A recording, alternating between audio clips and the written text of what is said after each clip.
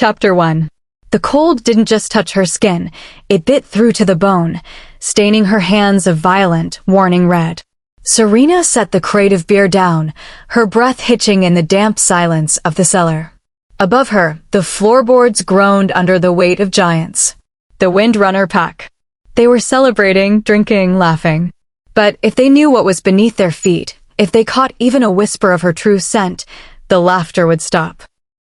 She was a wolf hiding in a room full of hunters, and the only thing protecting her was a bar of tomato soap and an old man's silence. Business at the tiny convenience store had been manic. A frenzy. In this remote slice of the world, tucked into the jagged mountains north of Seattle, only McGregory's could fuel a party of this magnitude. And Serena worked faithfully, a shadow in the corner, hoarding the cash Ian paid her like a squirrel preparing for a long, hard winter. Ian McGregory was a good man, carved from grief and kindness. He had been the mate of Martha, a she-wolf of the very pack that now stomped above them. They were a tragedy, really, unable to bear children, yet overflowing with love. So they fostered the lost ones. The wolf children. Martha could smell the wildness in them, and together, they gave 4 pups a home before the silence took her. When Martha died, the light in Ian's house flickered and went out. He drifted from the pack, retreating into his grief, until the phone rang on his 66th birthday. Happy Days Foster Agency. They didn't just ask, they begged. A problem child. A runner. A girl with eyes like a distrusting doe and a habit of vanishing into the timber. Ian prayed she was human. He was wrong. She arrived with nothing. No bags. No voice. Just a heavy, suffocating silence. It wasn't until the full moon rose, bright and accusatory, that she disappeared. The rain that night was torrential, a curtain of water that swallowed the light of Ian's lantern. He stumbled over roots, his old bones screaming against the cold, until he found her. A sandy gold wolf, shivering under a tree, covered in mud and shame. She looked at him with a despair so deep it felt ancient. She knew the routine. She would be sent away. Ian stood there, chewing his lip, rain dripping from his nose. Come on then. He didn't wait. He marched home, praying the wild thing would follow. And when he turned at his door, there she was, Serena, human again, shivering at his heels. He ignored the mud. He filled the tub with bubbles and warmth. Hop in, Ian said, his voice gentle. I know the first shifts hurt. When you're done, we eat ice cream. Deal? She gave a small, sweet woof, a sound of pure hope, and he knew she wasn't going anywhere. Later, over bowls of cookie dough, the truth spilled out. Her parents were addicts. Breeders for a cruel alpha. He said that's what we were for, she whispered, her spoon trembling. When the police came, the lady said I'd be safe. She lied. Ian listened, his heart breaking for the girl and aching for his lost Martha. My wife was a wolf, he confessed. Serena froze. Did you make pups? No, Ian said softly. But we learned that females, wolf or human, are not for breeding. They are for life. For happiness. Please, she cried out, sudden terror flooding her face. Don't make me go to a pack. They hurt you. They make you do bad things. I want to be my own alpha. Ian promised her then. No packs. Just them. Years bled into one another. Serena grew strong, and on her graduation, Ian handed her a key. A hunting cabin on the razor's edge of his land, a buffer zone between the Windrunners and the Grey Paws. It was a no-man's land, a sanctuary where she could run. And run she did. Sprinting through the trees, chasing rabbits, washing away the wolf scent with Ian's special tomato soap until she smelled of nothing but girl. But the danger was always there. Especially today. How much do they drink? Serena wiped sweat from her brow, eyeing the mountain of beer. Enough to drown 10 men. Ian chuckled. They aren't men, Serena. They're mountains. The bell above the door chimed. Ting. Welcome to McGregor's, she recited, the mask sliding into place. Hey, Serena. Maxwell. 17. Gangly. Harmless. He smelled of bubblegum and new cars. Definitely not her mate. But the man with him, heavy muscle, pine green eyes, and the distinct scent of a female. Taken. Safe. Hey, Maxwell. Here for the fuel. Maxwell grinned, his green eyes dancing. He was handsome in that dangerous, wolfish way. You should come tonight. It'll be fun. The air in the room shifted. His friend, Brandy, stiffened. He didn't know Serena was a wolf. He thought Maxwell was inviting a fragile human to a den of monsters. I'm not a people person, Serena deflected smoothly. Besides, I don't want to steal you away from your lucky lady. Maxwell rolled his eyes, but they bought the beer and left. As the truck roared away, Serena let out a breath she didn't know she was holding. He's reckless, Ian muttered, locking the door. Inviting strangers. He only asked because he knew I'd say no. Serena turned off the lights, the darkness of the shop wrapping around her like a blanket. They drove back to the house in Ian's rusty truck, the engine drowning out the silence. Am I going to be the only man in your life forever? Ian teased. I have a date tonight, she shot back, looking out the window. With a detective. In my book. They ate ice cream and fell asleep to old movies, but Serena's mind wouldn't rest. The thought of the party, of the pack, lingered like a bad taste. She wasn't just shy, she was a rogue. A fugitive in her own skin. If the Alphas found her, there would be no mercy. Only banishment or forced servitude. She pulled the fuzzy blanket up to her chin, hiding from the world. Maybe there is something wrong with me, she thought. But I'd rather be wrong and free than right and leashed. She closed her eyes, imagining the wild, chaotic music of the party she would never attend, safe in the silence of her secret life. Chapter 2. Serena woke up about 4:30 a.m., instantly as awake as if it were noon. She covered McGregory up with a blanket without interrupting his loud snoring and took a shower. She scrubbed her skin with the pink tomato-based soap and nothing else. She only used her fruity shampoo and conditioner when she was going to be in her human form for an extended period to further help hide her scent. Toweling off, she didn't bother getting dressed yet and tiptoed to the kitchen, where she quickly ate a toaster pastry, eager to be out and on her run as fast as possible. She scribbled McGregor a note to McGregory, saying that she would likely not be back until Sunday morning, and stepped out onto the back porch, the towels still wrapped around her. She deeply inhaled the fresh mountain air and listened for anyone coming up the driveway. The coast was clear. She dropped the towel and lunged forward, shifting fluidly over the steps and landing on the soft grass as a wolf. Tongue hanging out, she zigzagged through the orchard as fast as she could, relishing in the wind whipping through her fur and the feeling of her muscles finally getting the strain they so desired. Serena pushed herself harder, flying out over the 40-acre field beyond the orchard. The wind was deafening as she sprinted with all her might, delight flowing through her veins at the pure freedom she felt. She made a huge circle, her tail nearly touching the ground as she struggled to keep on her feet at her speed. Serena was, without a doubt, the fastest wolf there was. She ran so often and so hard that she was sure none could compete with her. In fact, she would rather be in wolf form than human at any given time and often wondered if she wasn't a were-human instead. The grass was high and unruly, making it a game to leap up and disappear again.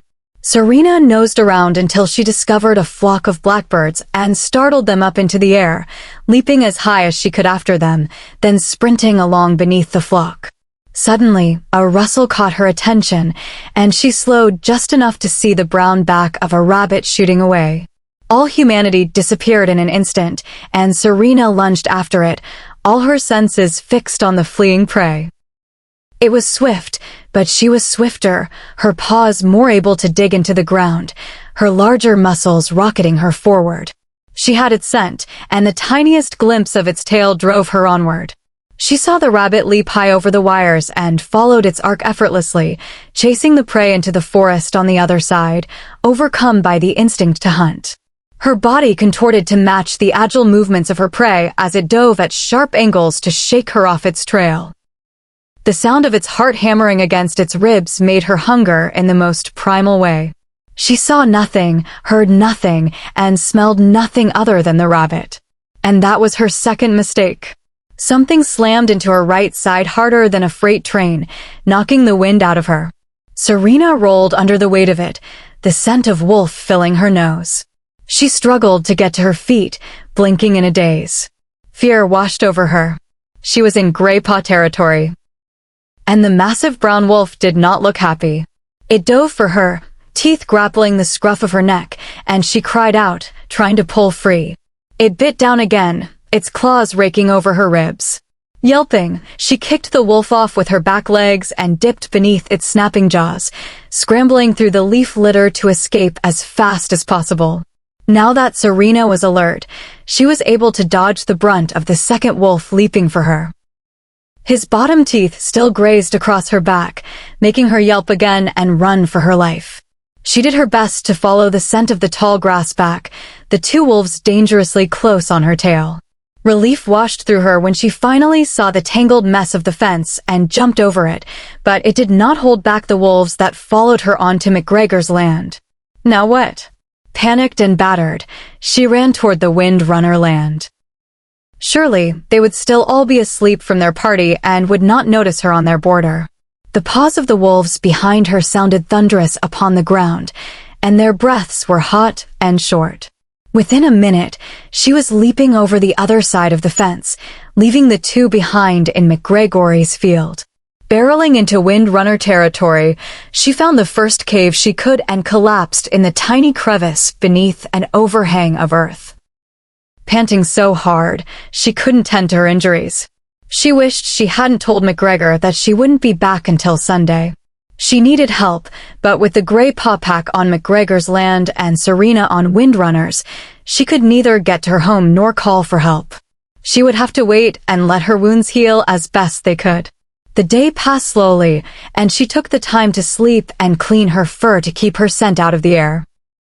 She rolled in the dirt, both to neutralize any remaining scent and to coat her wounds with clay to aid healing.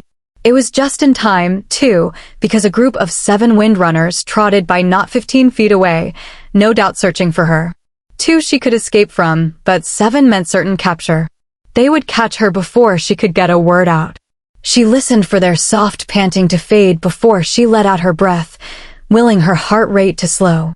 Serena lay her head on her paws. How could she have been so foolish? Blindly running into Gray Paw territory and then fleeing into the Windrunner forest had been the biggest mistake of her life. It would be weeks before she could safely shift without the 2 packs searching for her. She just hoped they wouldn't suspect her human form. Surely, they would be looking for someone new to the town, checking the inn and asking around, not wondering which of the few citizens was secretly a rogue. Her stomach growled, but she ignored the pain. There was nothing she could do until the packs went back for supper at night. Even then, she could only guess the time and hope they didn't have anyone out patrolling. Supper was usually a big deal for packs, something that no one was really allowed to miss, or so McGregor said. To Serena, sitting at a crowded table with men and women who outranked you and would steal your food was just another reason why she didn't want to ever experience pack life again. She sniffed at her flank. She didn't have much time before the soap wore off and her scent would come through. The sun was beginning to sink and the forest dimmed, the birds all returning to their nests for the night. Serena decided that the Windrunner pack would be sitting down for their evening meal, and if she didn't move, she might lose her chance. She would rather not be surprised by them. Serena pushed herself up on her aching limbs and slowly started padding through the trees, keeping her ears and eyes alert for every minuscule sound. She headed south, making her way towards McGregor's house while paralleling his land so that if the Gray Paws were still lurking around, they wouldn't see her. She ran the risk of being caught by the Windrunners, but there was still a small chance they didn't even know she was in their territory. A low growl made all the fur on her back stand on end, and she wheeled around. She met a pair of brown eyes, but there was nothing to suggest that this Windrunner was her mate, and she nearly sighed in relief. She knew better than to make eye contact, regardless of the situation. This wolf was large, brown, and shaggy. He could have been mistaken for a grizzly bear from afar, but he was certainly twice as strong, dominance rolling off him in waves. However, Serena didn't think he was the alpha of the Windrunners, though most likely one high in command, a beta even. His lips were pulled away from his sharp white teeth as he snarled at Serena. Now that she had seen him, she didn't dare break eye contact, because as soon as she did, he would make his move. On either side of him was another wolf, one gray and one brown and gray. She swallowed nervously, her tail tucked, and she lowered herself to the ground, hoping that he could see that she was no threat. The very second the brown one relaxed his posture, she used her crouch to spring sideways and shoot like an arrow through the forest. It took them a moment, in their surprise, to give chase. Serena didn't know where she was going, only that she needed to find something that smelled horrible to throw them off her trail, however faint it may be. Returning to McGregory's house immediately was now out of the question, and would only blow her cover completely. She could hear them crashing through the underbrush behind her, less accustomed to running than she and much larger. Serena only weighed 115 pounds, but each of the males behind her was at least 190 pounds or more with their giant muscles. Though they could easily overpower her, they had nothing on maneuverability and were struggling to catch her as she wove in and out of tight places, took sharp turns, and squeezed under logs and low-hanging brush to hang them up. At last, she smelled what she had hoped for. At the bottom of a small but steep slope was an area of dark mud. By the gnats swarming above it and the stench rolling off it, she could tell it was stagnant. She dove into it, quickly sprinting back up the hill and off to the side under a pine. Not only would the mud hide her scent, but it would also disguise her white fur. Heart pounding and limbs trembling, she waited for them to catch up. Growling, they raced by, angry that they had lost her. Panting as hard as she could, Serena collapsed on the ground, her sides heaving, glad that she had shaken them for the time being. She knew they would backtrack soon, when they realized she wasn't ahead of them anymore, and circle back. Though her body ardently protested, she forced herself to her paws and trotted briskly back west, loping when she had caught her breath. Serena was lucky. The Windrunners either were not able to pick up her trail again or had not realized they weren't chasing her anymore, because she neither saw nor heard them behind her. Then again, it was very late, and they had most likely been called back. She could barely pick her front legs up to hop over McGregor's sagging fence and made it to the porch. The light coming out from the door was the only light on the whole property. Throat dry, caked in foul-smelling muck and dried grime, she assumed her human form without scanning the area and wrapped the towel from that morning around her. She probably looked terrible as she stumbled weakly through the door, dripping mud across the floor. Shifting had reopened most of her wounds. "Serena, my God, what happened?" McGregor came barreling into the kitchen. He grabbed his shotgun off the top of the fridge and stepped outside, looking around for the attacker. He followed her to the bathroom and stood in the hall until she had cleaned up and gotten into the shower. As Serena scrubbed away the scum and mud, McGregor sat on the toilet seat and worried his hands together. "I made a mistake," she said. "I was chasing a rabbit and got carried away. Before I knew it, I was in Grey Paw territory and they attacked me. They had every right. I ran, but they followed me back into the field. I couldn't come back to the house or go to the cabin, so I ran through into Windrunner territory. It was the only way to get rid of them. The Windrunners didn't know I was there until I was on my way back home an hour or so ago. My soap wore off, I'm sure. By the time I shook them off, it was dark. Those Grey Paws had no right to come on my land." McGregor was angry that they had hurt her, but he knew there was nothing else they could have done to a rogue except detain it forcibly and drag it back to their pack house for interrogation. They both knew it could have happened, but didn't bring the ugly images to the surface. "I'm lucky I got away before I got any serious injuries. A couple of scratches and bites that are already healing, PFT. I got off easy," she said, her voice hoarse. "I'll make you a bowl of ice cream," McGregor grumbled and left her. Serena got out and toweled off, glad to be completely clean and smelling of fruit and flowers, her wolf scent masked once more. She threw on a pair of clean sweatpants and a t-shirt, taking the dirty towel to the washing machine and throwing it in. Returning to the kitchen, she saw that he had cleaned up the floor and was rifling through his first aid bag for some giant bandage pads to stick over her wounds. Sure, she would heal quickly, but she didn't bother arguing with him when he insisted the area should be kept clean in the meantime. As she hungrily shoveled the ice cream into her mouth, he put one of the pads over the back of her neck and two on her ribs where the marks were. She made a huge bologna sandwich and limped toward the living room, pulling back quickly when she saw headlights coming up the driveway. "Who's that?" She peeked out from behind the wall, not recognizing the big black SUV. "At this hour? It might be someone from one of the packs." "Go to your room and stay quiet," he said, picking his gun up again. Serena hurried into the guest bedroom she hardly ever used and sat on the bed. It was pushed up against the wall, made of the big logs the cabin was constructed from. Serena had drilled a hole between two walls a long time ago to listen to the TV when she was supposed to be asleep. There was a knock at the door. Chapter 3. McGregor looked through the peephole and unlocked the door with a grunt. "Dad." The brunette leapt forward and threw her arms around his neck. "Katrina, it's so good to see you," he said. "You're all grown up now, look at you." He pushed her back a little by the shoulders to admire the changes, with genuine affection in his voice. "Yeah, I know. It's been a while. But Alpha needed to come talk to you, so I decided to come along." "Sure thing. Come on in. What's on your mind?" Katrina skipped in, happy to be in her old foster home again, seeing nothing had changed. The second visitor followed her in, his black hair nearly brushing the top of the doorframe and his shoulders almost touching the sides.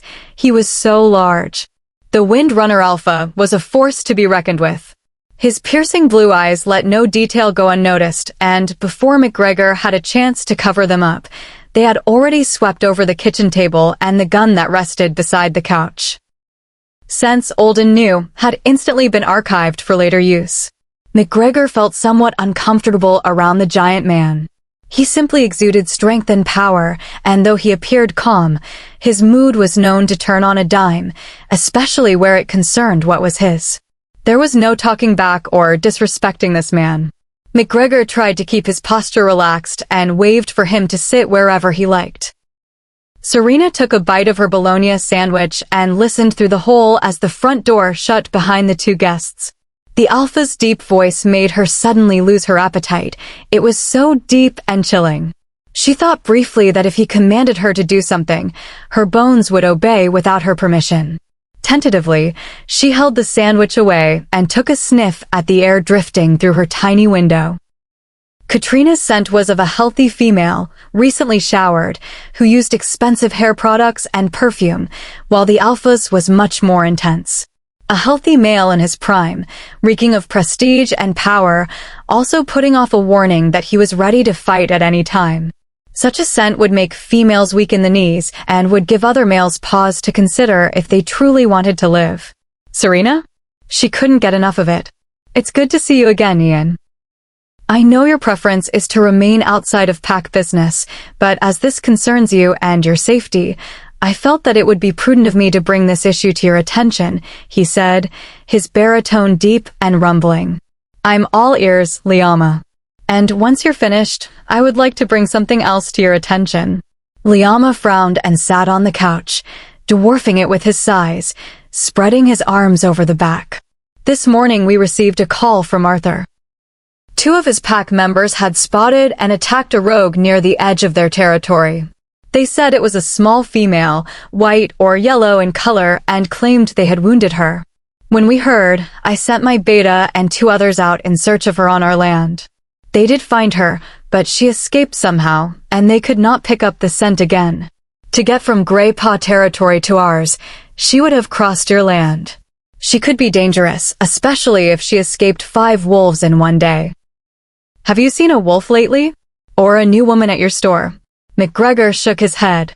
"Nope, I haven't. The only thing I have seen on my land is 2 Grey Paws snooping around today, and I've got half a mind to take my concerns over there and tell Arthur that his treaty is in danger of being breached. Liama growled, and the deep rumble made Serena's hair stand on end. She did not want to see his wolf angry. I will have a word with him, certainly. While we search for her, we would like to station wolves around our boundary line to make sure that, if she is an assassin, she won't harm you. His offer didn't sound like a question. Serena nearly giggled and had to stuff a big bite of sandwich in her mouth to keep quiet. Me? An assassin? If only Liama knew how impossible it would be for her to harm McGregor, though if he was going to have the fence watched, she would have to be extra careful. Liama waited for McGregor to speak, turning his head to look at the kitchen table where there were 2 bowls. Who is here? Fear trickled down her spine, and she swallowed hard to force the lump of sandwich down her throat. My nephew. Katrina, you remember Aunt Kathy? Yes, she sounded delighted. Well, sort of. I was little when she came. She had a son. MHM. His name is Thomas, and don't worry, he isn't a wolf. He is going home tomorrow morning, McGregor nodded. McGregor was trying to throw Liama off and get rid of any suspicion. The white wolf had been a female, so for Liama to think McGregor was hiding her would be an easy conclusion to draw. When McGregor told them his guest was a boy, it was just one thing less for the concerned Alpha to check off his list. Or so Ian believed. I do not smell a child here, Liama persisted, cocking his head slightly, jaw ticking. He's back there sleeping. Just got here today. Kathy thought more than one night would be too much since he's young. What happened? Liama asked about the bloody paper towels, dropping the subject. Though everything in him wanted to interrogate the old man, he wasn't keen on making him an enemy. The boy was playing outside and cut his foot is all. I gave him a few aspirins and sent him to bed. He was all tears, so please don't wake him, McGregor said. And that's another reason why I'm furious with the gray paws. They could have hurt him or scared him senseless. I'm lucky I got him inside when I did. Serena wished she could see if Liama was buying the story and hoped he was. McGregor could be in big trouble if he lied to an alpha, and the treaty could go right out the window. Not only that, but Serena would be swept up and swiftly dealt with, never to be heard from or seen again. We will not bother the child, and I will speak with their alpha tonight, Liama promised. Thank you. I appreciate your help. May I use your restroom? Sure, Alpha. It's the first door on the right, he said. Serena heard the movement of fabric as her dad shifted to face Katrina and begin to ask her about her life, but was more worried about the groan of the floor under the weight of the alpha. McGregor sometimes forgot how heightened a wolf's senses could be, and what could he have said? No, Alpha Giant, you cannot use the bathroom. Serena heard his big footsteps round the corner and pause in front of her door, the bathroom door being directly across the hall. She swore she could hear him inhale before slowly pivoting and moving into the bathroom. Her heart went into double time. There was no way he didn't smell her fruity shampoo if he hadn't smelled her cowering in her room. The one wolf who would deal the death blow when, and if they finally caught her, was standing directly outside her door, 10 feet away. She could sense his suspicion, knew that he was on to her. Fear had its own scent that was probably just as obvious at the moment. Everything in her body screamed at her to shift and run out of the house as fast as she could, but the only way to protect McGregor was to go along with the story and hope Liama did not come into her room. If the alpha did try to rough up her dad, then she would have no choice but to shift and attack him with everything she had, even though it would end in her demise. The silence in the hall was frying her nerves. He hadn't even shut the bathroom door. Her body shook with the urge to turn wolf as a last means of protection, but she fought it and pressed her back into the wall instead, her heart slamming itself against her eardrums. She was sure he could hear it. Liama flushed the toilet without using it and moved to pause in front of her door with 3 slow steps.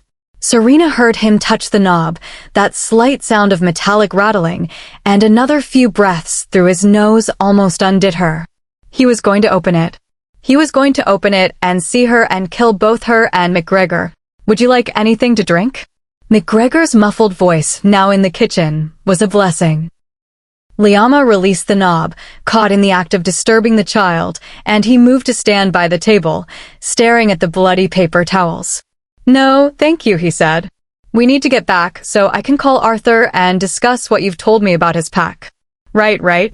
I'll keep a lookout for your rogue, and I'll let you know if I see anything else. I appreciate your help, Ian. You continue to aid us, whether by keeping the peace between the Grey Paws and us, or by ferrying lost pups our way that strengthen our pack. He rubbed Katrina's back with a smile. I hope we continue to have a mutual relationship and understand one another. That being said, I must warn you. I cannot break my own laws. I must do whatever it takes to protect my pack, no matter what that entails, Liama said darkly. You say that this rogue is a female and small at that. What makes you think she is dangerous?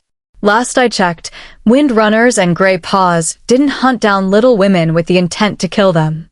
What if she is running from something? What if she were passing through? Has she actually caused any trouble or harmed anyone? I would hope that, with your experience, both you and Arthur will handle this with care, lest you set a bad example for all those who look up to you. Serena held her breath. McGregor was treading dangerous waters and could be making the Alpha look bad. Though, McGregor was not a wolf, and therefore, Liama was not his Alpha. Thank you, Ian. You are right. The Grey Paws were in the wrong to wound her.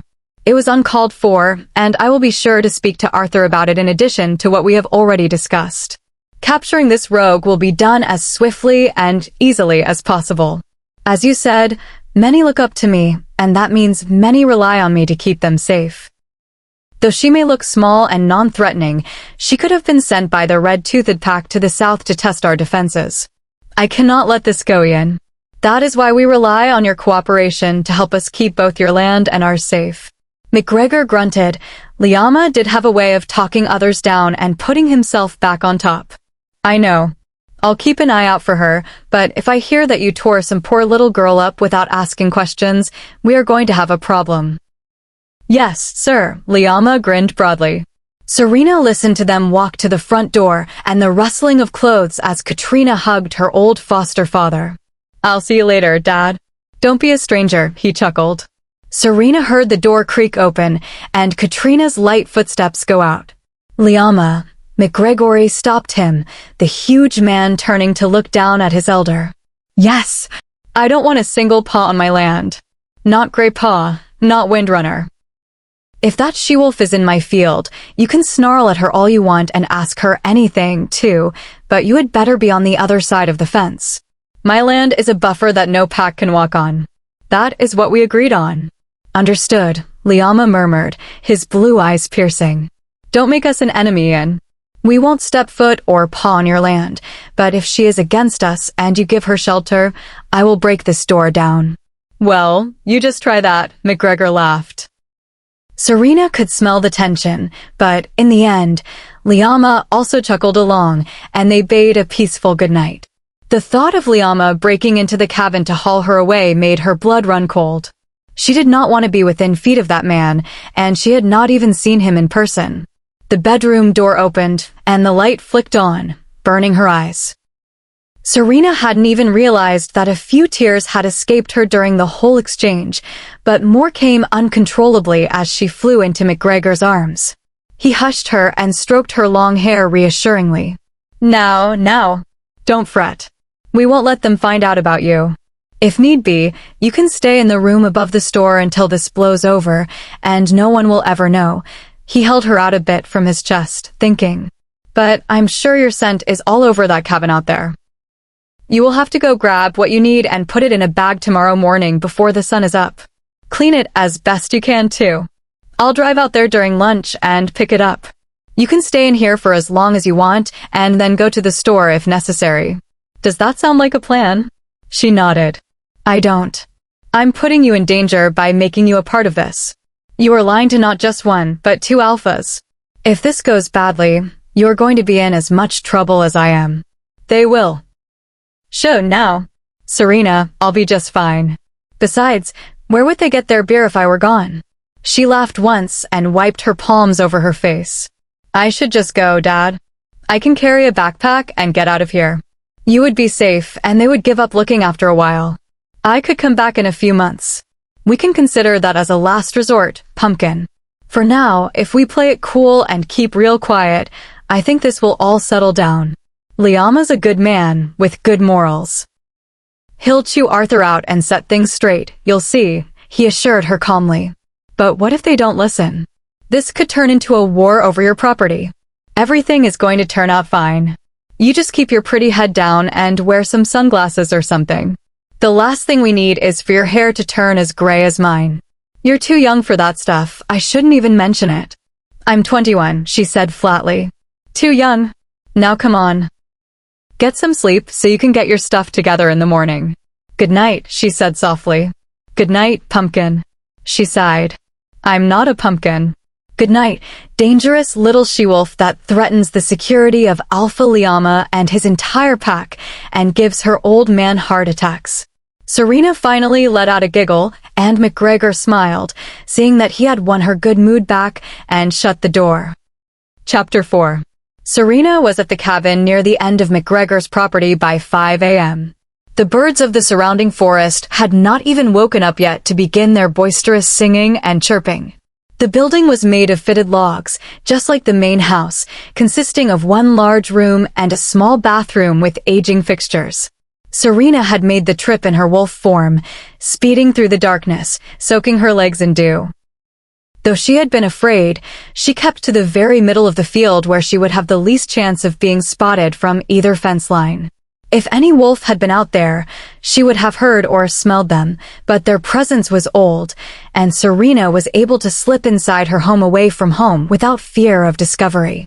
Her true scent hit her wolf nose like it was Thanksgiving and there was a turkey in the oven. McGregor was right.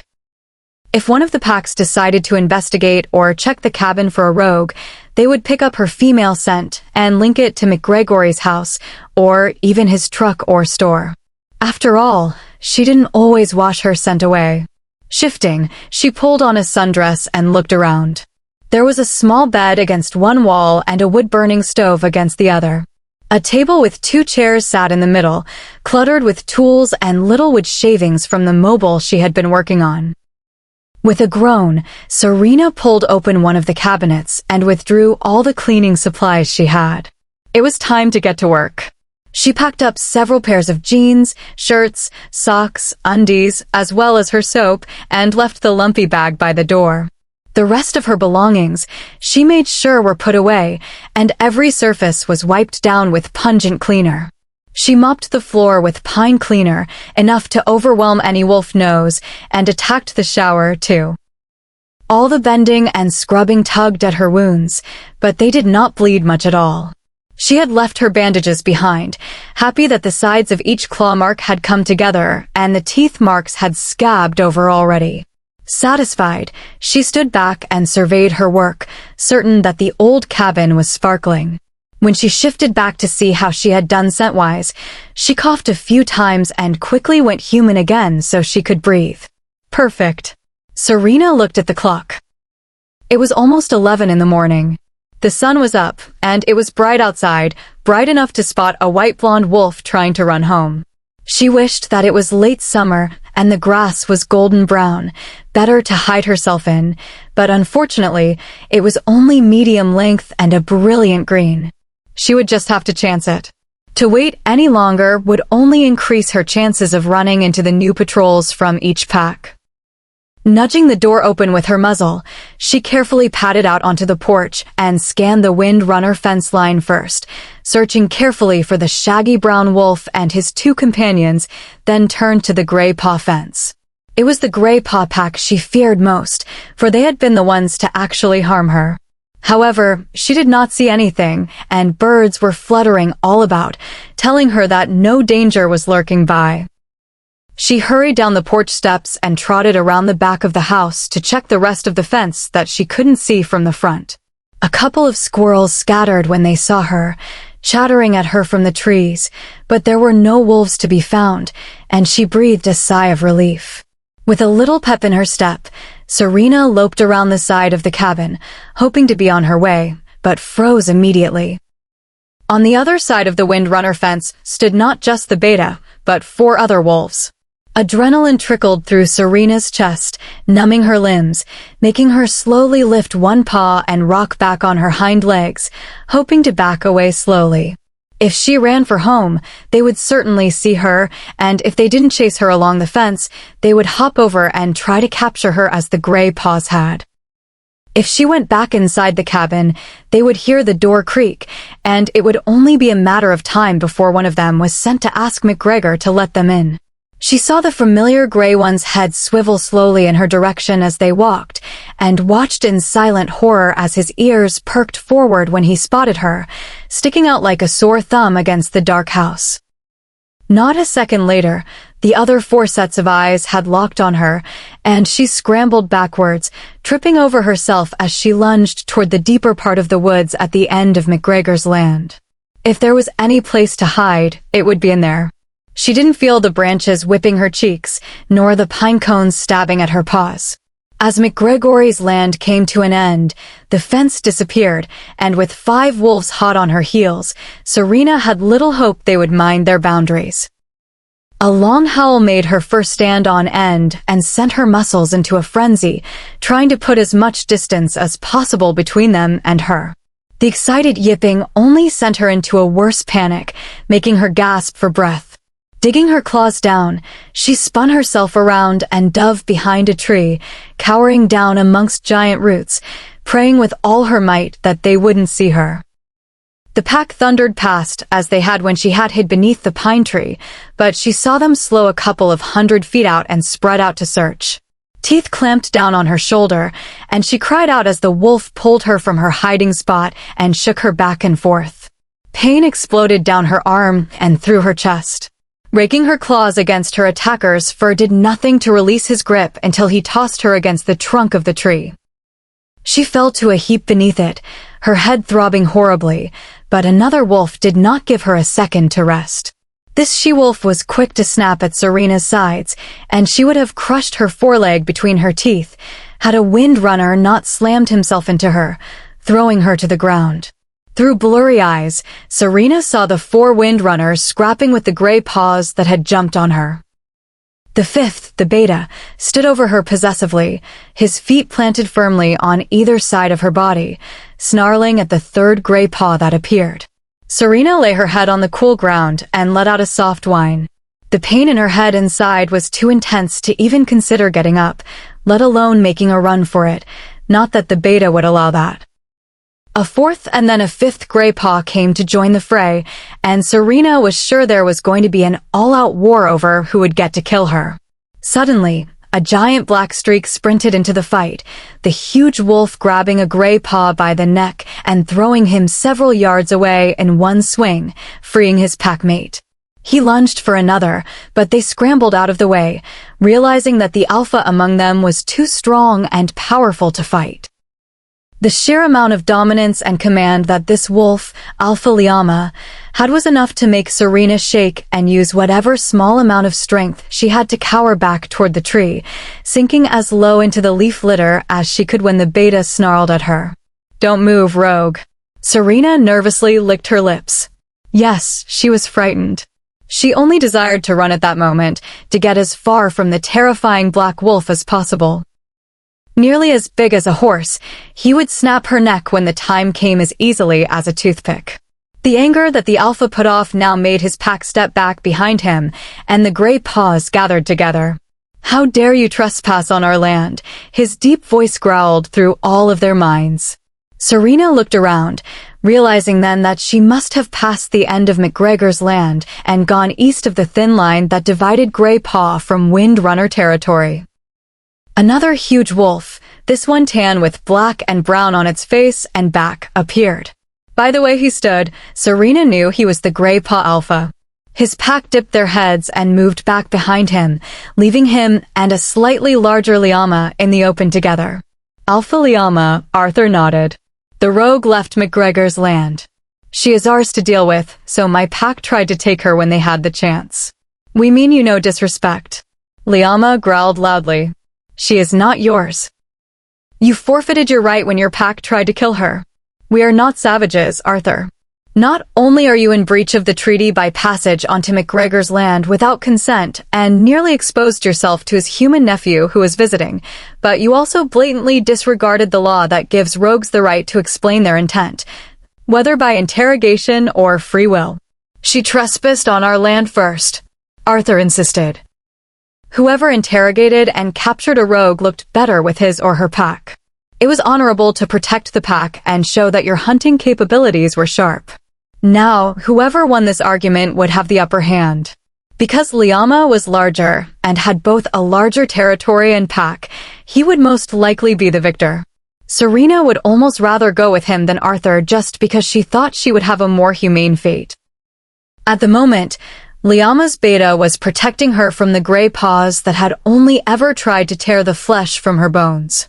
Serena shifted, tucking her paw under her body, and several eyes turned to watch the movement, but she kept her own turned down. Her safest bet was to be as submissive and cooperative as possible. With her tail covering most of her body and her ears laid back, coupled with the fact that, lying down, her back didn't even brush the beta's stomach as he stood over her, she did not look like much of a threat at all. "We are taking her," Alpha Liama said. It sounded like an order, but he continued. "You failed twice to interrogate her. I will not have any of our blood spilled in some fit of excitement by a bunch of untrained pups." Arthur's pack mates, who had attacked her, cringed at the accusation. It was true. Serena could see the muscle tighten in Arthur's jaw as he thought it over. "You are right, Liama. It would appear I have a lot of work to do. Take the rogue. I hope that next time we face a situation such as this, it will not end in stupidity," he said, the last words directed at his pack. They shrank back, and as he turned, they slunk off back toward their pack house.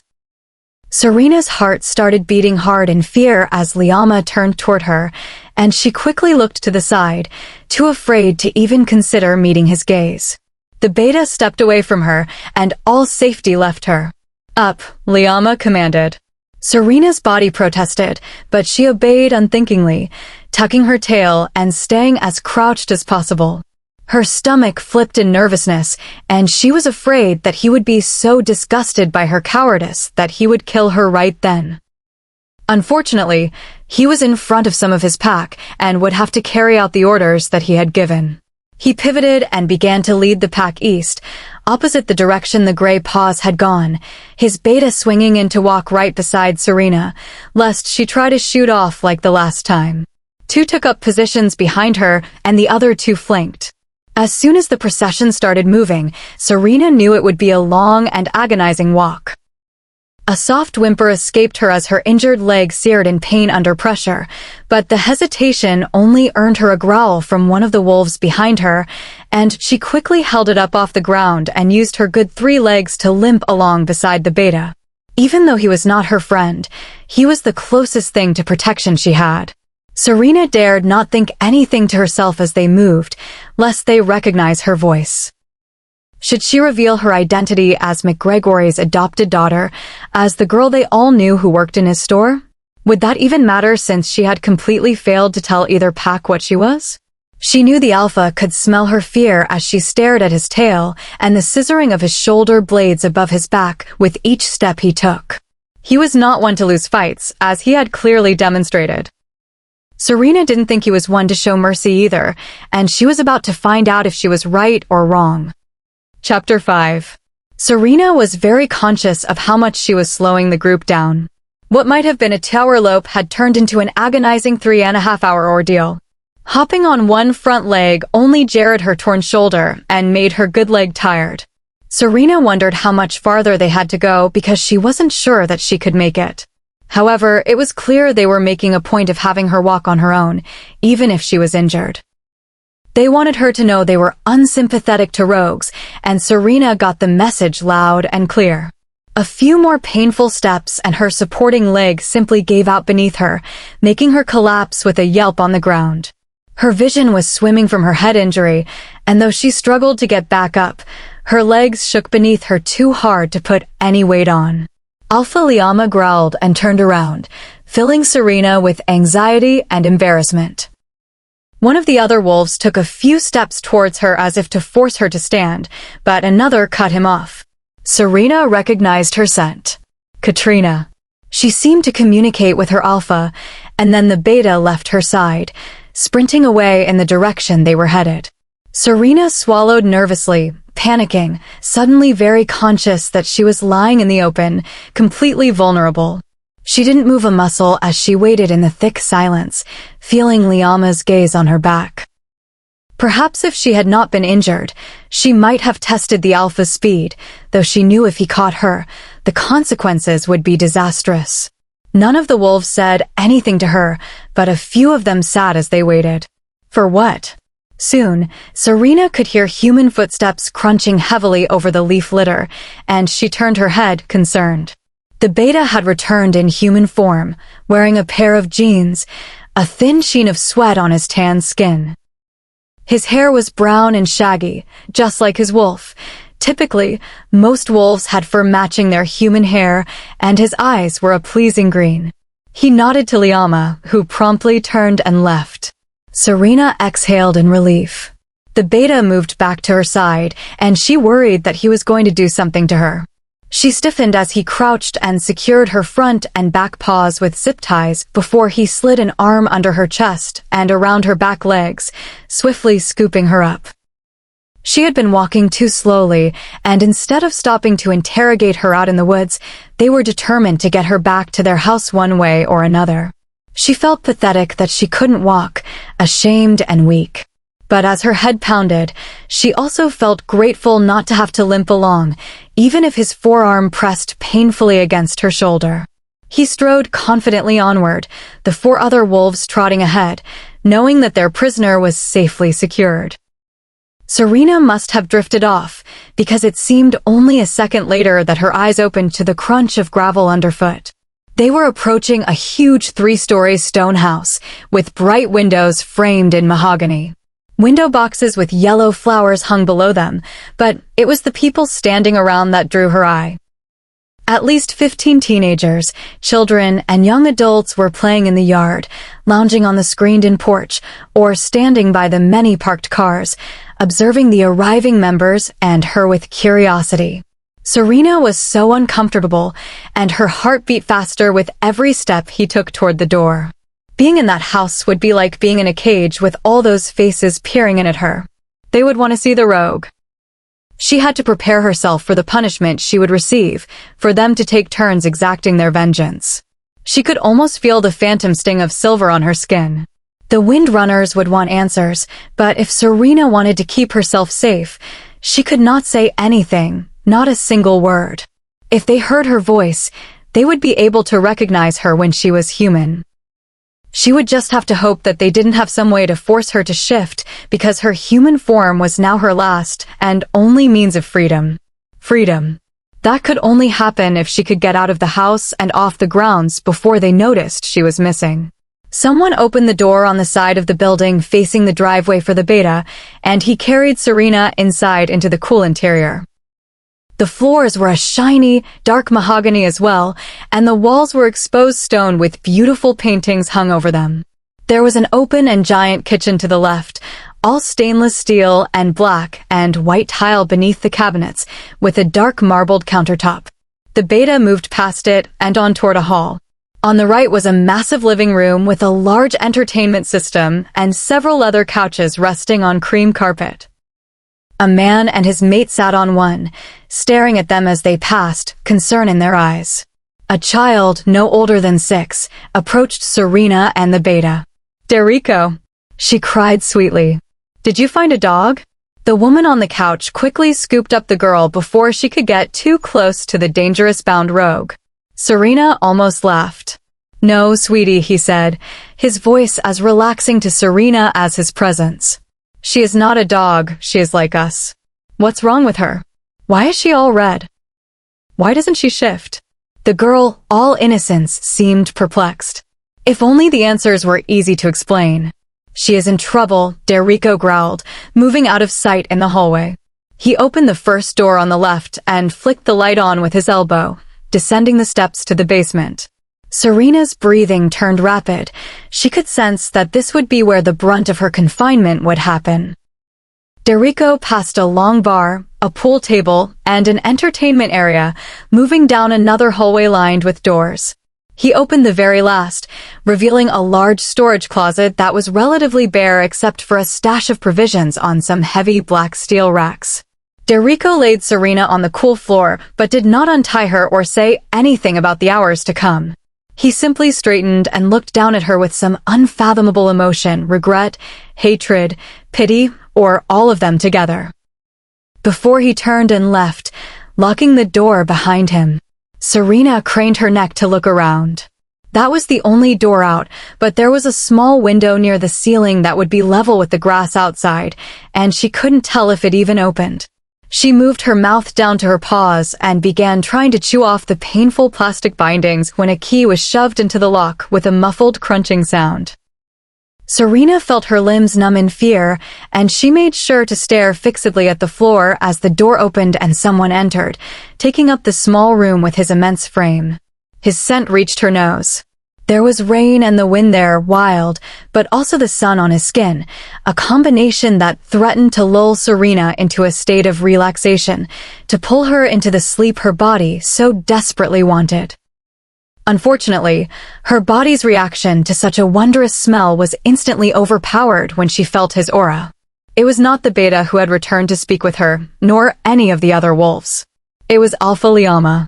A blanket plopped to the floor, and he tossed a first aid bag on top of it, but she refused to look up. "I need you to shift, rogue." Before he could turn to give her privacy, she stiffly shook her head in defiance. Her heart was racing. What she was doing was dangerous, very dangerous. She had to be careful how much she pushed him. He could very well make it his mission to break her. "No? Did you just refuse to shift?" His voice sounded incredulous and furious at the same time. Serena doubted anyone had ever said no to him before. She nodded once, steadfastly keeping her eyes on the floor. He growled, the sound rumbling through his chest, and she trembled. "Don't make this any harder than it has to be. I just need to ask you some questions. If you don't cooperate, we will have to assume you are an enemy. Do you understand?" Another shiver answered him, and she licked her lips nervously. "Shift now." His snarl made her jump, and she whimpered, trying to alleviate the pain in her shoulder from the muscle contracting. Liama sighed heavily in exasperation. He had to get answers out of her before he took any kind of action. "Why are you dead set on staying in your wolf form anyway? You must not want me to see you. Do I know you?" The thought had not occurred to him at all, but as he watched her blink as she stared at her paws and give a disheartened wag of her tail, he knew that he must. Serena had seen him at the store once, and she was sure that he knew McGregor had a helper, so her answer was close enough. Liama stood there, confused and suddenly feeling guilty, racking his brain for any small blonde female whose hair matched her coat color in the town. He squatted, resting his weight on his heels, and frowned as she tensed and pressed herself against the wall in terror. Her fear was as obvious as her attempts to be as submissive as possible. Liama's wolf side did not feel threatened by her whatsoever. In fact, he was even a little protective after what his pack had gone through to get her from the gray paws. She was his to deal with. "You know," he said more softly, making her tremble, "I recognize the scent of your blood." Serena swallowed, but her throat felt like dust. "You don't have a scent for some reason, or at least your wolf doesn't. But your blood, I could find you anywhere now," he whispered. Serena was right on the verge of giving in to him, to doing exactly what he said, just to make sure she wasn't killed by this giant and terrifying man, and he knew it. "That was your blood on Ian's kitchen table. He knows who you are." Liama stood, and Serena's heart pounded so fast, she was sure that it would explode. Liama was so close to finding out who she was. He wouldn't hurt McGregor, would he? Serena couldn't bear the thought of being responsible for that. She couldn't let the Alpha leave. As he turned, she did the one thing she thought to do. She growled at him. He stopped. All the muscles in his broad shoulders tensed, his back straightened, and his fists clenched at his sides, anger rolling off of him. She had openly challenged him, defied him, but damn if she had not gotten his attention. Slowly, he turned to look at her, though she still refused to look at him. Her bared teeth and raised fur sent the message she wanted him to receive. "How dare you?" Your life is reliant upon my mercy. If you want to live, you will shift now." His voice had turned hoarse, and he shook with the effort not to turn wolf and teach her what it meant to respect an alpha's authority. Once again, she disobeyed, blinded by rage that he would threaten the man who had helped to protect his pack and gave it 4 of its best wolves. "Look at me." In her fury, Serena turned her head up to meet his seething glare. His eyes illuminated an electric pale blue, and his canines elongated as he fought the anger that threatened to change his human form. Something passed between them, instant and yet timeless, sending all of her nerves from her face, down her spine to the tips of her paws and tail into a tingling frenzy. She didn't know if she was a solid being at that moment, but then felt both adrenaline and some other primal essence shoot through her veins, turning her stomach over and scrambling her thoughts, pressing her back into the cool floor. Every hair on her body stood up in recognition of the undeniable pull, the very unwanted bond that had just been created between them, yet had existed all along. Serena watched his face change to shocked surprise, his brows lifting from where they had slanted together above his nose, his lips parting slightly, before wrenching her eyes from his. A new fear filled her body, a weighted and panicked dread. Alpha Liama was her mate. Chapter 6. Neither of them said anything, and the silence in the small room could be cut with a knife. If it wasn't so serious, Serena would have laughed at the situation. The biggest alpha she had ever seen, acting all macho, stealing her from the other pack, growling and angry, now mated to not just a submissive and weak female, but a rogue, the thing he despised most. The thought of rejecting him crossed her mind, but before she could begin to weigh her options, she saw him crouch again out of the corner of her eye and tensed up.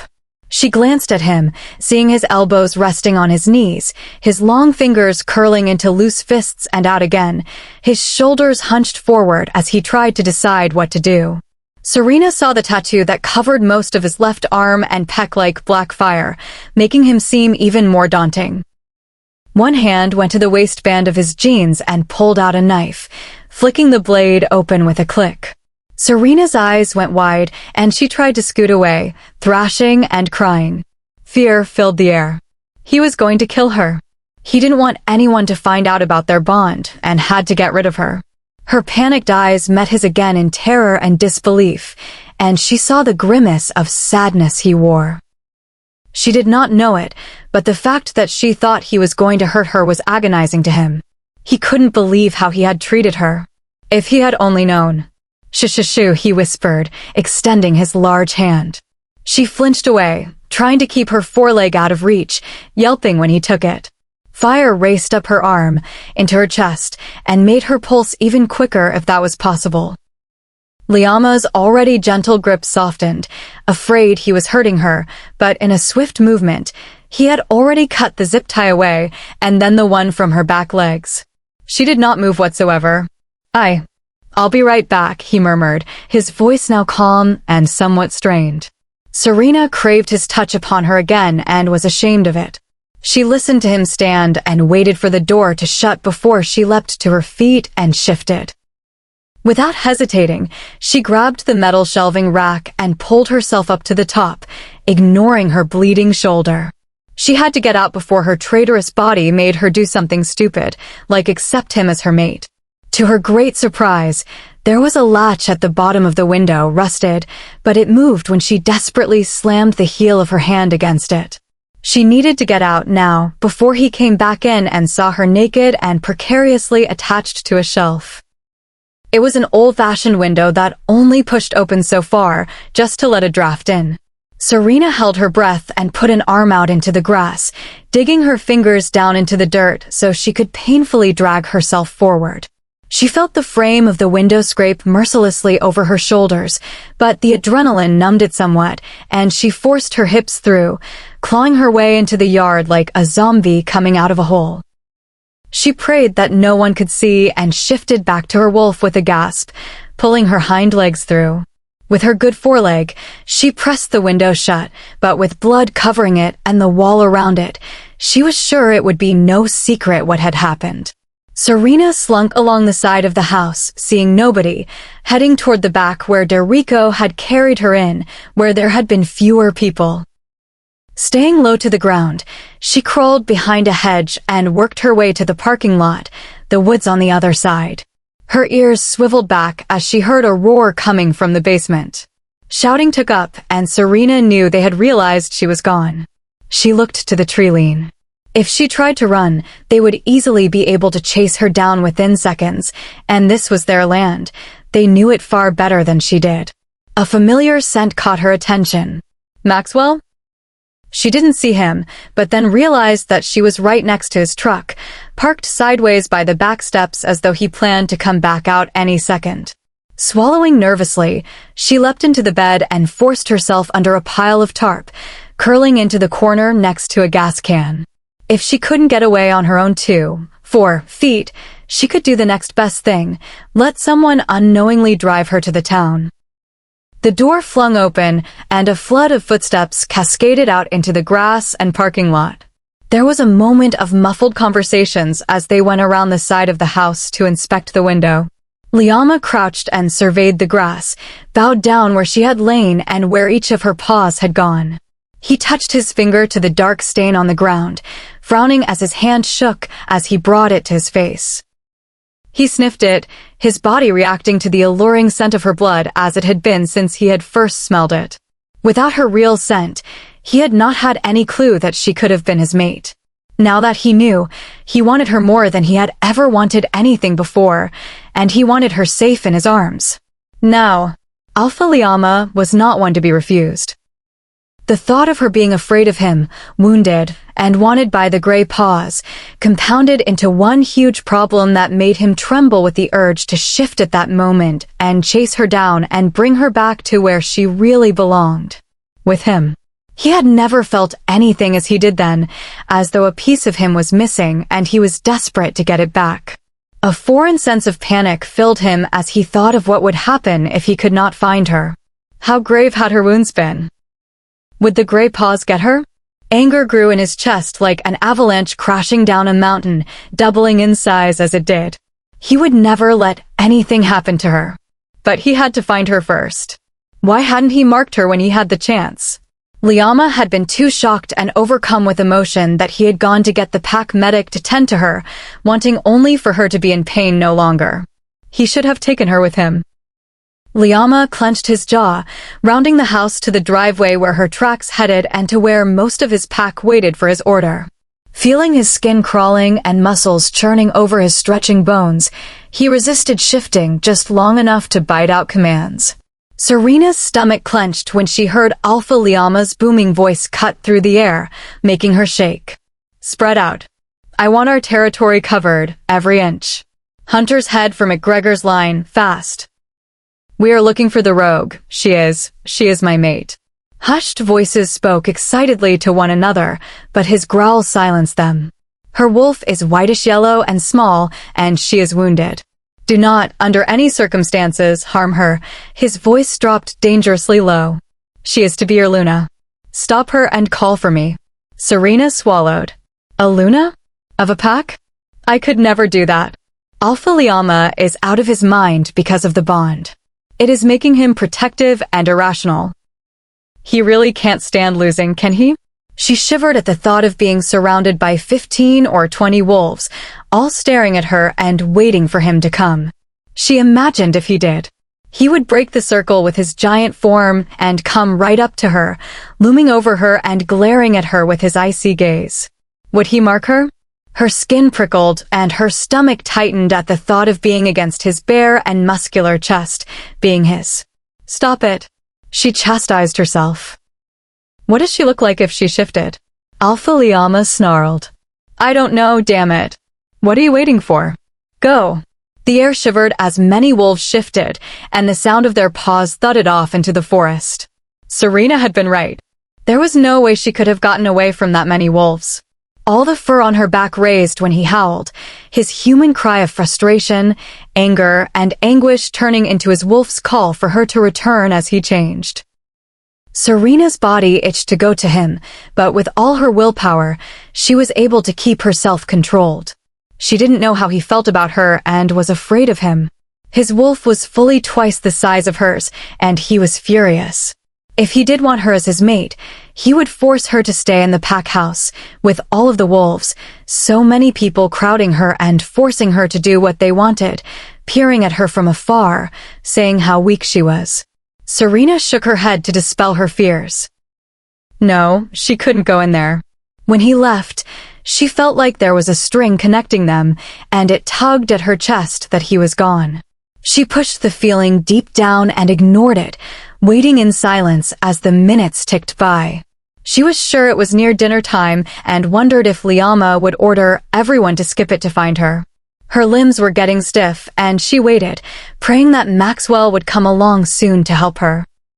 She almost jumped as her wish came true, and the rustle of two wolves shifting and putting on clothes reached her ears. "Hi," Maxwell said after a pause. "I need to order, 15 pizzas. Does that sound right? Let's do 5 plain cheese, 5 pepperoni, and 5 with the works." "Yes, on Alpha's card." "What?" "I know it's not Friday. Alpha found his mate, the rogue, but she ran off, and everyone's out looking for her, so no one has time to make dinner. Christian and I will be there in 20. See ya." She felt the driver's door open and the truck shift as first he, and then his brown-eyed friend, Christian, got in. The truck roared to life and lurched off down the driveway, but she could still hear their conversation faintly in the cabin. "Alpha Liama is pretty upset," Christian muttered. "Well, you would be, too, if your mate was afraid of you and ran away. What do you think he is going to do when he finds her?" "I mean, she was a rogue and still might want to kill someone in the pack or something. She would have stayed unless she had something to hide. He can't just let her run around in the house when he brings her back, but what will he do?" Maxwell laughed.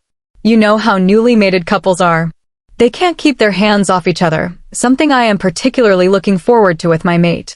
When he does find her, yeah, he will probably keep her in a room, his room. And he will mark her. Alpha Liama is too serious to let there be any room for error, and that will only make the bond stronger so that if she tries to run, he can find her right away." How far could she have gotten? "She was pretty torn up from what Alexis showed me, could barely walk," Christian said. "I don't know, but she did get away from Derrico that first time, and he is one of our best trackers, and she did squeeze out that tiny little window.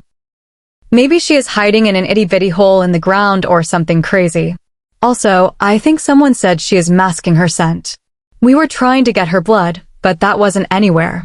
It's almost like someone came out of the sky and grabbed her," Maxwell chuckled. "Her wolf is white. Maybe she was a ghost." "Maybe, but that's not going to stop Alpha. He is determined and half mad at the moment. This whole mate bond thing has got him in a frenzy. We have to keep a lookout for any girls with light blonde hair and find out their names, even. It doesn't matter if they smell human," he says, because his mate didn't have a scent. "There are like 100 blondes in this town, not to mention hundreds across the state," he sighed. "But I want my Alpha to have a Luna, and I guess we will just have to do it." They had reached the little town and finally got off their pothole-covered road onto Main Street, cruising down along the storefronts and busy sidewalks sprinkled with people completely unaware of the chaos happening in the forest. How they would scatter if Serena jumped out of the truck right then.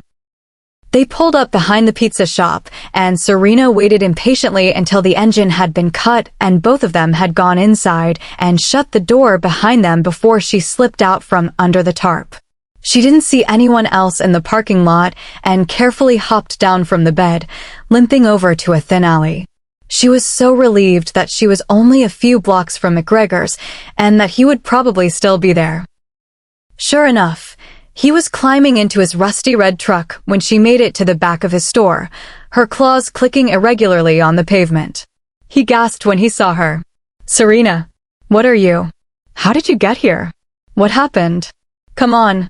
He shuffled quickly back to the door and unlocked it, letting her inside. She trotted to the storage closet, pawing at it until he opened it and handed her the sundress, before hurrying to the bathroom. Her muscles protested loudly to shifting back after so long, and she groaned as her wounded shoulder changed shape, the fracture grinding along itself. With a gasp, she gripped the sink and willed the pain to subside enough to dress herself one-handed, the other arm hanging limply at her side and pounding. She stumbled back out to McGregor and hugged him with her free arm. "Serena, you're hurt again," he sighed sadly. "That is the least of our problems," she whispered. Chapter 7. Serena leaned her head back against the wall. Now that she was safe, her body felt that it was time to begin shaking. She'd been going all day with nothing to eat and was kept in a state of terror that was taxing to her body.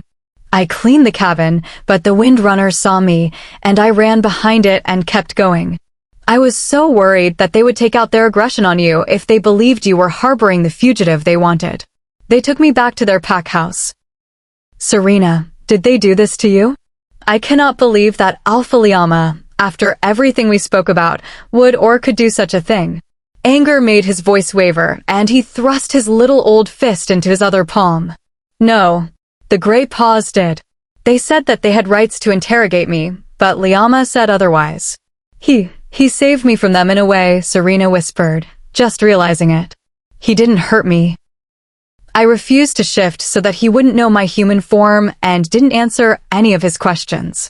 But when we looked at each other, oh, I don't know what I'm going to do. Serena started to cry and fell into McGregor's arms. He rubbed her back. "SHHHH, there, what is it?" You looked at each other and... Does he know who you are? And no. He knows I was in the guest room the night he came, and he knows the scent of my blood now. But he is my mate. My mate. I never wanted this to happen. He didn't say anything for a moment. Oh, Serena, honey, I'm so sorry. I bet he is so worried about you. I don't care. I will never go with him. I can't be in a pack. I don't want them to cut me and treat me like dirt. I was just minding my business. Why do they think I have to be in a pack to be allowed to live? McGregor stared at her searching blue eyes, wiping the tears from her cheeks. I don't know, Pumpkin. It is their way. Now, did Alpha Liama mark you? She shook her head no, and he visibly relaxed. Well, then he won't be able to find you through your bond. But he knows that you are helping me. When that gets out, Maxwell, or someone else, will tell him that I work for you, and he will piece it together. She sniffled. We will think of something. For now, just go upstairs and get some sleep. I put your bag up there. Pumpkin, I'm just glad you are okay. If either of the packs had to take you this morning, be glad it wasn't the Grey Paws. They're one step away from getting taken over by Liama. But I will be back here early tomorrow, and I will bring my gun so that if anyone thinks you are going to go with them unwillingly, they will have to reconsider. This is my store, damn it, and I'm not getting walked over because I am human, he said defiantly. She smiled weakly, and he hugged her once more, pecking her on top of her head. I'll see you in the morning. Good night, she croaked, watching him leave and lock up behind her. Serena sighed, glad to be safe. In the dim orange light provided by the streetlights, she moseyed around the store and found a few things to sate her hunger, carrying them up the narrow stairs and back.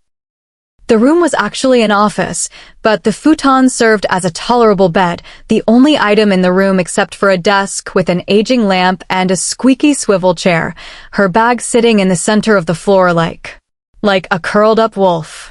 But the only black wolf I know just so happens to be the biggest and most terrifying wolf there is. And he is my mate. The word still seemed alien and full of secrets that she never wanted to learn. What would he have expected from her if things had been different between them? She would be a Luna. Serena shuddered. Who would ever want to be a leader of a pack, the one that represented all of the horrible things that it did? Maybe alphas didn't think it was bad because they weren't the ones being punished. Serena munched on some chips and took huge bites of a ham sandwich, washing it down with a bottle of water. She would have to be extra careful now that Alpha Liama's pack was searching for her and for any blonde in Marblemount that fit her description. Serena poured some water on a napkin and dabbed at her inflamed wound, pressing the cool bottle against it periodically. Her thoughts drifted back to the Alpha himself. She couldn't imagine anyone manlier than him, and perhaps that is what made him so imposing. First of all, he was well over 6 feet tall, probably a foot taller than her, and so well muscled that she supposed he could have played professional football. But with that sharp jawline, long straight nose, and high cheekbones, he would have also made a good model. Unfortunately, he was far too commanding and austere to ever flaunt himself. Liama seemed like he carried the woes of the world with him, and the weight of responsibility was heavy on his giant shoulders. Serena's body tingled as she remembered the electricity that had run through her body like a shock of lightning when she met his eyes. They could have seen right through her, seen exactly who she was, and she wouldn't be surprised. If that was true, then it wouldn't be long before he came crashing in to take her back. Serena finished her food and collapsed back on the futon, sighing. Her eyelids were closing of their own accord, even though the scenes behind them were less than comforting. She imagined Liama lying beside her and taking her up in his muscled arms, pulling her against his warm skin. He would put her face in his hands and slowly lower those lips, so often turned down in a scowl, to kiss her gently. Serena had never dated anyone before, never kissed a boy, but she had seen it happen in movies, and it always stirred her in ways she didn't care to acknowledge, the same way she felt now, thinking of her would-be mate. Though she preferred solitude, she often thought what it would be like to have a mate, to be held and touched and safe.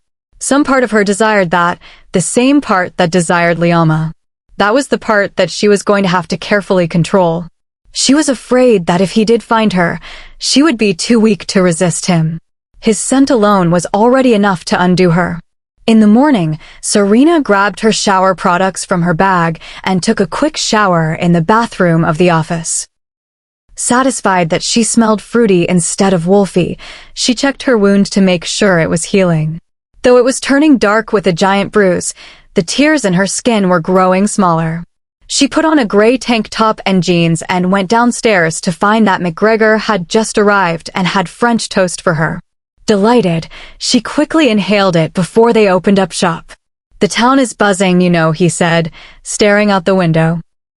"All the wolves that work in all of these stores are just about going crazy looking for Liama's mate.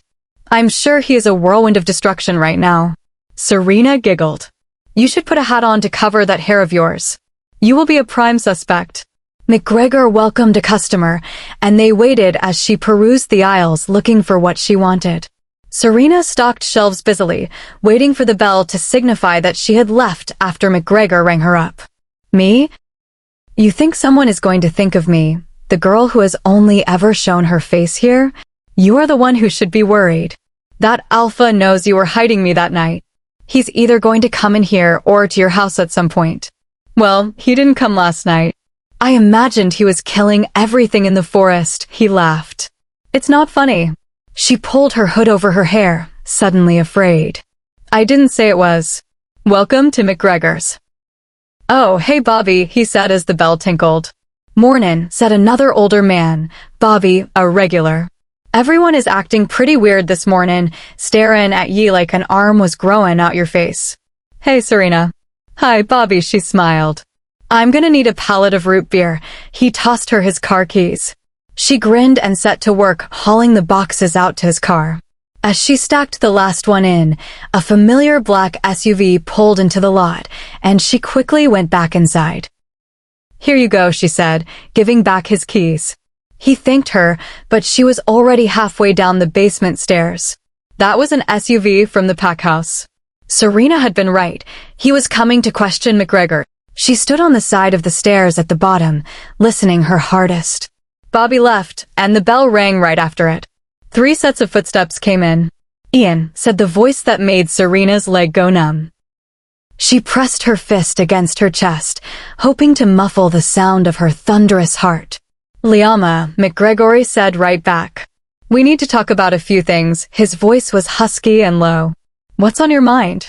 McGregor sounded oblivious to his anger. "That night I came to your home. You were hiding the rogue, not a boy. My female. Now she's escaped, and I know that you have her. I want her now," Liama growled.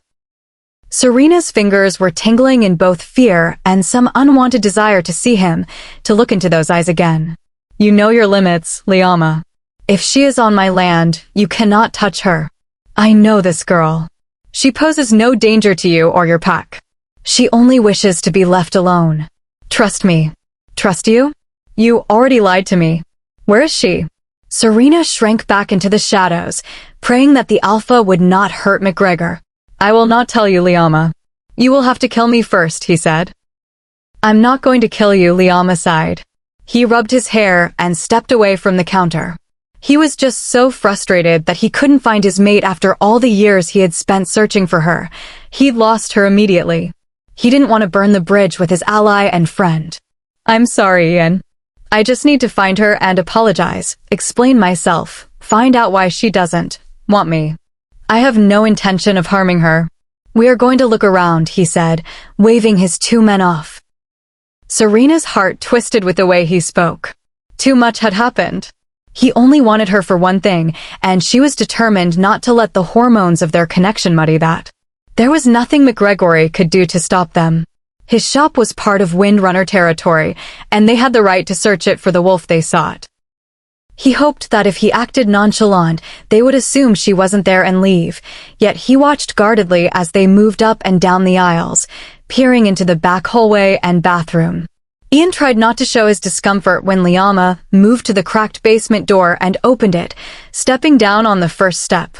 Serena gasped softly to herself and retreated back along the pallets of supplies out of sight. Her hood fell down, and her sleeve caught on the wood corner of one pallet, scraping her skin. She tried not to hiss and pressed her fingers over it. Liama was close enough to have heard the rip of fabric and slowly made his way down the stairs, listening for the frantic patter of her heartbeat, each step making Serena more afraid. All he could smell was strawberry apple shampoo and knew that a female was hiding down there. Serena could see the top of his head from where she hid, his black hair disheveled as though he had combed it through with his fingers repeatedly, moving to the aisle she was at the end of. She relieved the pressure on her arm to look at it and saw a drop of blood run out, hurriedly trying to wipe it away, but the Alpha had stopped in his tracks. Serena looked up and was run through with those blue eyes, now glowing as his wolf side recognized the scent of her blood and exactly who she was. So much for her human identity. Neither of them moved, nor could they tear their gazes away. Serena slowly stood, though now that she was comparing their human heights, it only made her feel even smaller. You, he said. It was enough to break the spell and send her off behind the end of the row, looping back toward the stairs. However, he was much larger and covered more space. She felt his fingers catch her hip and yank her back to him, sending a current of electricity racing through her as her back pressed against his hard stomach. She gasped, and he pivoted them, his other hand grabbing her left arm as he pressed her front up against the wall with a grunt. Stuck between a rock and a hard place, she thought darkly, fighting the waves of warmth rolling through her and scrambling her thoughts. She opened her mouth to scream, but felt his chest vibrate with a low growl, making her stomach tighten.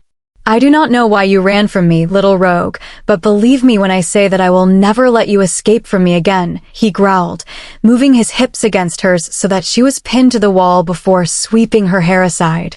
His hand slid back down to her side, his thumb slipping under her shirt so that he could touch the skin of her hip with his fingers. Then he said something that caused a shiver to run through her and make her legs feel like jelly. You're mine. A sweet and delicious fire blossomed at his touch, making her tremble, but it was when she felt his nose on the back of her exposed neck that her already tense spine went taut as a bowstring. His big chest rumbled in pleasure as he inhaled. You do have a scent, he said. Serena realized that she had missed the back of her neck with her tomato soap and probably other hard-to-reach places because her shoulder had been so painful and the water heater only held 10 gallons. She struggled a bit, but was stopped when she felt his lips against her skin and felt his fingers splay across her stomach, driving her crazy. She moaned softly, and his breath seemed to come harder as though the sound pleased him. There was an unbearable sensation between her thighs as his lips moved down to the side of her neck and under her ear. She felt the graze of his teeth on her skin. No, it was like a bucket of water was dumped on her. He was going to mark her. She pushed against the cold wall and, though it didn't really move him at all, he grunted. I'm sorry. He did not need to elaborate. Touching was addictive, delicious. Hard to stop. Come on, we are going back to the house. We can talk there where it is safe, he said, grasping her other arm with his exploring hand and pulling her into the aisle. She felt her body slowly coming back under control. There was only one way out of this. Struggling in his grasp, though he growled at her to stop, she kicked out at one of the rusty old stands, knocking out the bit of wood they used to replace the one leg that had broken off. The tower, heavy with giant cans, leaned toward them with a groan. Alpha Liama pushed her aside and let go to keep it from crushing them both, and she took the opportunity to sprint up the stairs. And oh, he roared. She heard him stomping up after her and locked it with shaking fingers. She saw Maxwell charging for her, but he pulled to a stop when he saw who it was. Serena. His friend crashed into his back, and they fell forward, Serena shoving a smaller rack over them as the basement door boomed with a huge thud and the frame cracked. Here. McGregor shouted, tossing her his truck keys. Go home. Serena caught them and turned as McGregor pulled out a gun, sprinting out the back. She unlocked his truck and started it, peeling out onto Main Street and speeding back, pushing the protesting vehicle as fast as it could go. The door exploded off its hinges, and the Alpha stormed into the shop, his eyes blazing unnaturally. His eyes fell upon Maxwell and his friend as they got to their feet, and then on McGregor. Now, none of you move, he said, pointing the gun at them. This here's a silver slug. I told you to leave her alone, Liama. You! He snarled at Ian. You are keeping her from me. Where did she go? She is mine. Yes, I am. A father knows when his girl is in trouble, and it's clear you don't have control of yourself. Liama exhaled. She was another of his fosters. It was no wonder that he had been hiding her from him. McGregor knew what they did to rogues, and he couldn't blame the man for keeping her safe. After all, that is all he wanted to do. She is terrified of you, of all of you. You don't give a shit what you do, as long as you get your way, Liama. You don't know her past, don't know what they did to her in her last one. I know you are her mate, but she doesn't want one. You accept that and go home, before she rejects you and shames you, McGregor said, setting the gun on the counter. Liama had relaxed enough now that he could be reasoned with. I can keep her safe, Ian. I can show her that we are not like her old pack, Liama said, looking toward the back door. She had a huge head start on them. For his packmates' sakes, he couldn't bolt, or they might be shot. He cared more about finding her, to be honest, but knew it would look very badly on his part. Oh, really? Because you've done such a good job so far. Every time she's come back, she has been injured. You haven't kept her safe, only put her in danger. The gray paws hurt her, not me or my pack. I took her from them when they had rights to her for being on their land. I saved her life, Ian. Don't forget that. You may think she would do better away from me, but it's a lie. She needs me. She is mine, my mate. Your bond will fade, McGregor said gruffly. If that's what she wants, that's what will happen. Don't do this, Ian, the Alpha warned. Get out. All of you. She's far enough gone that you won't be able to catch up. Don't you come back here unless you plan on buying something. I mean it when I say I don't want anything to do with your pack business. Liama clenched his fists to avoid breaking something and strode to the front door, nearly breaking it as he whipped it open, the two young men on his heels. You owe me a new door or two, McGregor called after them. Chapter 8. Serena pulled into McGregor's driveway just a few seconds before a Windrunner SUV screeched to a halt at the entrance. They couldn't follow and grab her, they were only allowed to come on peaceful terms. This most certainly was not peaceful. Serena slammed the truck door shut and let herself in, sinking onto a couch. She watched TV until McGregor got home, and then they had a fairly normal night until the phone rang. Hello? Liama. The ice cream suddenly turned colder in her stomach. No, she is not. Liama. You need to calm down, McGregor warned, then held the phone a few inches from his face. Serena swallowed, but her throat seemed dry. Why, yes, if you are so determined, I will let her decide. Serena? Alpha Liama would like to speak with you. Serena slowly shook her head, her eyes wide. She knew if she heard his voice, she might do whatever he told her to. No, she does not wish to speak with you. Yes. Yes, I will. Good evening, Liama. He hung up. That man is desperate to hear from you. It will do him good to go without getting his way for once, Serena muttered. McGregor roared with laughter. Yes, indeed it will. Serena slept restlessly, haunted by glowing blue eyes and rough hands running over her skin.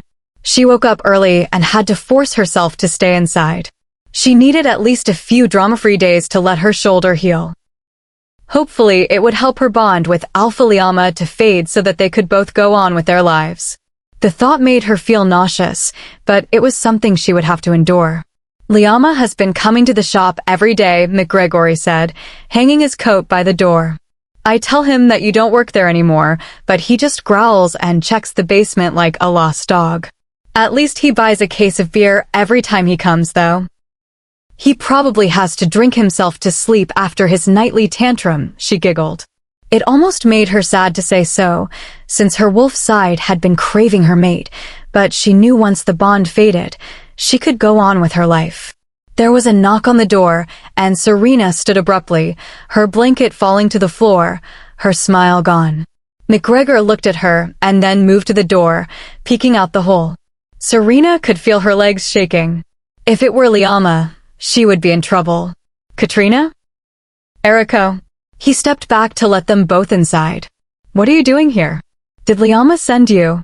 His voice grew gruff. Katrina hugged him and pecked him on the cheek before looking around the room, her eyes falling on Serena. No, Dad, she said. Well, yes, actually. But he just wanted us to come make sure that your daughter, was okay. She is fine. She would be better if he would leave her be. Katrina turned and walked into the kitchen, Eriko's green eyes now finding Serena. He was tall, not as tall as Liama, though, with blonde hair laid flat on his head and stubble lining his chin and cheeks. Serena, this is my son, Eriko. We fostered Katrina first before the Windrunners took her in, and then Eriko. Samir and Joshua were our last. They're brothers, also with the pack now. They aren't going to come bursting in here, too, are they? No, Dad, Eriko smiled. Well, no use being angry with you as long as you stay on my good side. I'm glad I get to see you, boy. You're older, McGregor smiled. Serena retreated into the kitchen, hoping to slip past and hide in her room. Katrina had already made 4 bowls of ice cream. He always kept ice cream in the fridge, even when I was little. It's a McGregor thing. Here, come and sit and we can talk about what he has been up to, and you can tell me about yourself, too. She smiled so warmly that Serena felt guilty for wanting to get away from her. This was the closest thing to a bigger family she had. She moved slowly to the table and pulled out a worn chair, sitting in the same seat she always had. She dragged the ceramic bowl across the wooden top and stared at its contents in silence. Alpha Liama was looking for you, you know. All day and night. He wants you to come back with us to the pack house and be a part of our pack, your pack. You will be a Luna. Isn't that exciting? Not to me, Serena muttered. Katrina looked at her, astounded. Why not? Is that why Dad never told the pack you lived with him? Is that why you masked your scent? Serena cut the big scoop of ice cream into smaller blocks, refusing to look at Katrina. I don't want to be part of a pack, she said. She hoped that if she explained this to Katrina, she could then tell Liama, and he would leave her be. I was part of one once. They were violent and ruthless. I don't want to be part of a pack that takes over smaller packs, that attacks rogues without asking why they are rogues, without seeing if they even mean any harm. Packs are just gangs out to be the best at what they do. Hurting is what they do. Her voice had dwindled to a whisper. When she glanced up, she saw Katrina's eyes were full of sadness. Not all packs are like that. We didn't attack you. I was tied up and taken to a basement to be interrogated and... Serena couldn't finish the sentence, knowing many had met their fate after such questioning. She forced a spoonful of ice cream down her throat if only to keep it from closing up. What would you do to protect Dad? She asked. Serena frowned. Anything. Of course, anything. That is what Alpha Liama would do for the pack. That is why you were handled with caution. We have had rogues kill before, a child even. He wasn't willing to trust you because you were a female. That is all. And he wouldn't have killed you unless perhaps you had killed someone else. But then that would be for the pack as a whole to determine. Do you see, Serena? We want to be fair. You're Liama's mate. He would never let anything happen to you. Any violence or harm you experienced in your old pack would never get near you with him. Serena kept her mouth shut. It was true, Liama was a mountain, and anything that could try to harm her would not make it past him. He is an alpha. He gets what he wants is all. He thinks I am supposed to be his, and I don't want to be. That is why you're here, isn't it? To take me to him. Only if you want to go. He is not a fool. You ran from him. He knows it must be for a good reason, since the pull of the bond is so strong. He knows you must be afraid of something, and so he sent me to talk to you in the hopes I could get you to see what windrunners are truly like. We aren't here to hurt anyone or force anyone to do anything.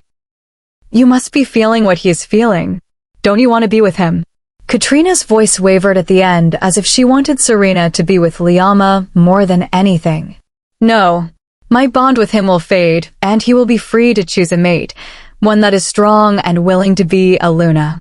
I want only to be left alone. That is why I masked my scent.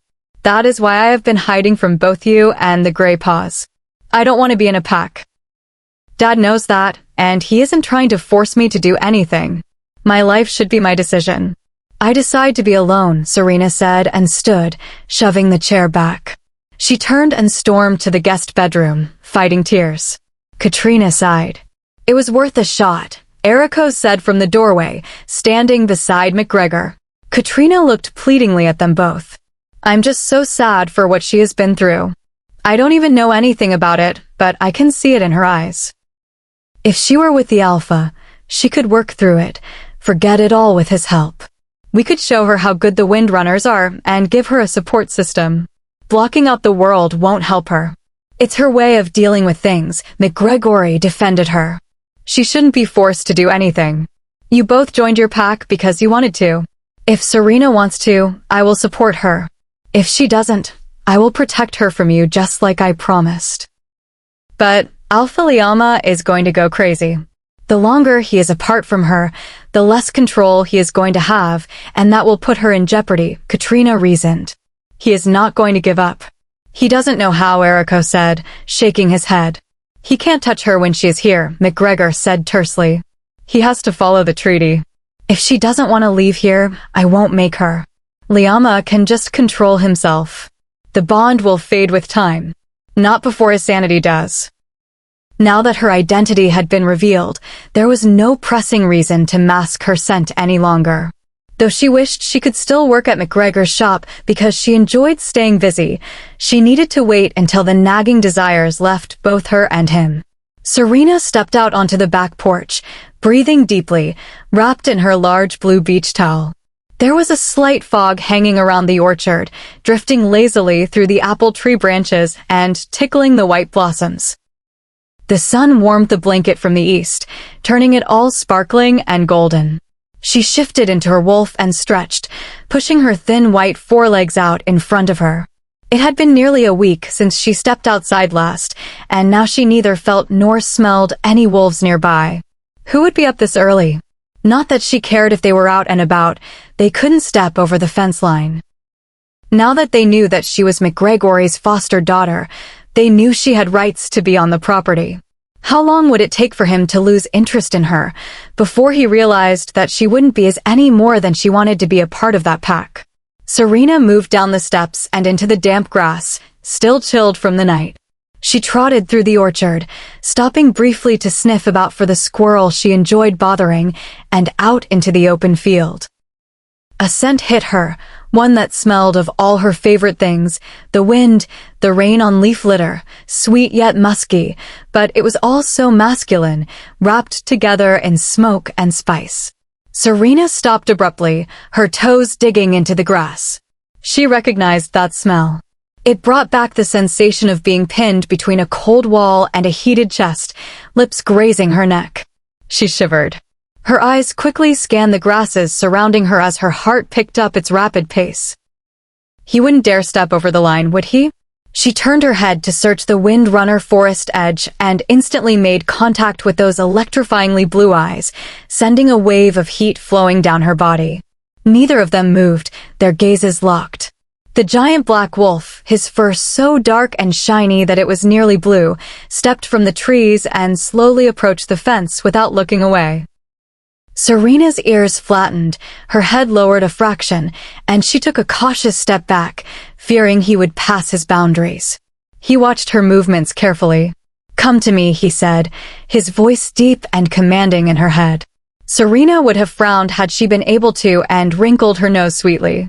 Licking her lips once, she gingerly crossed her right paw over the left, turning away from him and trotting briskly along her path to the cabin. She only lowered her head further when he growled, the air full of his power and demand. She had denied him, had not followed his orders as everyone always had. "Serena," he warned. A whine nearly escaped her, but she did not look at him, though she saw him gliding along the fence following her. She just needed to get inside and, yes, perhaps he would wait all day, but there was a chance he might not. She did not slow down as she approached the cabin and raced up onto the steps. "Oh no," she thought. "I don't have a towel. I took everything out when I cleaned this place last week." She turned to face him, something she had no desire to do, and saw him standing as close to the fence as he could, still in his wolf form. He was studying her intently. "Turn around," she snapped. He looked like he was ready to shift and come get her, but with a low growl and a slight nod, he tore his eyes from hers and turned, keeping a lookout for any males that would be able to catch a glimpse of what he believed belonged to him alone. Serena shifted and covered herself as best she could with her hands, grabbing the spare key from atop the small window and unlocking the door. They still had to keep the cabin locked to keep out human trespassers. She slipped inside, but not before she glanced back at him to see him slyly peeking over his shoulder. Serena slammed the door and pressed her bear back into the cold wall. How dare he? But wouldn't she have done the same? She groaned loudly. He had seen her backside, no doubt, and probably enjoyed it. She shouldn't be giving him any reason to want to continue pursuing her. Serena yanked a dress on and peeked out the window. He was sitting out there, with his back facing her, staring off into his territory as though he were guarding her. With a sigh, she plopped down at the table and began to work on her mobile, forcing her attention to her project and resisting looking out the window to see if he was still out there. There was a pang of desire snaking through her, twisting and winding as it hoped to lure her into beckoning him inside. She shuddered to let the thoughts in her mind, however brief, of tall and brooding Liama standing naked in the room, all muscle and strength. Her toes curled at the thought. There would be no way to deny him then. He would stride forward and capture her in his arms as he had in the basement of McGregor's shop, tearing her dress away so their skin touched and electricity would sizzle between them. He would lift her up and grab her thighs, making her straddle him as he roughly pinned her to the wall. His dizzying scent would wrap around her, ensnaring her senses and muddy her thoughts. She would have no way to fight his powerful seduction, no way to squirm away from him as he lowered his head to kiss her with his firm pink lips. Ouch! Serena stuck her thumb in her mouth, mad that she had been daydreaming so intently that she had forgotten to watch the knife in her hand. If Liama had the power to read her mind completely, she would have been mortified. What she had been doing was completely against what she demanded of herself. She noticed that it was getting toward dinner time, and her stomach was empty and complaining. She stood and peeked out the window, surprised to see that her guardian had left. Pulling off the dress, she wrapped herself in the towel, stepped outside into the muggy air, and locked the door behind her. She shifted and bounded into the grass. She felt him before she saw him and had to focus to keep from remembering her thoughts earlier. He would sense her emotions, and it would belie her resolve to stay away from him, yet her heart fluttered with the nearness of him and smelling his singularly perfect cologne. He mirrored her pace on the other side of the fence, escorting her home, though this time he said nothing, and she was glad for that. She scratched to be let in at her back door. Serena? Well, why don't you just come in? McGregor stepped outside after she moved through the doorway and looked around. He spotted the huge wolf, blending in with the growing shadows. You walked her back now, did you? Such a gentleman. She is safe now, so you can go on home, Liama. McGregor's sarcasm didn't go unnoticed, but he ignored the growl sent his way. Liama turned, frustrated as hell. At least he knew where to find her and could see her when he liked. There was some comfort, too, knowing that she was safe from the gray paws in the no-man's land between the territories, but it was unbelievably hard for him to see her so close, within reach even, and yet he was unable to touch her, to pull her against him as he so desired. Once he had her, she would not get away again. He promised himself that. She would be his, then, to mark and claim again and again. His body rumbled with excitement at the thought of that. Liama would just have to be patient. He may have been denied, but he wasn't going home empty-handed. His lips parted from his sharp white teeth in a wolfy grin as he remembered her slender, naked figure, turned away from him, and her shapely bottom that called for his hands. It would be very hard, indeed, to resist such a sweet temptation. Chapter 9. For the next few days, Liama wordlessly escorted Serena to the cabin in the morning and back home at night. The only sounds between them were the faint scuffing of their paws on the ground and their breaths. Eyes stole secret glances across the fence cutting through the dirt. The nights she slept there, she had no doubt that he waited outside for most of the evening hours until he was sure she was not returning, and then he was patiently waiting outside in the morning.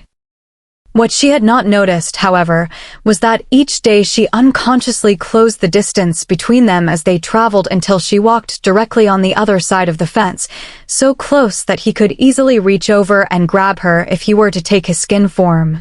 It was as though some invisible thread was taut between them, slowly growing shorter and drawing her toward him like a moth to a flame.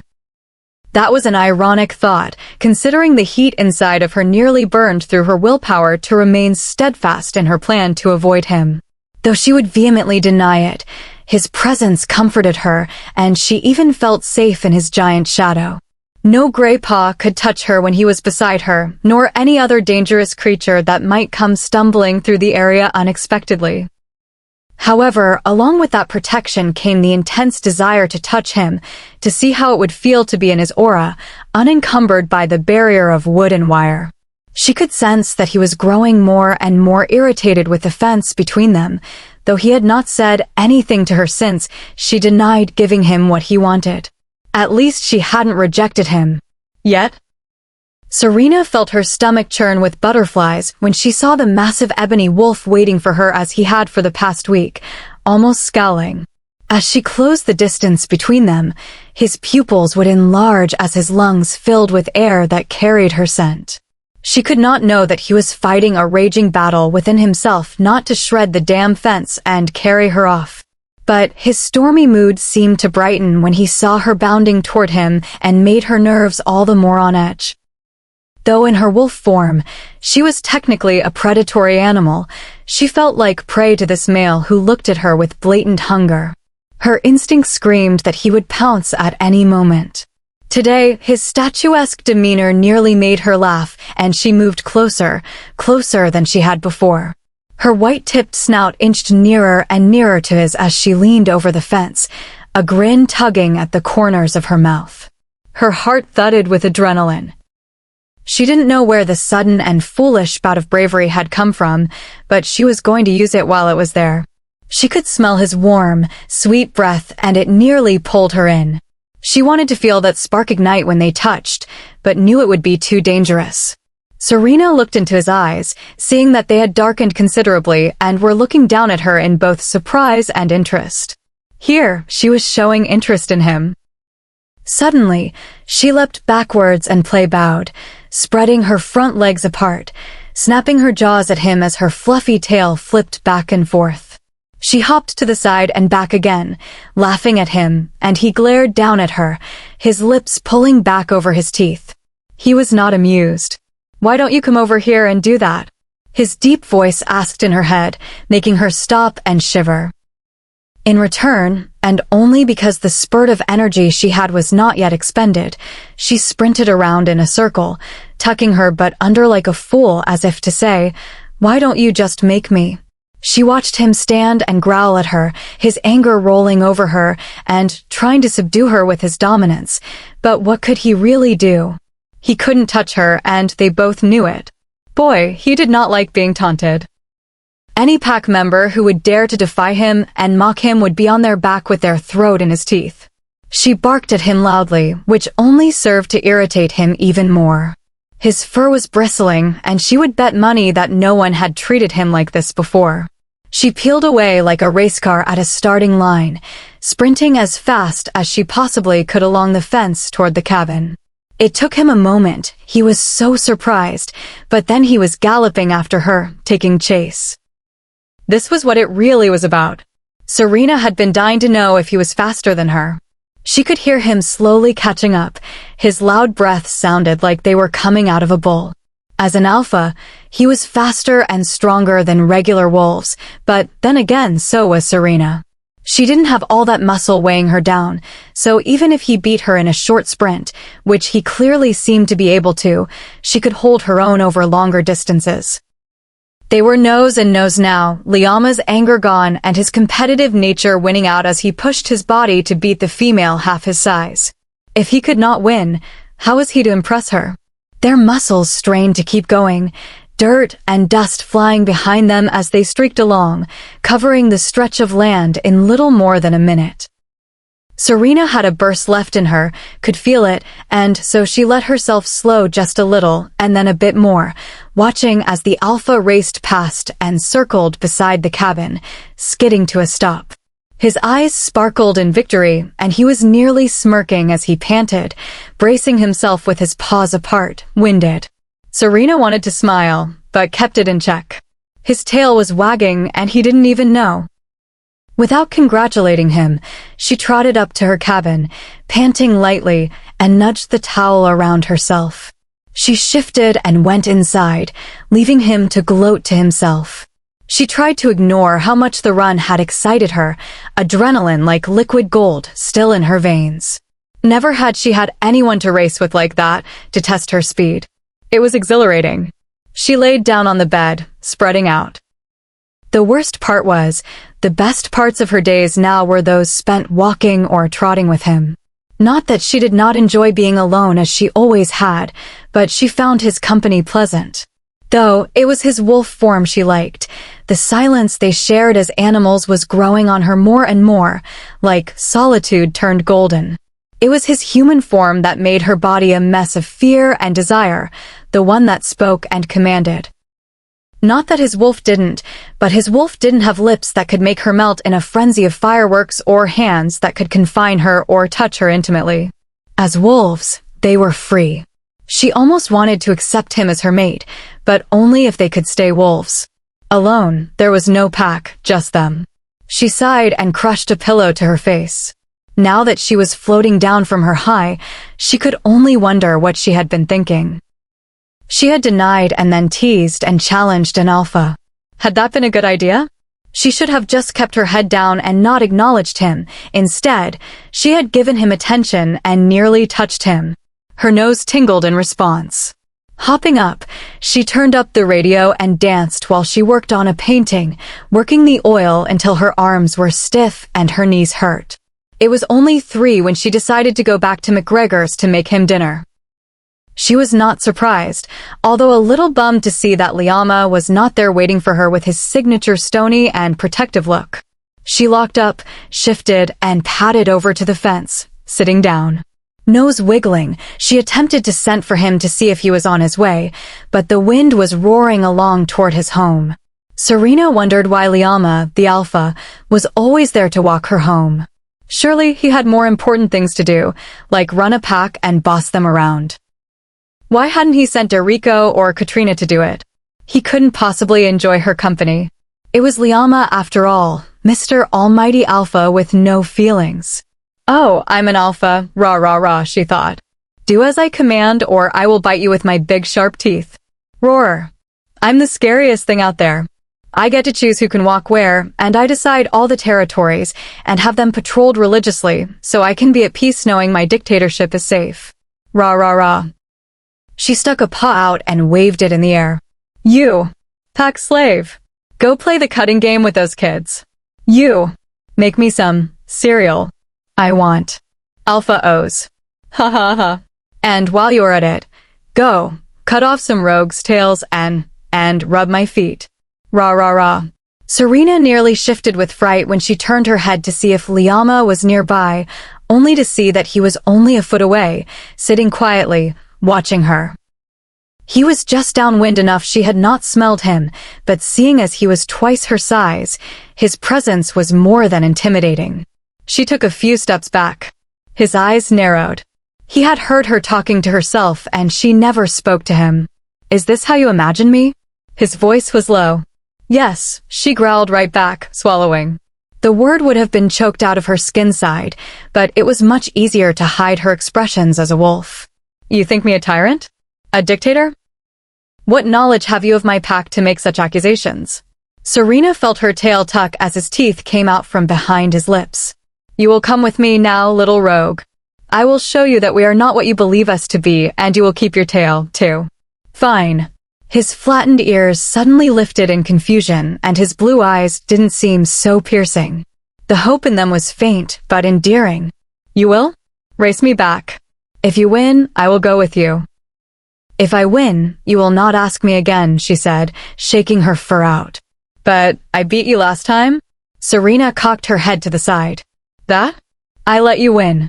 There was a deep rumble in his chest. If you would like to think that, I will gladly accept your challenge. All right then.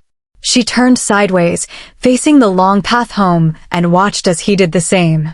She hoped she had not been wrong earlier in assuming he was sprinting his fastest. This was a further distance, though. She was sure it would be harder for him. Serena crouched. Ready, set, go. They both launched forwards, their paw pads pounding on the ground, though making little noise. They were flying alongside one another, a sunny streak and a huge black shadow, flying out of the woods and across the open field. Serena saw him pull ahead slightly, but didn't mind because she had to save her energy for the last 50 meters. Her body stretched to its longest, reaching out and pushing the ground behind her, her nimble legs working to outpace Liama's monstrous strides. She could feel his determination like a blanket on both of their minds, but knew hers was stronger. Her chest began to strain under the stress of her breathing, her back contracting like a cat's, so she could lift her front legs and push them out again. Liama's breath had increased as well, huffing hard like a train chugging along its tracks. There was McGregor's house.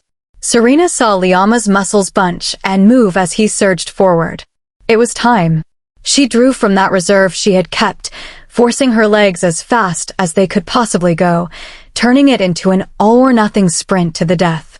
Gasping, she pushed forward to the Alpha's flank and waited until they were 100 feet from the house. Her bones felt like twigs that were going to snap at any moment from exertion, her muscles numbing with fatigue. She needed him to mess up now. He glanced back at her, and she used that tiny moment to slip past him just enough so that they passed the house with her barely ahead of him by her skull alone. As they skidded to a halt, Liama tore at the earth with his claws, snarling loudly in sheer anger. Serena stared at him, panting as hard as she could, though she could not get enough air in her lungs. Our deal, Alpha. You can't ask me to come to your pack house anymore. It's over. I don't want to be in your pack, and I don't want to mate. His roar ripped the air in two. She was treading dangerous water, but if she didn't, she would certainly sink and drown. It was time to put the little facade they were keeping up to rest. He clearly thought otherwise. Entire body trembling, his broad chest shook with barely controlled rage, his eyes seeking to change her words with their force alone. It's going to rain tomorrow, she said, shaking her head and looking away. I won't be going to the cabin, so you don't have to come here. You don't have to come anymore, Alpha. Okay. You are not rejecting me, Serena. His muscles flexed as he tried to rein himself in from breaking the treaty. Serena felt the order move right through her bones. He had never said her name before, and the weight of a command that had not been used on her since she was a child carried finality in it. She stared at him for a long time, his chest heaving up and down. This half-wild male was hell-bent and determined in every way possible to get exactly what he wanted. "Not yet," she said, turning away. She had only taken a few steps with his thunderous voice rolling through her mind, telling her body what to do. "Get back here." Unable to defy the strength that controlled her bones and muscles, she stopped in her tracks and pivoted. Those fierce blue eyes drew her back to him like a puppeteer, and that same wave of desire spiraled through her core at his nearness. She looked up at him, hating how badly she wanted to touch him and loathing herself for not being strong enough to spit in his face at the same time. Or what? What will you do? Are you going to jump over that fence and give me a good thrashing like the Grey Paws did? Are you going to zip-tie my feet together and take me to your basement again? You say that you will not harm me, but what reassurance do I have that you aren't going to pull out some silver and cut me up and down? You are no different than any other alpha. And I am not going with you unless I'm dead." His eyes suddenly darkened to the color of the ocean during a midnight storm. Something had snapped and reason was no longer there. She leapt back as his teeth closed down on the post of the fence and wrenched it from the earth, tearing the metal wires with a few hard rips and shattering the post in his jaws. He whipped the tangled mass behind him and turned his darkened gaze to her, nothing separating them now but a line drawn in the ground where the fence had been. Serena's heart went into overtime. Liama was going to do it. He was going to snap her up like those other wolves had, whip her from side to side and tear her hide open. Instantly, she shrank down, frozen in place by his stare, a few feet away from him. Adrenaline numbed her, her fear in the air, prepared for whatever pain would soon find her. Ears flattened, eyes closed in preparation, she fully expected him to step over the line, grab her by the scruff and haul her away right then. But he didn't. His eyes lightened and then his features relaxed. "Serena. Don't. I'm not going to hurt you," he said. Slowly, she opened her eyes and saw him still standing in the same place, looking remorseful. Guilt tainted the air, but she was in no mood to forgive. Legs shook as she stood up.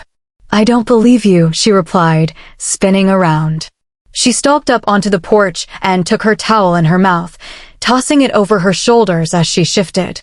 She slammed the door behind her without looking back. Chapter 10. Serena couldn't sleep. She felt like her sternum was ripping in half with the anxiety she felt from the first, and likely last, conversation she had had with Liama. It hadn't even been a conversation so much as it had been a few terse statements thrown back and forth. It appeared that neither of them knew what to do with the confusing emotions crashing around in their bodies. She replayed the image of him standing on the other side of that line, so close, with nothing separating them. He seemed like a completely different wolf from the peaceful presence that kept her safe on her journey to and from the cabin. It would be better for them both if he stayed away. The rain that had rolled and pelted the roof, drumming down above her in a muffled roar. It was at least 10 in the morning, far later than she would have liked to lie there for, but McGregor had left, and she had nothing to do. She rolled to her feet and tugged a robe on, shuffling into the kitchen and putting some water in the kettle to boil. She peeked out the window to look at the fence, hoping the whole ordeal had all been a dream, and gasped, nearly dropping the mug she held. The fence was a mess, and through the gray curtain of rain, she could see Liama's giant black wolf pacing the dark line in the ground, marching back and forth, 20 feet in each direction. From where she was, she could see he was completely soaked, his fur flat against his body, outlining his great frame, mud caking the lower half of his body. His huge muscles caught the light of a flash of lightning, coating them in silver lines that showed the arches of their shape as they flexed and extended. His face was set in a determined snarl, his eyes flashing pale blue as he stalked the fence line. He had utterly lost his mind, now completely possessed by his own possessiveness. He was a force of nature now, as much as the tempest raging outside. Serena pulled her robe tight against her throat, watching him move until he seemed to sense her gaze upon him and looked toward the window. Their eyes locked for a moment, but he did not stop in his path. The look he sent her was clear as any. No more games, she was his, and he wanted her. A sensation rolled down her figure, tightening as it did, and she got the distinct impression that he was not planning to leave her alone. The fact that she didn't know how that made her feel caused a blush to creep up to her cheeks, and she hurriedly stepped away out of sight. "He can't get me here, he can't get me here, he can't get me here," she repeated to herself, pouring the hot water in the cocoa mix, but for some reason, her words did not give her much comfort. He tore a fence out of the ground. A door wouldn't stop him. The rest of the day moved by so slowly, it was all she could do not to tear her hair out. She used a considerable amount of willpower, focusing on a book for a couple of hours, looking out the window around 1 p.m., sighing gratefully that the intimidating Alpha was not at his post. Though he had left behind a rut in the ground from his constant pacing, which was already filling with water. After cleaning the entire cabin, finishing all the laundry and dishes, and even making dinner for both of them, she finally began to relax. McGregor arrived just on time, and Serena felt such relief that she was no longer alone. "In light of the weather, I made tomato soup and grilled cheese." McGregor peeled off his soggy jacket and put his fist to his mouth as he coughed. It was horrible and watery and shook his short frame. He looked exhausted. "Whoa there. How long have you been coughing like that?" she asked him. "Oh, a few days, I suppose," he replied, hobbling over to the table and taking his place. "Maybe a hot meal is just what I need." Serena watched him lift a spoonful to his mouth and groan with pleasure. She sat beside him. "I'm glad you like it. I think that everything that has been going on has got you really stressed out. Heck, it has us both stressed out. Listen, is it supposed to rain tomorrow?" McGregor thought a moment. "Yes," he said. "For the next few days." "That is great. You can stay home, and I'll run the shop. That way you can rest and get better," she grinned, stuffing half a triangle of grilled cheese sandwich in her mouth, happy that she had come up with something so clever. "What about Liama out there? He didn't look too happy when I pulled in. What did you do to get him so riled up that he is out there in the rain?" Serena felt the sandwich plummet into her stomach like a lead weight. She got up and rushed to the counter, peering out the window. The Alpha was back, trudging through his shallow trench, working himself up tighter and tighter until she was sure he would snap and come barreling through the wall. I told him I wasn't going with him. And I told him I would reject him if it came to that. I mean, of course, he was mad, but I didn't expect him to be out there pacing like that. What good does he think it will do?" McGregor sighed. "Rejection is just about the worst thing you can do to a wolf, Serena. You know that. As an Alpha, it's not just insubordination, but unfathomable to him. He's been looking for his mate for so long, since he and his siblings moved here when he was just 15. He has traveled all over, and now that he has found you, you want nothing to do with him except to see his back as he walks away. You can imagine it is probably driving him mad, and his wolf side is consuming his better judgment. In the wolf's eyes, you are his and should be with him. As you have said all along, Liama gets what he wants by any means necessary. And now that he knows you plan to hide from him until the bond fades, he just might do whatever it takes to stop it. You may have pushed him too far." Serena didn't say anything, and they ate in silence for a while. Why does he even care? It's not as though he has any sort of feelings for me aside from anger. If anything, he should be glad to be rid of me. He should just find himself a different mate who will conform to the pack ideals and wants to be a part of all of that awful stuff. He's only trying to get me because I got away, and it is making him look weak. Her mood shifted as she finished her meal. She found herself wondering how long Liama planned to wait out there, and if he was cold or even hungry. Should she take him something to eat? No, she decided.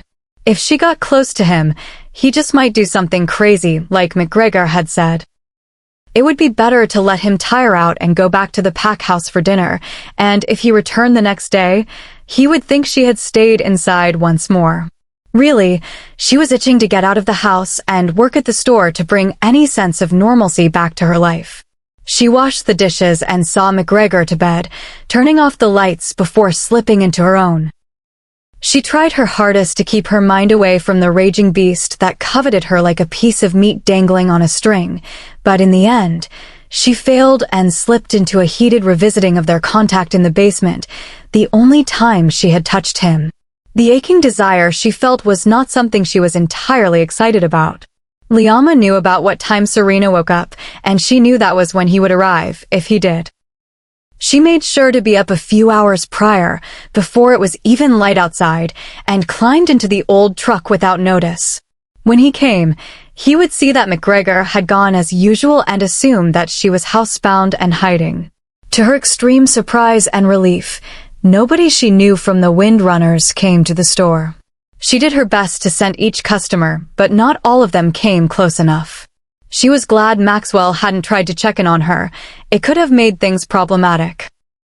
Serena was glad McGregor would have time to rest up, even if it meant taking risks. With a huge smile, she locked up, victorious, and drove home with the radio turned up, shaking her head and punching the steering wheel all the while. When she made it home, she didn't see Liama walking his path and quickly rushed inside. "How did it go?" McGregor asked, lounging in his chair in pajamas, slippers on his feet. "Perfectly. How do you feel?" "Much better," he said. Then another fit of coughing rattled his chest, and she frowned. Perhaps another day off would help. Besides, it's Friday. Then you will have the whole weekend to kick back and watch TV. He thought about it for a moment and sighed. A grin split her face, and she knew she had won. Serena made dinner and restrained herself from looking out the window even once to see if Liama was out there. Exhausted and content, she fell onto her bed with a huge sigh. This could work, she thought. I can just avoid him and work some days, and soon the bond will fade enough that he will just give up. She ignored the uncomfortable knot of protest in her belly at the thought. In the morning, she pulled on her jeans, slid a belt through the loops, and threw on a tank top. She snatched up her hoodie as she ran out to the truck, ducking through the slight rain. As she drove, she tied her hair in a ponytail so the humidity wouldn't make it so curly. But by the time she unlocked the front door and got inside, her hoodie was wet enough that she had to hang it up. As she turned on the lights, she estimated that she still had enough time to stock the shelves and bring out the refrigerated goods before the usual influx of people swarmed the store. Fridays were the busiest days, and sure enough, as soon as she switched the sign to open on the front door, the townspeople came filing in, filling the space with their voices and tracking water all over the floor. Serena was constantly running from the back to keep up with demand, mopping the floor, all of her wet floor signs were in use, or sprinting to the cash register to check customers out. At one point, she caught enough of a break to use the restroom, but only got one bite down of a granola bar before she was right back to the rush of activity. At the house, McGregor was rather enjoying a relaxing day to himself, eating cereal and watching TV. Giddy, he decided that since Serena was not there to chastise him, he was entitled to a second bowl of ice cream. He set the tub on the counter and was scooping the bowl high with mounds of the delicious stuff, watching it rain and rain outside. He wondered if Liama would still be out there and craned his neck to see. As soon as they saw each other, Liama turned and sprinted off into the woods. I guess he knows that I would go out there with my shotgun and threaten him to leave. McGregor put away the ice cream and shuffled back to his chair, humming, turning the TV to the movie channel. A few minutes later, he nearly spit out the ice cream in his mouth. Liama wasn't running from McGregor. He was running because McGregory was home and the truck was gone. He knew Serena had left. McGregor rushed to the phone and called the store. Serena looked at the clock as she put on her dry hoodie. Wow, only an hour until close. Today has been crazy. She finished bagging an elderly woman's groceries and then ducked under the counter for more receipt paper, brushing a few strands of stray hair out of her eyes when she stood up again. Serena? She turned around quickly and met Maxwell's eyes, sucking in a breath so quickly she thought she would start coughing. She had completely forgotten that he came in every Friday to pick up all the beer and sodas. WH, what are you doing here? Everyone's been looking for you. Why did you run away? Twice? You're RL. No, she said, holding up a finger to stop him and shaking her head. I'm not. I don't want to be. Hi, how are you? Serena helped the man, and Maxwell stood uncomfortably by, waiting for her to finish. They didn't say anything until he had left, and the store was empty and quiet, the first time that day. I feel like I should have a choice in my own life, Maxwell. If I don't want to be in a pack, I shouldn't have to be. I'm asking you as a friend not to tell anyone in your pack that I'm here. Look, I'll even give you a discount. The phone suddenly rang, and Serena reached for it, but Maxwell slammed his hand down on top of it, his expression angry. You lied to me for years by not telling me you were a wolf. How is that friendship? Because I chose not to. It was none of your business, and you should respect that. You should be in my pack, Serena. Now that you are Alpha Liama's mate, you definitely should be. Do you know how lucky you are to have found your mate, to be wanted like that? It was clearly a touchy subject for him. Maxwell was of age and unmated. Liama wants me because I am a rogue and because he always gets what he wants. That's it. This isn't some lovey-dovey shit, she snapped at him. You don't understand, Maxwell. This is real. I've gotten roughed up each time I encountered a pack here, so for me, yeah, this is kind of life or death. Maxwell growled, and his eyes glowed briefly. He's not the one being unnecessarily stubborn. You are. You don't even know him, and you won't give him a chance. How is that fair? He is your mate, whether you like it or not, and it is his right to pursue that. You're his other half, his future. I'm not, she yelled. Yes, you are. And if you just gave him a chance, you would see that we could keep you safe. She rolled her eyes. Huh, keep me safe. My wounds have barely healed from your pack fighting the gray paws over who gets to kill me.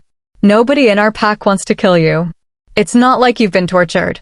Before she could stop herself, her arm jerked back and shot forwards, her fist colliding with his nose. He fell backwards and tripped over a wet floor sign, gripping his face as blood spilled over his lips. What the hell? The door opened, and someone else burst in, clearly in a hurry.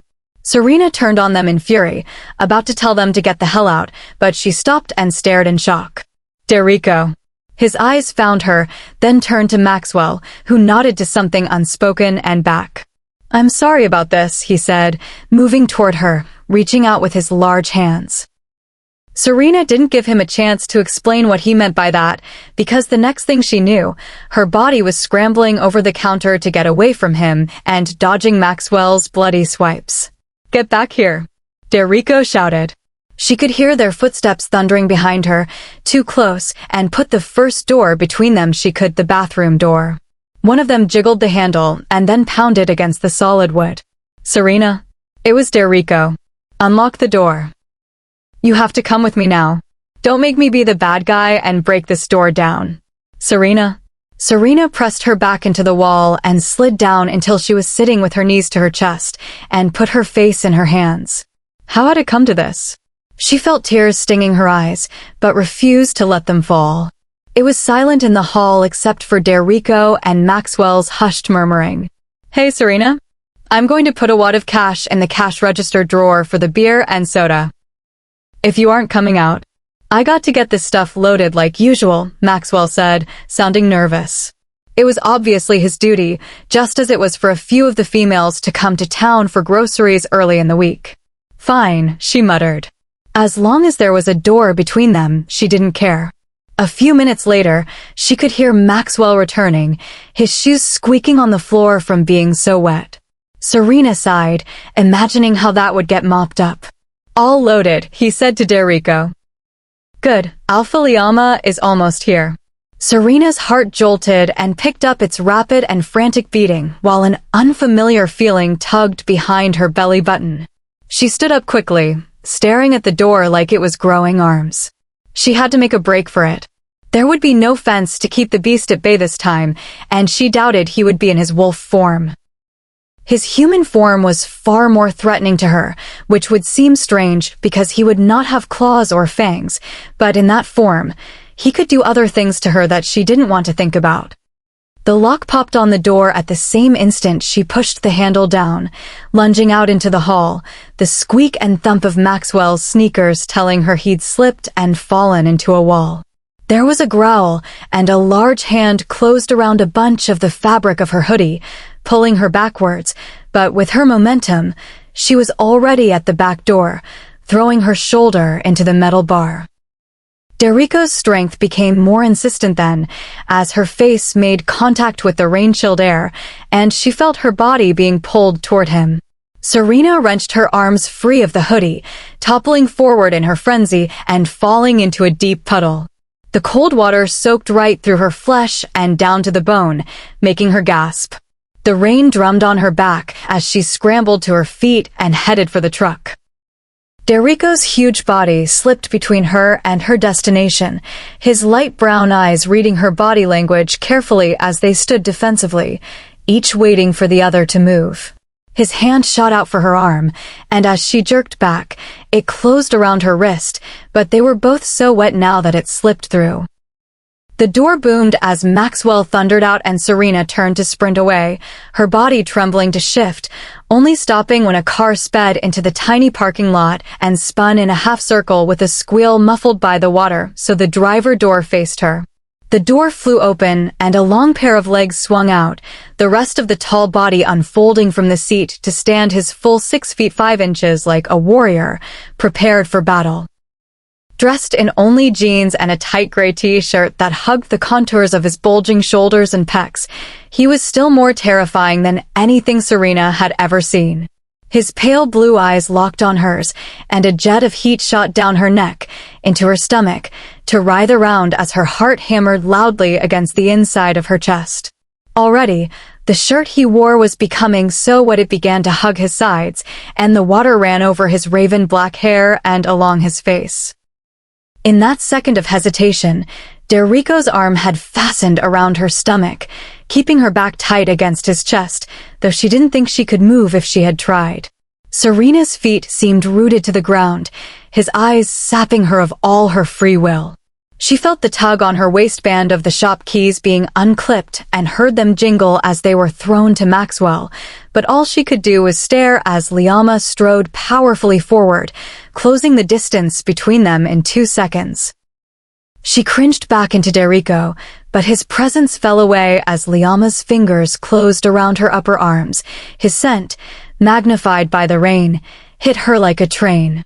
All at once, fireworks exploded inside her body, shooting down her spine and through her limbs, making her lightheaded and aware that their bond was very much alive.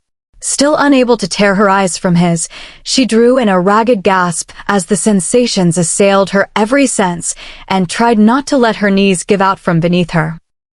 There were so many emotions swirling in his eyes at that moment: anger, frustration, the desire to chastise her, and, as his eyes moved to her lips, something more primal.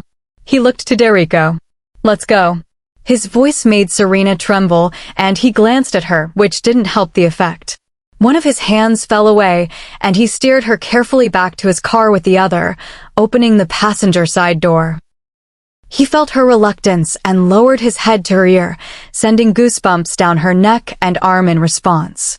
"We can do this the easy way, or we can do it the hard way, Serena," he said. When he said her name, that tugging ball of heat dropped even lower inside her body, and she found herself leaping into the dark space. "Maxwell, lock everything up and then take the keys and the truck back to McGregor's. I'll follow you and pick you up to bring you back," she heard Derrico say before the door shut. At least her dad would have his car. The interior was all black leather, lit with the faint green light of the dashboard and radio dials. It smelled overpoweringly of him, and her body could not help but react by pressing her legs together. As he circled the car, moving like a stalking predator, she meekly tried her door handle, but was not surprised to find that its child protection locks were on. Liama folded his huge frame into his seat, shutting them in the small space together. He stared at the windshield for a moment before he glanced at her, dripping and scared, and turned on the heat. He pulled out of the parking lot, and soon they were moving swiftly down the road in the rain, Liama perfectly in control of the vehicle. Where are we going? Serena asked, her voice nearly a whisper. She already knew the answer. The pack house, he replied, a muscle twitching in his jaw. His low voice was almost husky, and it made her breath hitch for a moment. She admired his profile for a moment, his straight nose, high cheekbones, dark eyebrows that never seemed to lift from their frown, and a jawline you could cut diamonds with. But we had an agreement, she said softly. He nodded. Yes. I could not ask you or tell you to come with me. You didn't really give me a choice. I'm doing what I have to now, and I'm not asking. She turned her head to face the windshield, watching the wipers try to keep the water at bay. Even with the heat on high, she was shivering and felt as numb as if she were frostbitten. More than that, she felt utterly lost, her life stripped from her in exchange for unfolding events of uncertainty. Serena didn't care that his eyes would periodically fall on her, didn't care what he would think. She let her face fall into her hands, elbows on her thighs, unable to even cry. Liama had won. Chapter 11. Serena didn't realize she was shivering until her teeth clacked together, and even then, she didn't know if it was because she was sopping wet and cold or due to her close proximity to the dark Alpha sitting next to her that simply exuded power and control. She saw his head turn at the sound, but she kept her eyes fixed on the floor, focusing her energy away from him, his scent, and everything else that called deliciously to her. His hand lifted, and he turned the heat on full blast. When she finally looked up, she saw how tightly his fingers were wrapped about the steering wheel, his knuckles white. Her gaze trailed up the corded muscles of his forearm to where the tendrils of black ink danced across his massive biceps and disappeared under his shirt. From there, she got the courage to look up at his face. The droplets of water from the rain were illuminated with green light, making him appear surreal and godlike. The tires crunched over gravel as they pulled into the long driveway to the pack house. Serena didn't know what to make of the whole situation. She had just been kidnapped, but if she started screaming the second she got out of the car, no one would help her. As if that wasn't bad enough, she knew he could hear her heart slamming around inside her ribcage like it was trying to beat her up and, on top of that, could most likely smell her fear. How was she supposed to act like she wasn't afraid? A minute later, he had pulled into a long building at the edge of the gravel parking lot with several car doors. Inside were about 12 cars, most of them newer models in either black or white. He turned off the car and immediately exited, striding around to her side more quickly than made her comfortable. He was probably worried she would take the brief moment to escape. Liama opened her door, those icy blue eyes turning down on her and setting her nerves on insane so that she shook even harder. She stared warily at the hand he extended, not wanting to touch it and relive those crazy sensations all over again. Instead, she clutched the door handle and the frame and pulled herself from the seat into the air conditioning, now unsure whether she was shaking from cold or fear. Serena could feel his eyes boring into her as she looked around and saw his hand move toward her, shutting the door as she took a step away from him. She wasn't sure what emotion was in his eyes as they moved over her form, her clothes plastered against her skin from the rain. She pressed herself into the car as his hand came forward again, reaching for her pants, her heart about to explode in nervousness. In a determined movement, he shoved his fingers under the belt, hooking it tightly into his palm, demonstrating to both of them that he had her under his control. "Come on," he said, his voice husky. The two words sent her body into another frenzy of vibration, a chill running sweetly down her spine as he drew her toward the door.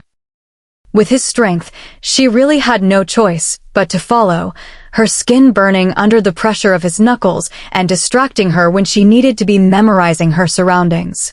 He pulled her through the doorway and into a connecting building with large windows and plants filling the space.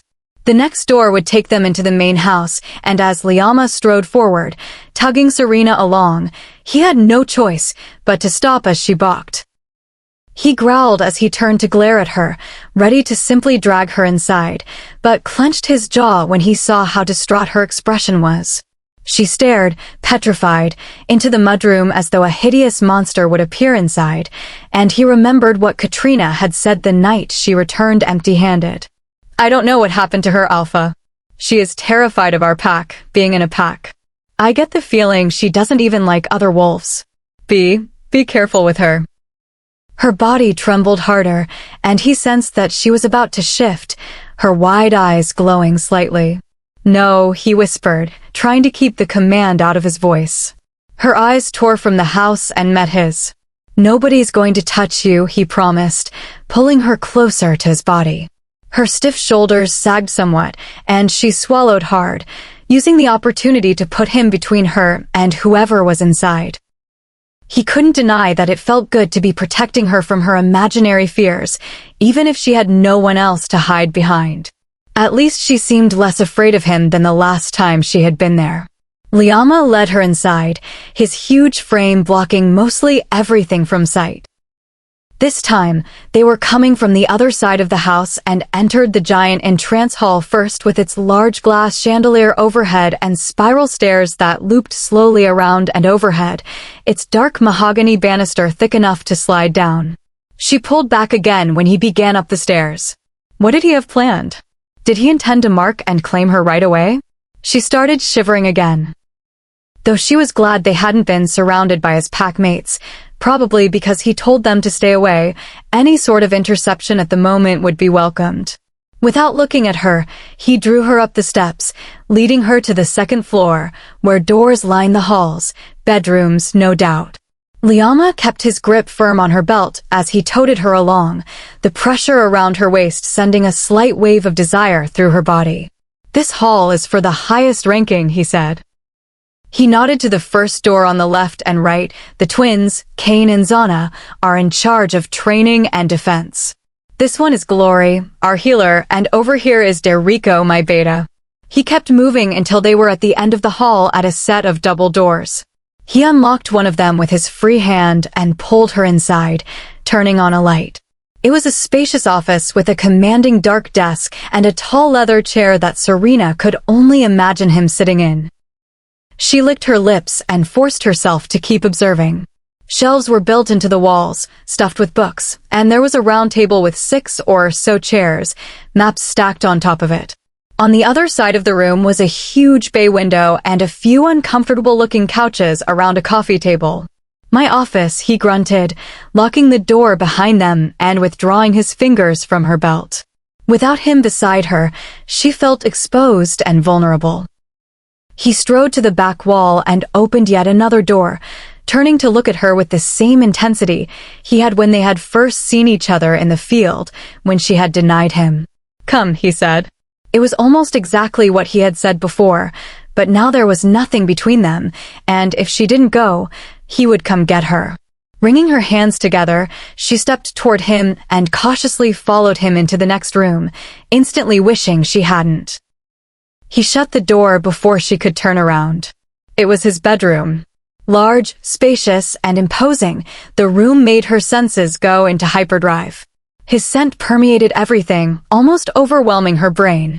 A large bed took up a significant amount of space, the duvet silver and black, matching the dark headboard with its own silver metalwork.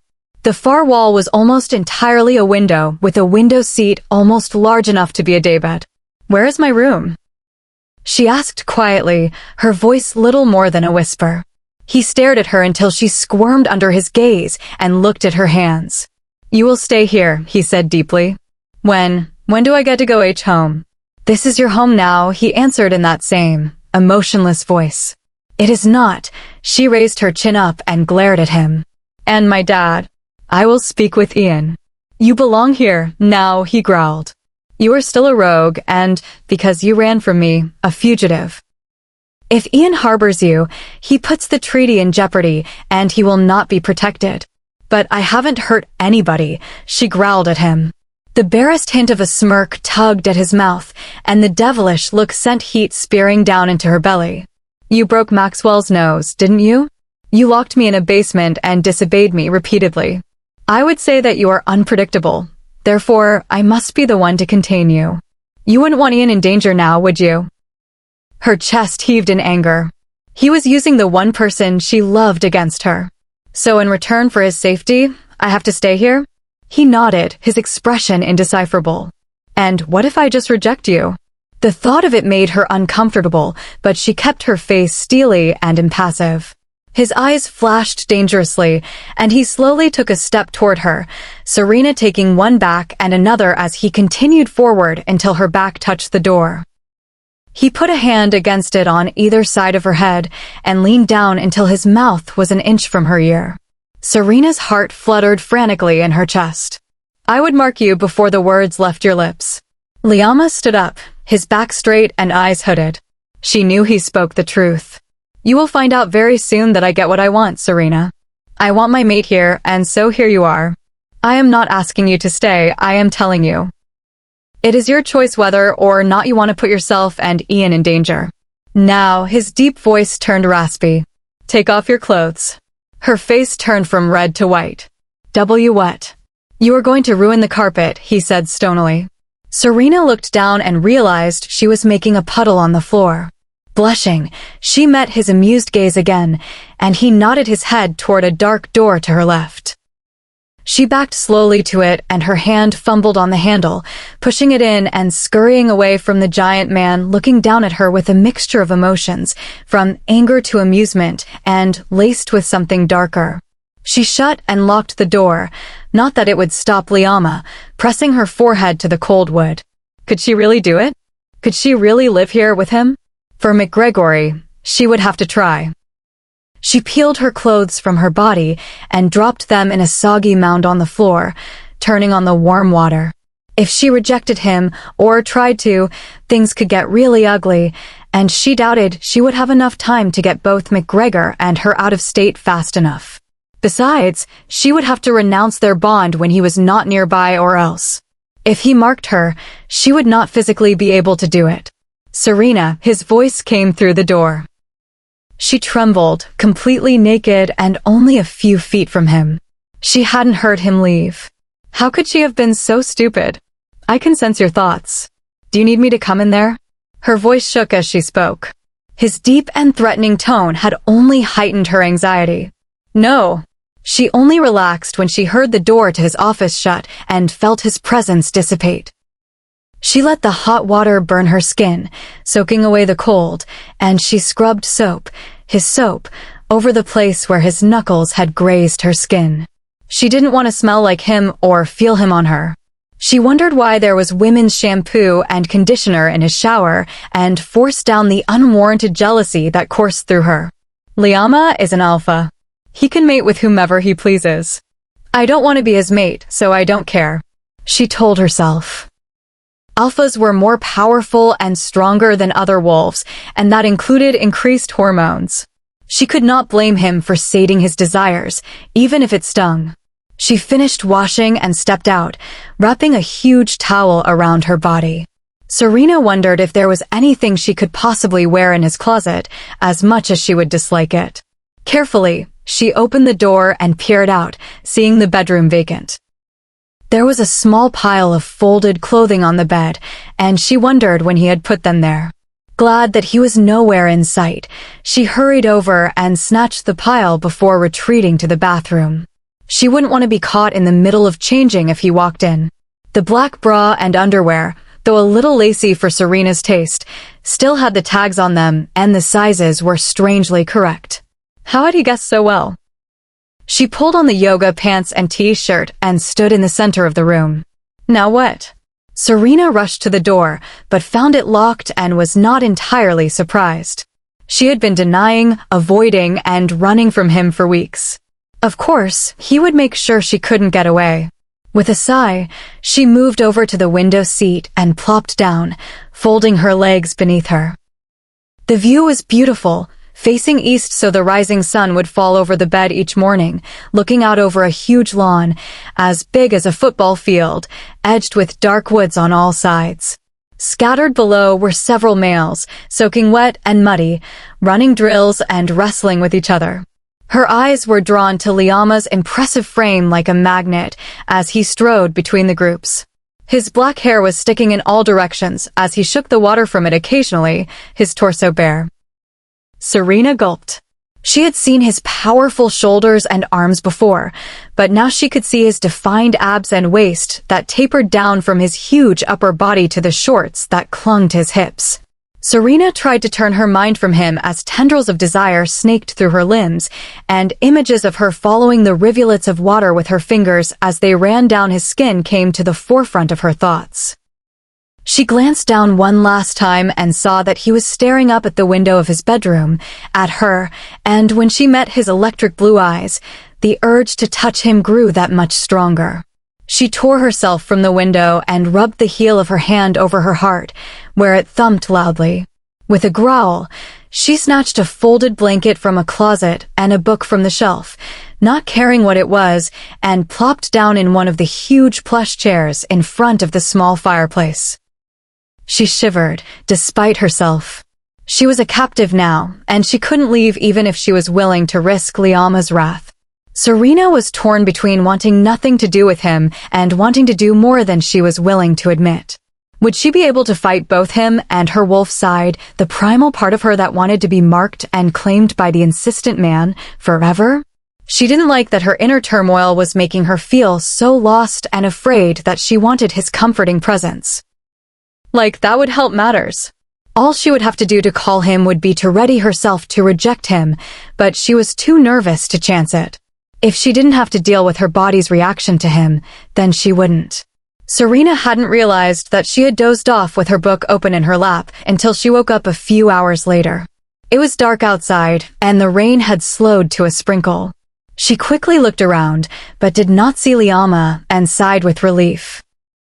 A wonderful aroma caught her attention, and her head turned to a plate full of shredded beef with a side of peas and carrots. Though it looked delicious, and the thought of Liama bringing her something was kind, she knew that if she ate it and got too nervous, it wouldn't sit well. Besides, who knows if it's drugged or not? The last thing I need is to wake up marked. She readjusted herself and went back to sleep. Serena woke up the next morning feeling groggy and stiff, her eyes finding the empty bed first. It showed signs of having been slept in, and she could smell his soap in the air, but Liama was blessedly absent. Again, she ignored the food that waited for her and tried the door, finding it locked once more. Grumbling, she sat down and read for a few hours, keeping her ears pricked for any sounds coming from his office. She spent an hour pacing, 2 staring out the window, 2 more reading, and 1 soaking in the tub, during which time another plate of food and a pile of clothes mysteriously appeared. After that, she took a nap, explored the closets, paced some more, listened to music for another hour, and returned to the book, feeling rather agitated and stir-crazy. It was dark again when she finally heard voices in Liama's office, though very muffled. The thought occurred to her that he wouldn't want anyone in there to hear whatever he was doing in his bedroom. She felt her pulse quicken when she distinguished the Alpha's voice settling what sounded like a dispute, and then the double doors shutting and locking. There was an agonizing hour in which she could hear him sitting at his desk, occasionally flipping papers over as she walked back and forth in front of the window. Finally, the lock clicked, and the door opened, revealing Liama and his stalwart frame filling the doorway, scowling. He looked like a warrior, huge and all muscle.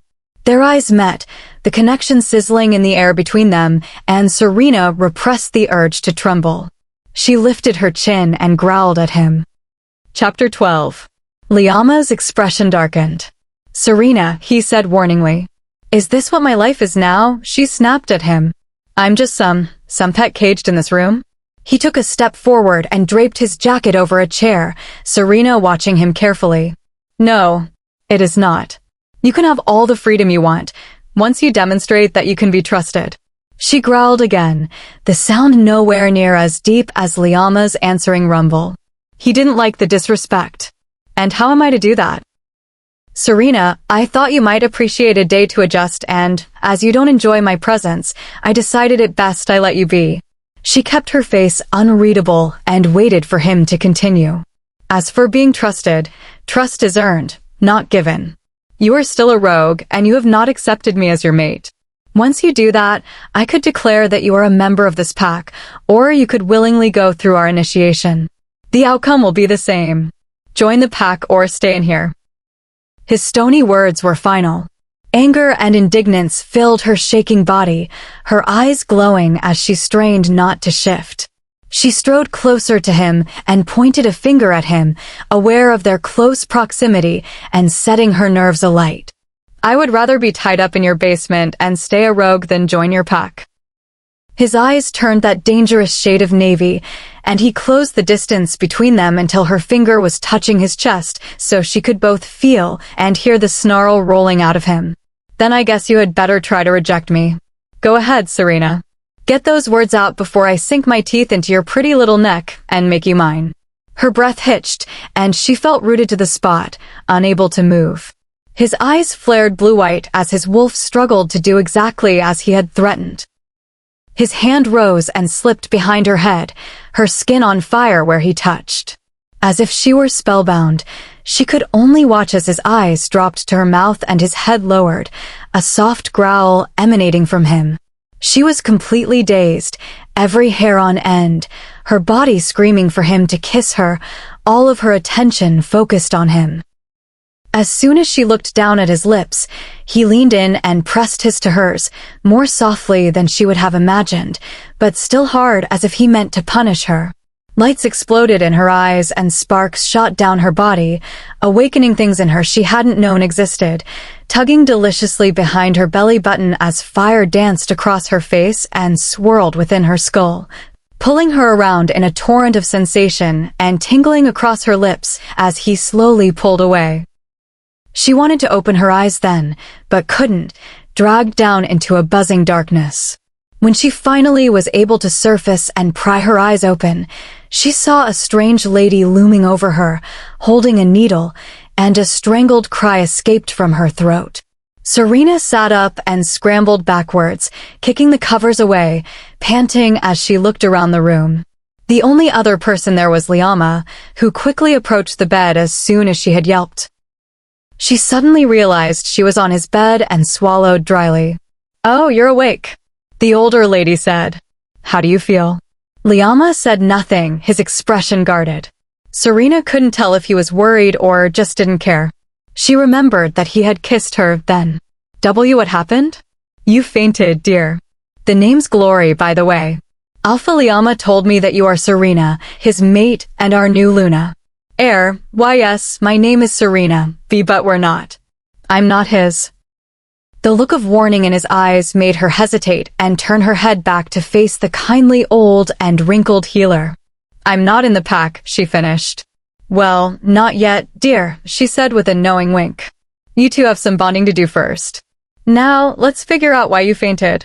Liama visibly stiffened, his hands clasping behind his back, a muscle twitching in his jaw. Why do you have a needle? Serena asked. Well, for one thing, we like to run a blood test on new pack members so that if something changes later, we will have something to compare it to. But since we couldn't wake you up, I was going to run a few tests. Now, the main reason girls your age faint is, well, pregnancy. Now Serena knew why Liama had gone rigid. If he discovered that his mate was pregnant with another's child, things would get ugly fast. She felt her eyes bulge out of her head. No, ma'am. I haven't. I just had, she blushed fiercely, glancing at Liama, who refused to leave and clearly wanted to know. I'm definitely not.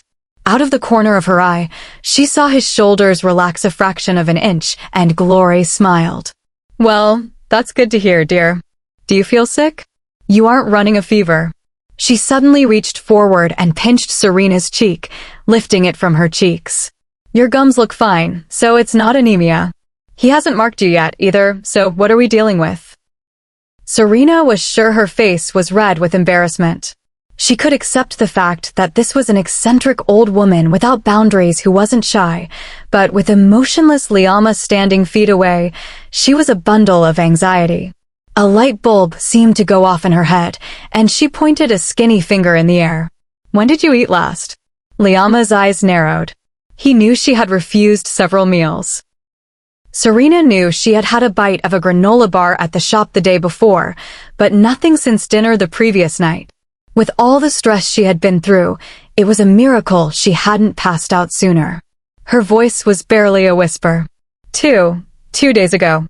She heard Liama growl, his displeasure filling the air, and she cringed, wishing she could turn invisible. Alpha, Glory said, putting away the evil needle. Could you please wait in your office a moment? Liama clearly did not want to, but turned and rigidly tugged the door open, stepping out and closing it behind him.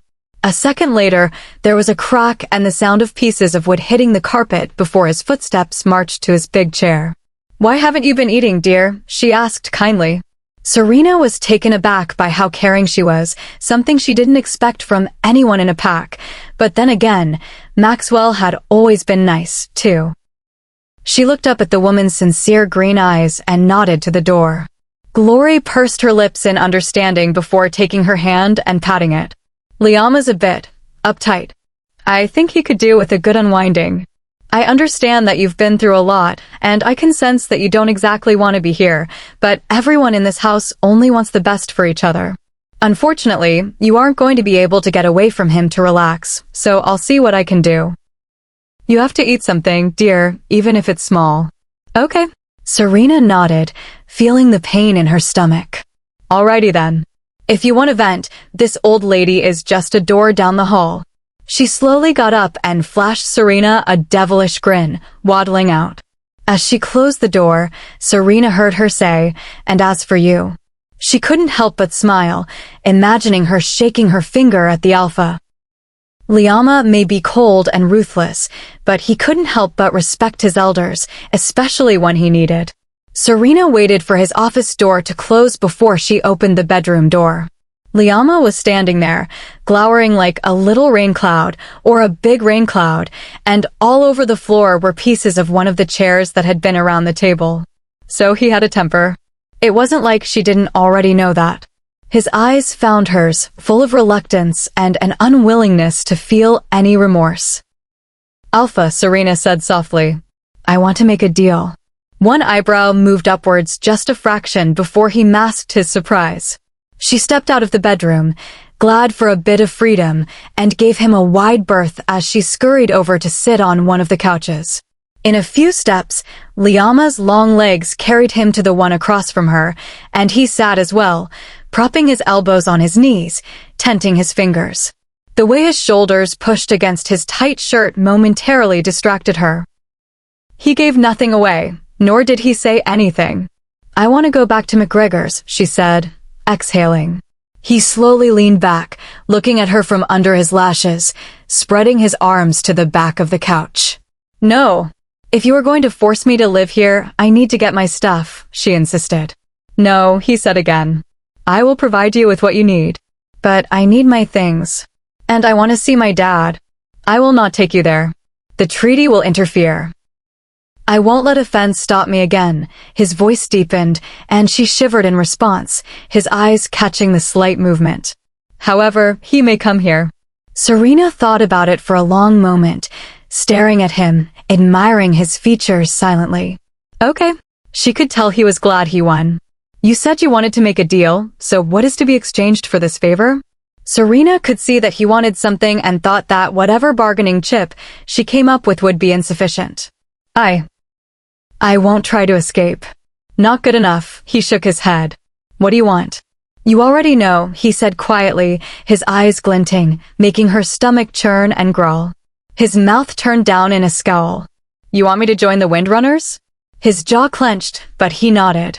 He really wanted her to accept him as his mate, but she couldn't do that. Her breathing accelerated as she waged an internal battle. If she joined the pack and they turned out to be as she feared, she could always leave again. After all, she had been a rogue almost her entire life. If they were mostly like Glory, Maxwell, and even Katrina, then it would be bearable to live there in exchange for McGregory's protection. She could always find a way to avoid Liama once she had freedom to roam the house and territory. My dad will be safe? He nodded again, deadly serious. You have my word, as an alpha. Trust is earned, not given, she threw back at him, watching those blue eyes narrow. He had somewhat liked the intelligence of her quick reply, even if it was disrespectful. Her heart raced in terror at what she was about to say, and Liama looked on guardedly, as though she might faint again. "Okay," she said. I'll do it, the initiation. But I am doing it for McGregory." "Very well," he replied, emotionlessly. He held out his hand, and she stared at it, trembling. Her hand slipped into his palm, instantly dwarfed as his gently closed around it. Electricity shot up her arm, and she marveled at just how much of an effect he had on her, secretly relishing in the feeling as it rushed throughout her, making her heart beat even more quickly. Her handshake was firmer than he expected, determined, but she withdrew soon after, refusing to look at him. "Would you like to come with me to the kitchen?" "You can pick out something to eat," he said, hoping to change the subject to dispel the awkwardness. She swallowed nervously, glancing at the double doors. "It's very late, about 1. Nobody will be awake," he murmured. Serena sighed and nodded, standing with him. "Stay here," he said, moving into his bedroom. The rustling of clothes followed, and she blushed when she realized he was undressing. "If my human presence causes you too much anxiety to eat, that is something I can fix." There was the unmistakable shiver of air as he shifted, and then he reappeared in his hauntingly beautiful wolf form, his coat like midnight. Serena found herself relaxing despite herself. His wolf did make her feel safe, even though his head came to her shoulder, and he could easily overpower her. She opened the door for him and wordlessly followed him into the hall. He led her through the huge, confusing house, largely devoid of sound except for snoring and the occasional voice behind a distant door, to the kitchen. Clearly, they had had their normal Friday or Saturday night party, for the counters were lined with solo cups, beer bottles, empty 2 liters, and puddles of sticky drinks. Liama took one look at the mess and groaned, half embarrassed, half angry at his pack.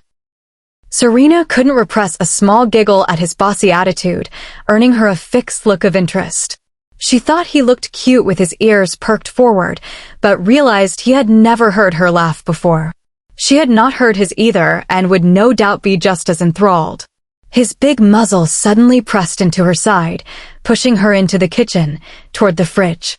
She stumbled forward, rubbing the tingling area, and spotted a tower of pizza boxes.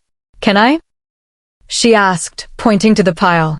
He sighed, wishing she would eat something healthier, and sat. With a shrug, she started rummaging through the boxes for the different types of pizza, stacking 4 pieces on a paper plate. She looked around for a moment before spotting the microwave and put them in. Though they were still warm, she wanted the cheese oozing all over. Serena noticed that in the living room, a few bodies were strewn over the couches, passed out, and the coffee table was also littered with bottles and cups. Suddenly, Derico walked into the kitchen, and his eyes widened when he saw her, his hands flying to either side of the doorway to block her escape. "What are you doing down here?" he whispered fiercely. "Does Liama know?" His eyes landed on the black wolf behind her. "Oh," he said, rubbing his head. Serena backed up into the counter, watching him carefully. The Alpha gave him some sort of look, and they spoke telepathically for a moment, a pack perk. "All right, well, you have a good night then, Serena," he said, tugging open the fridge and grabbing a beer before making a hasty escape. Liama sighed and sat back down, throwing her a look that just screamed, "Please excuse everyone in this house tonight. They are all so wasted." Again, she couldn't help the smile that crept onto her face. The Alpha's tail wagged in delight, and she had to turn away not to laugh at him and risk the fragile truce they had, pulling the pizza out of the microwave. His nose was on her again, as if he needed an excuse to do it, steering her out and back toward the stairs to his room. She sighed. It was back to his cave. He was sort of like a caveman, she thought. "Me Alpha, me take woman and put in cave. Alpha's woman." She shook her head, Liama growling softly because he couldn't know what she was thinking, and nudged her forward again. "Geez, what are you, a shepherd?" If looks could kill, he would have lost his mate. It only made him hurry her along faster, and he didn't let up until they were back in his office.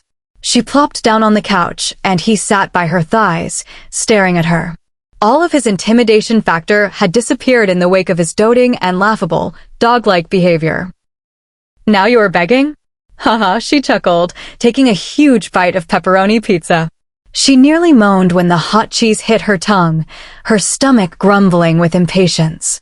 Within 5 minutes, she had 2 pieces down and was slowing slightly as she worked on the third. Liama whined slightly, and the corner of her mouth turned up. She pulled a pepperoni from a slice and held it over his head. He looked at her with absolutely no amusement and, in a flash, had stolen the rest of the piece from her hand and swallowed it after chewing ridiculously. "Hey," she cried, though it was mostly crust. His expression was clearly, "You won't even finish the fourth. I can eat it all." He groaned, glancing toward the bedroom as if to say that he was tired and she should hurry up. She ate half the piece before slowly looking over to him, because he was as tall as her when she was sitting down, to see that he looked incredibly smug. Serena held her stomach and sighed, handing the remainder over, watching it disappear behind his white teeth. She stood up and yawned, already being impatiently prodded towards the bedroom. When they entered, she realized that this was a different situation from last night. The black wolf waited unhappily as she brushed her teeth. I don't have any pajamas," she muttered, leaving the bathroom. Liama turned and trotted to his closet, returning a moment later with one of his large and, ironically black, t-shirts. Hiding behind the door, she slipped it on, exchanging it for what she wore. His shirt nearly went to her knees, and by the glint in his eyes coupled with his rumble of approval, she could tell that the sight of her in it pleased him greatly. Serena picked up her blanket and tried to go to the giant window seat to sleep, but was cut off by his huge body and a deep growl. His teeth grasped the bottom of her shirt, and she had to follow him to avoid exposing herself. "Fine," she snapped at him, sitting down on the unbelievably comfortable mattress and quickly covering her bare legs with the sheets that smelled of him. "But you sleep over there or something."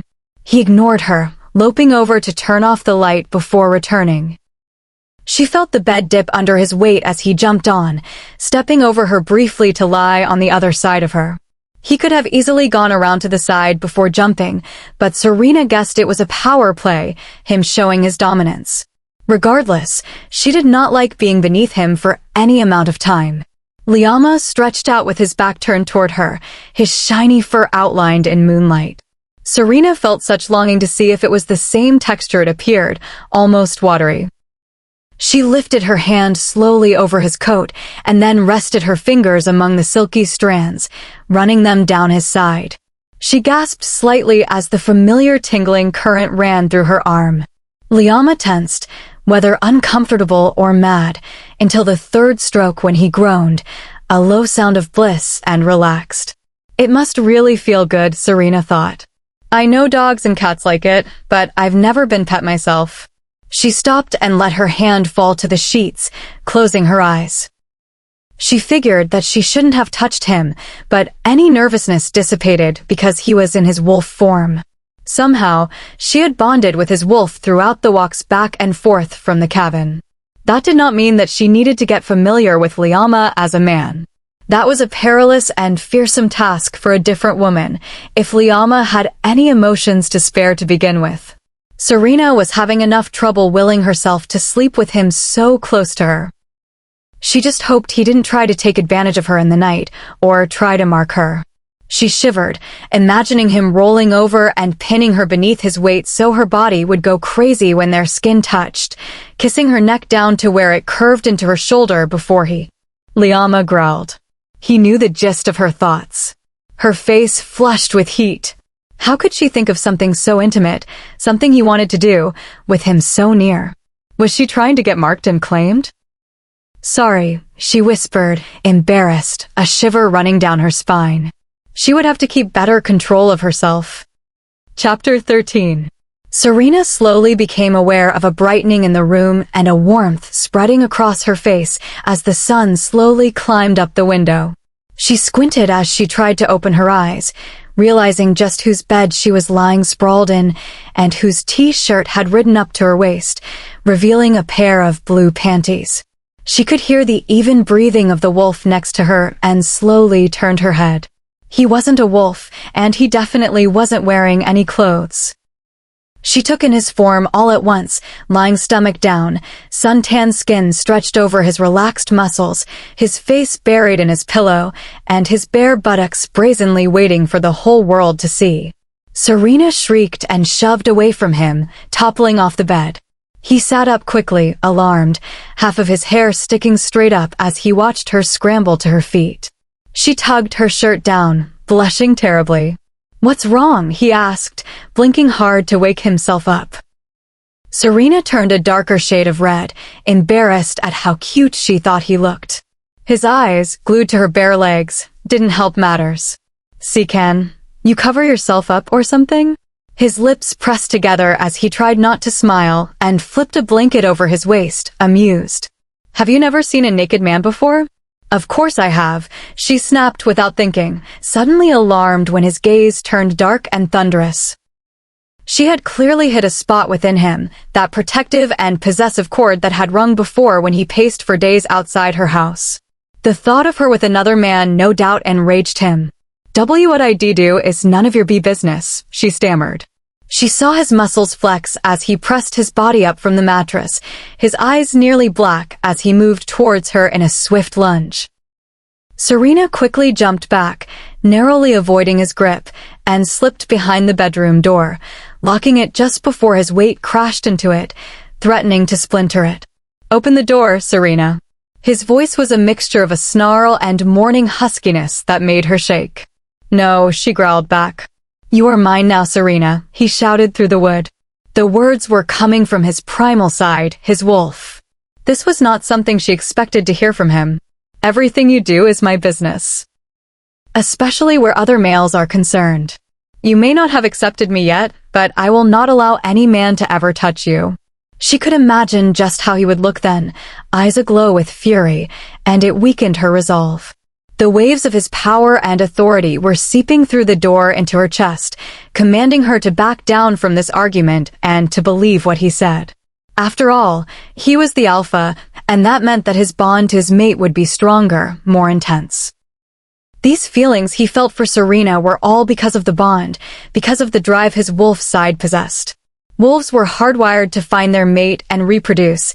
Anything that came between a male and his female, or a female and her pups, was as good as dead. Serena concluded that his body was simply clouding his mind and better judgment with its most rudimentary programming, that she was coming between him and his mate, and he didn't know how to react. But she couldn't think of removing the bond now, not while she stood in her underwear and a shirt. And it was not as though her own animalistic nature necessarily wanted to break the bond just yet. Serena didn't answer him and turned on the shower. She knew if she did, it would be some witty retort that she would instantly regret when the door exploded open and Liama came charging in to fulfill his earlier promise. She stepped in and instantly put the bar of soap to her neck, where weeks ago his teeth had gently raked over her skin. Just the thought sent goosebumps down her back that even the warm water couldn't stop. She scrubbed her scalp with shampoo and then conditioned the ends of her hair, shaving and contemplating if she was doing it for herself or because she knew he would see it. She stepped out only when she felt absolutely sterile, even wrapping a different towel around her body. With a sigh, she moved to the door only to realize that Liama was probably still in the bedroom and that there was likely no pile of clothes waiting for her. What was she going to do then? Stand in the bathroom all day? Serena procrastinated the inevitable by brushing her hair and then her teeth, but finally had nothing left to do with herself. With a silent curse and gritted teeth, she slowly opened the door and peeked out into the bright sunlit room. Liama, now clothed in jeans and a very attractive white button-down shirt that gripped his biceps and was rolled up to display his forearms, stopped his agitated pacing and wheeled around to watch her with his famous and emotionless expression. It appeared that she had really gotten to him with that one tiny defensive comment. He was frowning, but that wasn't abnormal. There was a tense moment of silence where he seemed to want to say something, but also waited for her to speak. I don't have any clothes," she muttered. He pointed absent-mindedly to his bureau. "I had Katrina buy some for you. There are more in the closet." He still wasn't giving anything away. Serena realized that she would have to cross the bedroom in only a towel and licked her lips, feeling his gaze upon the action. She felt the heat climb up her neck into her cheeks as she stepped towards him, fully aware that his eyes were raking over her form as she passed him, refusing to pay him any attention. Liama was having an internal battle. He wanted to apologize for yelling at her, but he was also obstinately convinced that he shouldn't have to. She was obviously his, whether she knew it or not. He had every right to tell her so. Hell, he had every right to grab her as she moved directly in front of him and use his weight to press her into the bed on her back and mark her as his own. The thought made his blood pump harder, and his hand curled into a fist as he leaned forward to do just that. Her soft scent alone was driving him absolutely mad, all vanilla and lilies, pure and sweet. No, he had to go slow with her. If he didn't, it would only prove her fears to be true. Liama watched her cautiously, sifting through the drawers, and caught a glimpse of the panties and bra she picked out and tried to hide under a folded pair of jeans. Immediately, he imagined her naked except for those small articles and nearly groaned from the tempest of lust it stirred in him. She seemed to sense it and glanced at him, her eyes widening slightly. He noticed that she always did that when his wolf was showing through. "Listen, if you are still mad," she began. "I am not," he replied quickly before she could say anything else. "I was wondering if you would want to have breakfast with the pack this morning." Instantly, her blush paled. Serena knew she absolutely did not want to go. At the same time, she needed Liama to trust her if she was to ever have any sort of freedom from his bedroom. If she were to live with the pack for McGregory's sake, shouldn't she meet them, if not only to dispel their curiosity about her? Still, the idea of being surrounded by 100 inquiring and big people made her swallow hard. She looked at the stoic man pleadingly and saw that his fists were clenched in anger, which only served to stress her out further. He clearly did not want to invite her. What about the initiation?" she asked, clutching the clothes to the towel over her chest. The Alpha put his hands in his pockets and a muscle flexed in his jaw. "We will talk about it after breakfast." She made a nervous little noise in her throat, and a tremble rolled through her with her desire to shift and run from her problems. "I will wait in my office for your answer," he said deeply. Serena stared at his sculpted back as he left, his shirt hanging from his shoulder blades. Why did he have to be so attractive? She dressed quickly and stood in front of the door to the office for an entire minute before she got up the nerve to open it. She knew both what she wanted to say and what she knew she had to say. Liama was sitting in his big chair, facing away as he stared out the window, so he had to swivel around to acknowledge her presence. His fingers were tented pensively, his elbows resting on the arms. "What did you decide?" he inquired. "Well," she stepped fully into the room. "I guess if I am going to be here for an extended period of time, then I had better meet some of the people who live here, too. I still don't trust you or your pack, and I'm not keen on being toted around like a new pet, but I have to believe that there are more kind people here like Maxwell, Katrina, and Glory. I will give them the benefit of the doubt, even if they didn't have it for me." He stared at her for a long time before nodding sharply and standing up. Liama was simply massive, and he never failed to intimidate her with his formidable size. He moved past her to the double doors, and she trotted after, following him down the hall and to the stairs, the din of many voices growing louder as they descended. With every step closer they came to the dining hall, the more Serena's anxiety grew, rising in her throat. She felt like a volcano about to erupt and prayed she didn't vomit in front of everyone. "Alpha," a tiny voice yelled. A small child crashed into Liama's leg, and he looked down in amusement. Serena recognized her as the little girl who had thought she was a dog and asked why she was covered in red. "Ghislaine," Liama said, rubbing her head. "I haven't seen you in days," she said dramatically, earning her a deep chuckle. Serena was fascinated with the sound. She had assumed him incapable of laughter. The girl's brilliant green eyes turned to Serena, and her nose scrunched up in confusion. "Who are you?" "This is Serena." "She is my mate," the Alpha answered, a serious look in his eyes. She looked back at her idol. Your mate. Since when? She isn't in our pack, she said. Serena is the rogue we found. She is trying to learn about our pack before she becomes a part of it. He gave her a quick glance. Serena smiled kindly down at Gilleen when her eyes turned to her again. But you will be in the pack, right? You have to. We have never had a Luna before. Serena looked to Liama in confusion, but his face was masked. She wouldn't be getting any answers from him. She assumed Gilleen meant that they had never had a Luna because she was only born when Liama was Alpha and he had never taken a mate. Your hair isn't red, she said abruptly. I was hurt, Serena replied awkwardly. Why? Gilleen, Liama said warningly. Because I am a rogue. But you aren't a bad rogue. Who hurt? Gilleen, Liama growled, silencing her. Serena gave him a stern look. Why don't you show me around? She suggested. Okay. If you like it, then you will stay, and you won't be a rogue anymore, and then you won't be hurt. Her little fingers wrapped around two of Serena's, and she dragged her toward the sound of all the voices. Serena did not look at Liama. She didn't want to see what expression he wore or if his muscles were tensed.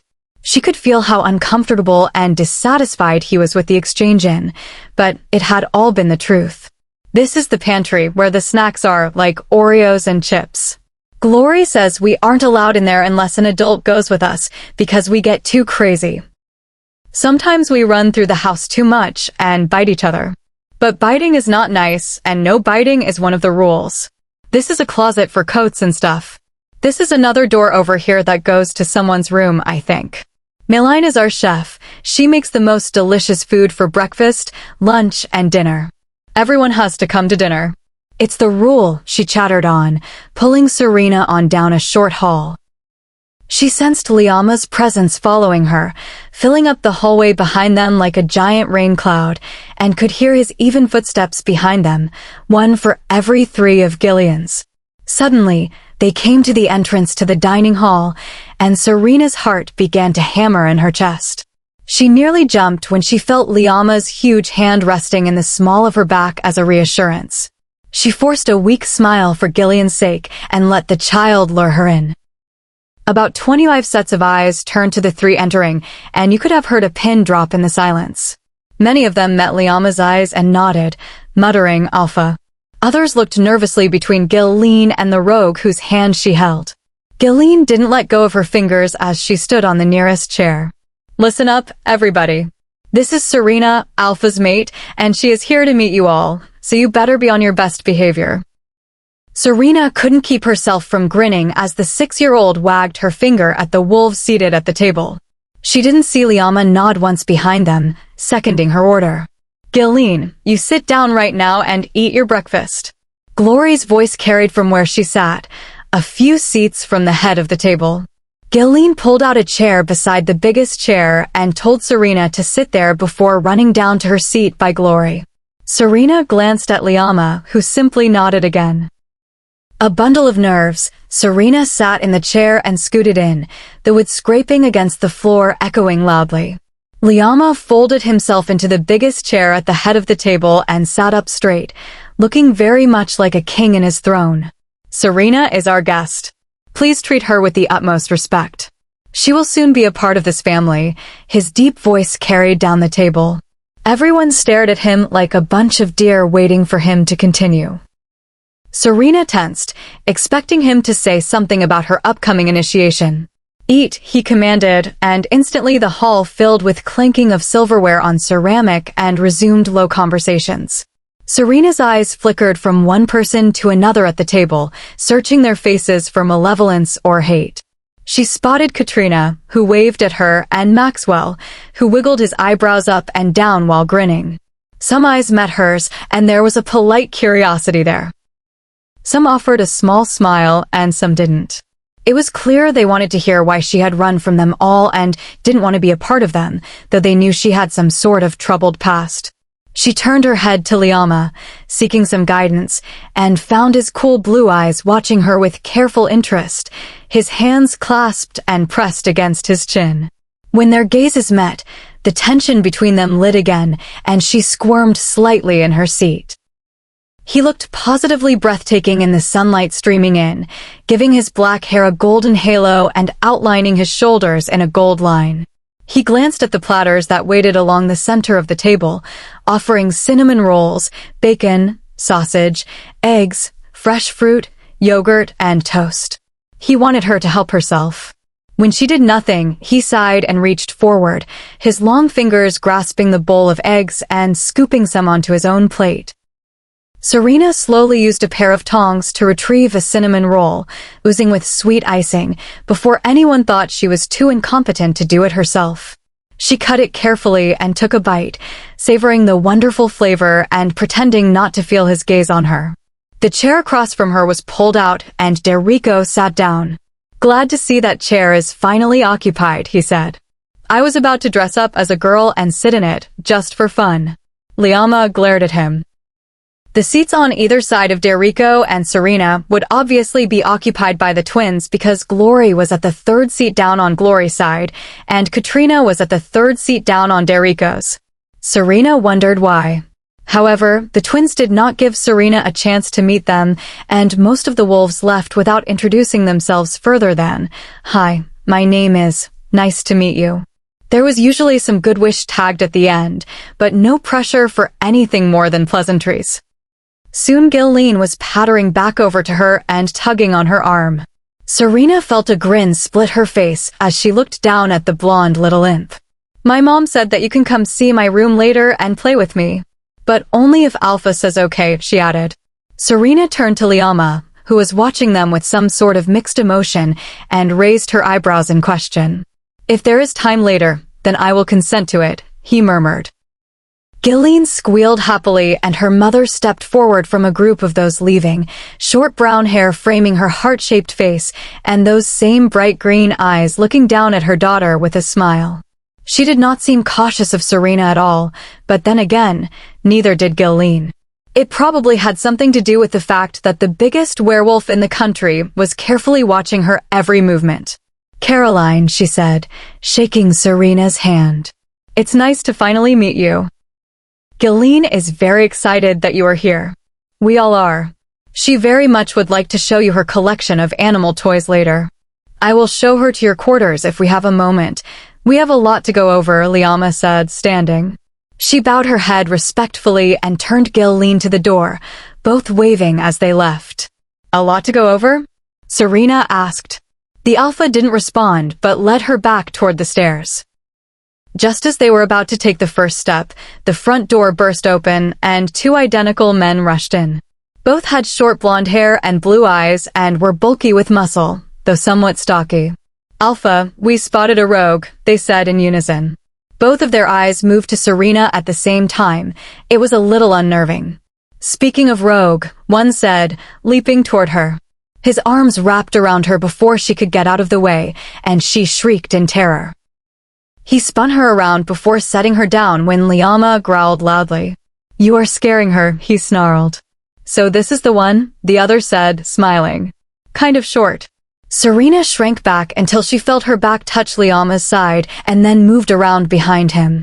She knew she looked like a coward, but their size and abrupt movements were intimidating her. "Your report," Liama said tersely. "Oh yeah, there was a male at our southeastern border. Only a rogue would cross it. We haven't had trouble from the red-toothed pack in years. He was about our size, brown and tan, brown eyes. He ran south when he saw us. Increase patrols along that border. Don't kill him. We will need to." He glanced down at Serena. "Question him." Then he turned and began to herd her up the stairs. "Where are you going?" "We want to meet her." "Not now," Liama grumbled. He ushered her into his office and shut and locked the doors. "I apologize for that. Everyone is quite enthusiastic about your presence here. Please sit." Serena did. "What do we need to talk about?" Her voice was hesitant. "The initiation. I wanted to explain how it proceeds. There are 3 main trials, each representing a core value of this pack. They are agility, cunning, and trust. We take pride in our pack members being healthy and able to run, swim, and have adequate endurance, as well as to be able to track and problem solve. We also want our members to have strong character and be trustworthy. All of these traits you will have to exemplify in order to become a member. Will I have to race you again? I wouldn't want to embarrass you in front of your pack, she grinned. He glowered at her, still sore from losing. No, you won't. If that were the case, you would also have to fight me, and we both know how quickly that would end, he smirked. Obviously, he was bigger and stronger than she. Yes, because with our size differences, it would hardly be fair, and you would look like a child molester. She couldn't help but giggle. That's the price I have to pay for having a dwarf as a mate, he shot back smugly. Serena narrowed her eyes at him. I guess that makes you a troll. They stared at each other for a moment until the mate pull began to set in, and they both felt a wave of desire ripple through them. He huffed. That isn't what I wanted to talk to you about. After you complete the trials, if you are successful, you will take an oath, and then you will have to establish a connection with the pack, through the Alpha. Me. What kind of connection? She asked warily. You would have to share blood. Serena swallowed loudly, her fear beginning to permeate the air. Liama looked sympathetic and pitiful. Serena, what is the cutting game? She hadn't expected him to ask that and racked her brain for any time that she had mentioned that. Oh. He had overheard her talking to herself on McGregory's land. The fact that he didn't already know confused her. Didn't all packs play the cutting game? Should she tell him? He would know her worst fear then. Serena inhaled. Well, it's when you give someone a task to complete, and if they don't do it in time, or to your liking, you cut them with a knife. You can do it if you are playing hide and seek and find the one hiding, or just if you are angry. She stared at the corner of his desk. Liama felt his molars grind together as his fingers broke through the wood in front of him. The thought that anyone had done such a thing to her, as a child no less, enraged him beyond measure. He wanted to kill them and make them suffer in each of their last seconds. He noticed how fearfully she looked at him now, holding chunks of his desk, and remembered her terror in the basement when he had moved to cut her free. Now he understood why she was so afraid of packs. What pack were you once a part of? He bit out. She waited a moment, wide-eyed. The Phoenix Pack, she answered.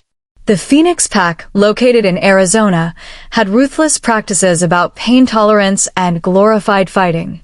They had all but been completely disbanded by neighboring packs for their cruelty, their members either tried by council or killed. Of any pack, she had to come from that one. You will be happy to know that they have been nearly wiped out for their transgressions. They cannot hurt anyone any longer. Now I understand your fear of my pack and me. The usual method of sharing blood is to cut the palm and clasp it together. I know you might be uncomfortable with this practice, and that is why I wanted to discuss it with you before I made any announcement. It would be easier for you if I simply marked you, he said, his eyes darkening. Serena sat a moment, deep in thought. If he marked her, she would be his. She would be able to feel what he felt and be able to speak with him. If he marked her, she might go into heat at any time, which would lead to him claiming her. Then, if something were to happen and the pack was just as she feared, there would be no way to run. He would find her anywhere. If she forged a blood bond with him, their mate bond would also increase, and who knew how long it would be before he marked her anyway. Her hands trembled fiercely in her lap, and she looked from him to the double doors. When he stood and moved to block her escape, she only shook harder, unable to control it now. Serena, he said. It was too late. She stood up and sprinted for the bathroom door, stripping her shirt off before she got there. She barely had enough time to get out of the rest of her clothes before she shifted. Chapter 14. Liama slowly entered the bedroom and found the fawn-colored wolf lying on the bed on her side. With a rustling of clothes, he also stripped and shifted, moving over to the other side of the bed to jump up and lie beside her. She watched him guardedly, though she felt herself relax with him so near. I'm not ready, she said sadly. He could feel her stress and fears hidden just under the surface. You may think me a coward, but I can't, not yet. I can't be your mate. I am clearly not Luna material, as you can see. How could I lead a pack when I can't even make a decision for myself? But if I don't choose, my dad will pay for it. She didn't know why she was talking out loud, well, in her head, but as a wolf, he could hear it as though she was. Maybe it was because she was comfortable with his wolf. I am not trying to break you, Serena, but I have been searching for you for years, and I cannot let you walk away. Whether you know it or not, this pack needs you. I didn't ask for this. He stared at her wordlessly. I only wanted to be left alone, she said sadly. It wasn't meant to be, he said. You were made to be with me, a part of my pack. Wolves are not meant to be alone. As my mate, you must be here. That is why I gave you such an easy alternative to the initiation. I am trying to make everything easy on you, Serena. If I had it my way, I would just mark you right now and be done with it. She put her head on her paws and stared out the window. You do not want to be my mate that much? He asked. I only want to be left alone. I can't give you what you want. He looked at her for a moment and then turned his head away. I will need your decision this evening. They sat in silence for a long time, even skipping lunch. Finally, he slid off the bed and turned and said, Gilleen would like to play with you. She waited for him to dress and wait in the office before she followed suit. They said nothing to each other and did not make eye contact as he took her to the apartments where Gilleen and her mother stayed. Serena knocked twice and the door flew open, Gilleen dragging her inside. Bye, Alpha, she said, shutting the door. The next few hours were the blissful escape from reality Serena had needed, Gilleen making up voices for all of her tiny plastic animal toys, from rabbits and farm animals to dinosaurs and sea creatures. Serena played dutifully along, helping her defeat the evil mastermind, Dr. T. Rex, and save all the baby animals. Are you and Alpha going to have a baby? She asked suddenly. Serena inhaled so sharply that she choked on her own spit and had a coughing fit before she could even consider answering. I don't think that is in the plan, sweetheart. Why not? Alpha loves you. He screamed when he couldn't find you and didn't smile the whole time you were gone. Serena rubbed her sweaty palms on her pants. She hadn't known that, but she guessed Liama had just been extremely angry. What do you think of Alpha? Is he good? Or is he bad like Dr. T. Rex? He is good. He is the Alpha. He makes sure everything is fair, and everyone does their share, she rhymed. Besides, he is my uncle. He makes sure my mom and I are okay. Why your uncle? My mom is his little sister. Why isn't she the Luna? Gosh, Serena. Don't be silly. Lunas are the Alpha's mate. The Wind Runners have never had one, she said. Liama built this pack out of several weaker ones years ago, Caroline said. Serena whipped her head around and saw Gillian's mother standing in the doorway. The last Luna anyone knew of was quite old and passed when her mate did. Some of the other packs were more like little clusters of wolves here and there. He has since united them all and implemented strong training programs to get us where we are today. See? Gilleen said. Never. Caroline chuckled. Why don't you put up your toys while I walk Serena back to Uncle's office? Okay. Bye, Serena. See you later, Gilleen, she replied, following Caroline out into the long hallway. He's not so bad, a little stern, but I'm sure if anyone can melt his icy exterior, it would be you, she said. My mate was killed by a rogue a few years ago. I will apologize for everyone's treatment of you when they first found you. Please know that having a mate is a blessing. I would do anything to have Christopher back. We are all so happy that you are here, and I hope you will give both Liama and the rest of us a chance to show you that we aren't the type of pack you are used to. She smiled sadly. Serena realized they were at Liama's double doors. I will, she whispered. Caroline gave her a gentle hug, and when she pulled away, Serena saw that one of the doors was open and the Alpha was standing there, as dark and expressionless as usual. Unsurprisingly, her body threw a fit. Thank you, Caroline. I will see you at dinner, he rumbled. Serena met his eyes and felt a chill run down her back as his presence seemed to pull her through the doorway as if by some magnetic force. She didn't think to fight it, her mind supple and empty of anything but him and his alluringly enchanting scent. She heard the click of the door behind her, but could not tear herself from his darkening gaze. The worst part was that she wanted him to lean forward and pull her into his arms, to kiss her as softly as he had the one time before when she had fainted. Had he even kissed her then? Or had it been an illusion of the lightheadedness? She felt her eyes wander to his mouth, turned down in a scowl, but still so kissable. How did it go? His deep voice cut right through her trance, and she blinked rapidly, feeling the blush creeping up into her cheeks. She saw the corner of his mouth turn up just slightly in a smirk. He knew exactly what he had done to her and was amused by her lack of self-control. Two could play at that game. It went well, she said smoothly, moving away from him. Gillian told me a lot about you. He looked suspicious. Like what? Was that a hint of insecurity? Serena couldn't help her grin as she turned toward the bedroom door. Oh, nothing. Liama's growl answered her question. Well, since you have enjoyed yourself so much already today, I guess there is no reason to ask if you wanted to see some of our territory before dinner. Serena's head whipped back around. The temptation to run freely outside was too great for her to pass up with a trivial pissing contest. But with the glint in his eyes, she knew that the game had turned back in his favor. Would the Alpha really let his rogue prisoner out of his impenetrable fortress? If my prisoner would stop being so cheeky, I would consider it. Besides, it's not like I would let you out of my sight, he growled protectively. PFT, she giggled. If you could even keep up. You'd have a hard time seeing through my dust. Serena saw his muscles bunch under his shirt, and he swiftly strode past her into the bedroom. If that is so, then I guess I should leave you here and go for a run myself. I wouldn't have to share all that fresh mountain air and land with anyone.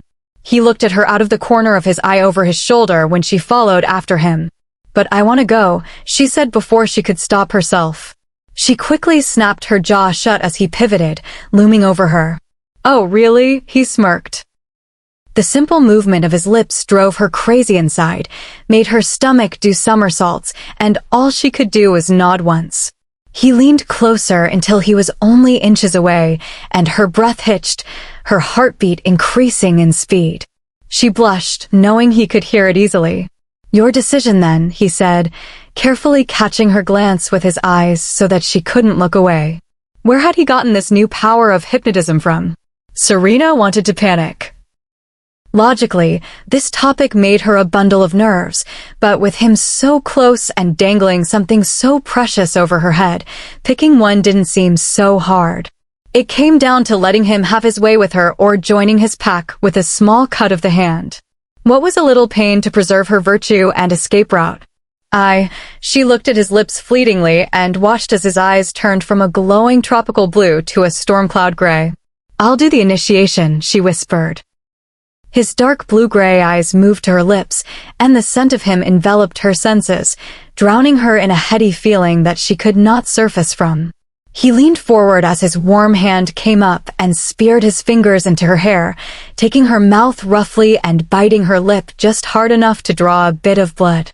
A jolt of pain and pleasure rocketed down her body, confusing her terribly as he pulled away just as quickly with a lazy grin. Dazed, she stepped back into the wall, trying to collect herself while she sucked on her stinging lip, pouting, but the sight of him grinning absolutely stunned her. He looked like a god. He was so handsome, and his devious smirk only added to the effect.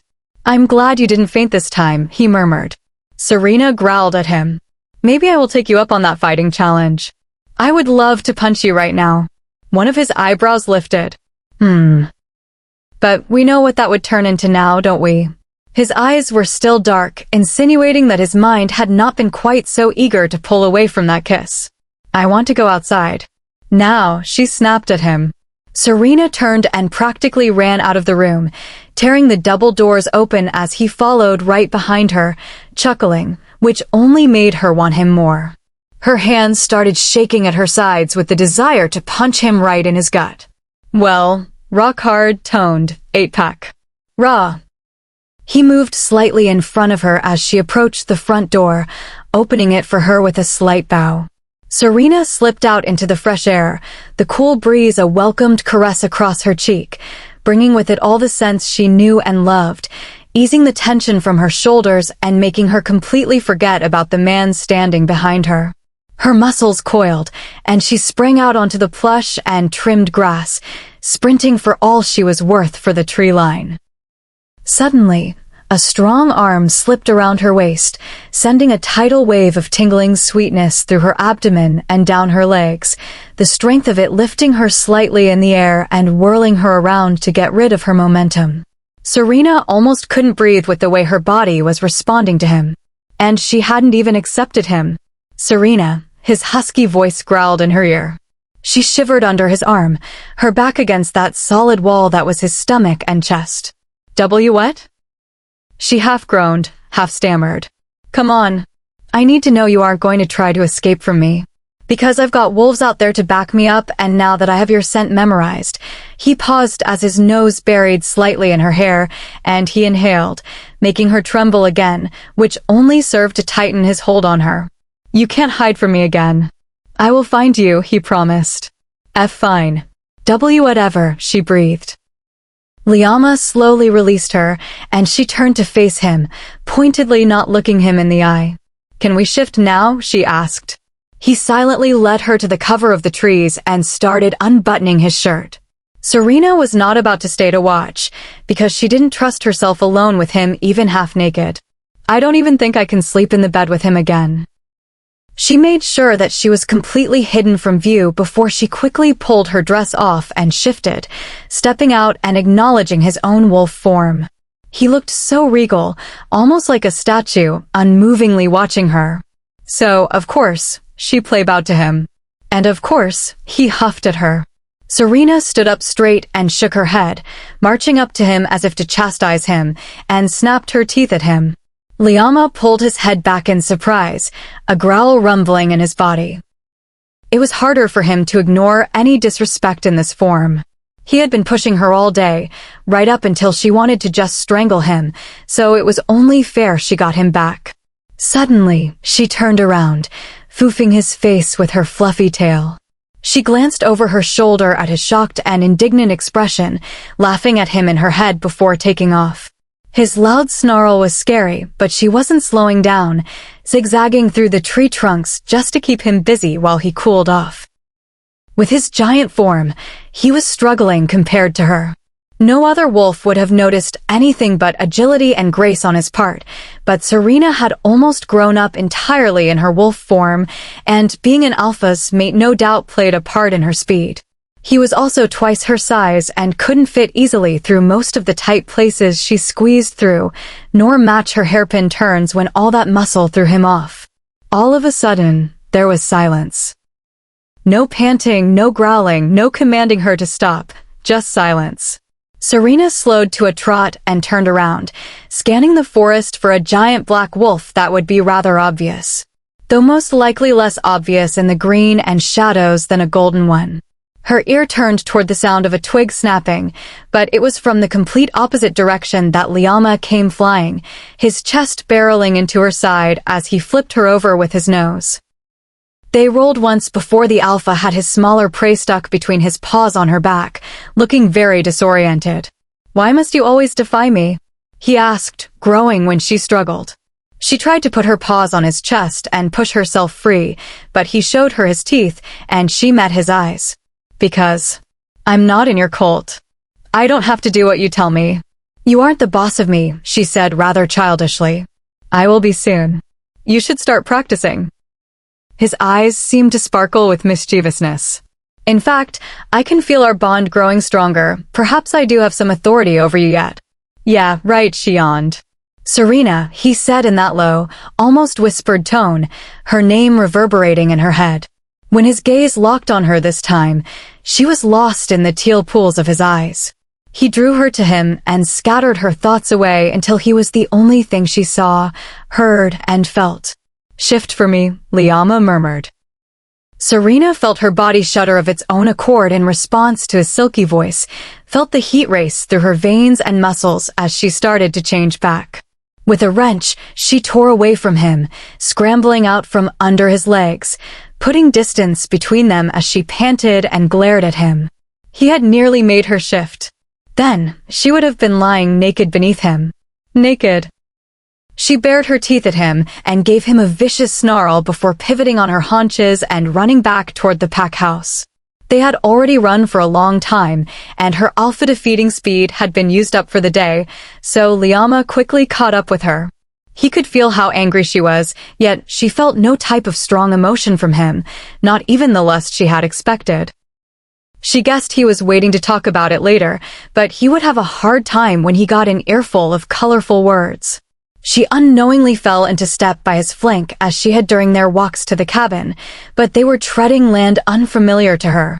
He dutifully guided her back to her clothes, and she had shifted and changed before he even had a chance to button his shirt.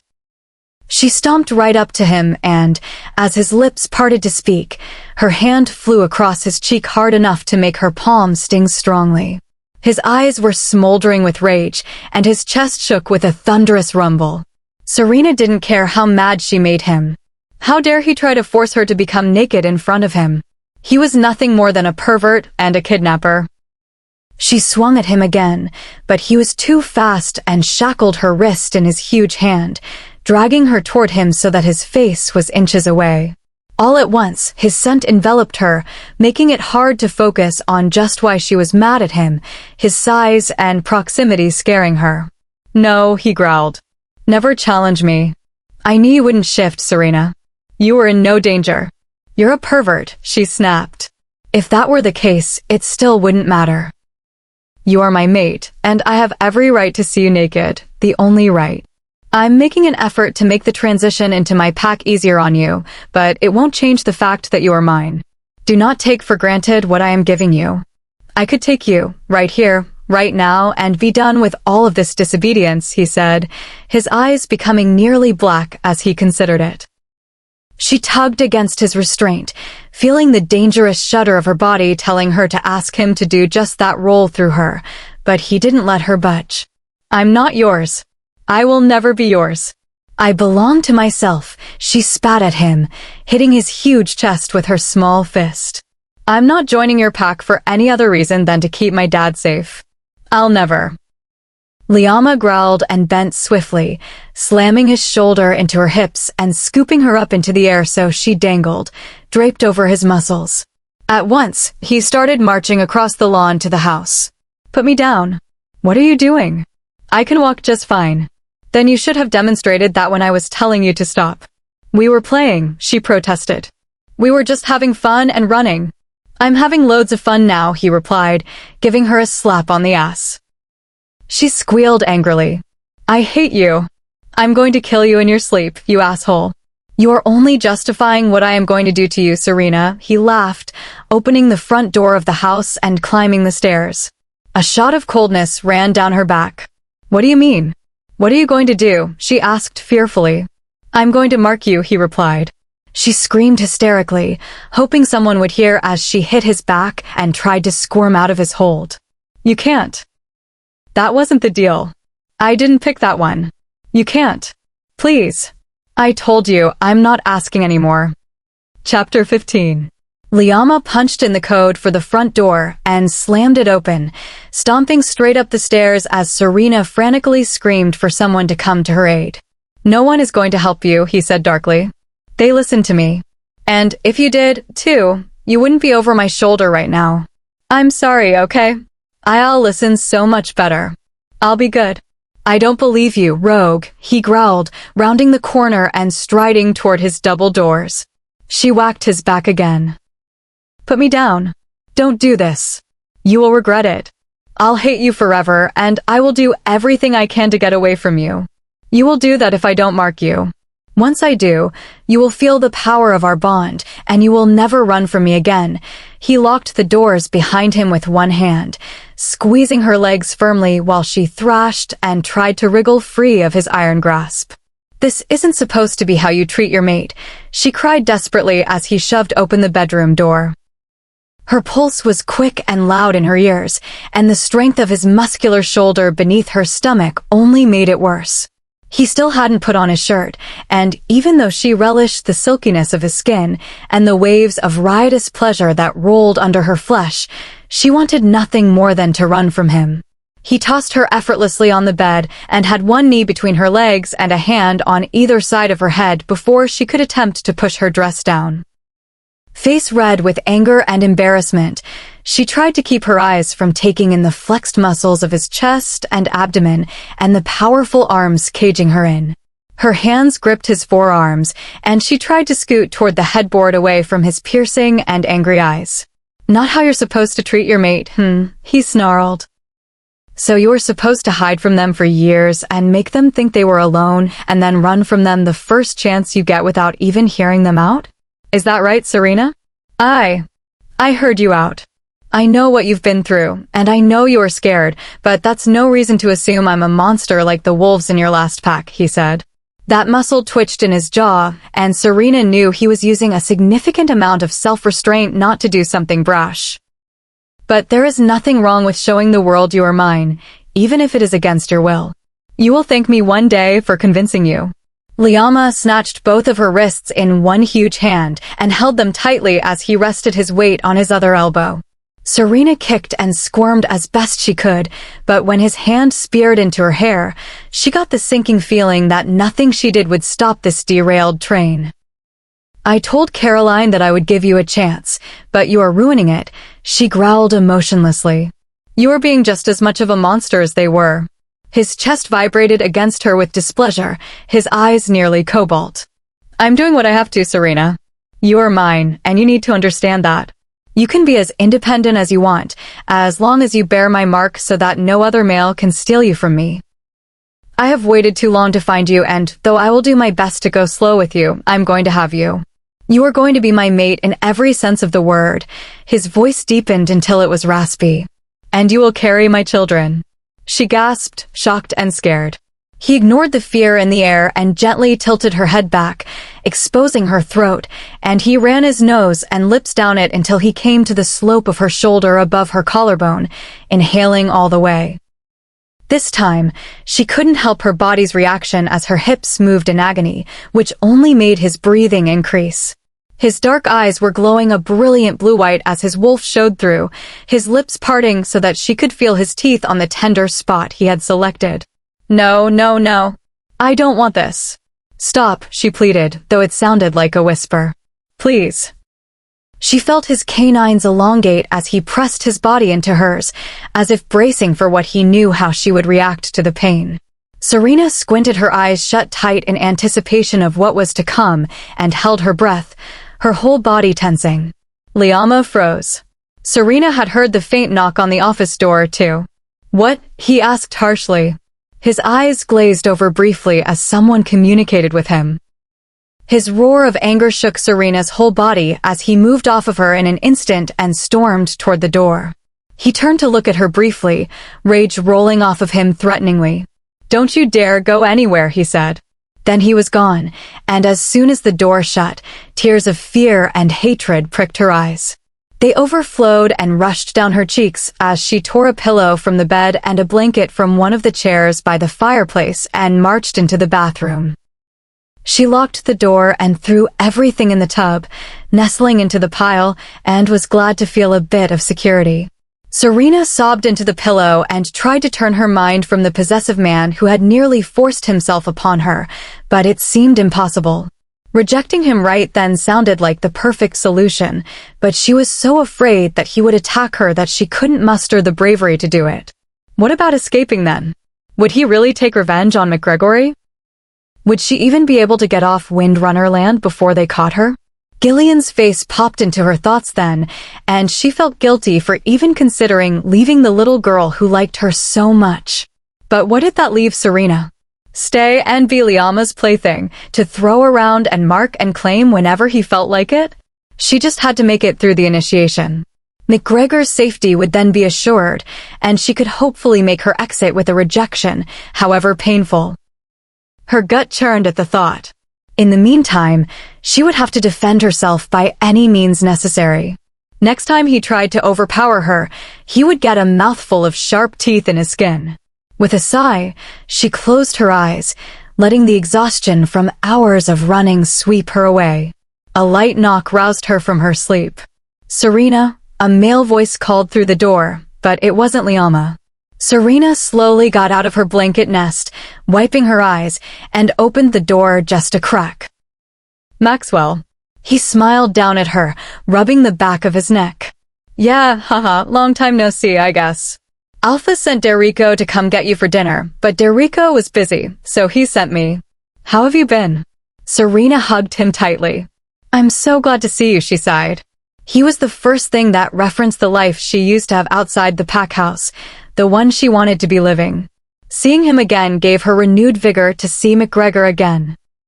Maxwell carefully hugged her and rubbed her back. Hey there.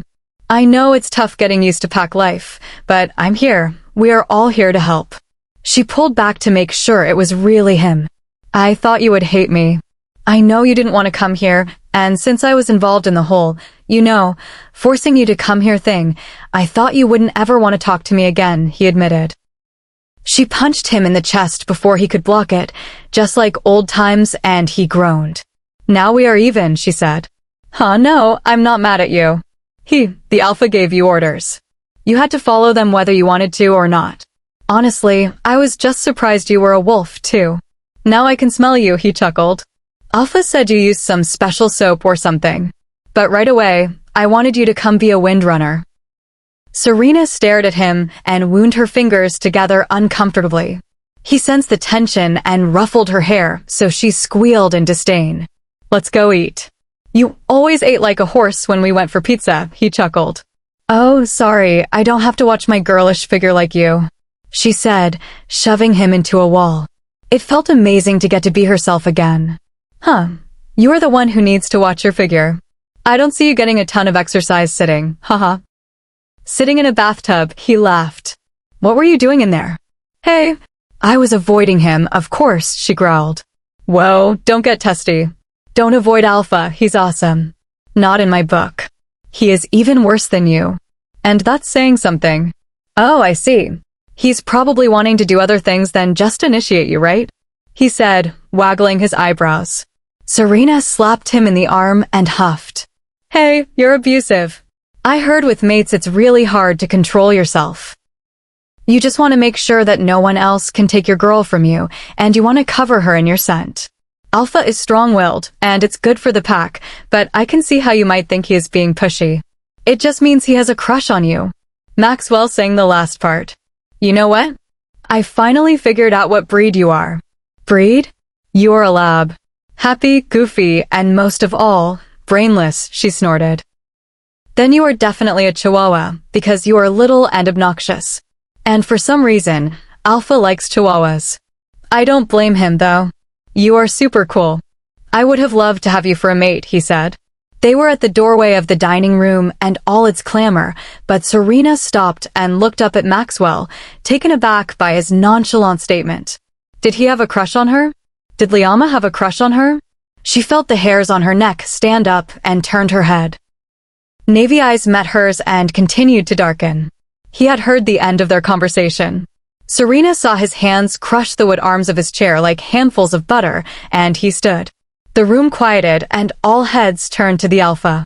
She recognized the expression he wore, and that was that there would be huge consequences if she didn't handle the situation perfectly. What she wanted to do was to shift and sprint back upstairs, but she knew she had to be cool and collected to make it out of this one. Every muscle in his body was flexed and tensed as he silently demanded that she leave Maxwell's side. She raised her chin a fraction and bravely moved over to him before anyone noticed enough to question Maxwell's intentions and pulled out her chair. She nodded calmly to the furious Alpha and took a seat, staring across at Derico's empty place.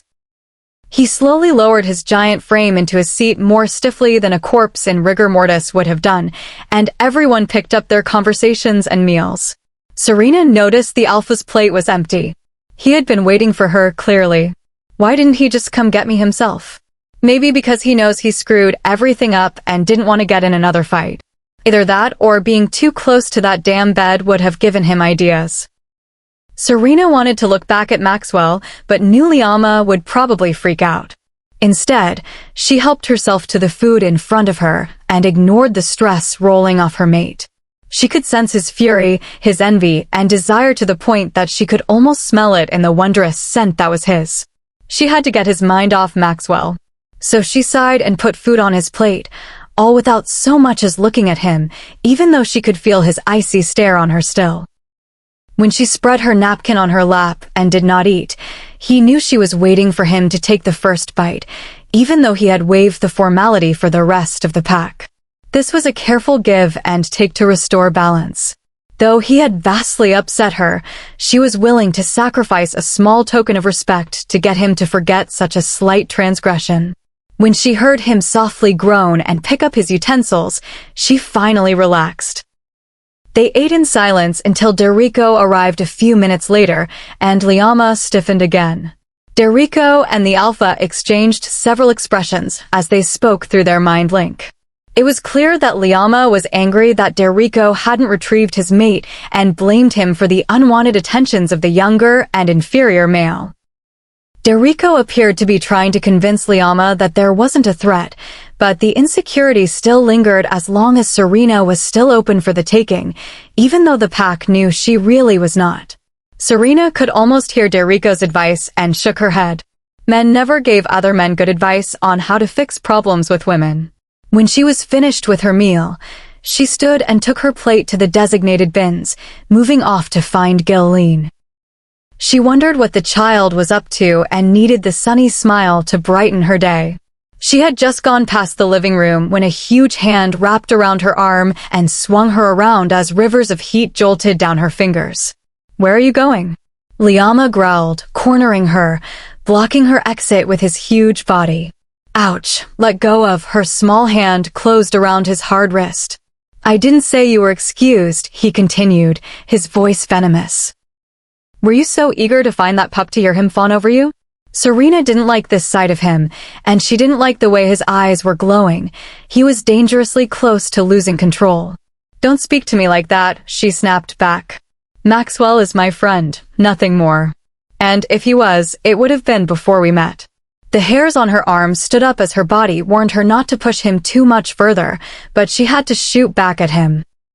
"Just like I don't inquire about your past romances and/or sex life, you can't inquire about mine." His snarl rattled her lungs and made her breath hurt. His fist jerked back and slammed into the wall, creating a huge and deep hole in the plaster. "You had sex with him," he roared. "No. If you would get your head out of your ass for once and listen when someone is talking to you, maybe something could get through your thick, possessive, overbearing, big bossy head." She hollered back at him, catching him off guard. The house was deathly quiet. "Maxwell is my friend. I was looking for Gilleen. And how dare you treat me like the dirt beneath your feet and accuse me of things I didn't do? I don't give a shit if you are an alpha. Hell, I wouldn't care if you were the president of the United States. If you want respect, work for it like everyone else." She finished, her chest heaving and her face red. He released her hand, and she rubbed it, pain lancing up her arm. She stormed by him and rushed upstairs without speaking to or looking at anyone, fighting tears the whole way as she kept her face strong. Once she got back into her makeshift bed, she lost control and cried until she couldn't anymore and fell asleep. Serena heard the faintest tapping, a noise that could barely pass for a whisper, but for some reason, her ears picked it up. She slowly opened her puffy eyes and was disoriented for a moment as she stared at the bathroom door from the other side. She noticed that the handle was hopelessly warped and broken as it dangled crookedly from its hole. How had she not heard him do that? How had he gotten her into his bed yet again? She wanted to growl at him, but that would mean she would have to roll over to face him, and she could hear his even breathing, telling her he was still out. She gritted her teeth against the desire to curl up against him, to feel how warm he was, and feel safe and protected. Inch by inch, she pulled herself from the sheets and walked into the bathroom without any sound. She scrubbed her face and brushed her hair, slipping into a loose batwing top and leggings before tiptoeing out of the bedroom into the office, where she could at least think with a clear head.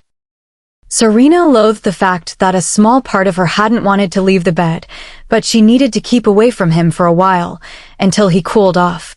She heard the tapping again and quietly moved to the double doors. Had it been a knock? She was about to whisper through the crack that they were locked, but realized she hadn't even tested them recently.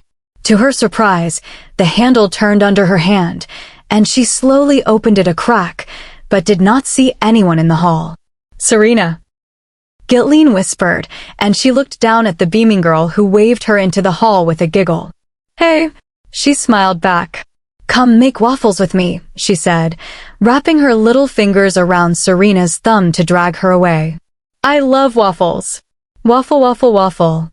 Only, I'm not allowed to use the stove yet, but maybe when I am bigger. Serena couldn't help but grin when they entered the enormous kitchen, and she smelled all the succulent odors of morning time. A rather stout woman with dark hair and a face weathered by 1,000 smiles turned to greet them. Good morning, Gilleen and Luna.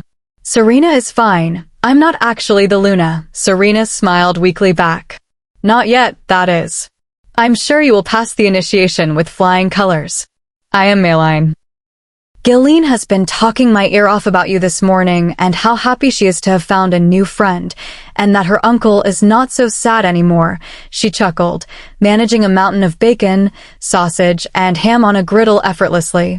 He was so sad before you came. Gilleen chirped. But not now. Now we are one big family, and you are my aunt, and we are having waffles. She stuck her fists in the air and struck a pose, and Serena laughed despite herself. It was true, if she did stay with Liama, Gilleen would be her niece. The thought warmed her heart. Here is the waffle batter, and the waffle iron is over here, Maline gestured to her left. Gilleen had specific instructions to wait until you came down to make the waffles. Oh, I almost forgot. Here is a bag of chocolate chips, white chocolate chips, and some blueberries to make different kinds if you want. Yes! Gilleen cheered, pushing over a chair so she could reach the counter. Actually, do you have any canned cinnamon rolls? Serena asked. Yes, I do, Maline said, disappearing into the pantry. She returned with 3 rolls, which would make almost 2 dozen. Serena thanked her and turned on the waffle iron. Get ready to see some magic, she told Gilleen, putting a cinnamon roll in each space instead of the batter. After a few minutes, she had a growing pile of cinnamon waffles with icing on top. Gilleen was amazed. Then she let Gilleen pour the batter into the slots and put on chips or blueberries as she wished.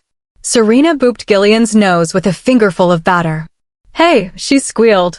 I get to do it to you now, the little girl declared, poking her in the cheek with some icing. Simba.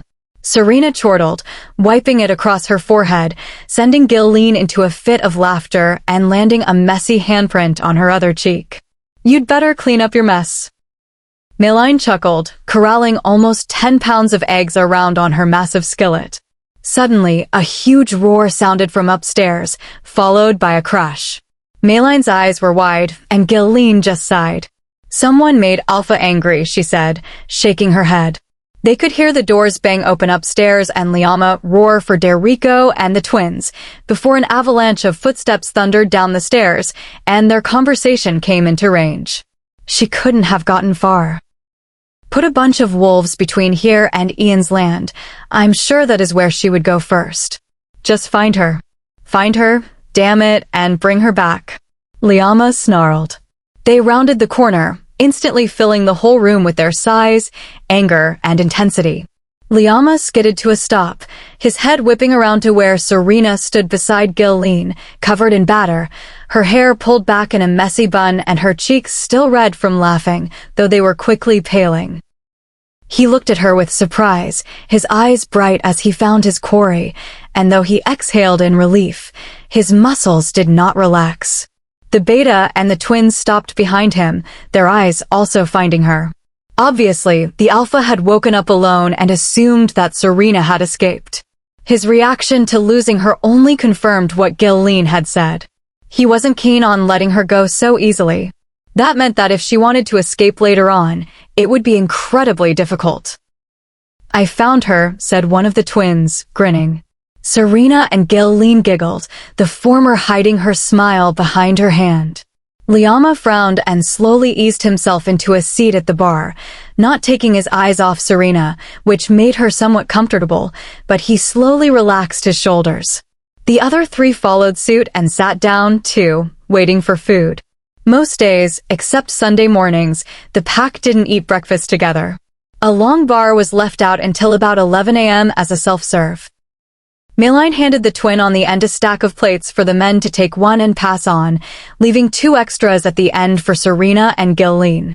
Serena asked the girl what kind of waffle she wanted, to which she demanded one of each, inciting hungry cries from the boisterous twins and Enrico for their own special requests. Serena served them without complaint, stopping in front of the man who still had yet to remove his gaze from her. She shivered, and it only made his eyes glow brighter. How did he have such an effect on her? And for you? He reached out, and she thought he was going to take the giant pan she held, but instead his finger rose to her cheek, and he wiped the icing off with his thumb before putting it in his mouth. Serena felt the tingles curl across her cheek, followed by a blush. That, he said deeply. Serena glanced down the bar as she shakily put a few of the cinnamon roll waffles on his plate and saw that all three men were looking on with such interest. She could have sworn they were watching an intense football game. Liama cleared his throat, and they hurriedly looked away, shoveling food into their faces. Eggs, she forced out. Please, he said. Bacon?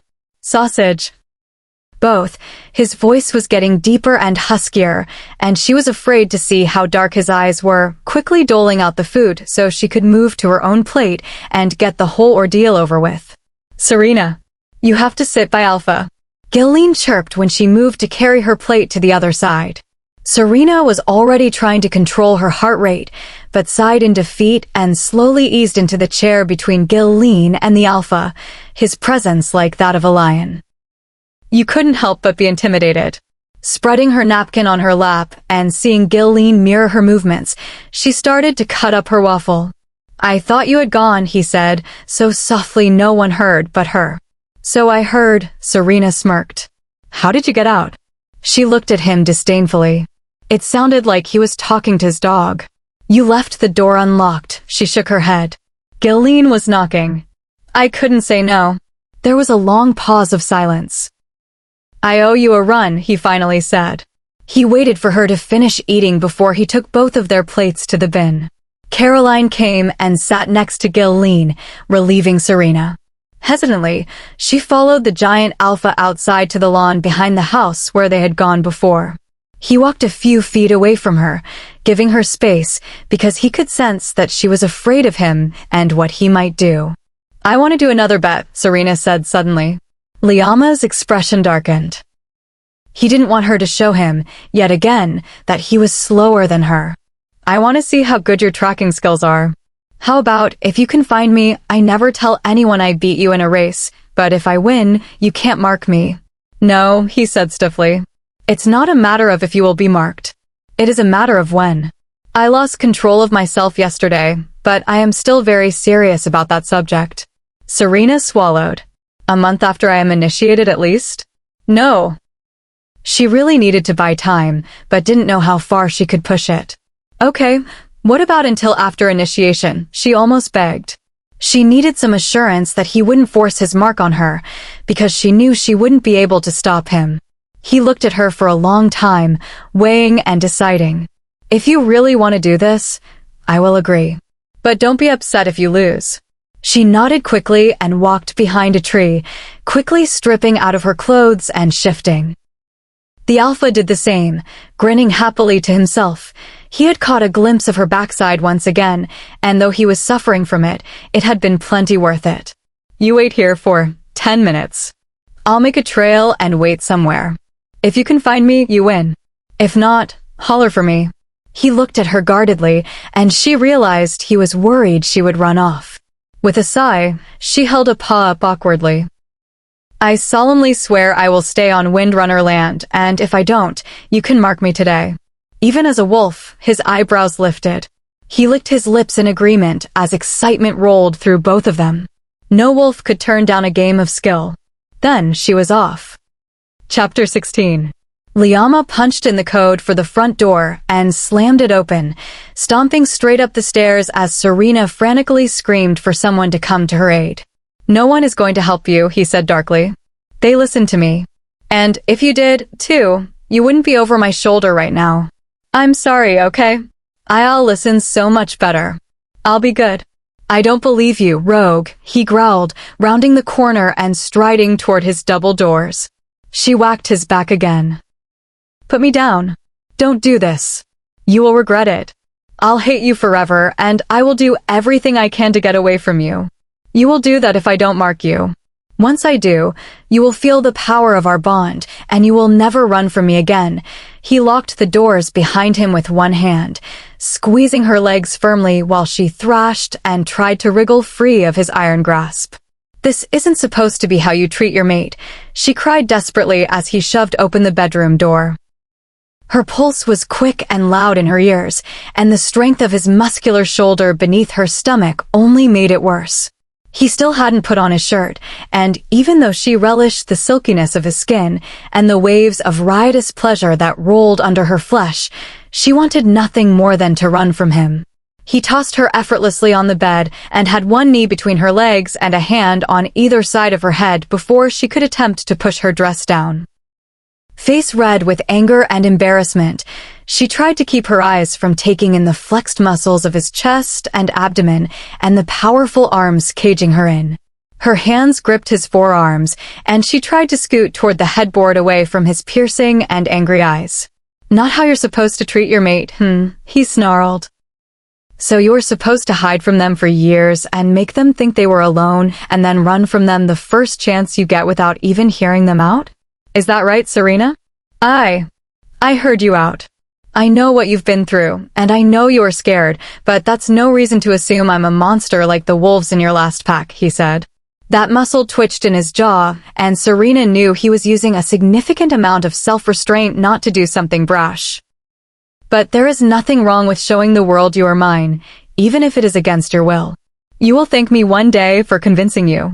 Liama snatched both of her wrists in one huge hand and held them tightly as he rested his weight on his other elbow.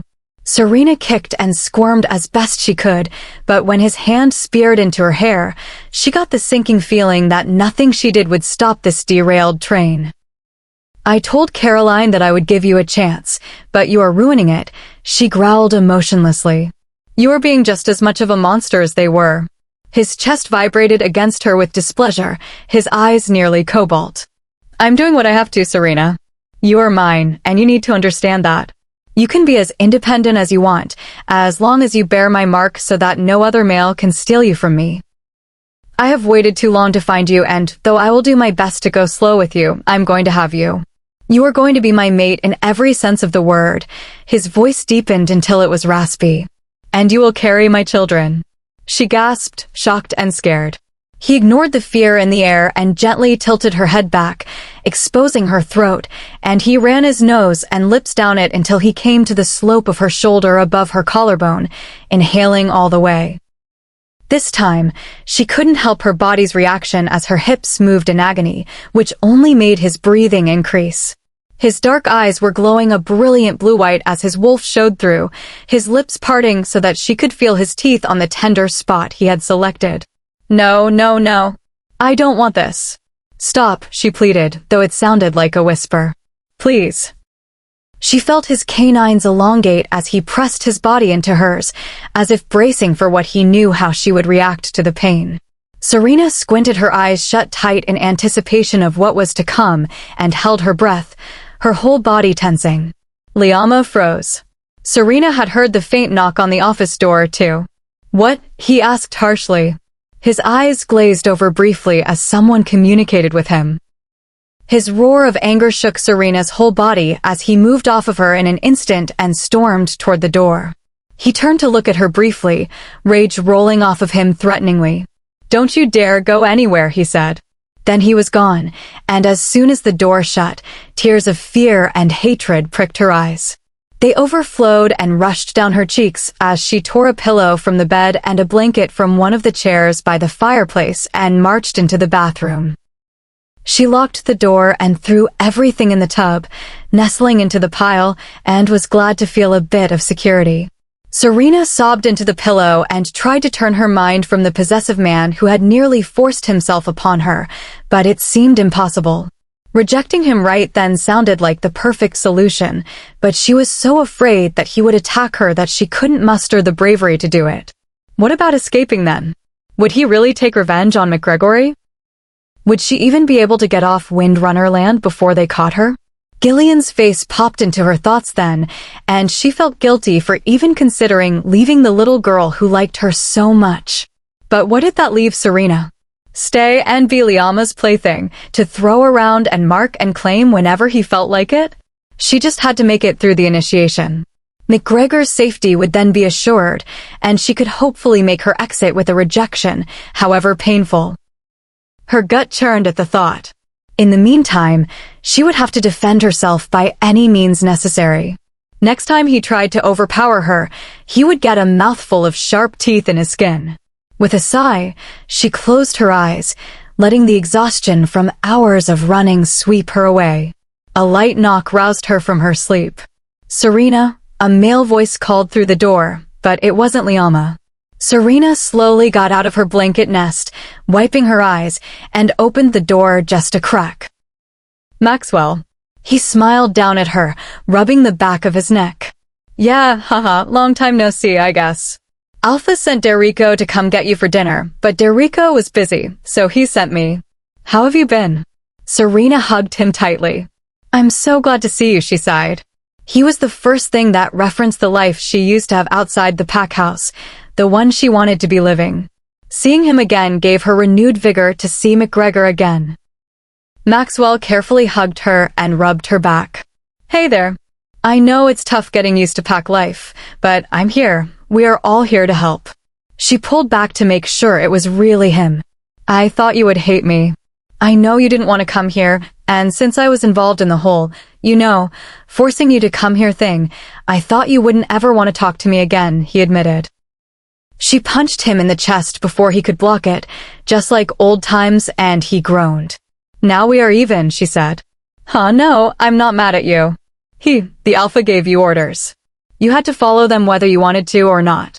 Honestly, I was just surprised you were a wolf, too. Now I can smell you," he chuckled. "Alpha said you used some special soap or something. But right away, I wanted you to come be a windrunner." Serena stared at him and wound her fingers together uncomfortably. He sensed the tension and ruffled her hair, so she squealed in disdain. "Let's go eat." "You always ate like a horse when we went for pizza," he chuckled. "Oh, sorry, I don't have to watch my girlish figure like you," she said, shoving him into a wall. It felt amazing to get to be herself again. "Huh, you are the one who needs to watch your figure. I don't see you getting a ton of exercise sitting, haha." Sitting in a bathtub, he laughed. "What were you doing in there?" "Hey." "I was avoiding him, of course," she growled. "Whoa, don't get testy. Don't avoid Alpha, he's awesome. Not in my book. He is even worse than you. And that's saying something." "Oh, I see. He's probably wanting to do other things than just initiate you, right?" he said, waggling his eyebrows. Serena slapped him in the arm and huffed. "Hey, you're abusive. I heard with mates it's really hard to control yourself. You just want to make sure that no one else can take your girl from you, and you want to cover her in your scent. Alpha is strong-willed, and it's good for the pack, but I can see how you might think he is being pushy. It just means he has a crush on you." Maxwell sang the last part. "You know what? I finally figured out what breed you are." "Breed? You're a lab. Happy, goofy, and most of all, brainless," she snorted. "Then you are definitely a chihuahua, because you are little and obnoxious. And for some reason, Alpha likes chihuahuas. I don't blame him, though. You are super cool. I would have loved to have you for a mate," he said. They were at the doorway of the dining room and all its clamor, but Serena stopped and looked up at Maxwell, taken aback by his nonchalant statement. Did he have a crush on her? Did Liama have a crush on her? She felt the hairs on her neck stand up and turned her head. Navy eyes met hers and continued to darken. He had heard the end of their conversation. Serena saw his hands crush the wood arms of his chair like handfuls of butter, and he stood. The room quieted, and all heads turned to the Alpha. She recognized the expression he wore, and that was that there would be huge consequences if she didn't handle the situation perfectly. What she wanted to do was to shift and sprint back upstairs, but she knew she had to be cool and collected to make it out of this one. Every muscle in his body was flexed and tensed as he silently demanded that she leave Maxwell's side. She raised her chin a fraction and bravely moved over to him before anyone noticed enough to question Maxwell's intentions and pulled out her chair. She nodded calmly to the furious Alpha and took a seat, staring across at Derrico's empty place. He slowly lowered his giant frame into his seat more stiffly than a corpse in rigor mortis would have done, and everyone picked up their conversations and meals. Serena noticed the Alpha's plate was empty. He had been waiting for her, clearly. Why didn't he just come get me himself? Maybe because he knows he screwed everything up and didn't want to get in another fight. Either that or being too close to that damn bed would have given him ideas. Serena wanted to look back at Maxwell, but knew Liama would probably freak out. Instead, she helped herself to the food in front of her and ignored the stress rolling off her mate. She could sense his fury, his envy, and desire to the point that she could almost smell it in the wondrous scent that was his. She had to get his mind off Maxwell. So she sighed and put food on his plate, all without so much as looking at him, even though she could feel his icy stare on her still. When she spread her napkin on her lap and did not eat, he knew she was waiting for him to take the first bite, even though he had waived the formality for the rest of the pack. This was a careful give and take to restore balance. Though he had vastly upset her, she was willing to sacrifice a small token of respect to get him to forget such a slight transgression. When she heard him softly groan and pick up his utensils, she finally relaxed. They ate in silence until Derrico arrived a few minutes later, and Liama stiffened again. Derrico and the Alpha exchanged several expressions as they spoke through their mind link. It was clear that Liama was angry that Derrico hadn't retrieved his mate and blamed him for the unwanted attentions of the younger and inferior male. Derrico appeared to be trying to convince Liama that there wasn't a threat, but the insecurity still lingered as long as Serena was still open for the taking, even though the pack knew she really was not. Serena could almost hear Derrico's advice and shook her head. Men never gave other men good advice on how to fix problems with women. When she was finished with her meal, she stood and took her plate to the designated bins, moving off to find Gilleen. She wondered what the child was up to and needed the sunny smile to brighten her day. She had just gone past the living room when a huge hand wrapped around her arm and swung her around as rivers of heat jolted down her fingers. "Where are you going?" Liama growled, cornering her, blocking her exit with his huge body. Ouch, let go of her small hand closed around his hard wrist. "I didn't say you were excused," he continued, his voice venomous. "Were you so eager to find that pup to hear him fawn over you?" Serena didn't like this side of him, and she didn't like the way his eyes were glowing. He was dangerously close to losing control. "Don't speak to me like that," she snapped back. "Maxwell is my friend, nothing more. And if he was, it would have been before we met." The hairs on her arms stood up as her body warned her not to push him too much further, but she had to shoot back at him. "Just like I don't inquire about your past romances and/or sex life, you can't inquire about mine." His snarl rattled her lungs and made her breath hurt. His fist jerked back and slammed into the wall, creating a huge and deep hole in the plaster. "You had sex with him," he roared. "No. If you would get your head out of your ass for once and listen when someone is talking to you, maybe something could get through your thick, possessive, overbearing, big bossy head." She hollered back at him, catching him off guard. The house was deathly quiet. "Maxwell is my friend. I was looking for Gilleen. And how dare you treat me like the dirt beneath your feet and accuse me of things I didn't do? I don't give a shit if you are an alpha. Hell, I wouldn't care if you were the president of the United States. If you want respect, work for it like everyone else." She finished, her chest heaving and her face red. He released her hand, and she rubbed it, pain lancing up her arm. She stormed by him and rushed upstairs without speaking to or looking at anyone, fighting tears the whole way as she kept her face strong. Once she got back into her makeshift bed, she lost control and cried until she couldn't anymore and fell asleep. Serena heard the faintest tapping, a noise that could barely pass for a whisper, but for some reason, her ears picked it up. She slowly opened her puffy eyes and was disoriented for a moment as she stared at the bathroom door from the other side. She noticed that the handle was hopelessly warped and broken as it dangled crookedly from its hole. How had she not heard him do that? How had he gotten her into his bed yet again? She wanted to growl at him, but that would mean she would have to roll over to face him, and she could hear his even breathing, telling her he was still out. She gritted her teeth against the desire to curl up against him, to feel how warm he was, and feel safe and protected. Inch by inch, she pulled herself from the sheets and walked into the bathroom without any sound. She scrubbed her face and brushed her hair, slipping into a loose batwing top and leggings before tiptoeing out of the bedroom into the office, where she could at least think with a clear head.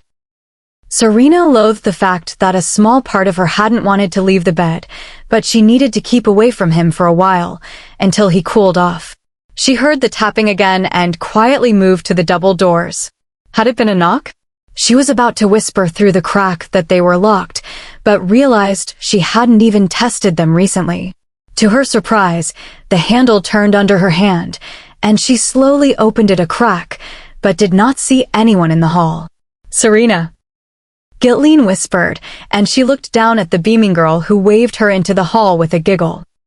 "Hey," she smiled back. "Come make waffles with me," she said, wrapping her little fingers around Serena's thumb to drag her away. "I love waffles. Waffle, waffle, waffle. Only, I'm not allowed to use the stove yet, but maybe when I am bigger." Serena couldn't help but grin when they entered the enormous kitchen, and she smelled all the succulent odors of morning time. A rather stout woman with dark hair and a face weathered by 1,000 smiles turned to greet them. "Good morning, Ghislaine. And Luna." "Serena is fine. I'm not actually the Luna," Serena smiled weakly back. "Not yet, that is. I'm sure you will pass the initiation with flying colors." "I am Maylene. Ghislaine has been talking my ear off about you this morning and how happy she is to have found a new friend, and that her uncle is not so sad anymore," she chuckled, managing a mountain of bacon, sausage, and ham on a griddle effortlessly. "He was so sad before you came," Ghislaine chirped. "But not now. Now we are one big family, and you are my aunt, and we are having waffles." She stuck her fists in the air and struck a pose, and Serena laughed despite herself. It was true, if she did stay with Liama, Ghislaine would be her niece. The thought warmed her heart.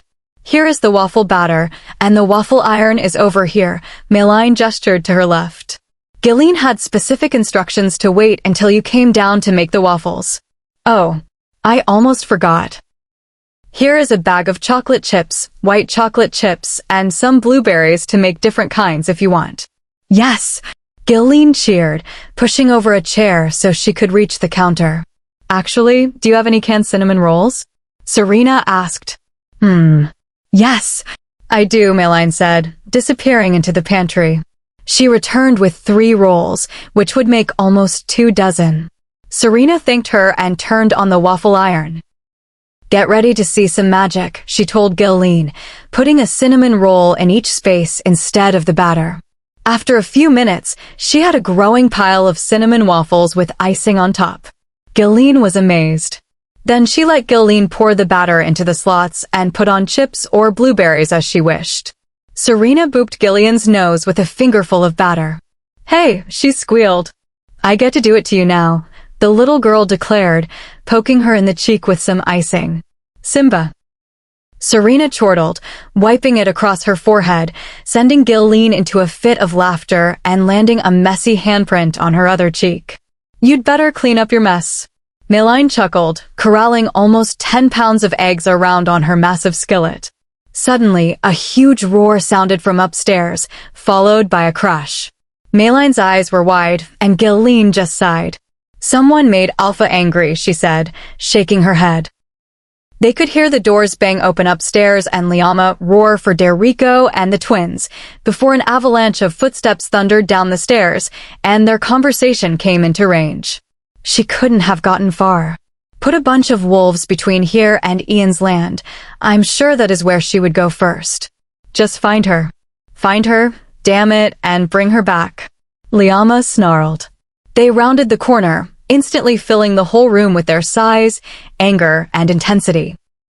Liama skidded to a stop, his head whipping around to where Serena stood beside Gilleen, covered in batter, her hair pulled back in a messy bun and her cheeks still red from laughing, though they were quickly paling. He looked at her with surprise, his eyes bright as he found his quarry, and though he exhaled in relief, his muscles did not relax. The beta and the twins stopped behind him, their eyes also finding her. Obviously, the Alpha had woken up alone and assumed that Serena had escaped. His reaction to losing her only confirmed what Gilleen had said. He wasn't keen on letting her go so easily.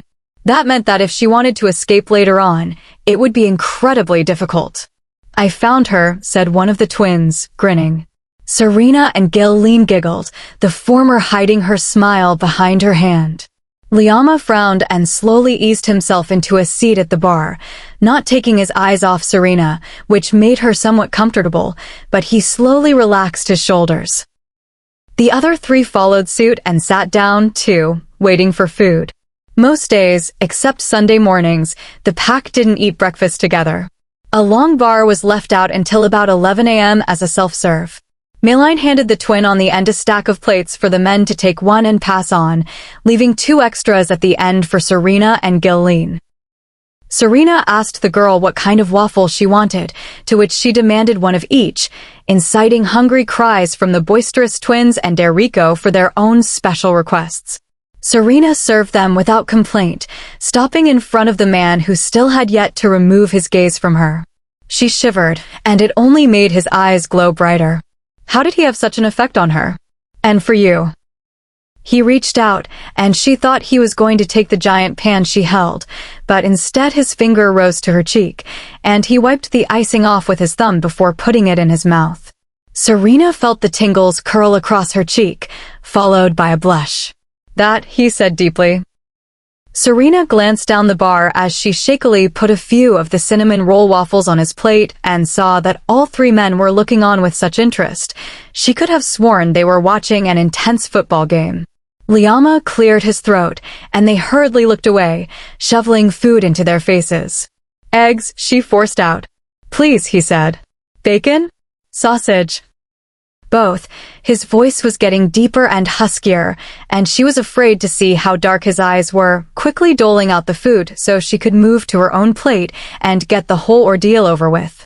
"Serena, you have to sit by Alpha," Gilleen chirped when she moved to carry her plate to the other side.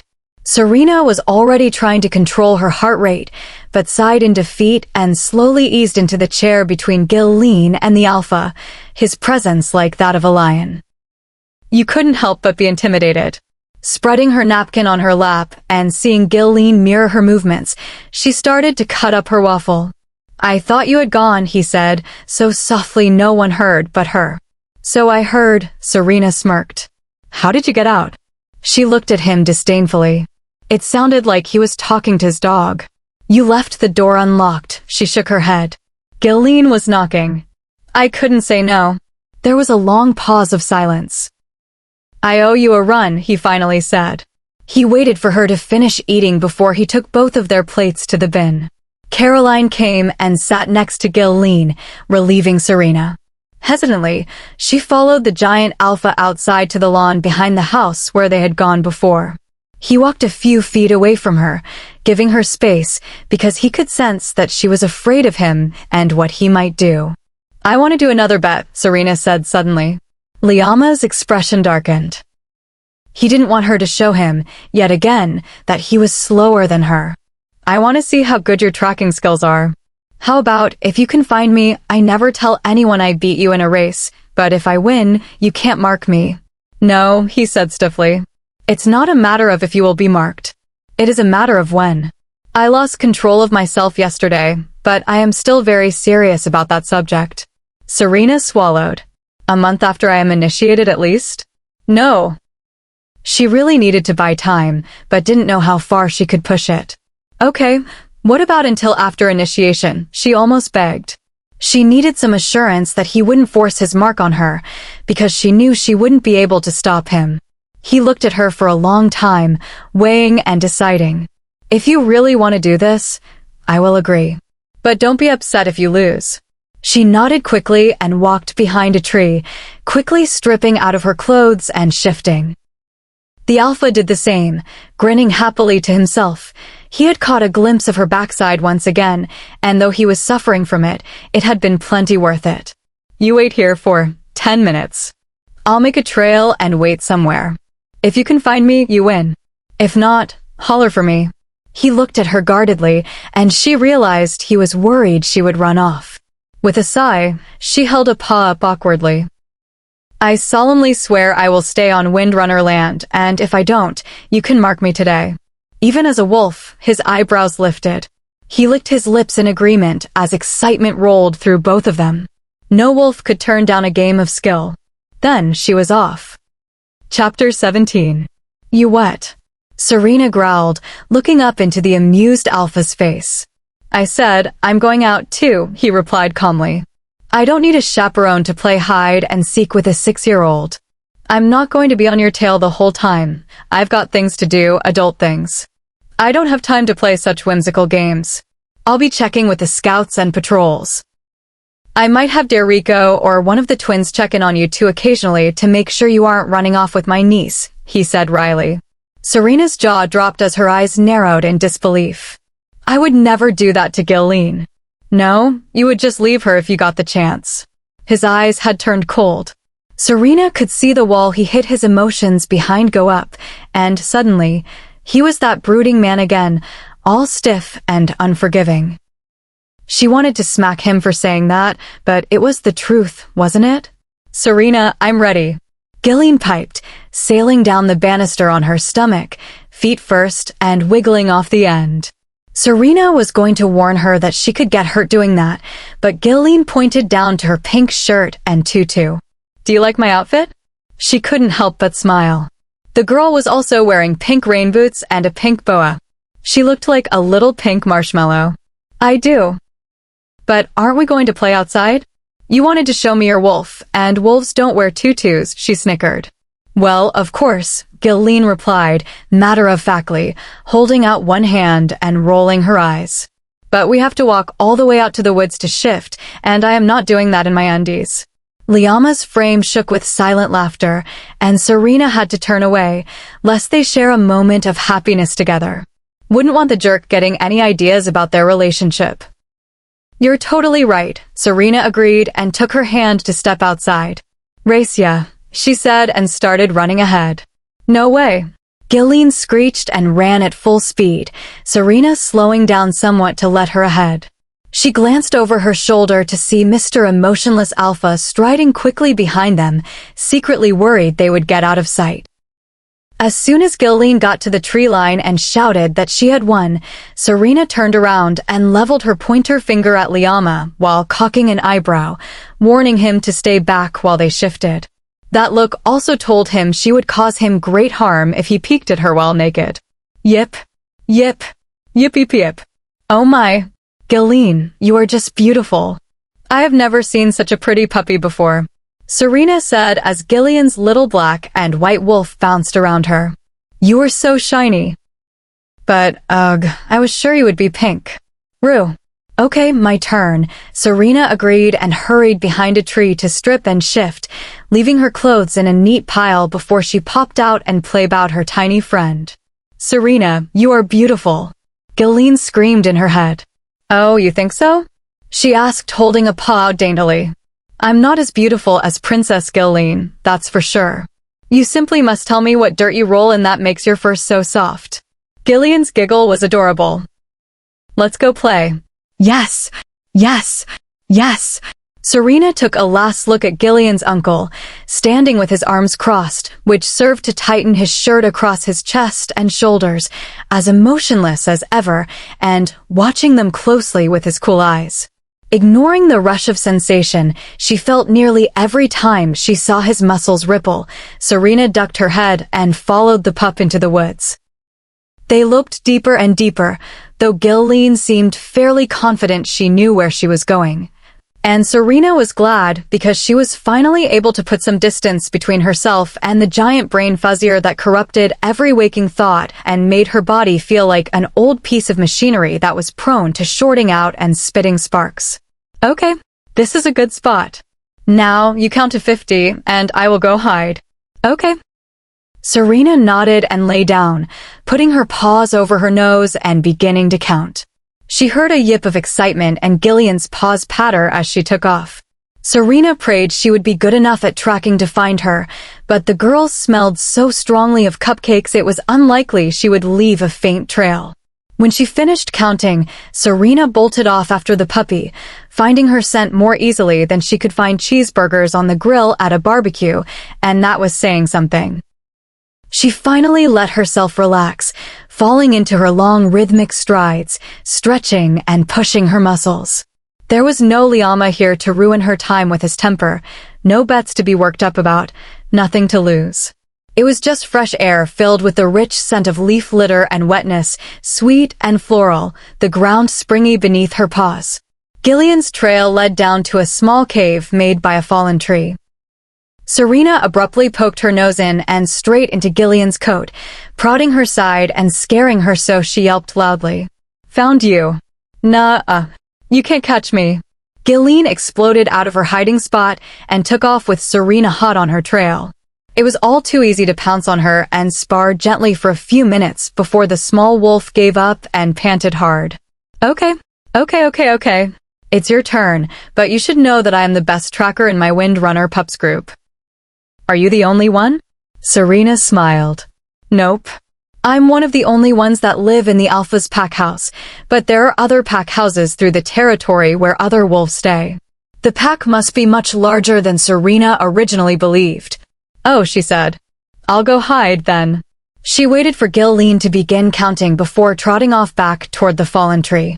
Gillian wouldn't suspect that, and it would hopefully be a challenge for her to practice her skills.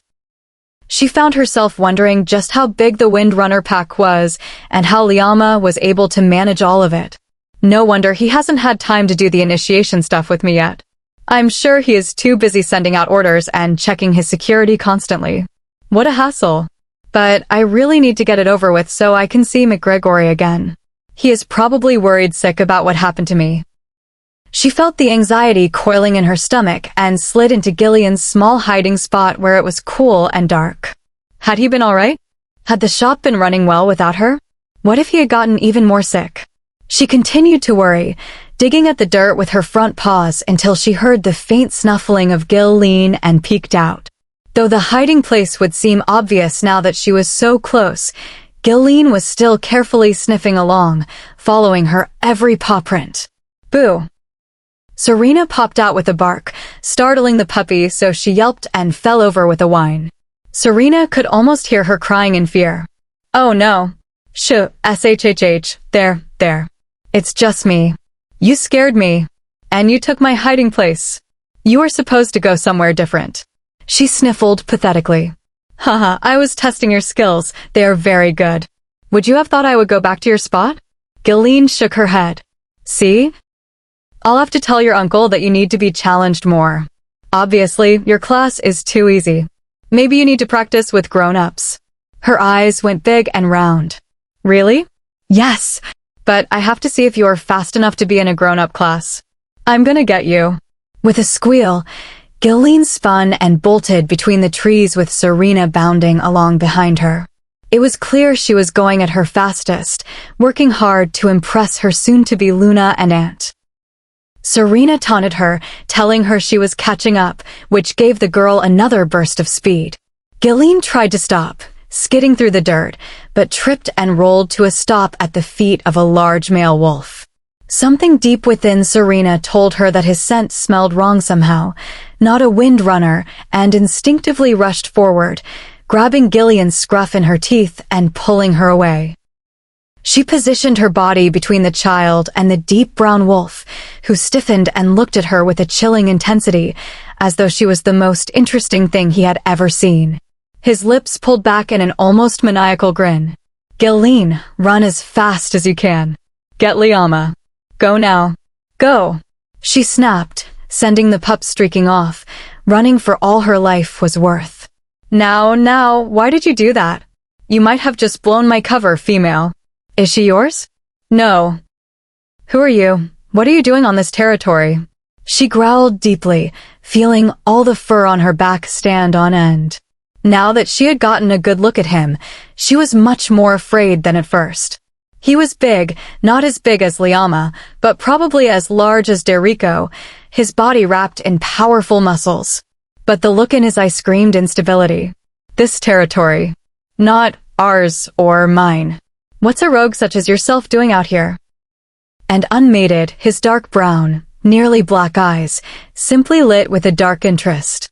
It was as if he had found what he had been searching for his entire life.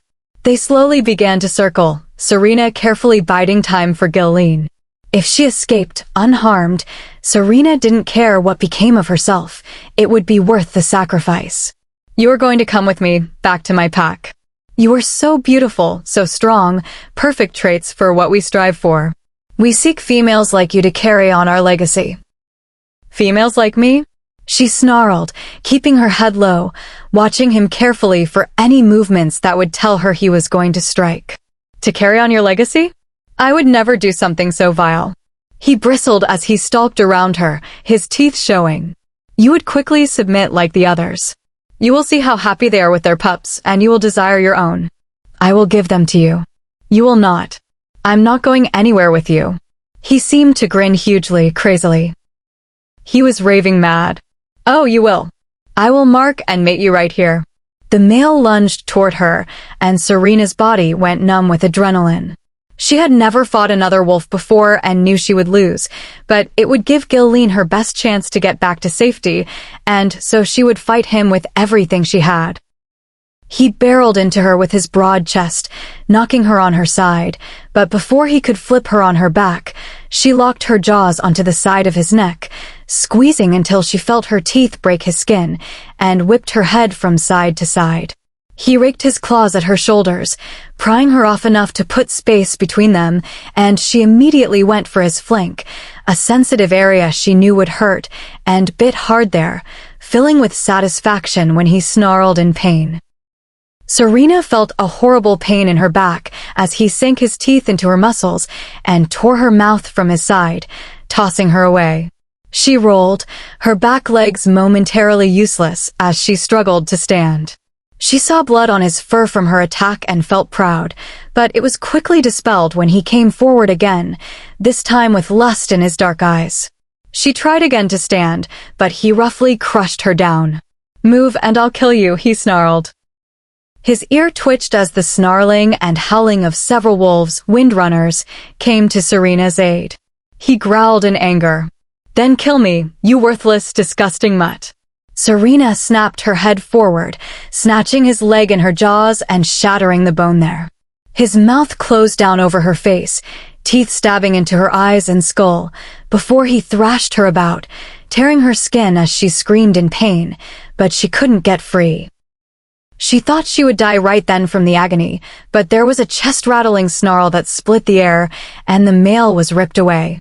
The sound of a vicious fight ensued with horrible sounds of breaking bone and tearing flesh, but all Serena could hear was a high-pitched tone as she struggled to shift back, blinded by blood and pain. It felt as though a cement block was crushing her face, her eyes burning like a hot poker had been stabbed into them and shoved deep into her skull. She was hysterical with agony, unable to cope with the pounding of hammers and knives on every inch of her head. Absolute terror washed through her body, and she screamed for the only thing she knew that could help her. Liama! Liama! She sobbed, the use of her voice causing her even greater pain. Liama tore himself away from the body only because he knew Serena needed him more than he needed to tear every inch of flesh from the trespasser's body and make him a bloody puddle. Hearing her call for him, crying his name, the first time she had ever said it, moved him in such a primal way that he was barely in control of his actions as he spun and rushed to her. He had beaten everyone to her, and they were quickly approaching. He ordered them to fan out and kill any other wolf in the area and to have glory ready for him as soon as he got back. Falling to his knees beside his mate, his chest tightened in horror at her appearance. Though she was naked and her body utterly perfect, his attention was focused on her pressing wounds. Her face, from her cheeks up, had been broken and torn open, blood flowing down into her hair. He easily moved her hands. She was rapidly weakening, her cries turning into weak moaning gasps. Shh. It's okay now, I'm here. It's me, he said, holding her tightly for a moment, reassuring her. She must have known she was safe on a subconscious level and let go, going completely limp in his arms. With a panic he had never felt before, he untied his clothes from his leg and pulled on his jeans before he wrapped her in his shirt, cradling her to his chest like she was made of precious china. Then he took off in a dead sprint for the pack house. He knew only one thing. He could not lose her. The Alpha was breathing hard when he burst through the tree line with her in his arms, blood covering both of them and still coming. Katrina and Caroline were there, along with a few other women, to carry her inside where Glory waited to care for her, though they had trouble prying her from his arms. Liama looked on helplessly, filled with such grief and fear that they had never seen in him before, and that was powerful enough to send everyone into a manic sense of urgency. "Help her," he said. He repeated it over and over, stumbling numbly through the house after the throng of pack mates that were working to save his mate, the only thing in the world that mattered. Glory asked him to give blood to her. As an Alpha, it would greatly help her healing, and without hesitation, he gave his arm to Glory to draw as much as she needed. He was but a shadow of himself, unable to process what was happening. It was as if he was watching the fate of his own life unravel in front of him with every beep of the heart monitor. Hours seemed to pass, everyone moving around him as he sat in a chair in the corner, unresponsive to everyone and everything. Finally, he became aware of a gentle hand shaking his arm. "Alpha," Glory said patiently, and he met her tired eyes. "Yes." He blinked a few times and snapped out of his trance, coming back to the present. Is she all right? Do you need more blood? She is. She is going to survive, Alpha. Glory smiled softly as he visibly sagged in relief. It is a good thing she shifted back immediately. The transformation helped to reorganize and reset the broken bones of her skull. She was very lucky that her attacker didn't bite down just a little bit harder. He is dead. I would assume so. Liama stared at Serena's form, hidden under a pile of blankets, her hair matted with blood and her eyes covered in white gauze and bandages. Is she blind? We won't know that for a while. I sutured her skin where necessary, but it is too soon to tell if her body's healing capabilities can fix the damage done to her eyes. Her bones will mend, yes, but her eyes are very sensitive and fragile. The best we can do for her is to let her rest. Why don't you go get cleaned up? She isn't going anywhere. Liama nodded numbly. The last thing he wanted was to let her be out of his sight, but he needed to splash cold water on his face and wake himself up out of his stupor. He needed to speak with his patrols and guard to see if they had found anyone else and if they knew who the attacker had been. He found himself in his bathroom and stared at his reflection. His dark hair was disheveled, his skin paler than usual, but it might also be the dried blood that covered his mouth, chin, and chest. He looked like he had torn someone's throat out, and he literally had. Liama forced himself to shower, disgusted that the male's blood touched him, which made him think about what he had done to Serena, and his body filled with a rage that could break the sky in half. When he found out who the dog had been, he would make sure that any allies he had had would suffer horribly. He wished he had kept the scum alive just to torture him for hours on end for what he had done to his mate. Liama vowed then to never let her leave his side again. Chapter 18. Serena felt like she was deep underwater, racing upwards toward the surface of consciousness, the pressure falling away, however slightly, from her face and body. She became aware of her heart, something that had been absent in the darkness and silence of before, and welcomed the company it provided with its steady beat and the warmth it provided when she had been so cold. She then felt the sour heat of anxiety in her blood, making her slightly panicked. Was she upset? Why? What was wrong? Then, the ringing in her ears slowly subsided as she came closer to awareness, and another sound filtered in, a beat, but not the same pattern or softness her heart made. It had almost a hollow aftertone, footsteps on wood, passing in front of her, and then turning to pass again. Someone was pacing. Serena tried to open her eyes, but felt nothing. Afraid, her hand lifted to her face, surprising her with the weakness of the small action, and she felt soft bandages wrapped over it. The footsteps had stopped. She suddenly realized that the anxiety she felt had not been her own, but the person before her. She focused on the presence in the room, hoping to determine who it was before she had to ask. "Serena?" His deep voice penetrated her effortlessly, making her shiver as its effect rolled through her body. He had spoken as soon as she had recognized that familiar and yet irresistible scent. He moved over to her side, and she heard the groan of a chair under his weight. "Are you cold?" She only nodded, a blush creeping into her cheeks. Images suddenly flashed into her mind of teeth and the red of blood. She saw the madness in the brown wolf's eyes and remembered the fight and the roar of an alpha as he attacked the trespasser. The sharp snaps and ripping noises made her feel ill. My eyes, he is dead," Liama bit out through clenched teeth. The harshness of his words contrasted with the gentle way he pulled a blanket up over her. Serena gasped softly. Had he really killed him for attacking her? Then again, he would have killed Gilleen and tried to kidnap other females had he the opportunity. "I shouldn't have let you go out there alone, not when we have had problems at our borders." "It is my fault," he groaned. "You can't keep me by you at all times," she said. There was a silence, colored with his intention to do exactly that, even if he would not tell her out loud. "Will I ever be able to? Am I blind?" Her voice wavered. "Glory doesn't know. She said she did what she could, and the rest would rely on your ability to heal. I'm sure my blood helped." She snapped her head towards him even though she couldn't see. "What?" "You had lost a lot of blood. It would hamper your healing. As Alpha, my blood is potent and has heightened properties that would help you. We didn't have a lot of options. You were in bad shape. I would have done anything to make sure you were okay," he said deeply. Serena swallowed uncomfortably. Giving blood was very intimate, done only during the initiation rituals, marking, and extreme circumstances. As her mate, his blood would have been most compatible with hers. She couldn't be mad at him for it, but imagining him giving it to her made her stomach twist strangely. It explained how she had felt his anxiety while he paced and the strange sense of pride he was feeling currently that she didn't want to ask about. It meant their bond had been strengthened even though she had not even accepted him, and the thought made her nervous. "Thank you," she managed. "Do you feel better? Are you still in pain?"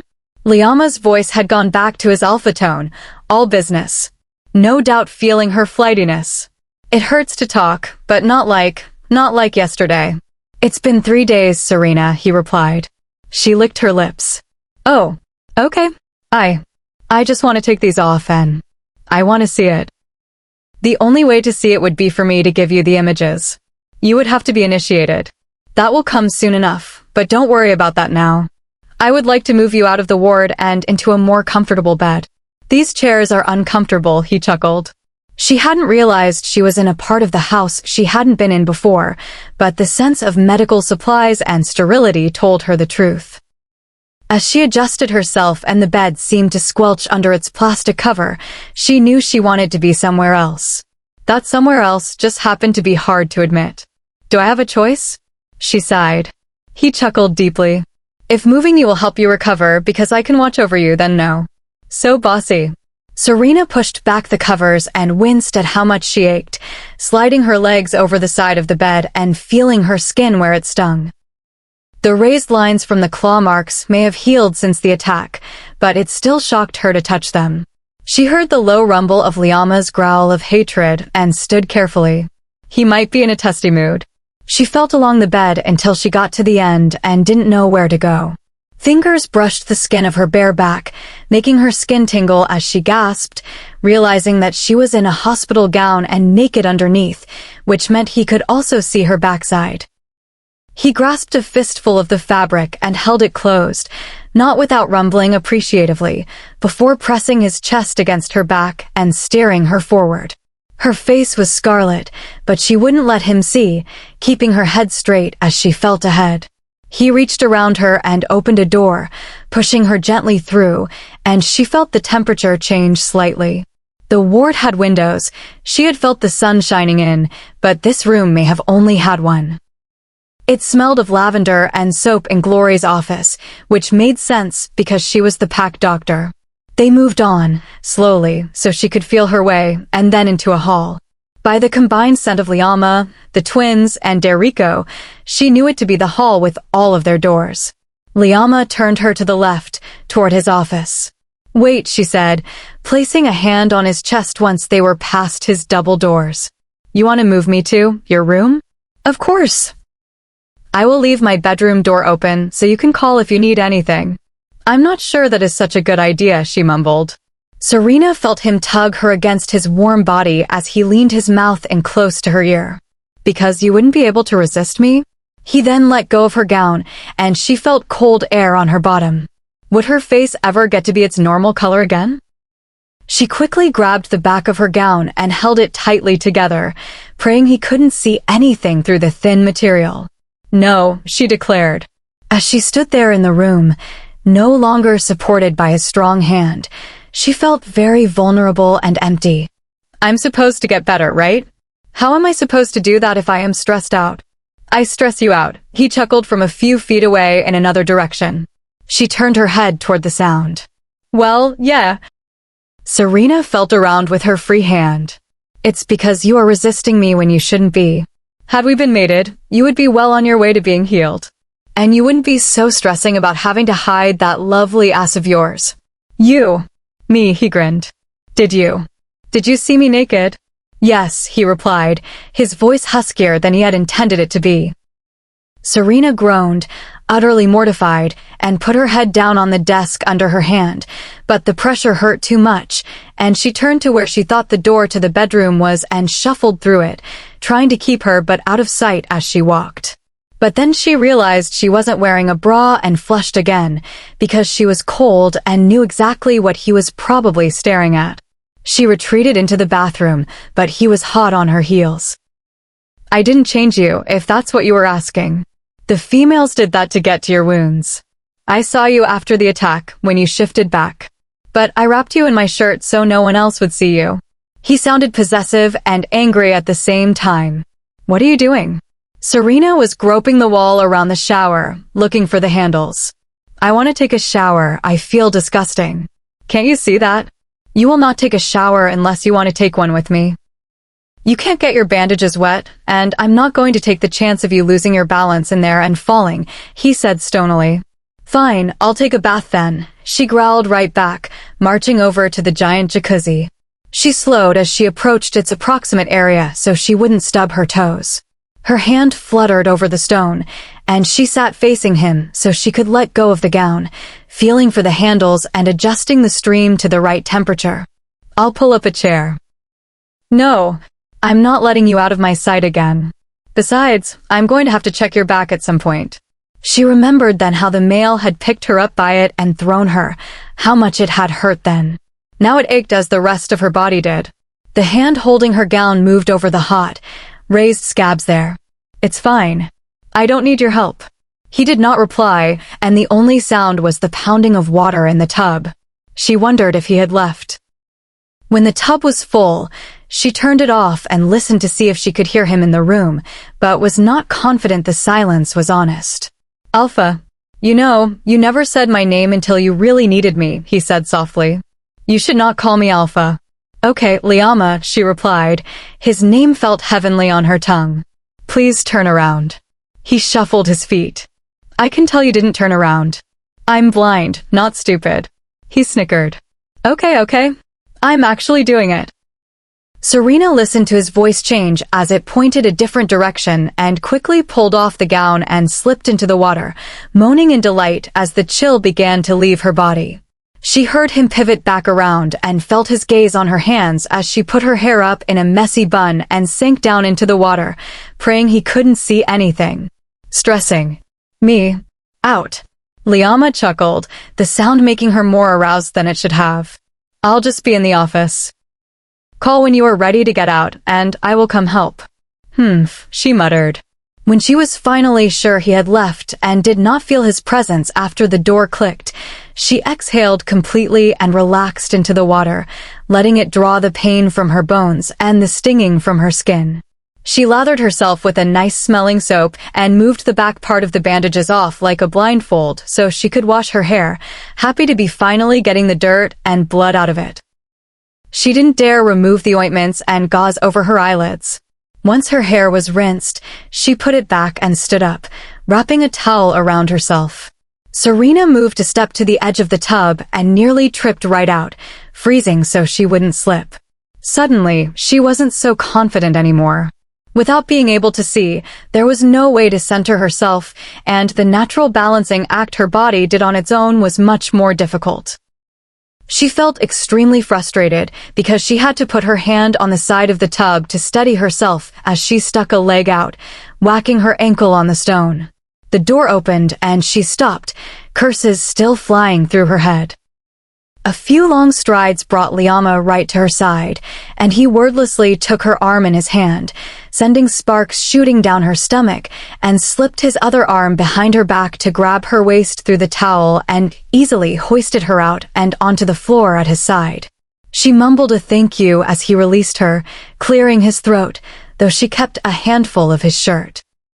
He moved silently into the bedroom, keeping a slow pace so she could feel along, but pretending he didn't notice the small tugging as she used his solid form to steady herself.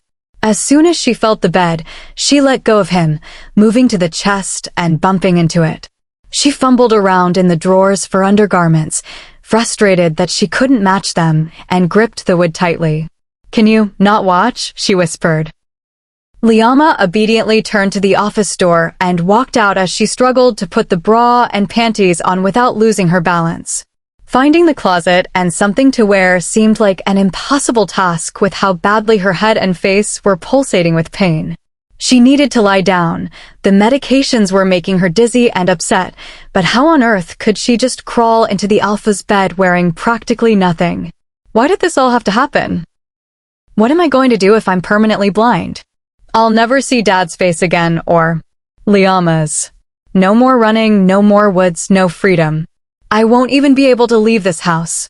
I should have never let him bring me here, and I should never have stayed. Nothing but trouble and grief ever comes from Pax. Clutching the towel to her chest, she sank down onto her knees on the carpet, a broken sob escaping her. She couldn't keep herself from shaking as her grief and exhaustion surfaced. Two strong hands gripped her shoulders as Liama kneeled behind her, pulling her back against his hot chest, his arms caging her in a warm embrace that instantly began to unwind her sore muscles in a way that the bath could not have. "Shoo, shoo, shoo," he hushed in her ear, his cheek pressed against the side of her head. "Do not cry. Shoo, shoo, shoo, no tears. We will have to change your bandages." Even through his shirt, Serena could feel the connection that was between them. He leaned her forward for a moment as she sniffled and quickly examined her back, running his fingers along her spine and making her shiver under the electric shocks he made. Liama's presence disappeared, making the feeling of loneliness return. Of course, he would leave her. He was basically emotionless. Changing her bandages would be a chore, and why would any man want to deal with a blind, crying female? Serena heard his footsteps returning and then the rustle of clothing. "Here," he said. "Put your hands up." "What?" she asked hoarsely, not willing to let the towel drop in front of him. "I'm not going to hurt you," he murmured in that deep and alluring voice. She couldn't help but believe him and slowly let the towel sink onto her lap, her hands lifting. He slid the shirt over them and fit her head easily through the giant neck hole, letting the rest fall down her body like a huge toga. As his scent mixed with clean laundry wrapped around her, she realized it was his shirt. His forearm slid beneath her knees, and the other snaked around her back before he lifted her effortlessly. Serena squeaked in surprise, but secretly loved the feel of his muscles surrounding her, protecting her from everything that had upset her. The trip was fleeting, and then she was on the bed, being covered with a fluffy comforter. "Try to get some sleep," he said. "I'll be out here if you need anything. I'll come get you for dinner." "Wait," she said as she heard him turn away, her hand going out, though not finding him. He paused, waiting to hear what she needed. The truth was, she didn't want him to leave. He was the tiniest bit of comfort in all of the terror of the past few days, but there was no way she could tell him that. After all, if not for him, she would have never had to endure any of it and would still be safe on McGregory's land. "Thank you for helping me." Serena didn't know that she had wanted a response until none came, and he left. She settled down beneath the covers and closed her eyes, wishing with all her might that it was all just a dream, and she would wake up back at home. "Serena," Liama called. "It's time for dinner. Wake up." His chillingly deep voice rolled through her, and she sat up quickly, briefly panicking when she couldn't open her eyes, couldn't escape the darkness. He pulled her hands away from her face and waited patiently until she stopped hyperventilating. "I'm sorry," she said, embarrassed. "I forgot that." She gestured to her eyes. "It's all right. Let's go eat. I'm sure you are hungry. You can't take your pain medications on an empty stomach." Though the last thing she wanted to do was eat, she obediently slid from the bed and put her hands on his shirt. She couldn't see his expression, whether it was smug or annoyed or something else, but needed his guidance. "Besides," he muttered, "wouldn't want you to faint if I kissed you again." Her heart leapt in her chest and picked up a quick rhythm, and then nearly exploded when she felt him bend and swiftly press his lips to hers.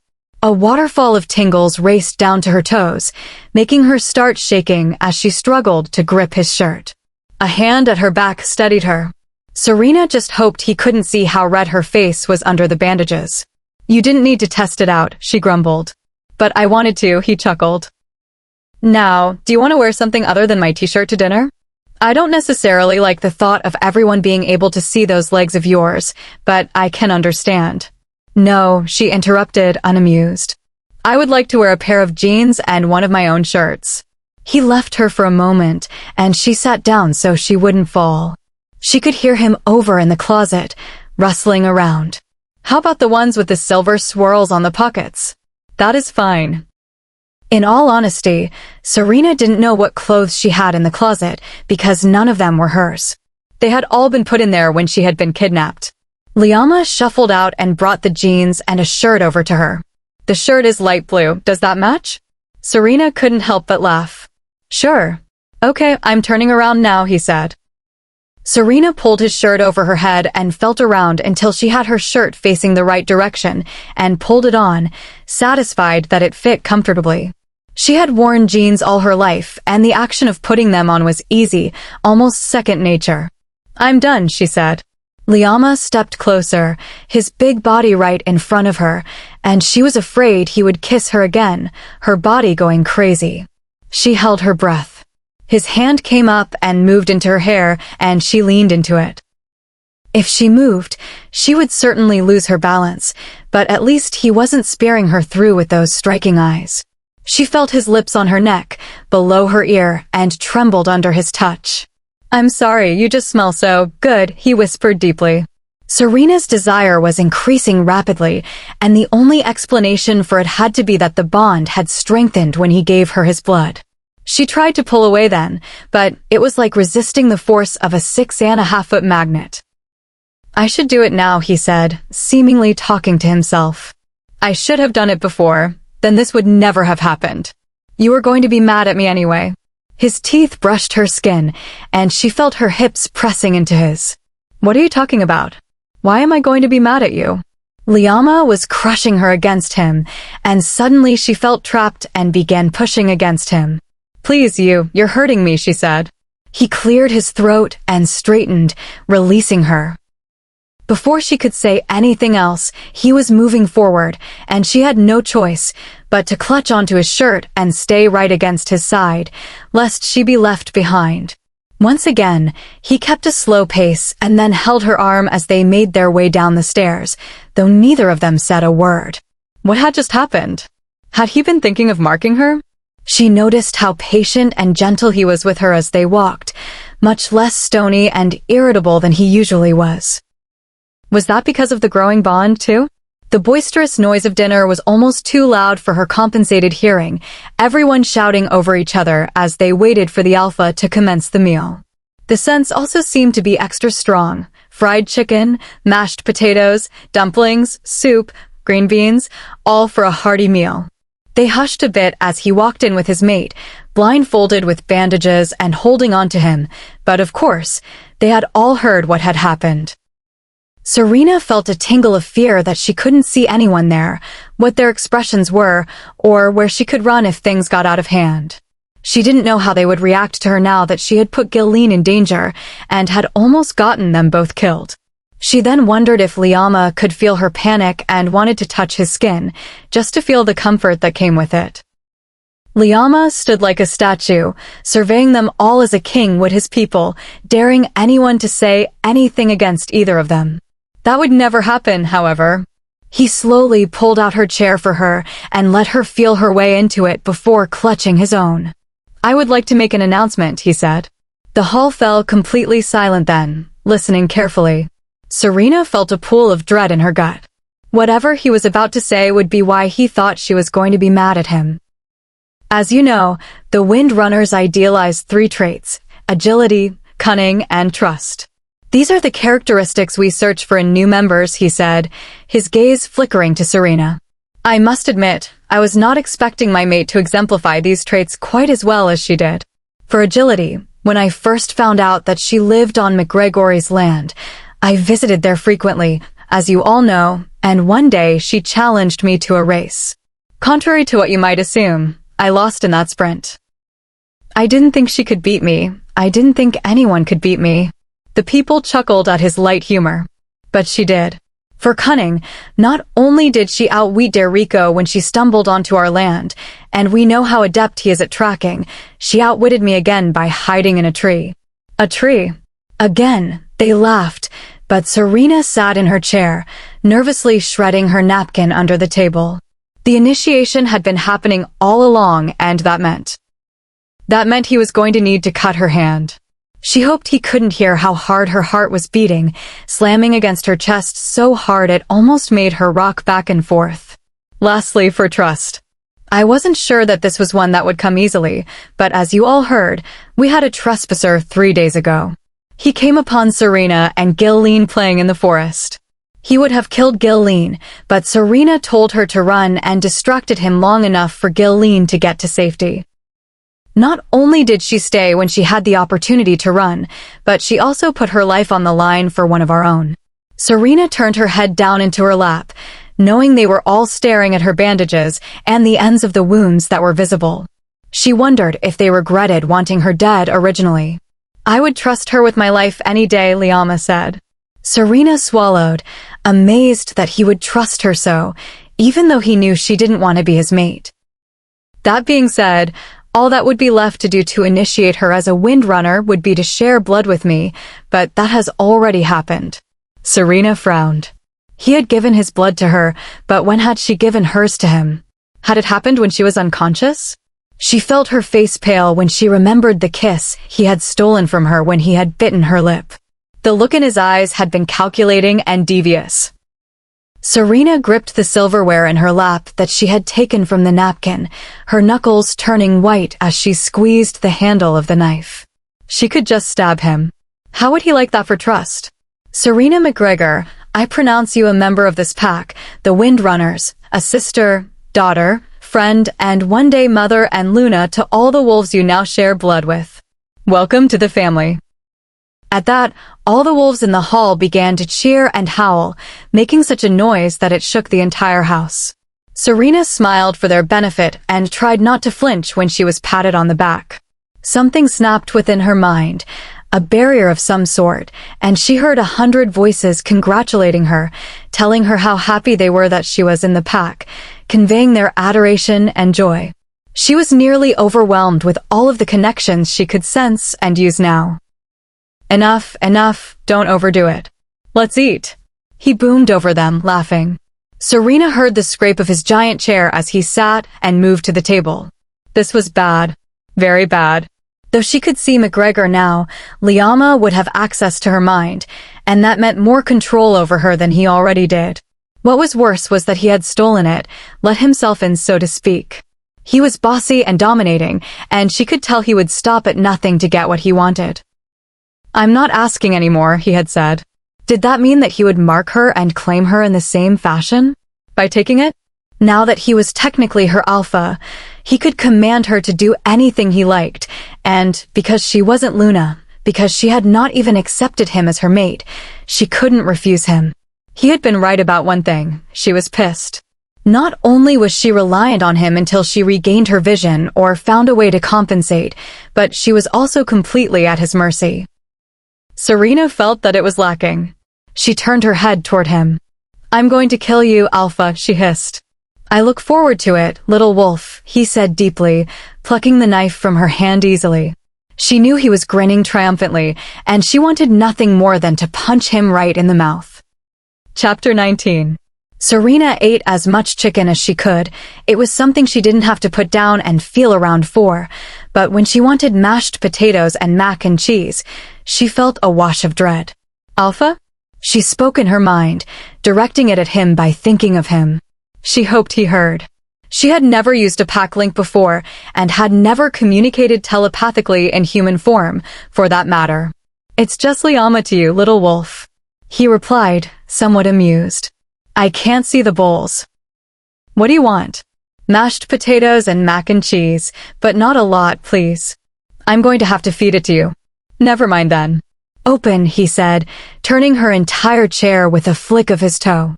"What?" "No, I'm not doing this. Spoon-feeding nonsense," she gasped.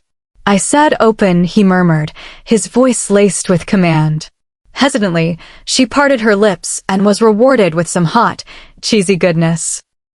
At the same time, she could feel his desire to kiss her as surely as though she was feeling it herself. Though she did her best to ignore it, every time he gave her a bite, she felt it, and it began to affect her, making her aware of just how much she wanted to see his lips. "That is enough, thank you." "I'm full," she said stiffly. It had gotten to a point that she thought something might come of the attraction between them, something she would ultimately regret. Besides, he had been the one who caused the stupid bond to become stronger. "I can find my way back myself," she added, rising. "No need." "I finished a while ago," he replied, standing as well. She could feel his presence at her side like a huge dark shadow, blocking out the light, but took his arm anyway. Instantly, she felt relaxed and let him lead her to the entry hall, where the stairs were. Serena tried to be sneaky about feeling his huge bicep, using the movement of their steps to cover up her curious fingers, even though she was furious inside. "You planned this all along, you jerk," Serena shouted at Liama in his office once the doors were closed. After eating, she felt much better, much stronger, and ready to tear the Alpha apart. She hadn't spoken as he led her back upstairs. His loud laughter made her even more enraged. "Is that all you've got, Serena?" "Of course, I planned it. You wouldn't have joined this pack willingly, and I couldn't have my mate staying a rogue. Look at the danger it puts you in." Serena snarled and lifted the chair in front of her, swinging the legs at him, but missing. "You didn't even give me a choice." She took another swipe. Her mouth dropped open in an O shape. "You did this just so you could tell me what to do, didn't you? Didn't you?" "I did not," he said, gutturally, grabbing the chair and yanking it away from her, which made her stumble forward. He tossed the chair down and shackled her wrists. "I did it to make you a part of my pack, because I wanted you to be, because it's where you belong. I don't belong here. I don't belong in a pack. I have told you this, and you won't listen. Get it through." "Enough," he barked, forcing Serena to stop mid-sentence. "If you try to command me to do anything, I'll gladly become a rogue again," she threatened. Liama's growl was powerful and full of an authority that now affected her. Serena stood her ground even though it made her knees weak and made her want to cower away. At the same time, some insane part of her was attracted to it, to his strength and dominance. "You will not become a rogue," he snarled. Serena had to obey, but she didn't have to acknowledge it. "Now, sit down." "I'm changing your bandages," he said, pushing her into his big desk chair. I need to know if you are going to use your authority to force me to do something I don't want to. Alpha, she nearly spat. Well, he drawled, shuffling around in the cabinet for supplies. First, you will stop calling me Alpha, I am your mate. I never accepted you. Not yet, but you will. Believe me when I say that you will. Second, you will stop interrupting me. It is disrespectful, he said, coming around and squatting in front of her. She flinched away from his touch, but he persisted and began to remove her bandages and the gauze underneath. He grunted, but she didn't know what that meant and couldn't sense what he was feeling. It looks so much better, he said. Glory can take out the stitches tomorrow, and we will see if you can open your eyes. Then we will know. What if I can't see? You can't possibly want a crippled mate, she growled at him. Now you want me to want you. She heard him smile at the words. This is an improvement. No, I was wondering if you would let me go, seeing how I would be worthless and everything. I will never let you go, he replied. You are mine, and you will realize that eventually. I don't care what you look like, you are perfect. Truthfully, she thought he was a god. He was so handsome, the perfect mate except for the fact that he was difficult. No man could compare to him in strength or stature. Here he was, an alpha, kneeling before her, carefully dabbing ointment on her eyes and replacing the bandaging around her head. If you are blind, I will take care of you. You would never be worthless, either. After all, you could still have my pups. She was angry and speechless. That's what that mongrel said to me, she barked at him. He wanted to take me back to his pack and make me have his children like all the others he had kidnapped. That's what you're doing too. Liama stiffened. I am not like that disgusting mutt. I am your mate. I would never hurt you. Then see that it hurts me to be caged here. Let me go. Let me be free, she pleaded. I have made a few deadlines, he said as he finished the rap, ignoring what she'd said. What are you talking about? An alpha cannot be without his Luna for too long. It creates an imbalance within the pack. As you know, I have been without you for a long time, and now that I have found you, the pack needs you more than I had imagined, he said, standing and moving away. Serena heard him pour a drink for himself. She waited, dreading whatever he had planned because she knew it was nothing good for her. It does not look good that you are unmarked. As you know, it brought danger to you. You are very beautiful, and some men don't respect that you do not belong to them. His voice deepened toward the end of that sentence.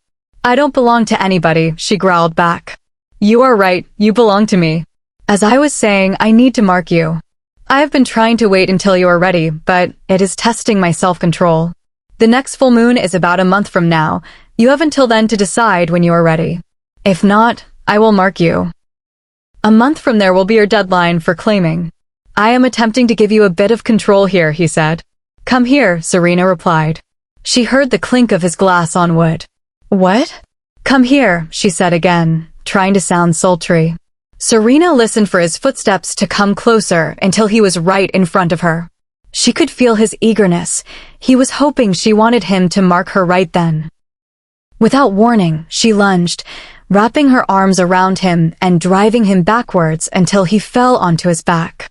She lashed out with her fists and caught him once in the jaw, and a few landed on his chest. His hands caught her forearms, and he rolled them over, pinning them to the carpet. What are you doing? He growled. Screw you. Forget your deadlines. You don't tell me when you are going to force something on me. You aren't marking or claiming me. I don't belong to you. Got it? Go pick someone else to be your bed warmer. In fact, pick someone you've already been with. If you are trying to provoke me, you are doing a good job, Serena. Perhaps you would like to be claimed by someone else. His voice was nearly inhuman, his eyes darkening. Soon, they would be glowing as his wolf showed through. How many men do I have to compete with anyway? It's none of your damn business. She roared, struggling against him. Tell me, Serena. He snarled, pressing his chest against hers. None. I wasn't seeing anybody.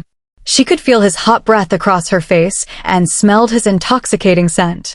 She swallowed nervously, hoping he didn't see it, because it could be interpreted as an act of submission.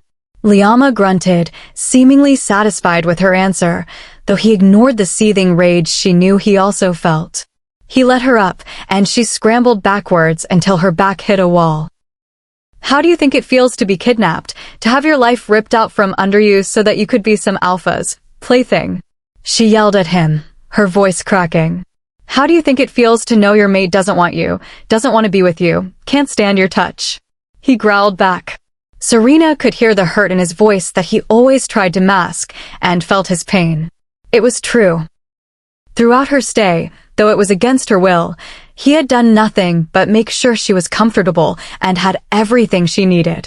As an alpha, having a mate was important to him, and keeping her with him was his only assurance that he wouldn't lose her. What might she have done in his shoes? I never said I didn't want you. I haven't rejected you. You haven't accepted me either, and you have made it clear you don't want to be here, he snapped back. I already told you that I can't give you what you want. I'm not Luna material. I don't know the first thing about being in a pack or being close to anyone. Then let me teach you, he said, his voice quieter now. You were made for me, and I was made for you. We balance out each other's weaknesses. I will do what it takes to make you happy, Serena. If you need freedom, then as soon as your eyes heal, you can have it. I trust that you won't run. She pulled her knees to her chest, no longer angry, just insecure. Was he telling the truth? Would he actually let her come and go as she pleased? Really? Yes, just take someone with you so you are safe, he groaned. I thought I was going to die when Glory was working on you, and all those women were running around, and I couldn't do anything to help. I just had to wait. I was powerless. It was my job to keep you safe, and I couldn't even do that. Serena felt the sharp stab of his agony coming through their bond, and felt the need to comfort him. You did help me, though. You made sure he couldn't hurt anyone else, and you got me help. Then, you gave me your blood, she said, listening to his breathing slow. Liama sighed. It's not enough. It wasn't your fault, she insisted. He growled. At least give the pack a chance, he continued. We're having a party next week. You can meet other pack members, and there will be pizza and alcohol, she finished. Every other Friday, you guys buy out all our beer, hard liquor, and soda. Liama chuckled. So you will come? Serena stood up and felt her way into the bedroom. It happens here, right?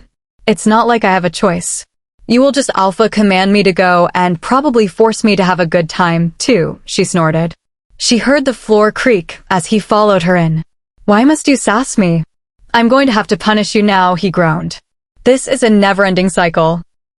You talk back, I punish you, you hate me and talk back some more, I punish you some more. Only I win in this situation. You will not punish me again, Alpha, she warned. I'll bite. What if I tell you to bend over my knees? There was much more than amusement lacing his voice. Then I will challenge you for the position of Alpha, she said matter-of-factly, crossing her arms and plopping down on the bed. That is a very serious threat for one who cannot see her opponent. Why not wait until you are healed to do that? It will make your loss less embarrassing, he laughed. She gaped at him, or where she thought he was.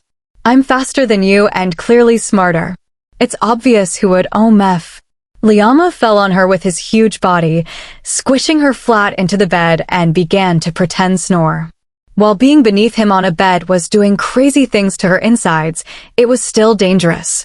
She tried to push him off, but he was so damn heavy. See, little wolf.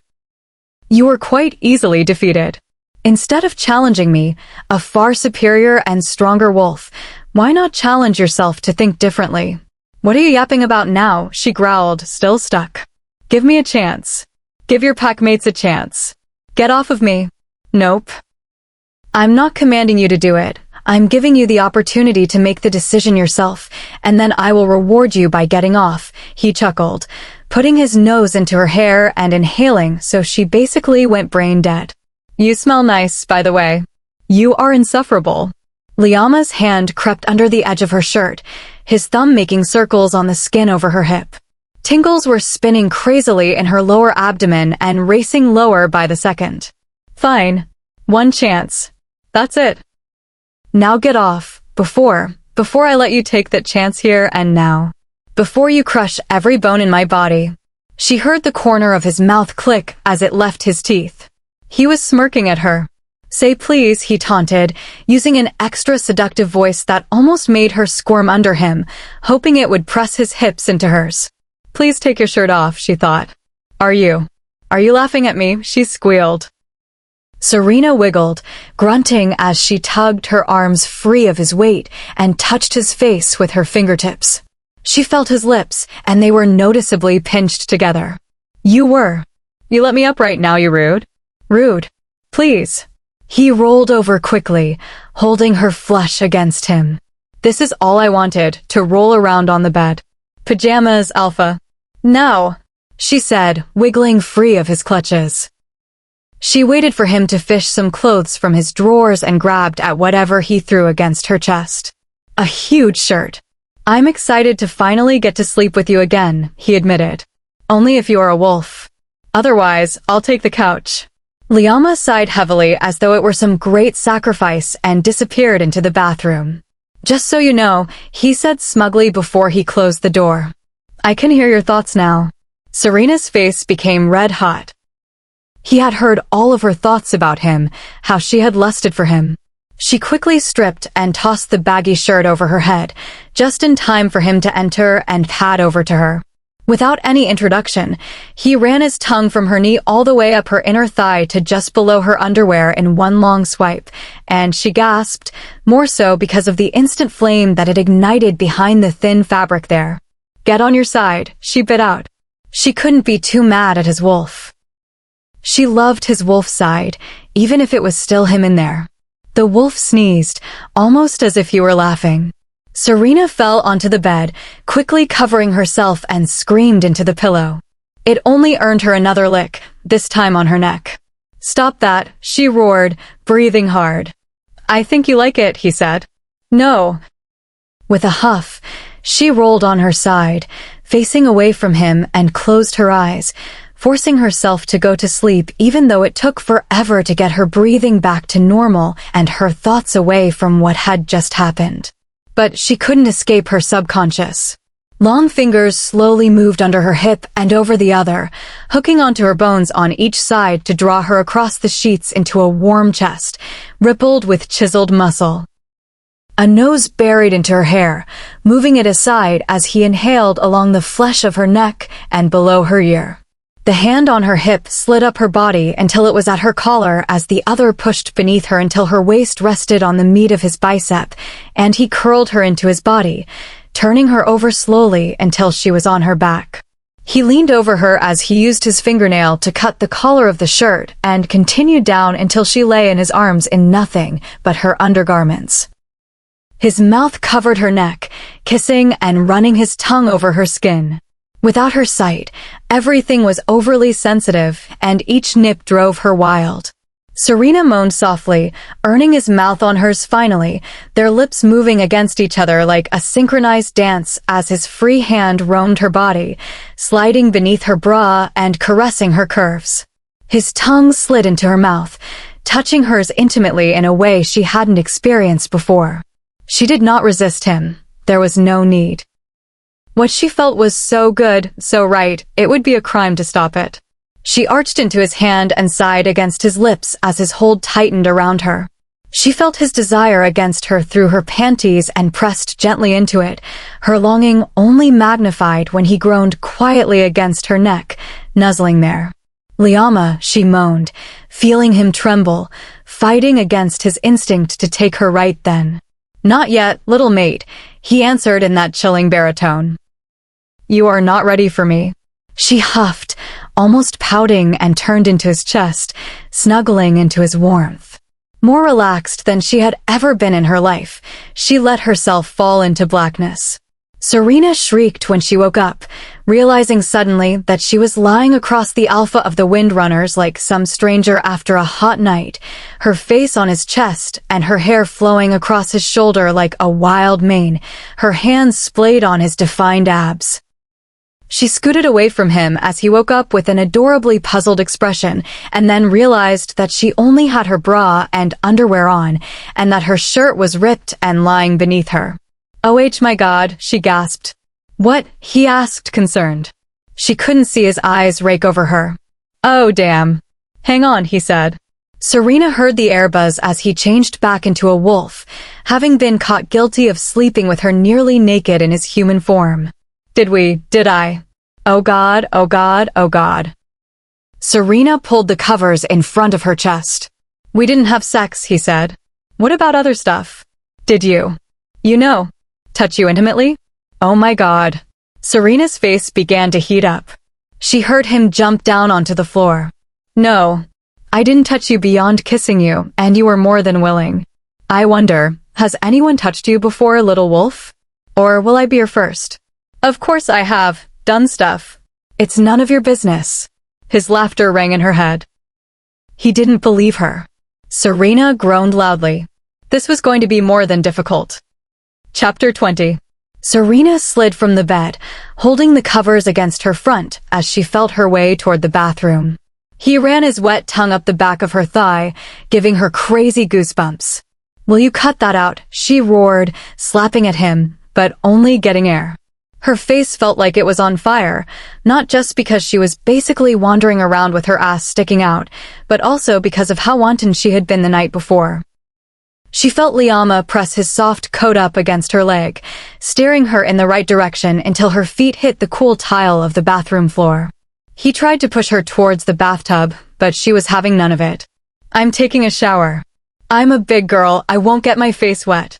His disapproval was evident. What? I kind of need to undress now, she said. The big wolf growled, firmly against her plan, though no words were forthcoming. Finally, he huffed, and she listened to the clicking of his nails on the floor disappear before she turned on the water. Placing a towel near the door, she removed her bra and underwear that now represented her obvious desire for the alpha and stuffed them into the laundry basket. Serena stepped under the flow of hot water, letting it hit her chest, and groaned in pleasure. She shampooed her hair and was feeling for the conditioner when she heard the squeak of the door and felt a draft of cool air. Reaching out, her fingers didn't touch glass, but something else that made her fingers tingle and shot sparks up her arm. Gasping, she covered herself and jumped back away from Liama. What are you doing? She squealed, turning her front toward the wall. Showering, he answered huskily. I told you I couldn't let you be in here alone. Besides, you were taking a long time. I thought you drowned. She growled at him. But I'm naked. I see that, he murmured deeply. Don't look, she squeaked angrily. Liama's hands slipped on either side of her hips and yanked her against him. She sucked in a breath sharply when she felt all of him against her, those strong pecs against her upper shoulders, the bulging biceps sliding around her ribs, his hands splaying over her stomach. And that other, private part of him pressed against her lower back. One of his hands pulled her arm away from her chest, replacing it with his own as his cheek brushed against hers from behind and nudged her head back. But you are mine, he whispered against her skin. Her squirming was futile, and with her blood roaring loudly in her ears, she couldn't think to shove him off. Liama nipped the spot on her lower neck where he would leave his mark, and she shuddered, rewarded with a gentle caress to her nipple that caused a tiny moan to escape her. Even with the hot water, goosebumps raced down her arms and legs. She felt his muscles tense all around her as he fought off his more primal side. Fearing he would lose, she tried to break free.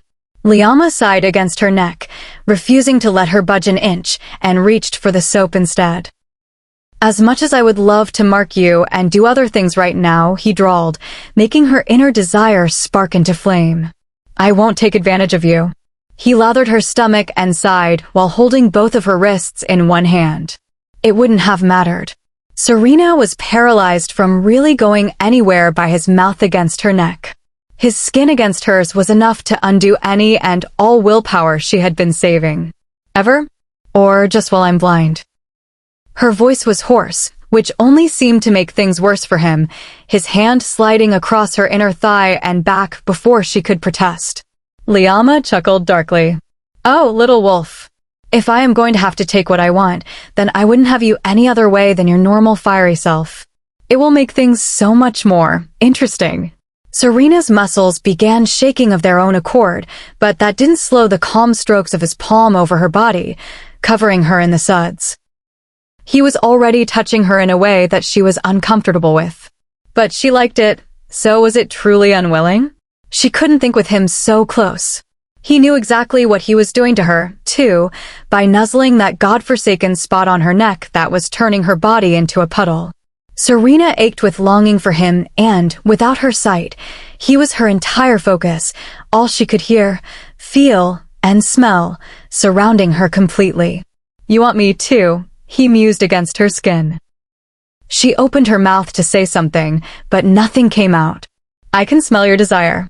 He tugged her thigh away from the other as he kissed slowly beneath her ear. "I can feel what you feel." He was right. And she could feel what he felt, lust, like an unquenchable hunger, lined with possessiveness. She felt like a grenade with the pin pulled, expectant and wanting for the detonation. Her body was humming as she had never felt before, wrapped in a cocoon of hazy warmth and a tingling between her legs that was nearly unbearable. She wanted Liama to fix it, that's why she couldn't refute what he had said, but she also knew if she went down that path, there would be no returning.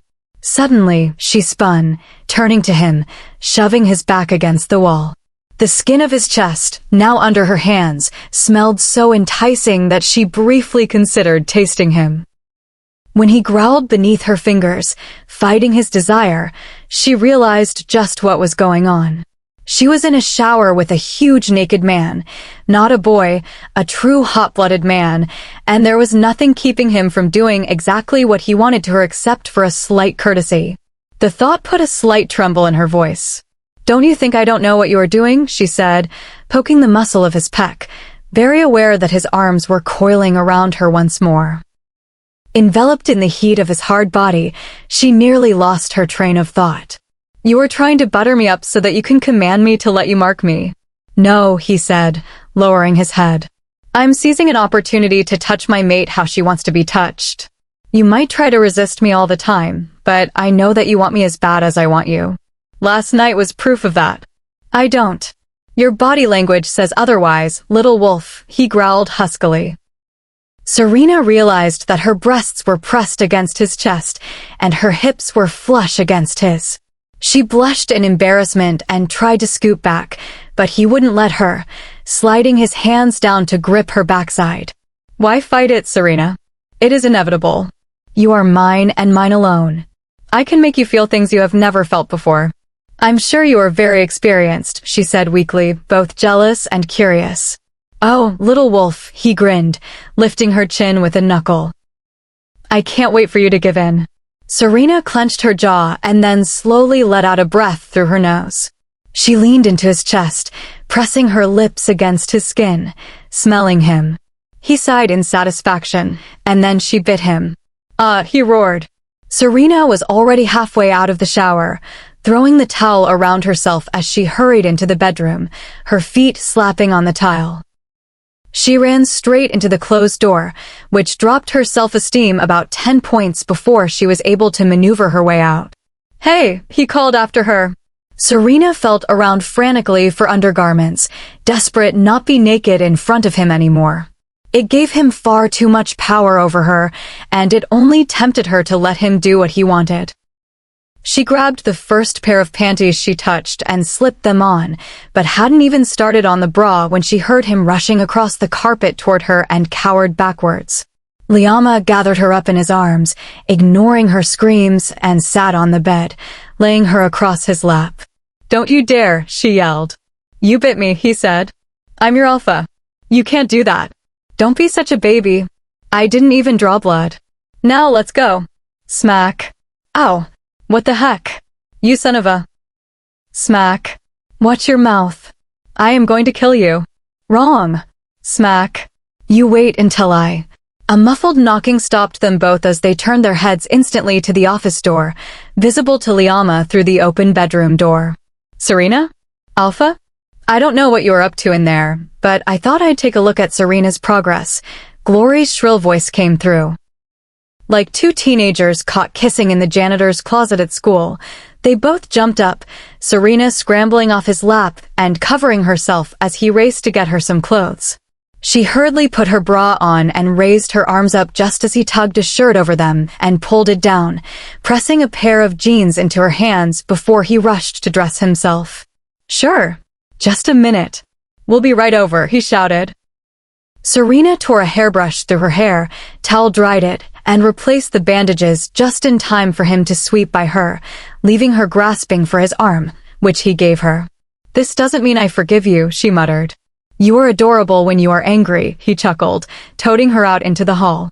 "My revenge is not going to be so cute," she snarled. Liama's laugh only added to her irritation. "How does it feel? Any pain?" Glory asked, pulling away the gauze. "Not really."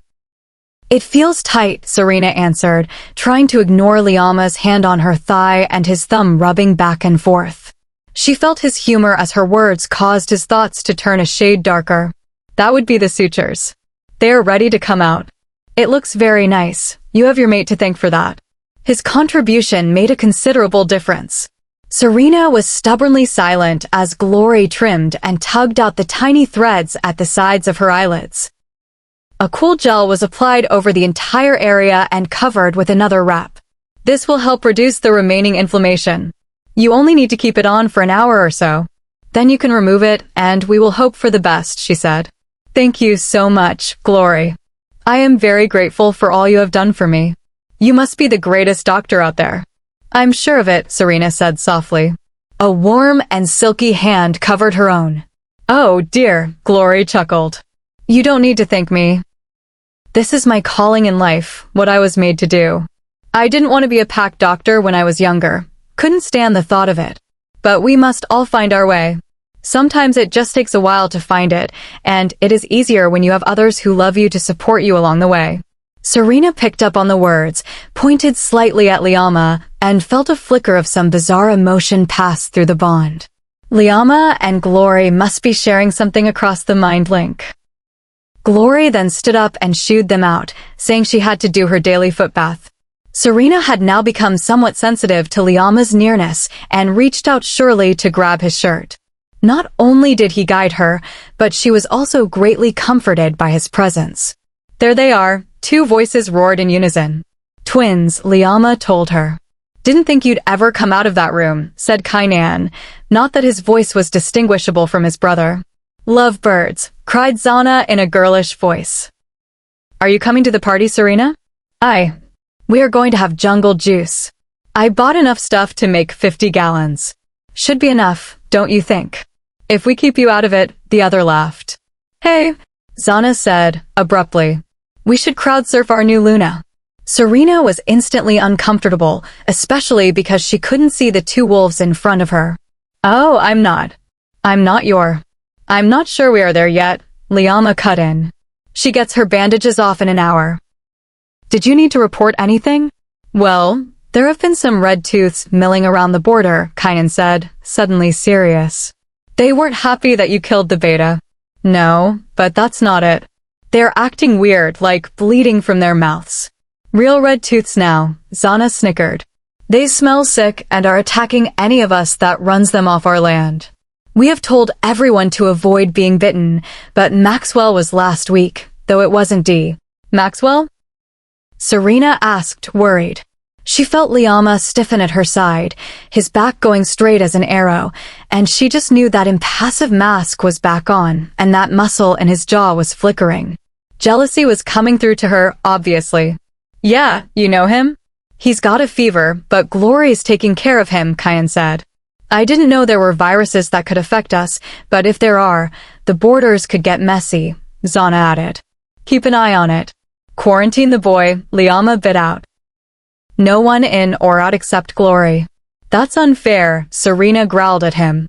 "I'm being safe," he replied coldly. "I thought you didn't have feelings for him. You seem quite concerned." "He is my friend." "Aye aye, Captain," Kainan said.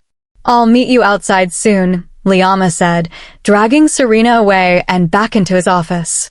"What the hell?" Serena snapped, tearing out of his grasp. "Are you going to just screw with Maxwell because you are jealous? Though your emotions are endearing, I have the best interests of the pack in mind. That includes you, Serena." If he has this sickness as his friend, you are most likely to visit and therefore also become sick. The pack needs us to stay healthy and strong to lead them, he lectured. See, already, I'm not cut out for this, she said, motioning to her eyes. Your injury came from protecting Gilleen. There is no shame in that. Exposing yourself needlessly to a virus would be reckless and stupid, he growled. Now, I need to go over some paperwork. Why don't you read for a while until it's time to take off your bandages? Serena felt her jaw drop slightly at his dismissive tone. Then she snapped it shut and turned around, marching back out of his office. Where do you think? Slam. Serena knew as soon as she whipped the door shut in his face that he would come tearing back out, but she was already halfway down the hall about to turn the corner and knock on Caroline's door. She quickly lifted her fist to knock, but it was swallowed in Liama's giant hand, and she was tucked under his arm like a football. She opened her mouth to scream, and he promptly released her fist and used that hand to smother her. He strode back into his office and swung her about, plopping her on the couch with a yelp. What happened to me being allowed to go anywhere once I was initiated? Were you just trying to get me to join your pack by lying to me? Serena stood up immediately. I have never lied to you, Serena. I have told you that I will not tolerate disrespect or disobedience, he warned. You didn't say I had to stay here. Sit down, he growled. Serena shook with the effort to resist, but a wave of dominance seemed to force her body to do exactly what he had said, and her butt hit the seat. Stay, he said, irritation now lacing his deep voice. I will be right back, so just sit tight. I don't need you falling down the stairs. Serena reeled back as though she had been struck. The entire reason she was there was because he had forced her to be, and now he was acting as though she was a burden? She said nothing as he left, feeling the sting of worthlessness jab at her chest. As soon as he was out the door and his footsteps had faded down the stairs, she felt around on the coffee table for the bowl with the ornamental glass balls and pulled them into her lap. Stupid jerk. Serena threw one as hard as she could toward the wall, hearing a gratifying explosion of glass. Why am I even still here? Dad is safe. I'm allowed to see him now. Crash. I'll just have him come get me. Stupid Liama and his stupid alpha crap. I am not going to be his lapdog and do fucking tricks for him. Crash. Fall down the stairs. That jerk. I'll push him down. I hate him. Instantly, her stomach recoiled at the words. Some part of her was attached to him. It's probably the part that likes his wolf. If only I were the alpha, I would force him to stay that way and make him do tricks. Crash. She kicked the coffee table over and both end tables, satisfied with the splatter of books and magazines that spilled over the floor. Everything within her reach had been adequately destroyed, so she crossed her arms over her chest and waited, imagining ways to leave. After all, staying here was clearly proving disastrous. And stupid. After what seemed like forever, she heard two sets of footsteps in the hall. One was slow and shuffling, obviously Glory, and the other was Mr. Hole, first name S, by his voice. Both were speaking quietly, and she had to strain to hear. Thought it was wiped out. I haven't seen or heard of a case in 50 years. We need to confine Maxwell and restrain him. What do you mean? Is this contagious? Is his life in danger? The mad wolf virus will make him very sick, but if he shifts, he will be lost. Shifting activates it, and from there it will consume him until he dies, Glory said quietly. We must keep him isolated, calm, and prevent him from shifting at all costs. If he were to bite someone, they would become infected. Is there a cure for this? Liama's voice was almost robotic. As Alpha, he could not resist protecting his pack. Serena could even feel his concern for Maxwell, regardless of what he said about him. I'm sure someone knows how to cure it. I'll make some calls, she replied. There was the click of her door shutting and a deep sigh. Then Liama walked into the office and stopped. Serena could feel his eyes on her as she stared fixedly ahead, worrying, but still angry. Surprisingly, he said nothing about the mess and continued to his desk, where he sat and began shuffling through his papers. Serena listened to the scribble of his pen and quickly learned the sound of his signature, then tuned it out as she thought of how to ask about Maxwell and the mad wolf virus she had overheard him talking about. Why hadn't he already told her? She got angrier and more stressed until she decided she had to think of something else until the jerk in the room decided her timeout was over.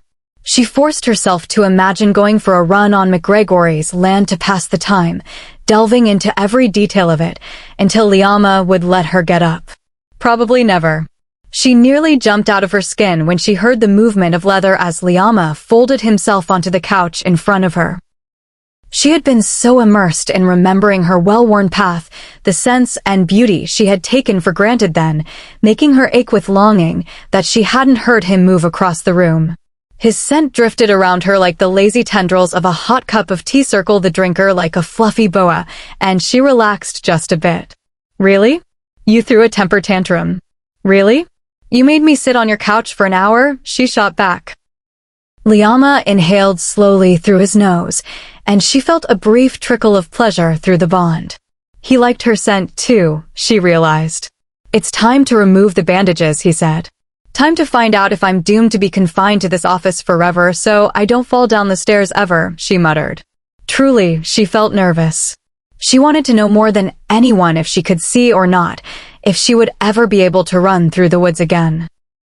The thought that she would never be able to step outside again terrified her deep into the core of her being. On top of that, she would not be able to work, to pull her weight, to drive, or do anything normally again. Serena, he sighed. I will want you either way. The statement tugged at something within her chest, and she squeezed her teeth together to keep emotions from surfacing. She wouldn't have done anything differently. She would have saved Gilleen 10 times over and suffered the same wounds. Though if she were blind, she might always harbor a resentment toward Liama. If he hadn't kidnapped her and forced her to live with him, she would have never been attacked in the first place. And what if he didn't actually want her when he found out the outcome? Did she care? Serena winced when his fingers touched her skin, more from the shocks of his fingertips than fear now. He unwound the light band of a wrap and handed her a cloth to wipe any residue away before she attempted to see. Her heart began to race as she forced a deep breath down into her lungs.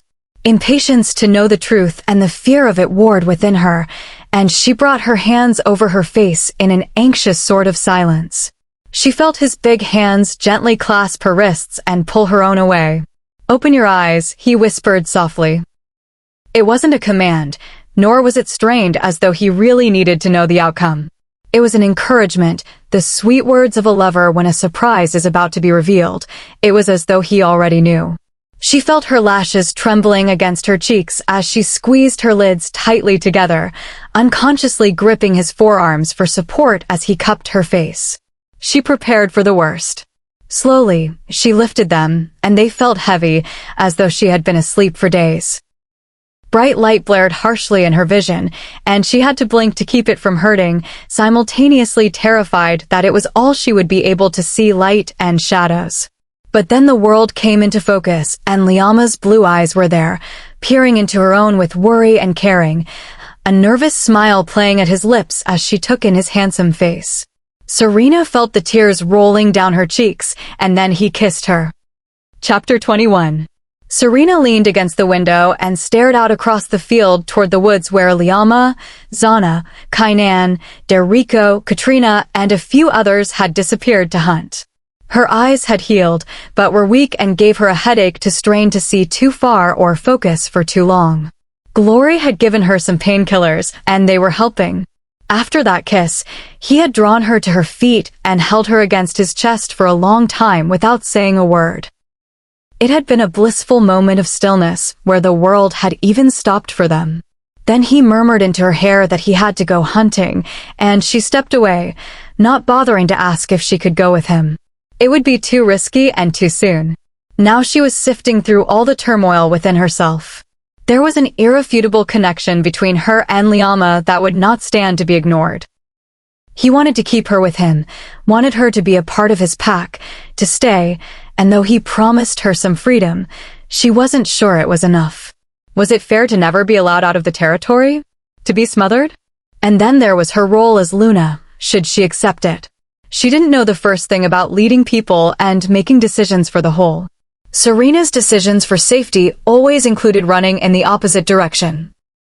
All Liama seemed to want her for was to have his offspring, and she did not want to do that anytime soon either.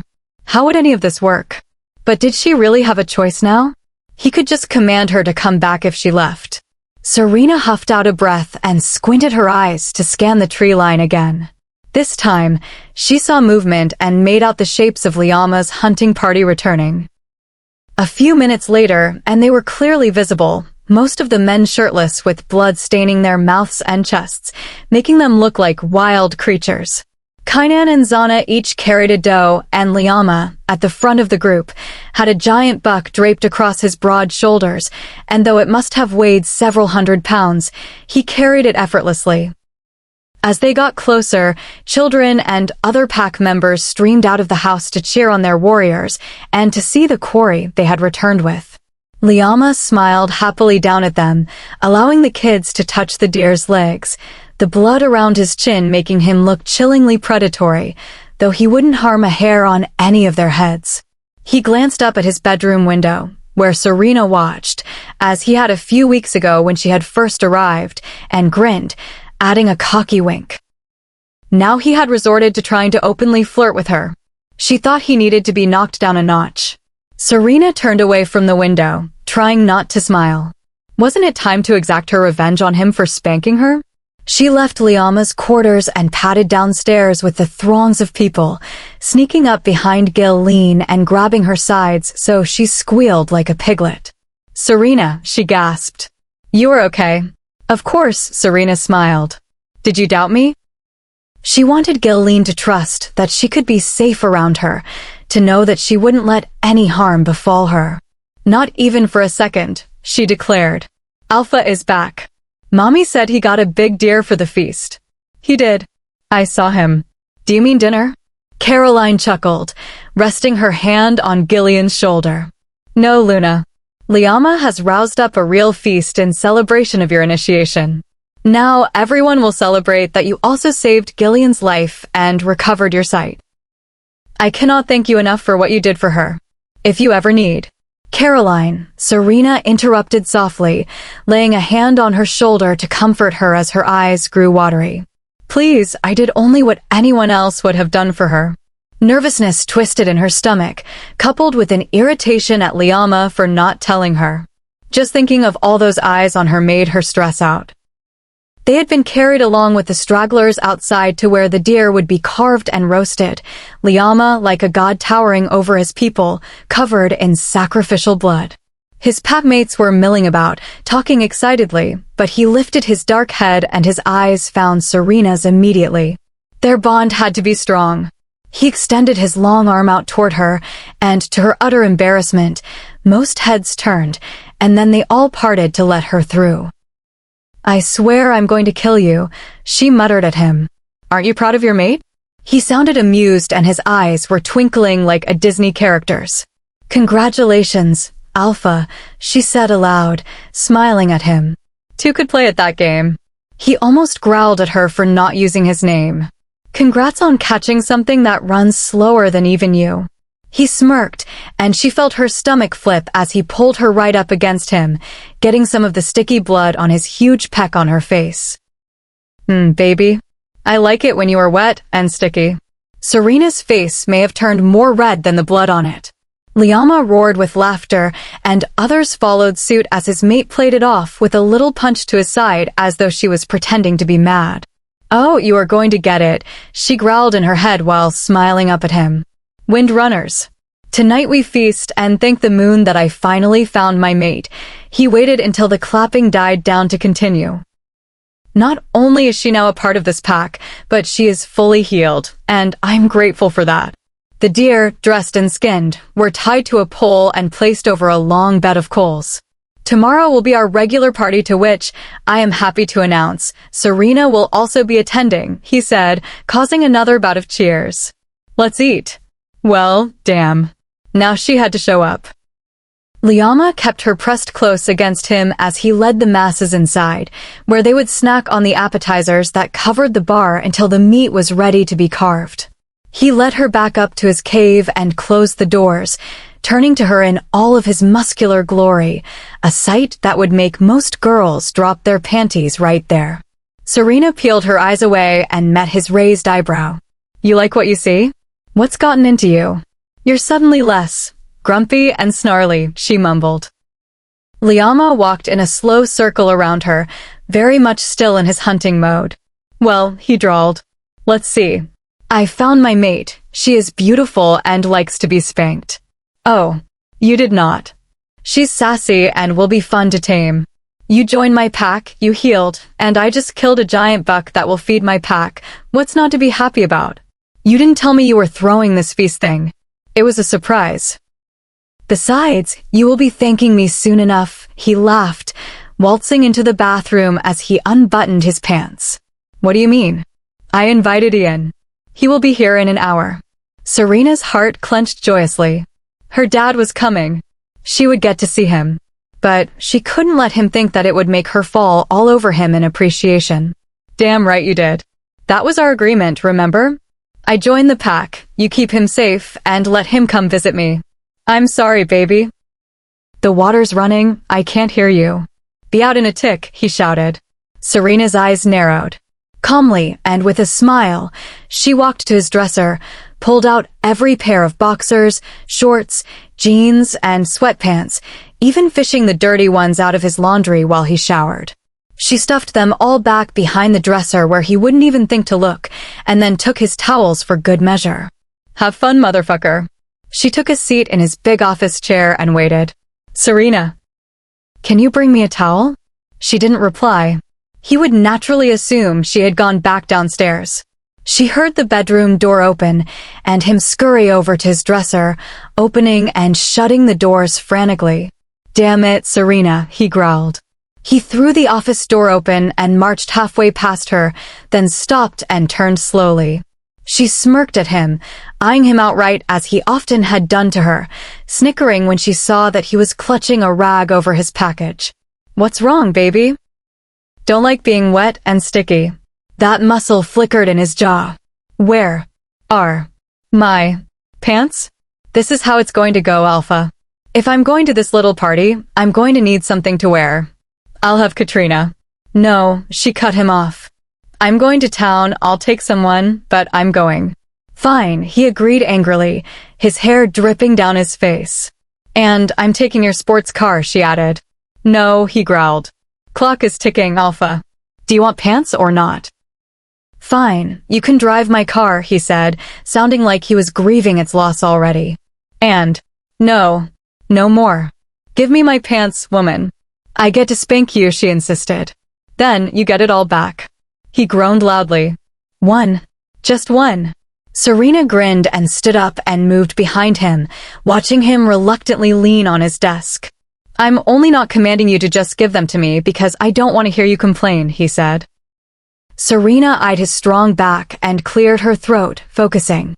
She slowly pulled up a piece of wood that belonged to the shelf she had destroyed with the glass ball and that she had hidden behind her back. She quietly raised it and then slammed it down on his butt cheeks as hard as she could before running as fast as possible in the opposite direction. His inhuman snarl was warranted. "Behind your dresser," she laughed as she tore away down the hall. She rushed and slid down the banister like a kid on Christmas, totally proud of herself for pulling one over on the big bad Alpha. True, there may be repercussions later, but that moment felt so good. She strode over to the front door and stood on her tiptoes to peek out. She still didn't know the keypad combination to open the door. She could barely see the driveway, let alone the parking lot, to figure out if her dad had arrived yet. "What are you up to?" Serena turned and looked up at Derico, who was watching her with a guarded expression. "Still don't trust me, huh?" She grinned at him. "Not when you were hanging around the front door and smiling like you just figured out a way to escape," he said, eyeing her up and down as he folded his arms across his chest. "Escape?" she laughed. "It's not escaping if I'm in the pack, right?" He grumbled under his breath. Well, why are you so happy then? And where's your mate?" "Oh, the Alpha?" I hid all of his pants and spanked him with a shelf. Kind of thirsty, she said, pointing to her throat because the noise of all the people in the house was growing louder. Where are the drinks? Derrico stared at her like she had just sprouted a unicorn horn and opened his mouth to respond when they both sensed Liama's presence at the top of the stairs. Dressed in a crisp white button-down shirt and jeans, he was handsome enough to make her knees shake. Though his smoldering expression could have melted 100 women, he was so sinfully beautiful that anyone would have walked into the wall of power he radiated. And those crystal blue eyes, narrowed to slits, locked immediately on Serena as he quickly descended and closed the distance between them in a heartbeat. She pressed her back against the door as he invaded her space and glared down at her. She said she spank. Derrico, please go make sure everything is ready. Tell no one what she said to you, he growled without making eye contact. It was an order nonetheless, and he turned and hurried off. Liama stepped closer to Serena until his chest nearly touched hers as it rose and fell rapidly. And as for you. Thankfully, the Alpha was cut off as the doorbell rang, and she was released from his captivating gaze as he looked outside. With a grunt, he punched a few numbers into the keypad and opened the door. Dad! Serena shouted, flying into McGregor's arms and inhaling the scent of his worn leather jacket. She fought back tears as he rubbed between her shoulders, as he always had when she was upset. Though Liama did not like seeing his mate in anyone's arms, he waited patiently for them to part. Well, Ian said shortly to Liama.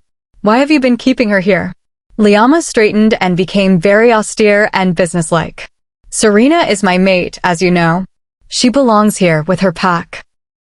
I assure you that I have been looking after her. Why does she have scars on her face then, Liama? His tone was not polite. It wasn't his fault, Serena told him. She could faintly feel Liama's anger and guilt beginning to grow behind her, but she refused to face him. I was attacked.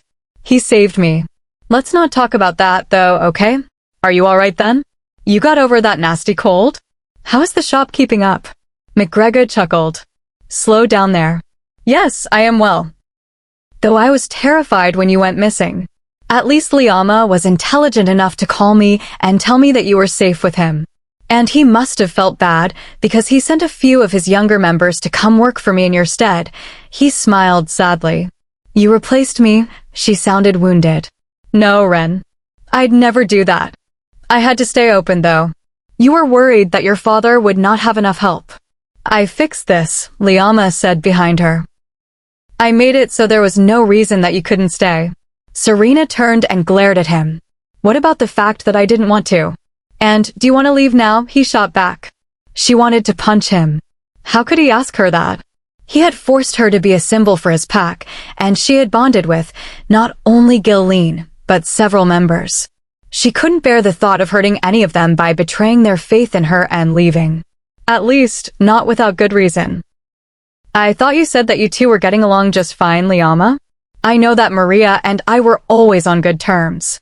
If you were mates, you shouldn't be bickering like this, he said suspiciously. Liama sighed and ran a hand through his hair before clasping his hands behind his back. We are mates, Ian. But, unfortunately, we are not mated yet. That would solve so many problems. Yet, I'm letting Serena settle in first, get comfortable, you know. Serena opened her mouth to spit out that he had made a few important deadlines and that it wasn't really when she was comfortable with it, but he stared at her with warning eyes and spoke before she could. Besides, she is already becoming quite popular around here and has even agreed to go to our party tomorrow. Serena is taking one of her friends to town in the morning to get an outfit, he smiled. And you wouldn't want to lose that privilege, would you, little wolf? His deep voice sounded in her head. She was sure she was steaming out of her ears. She was going to eat so much food in his nice car as punishment. McGregor interrupted her thought process when he suddenly gasped. Liama and Serena looked at him, concerned, and saw that his gaze was riveted at the top of the stairs. Who is that angel? He asked. They both turned to look. Glory, Serena said. She is the pack doctor. Glory, wearing a floral top with a string of pearls and black slacks, was carefully making her way down when she met McGregor's gaze. She looked awestruck for a moment before it turned into confusion. When she reached the bottom, she strode over as quickly as an older lady could, without breaking eye contact. "How can this be?" he asked. "Maria was my mate." "Tom was mine," she whispered. Liama smiled slowly and lazily. "It would appear that, because you both lost your mates, you were given another." That smug look turned on to Serena, seeing her alarmed face and knowing that she was worried about what this new development would mean. He grabbed her arm and tugged her against his side. Serena was totally numb. If Glory and McGregory were mates, he might move in. That would completely and, without a doubt, seal her fate to remaining in the pack house, leaving no opportunity for freedom. Though she had little reason to believe that the Windrunners were anything like her parents' pack, the nagging fear still crawled beneath her skin. Imagining being tied down, kept in Liama's room, and used for having babies was plenty enough to make her break out in a cold sweat. "Breathe, little wolf," he reminded her. She took in a lungful, dispelling the black dots from her vision. "Come," Liama said to the couple, frozen in time. "I'm sure you have much to talk about. We are having a feast to celebrate Serena's addition to the pack. Perhaps soon we will have cause for another." He led them into the big hall where the long table was crowded with plates and different foods in a buffet style. The deer had been carved, and the meat was piled high on a massive tray. Its aromas were enough to make anyone salivate. The rest of the room was packed with people, waiting for the green light from Liama. "Let's eat," he said, taking a plate and starting to pile it up. Serena walked like a zombie behind him until he noticed and bent his head down to her ear. "How about some of this?" he asked, slapping a pile of casserole onto her plate and adding a serving of meat. She followed him outside and sat on the short brick wall around the back porch as he did and stared at her plate. "Instead of seeing this as a bad thing, you should be happy for Ian. He will no longer live alone," he said. "Some of us like being alone," she replied. "Glory cannot leave the pack as Maria did. It is very likely that Ian will come to live here as well. Then you will not have to worry about him being by himself, and he will be protected." The protection was in exchange for me joining the pack. "If he joins it anyway, there was no purpose in being initiated at all," Serena groaned. "You forget," he growled, "that you're my mate. There was all the purpose in the world. I wouldn't have allowed otherwise. You have a big family now and land to run to your heart's content on. What else do you need?" She looked up at him and shook her head. He watched her carefully. He would never understand. "I needed a choice.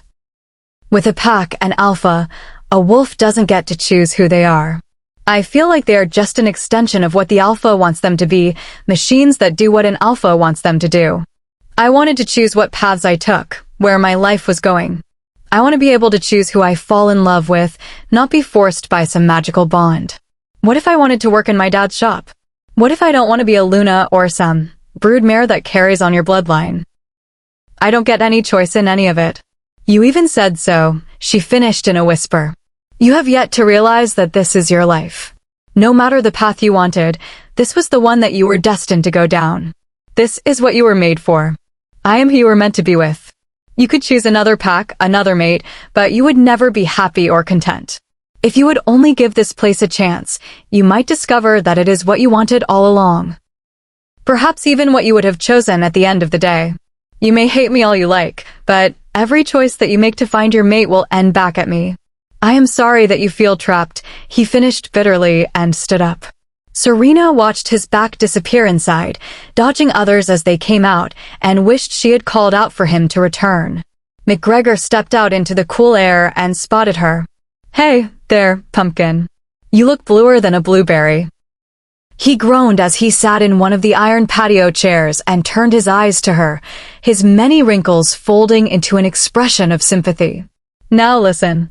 I didn't expect this to happen with Glory. Not by a long shot. I have thought I would show up and steal you away when no one was looking," he chuckled. "I'll help you leave if you really need to go, though."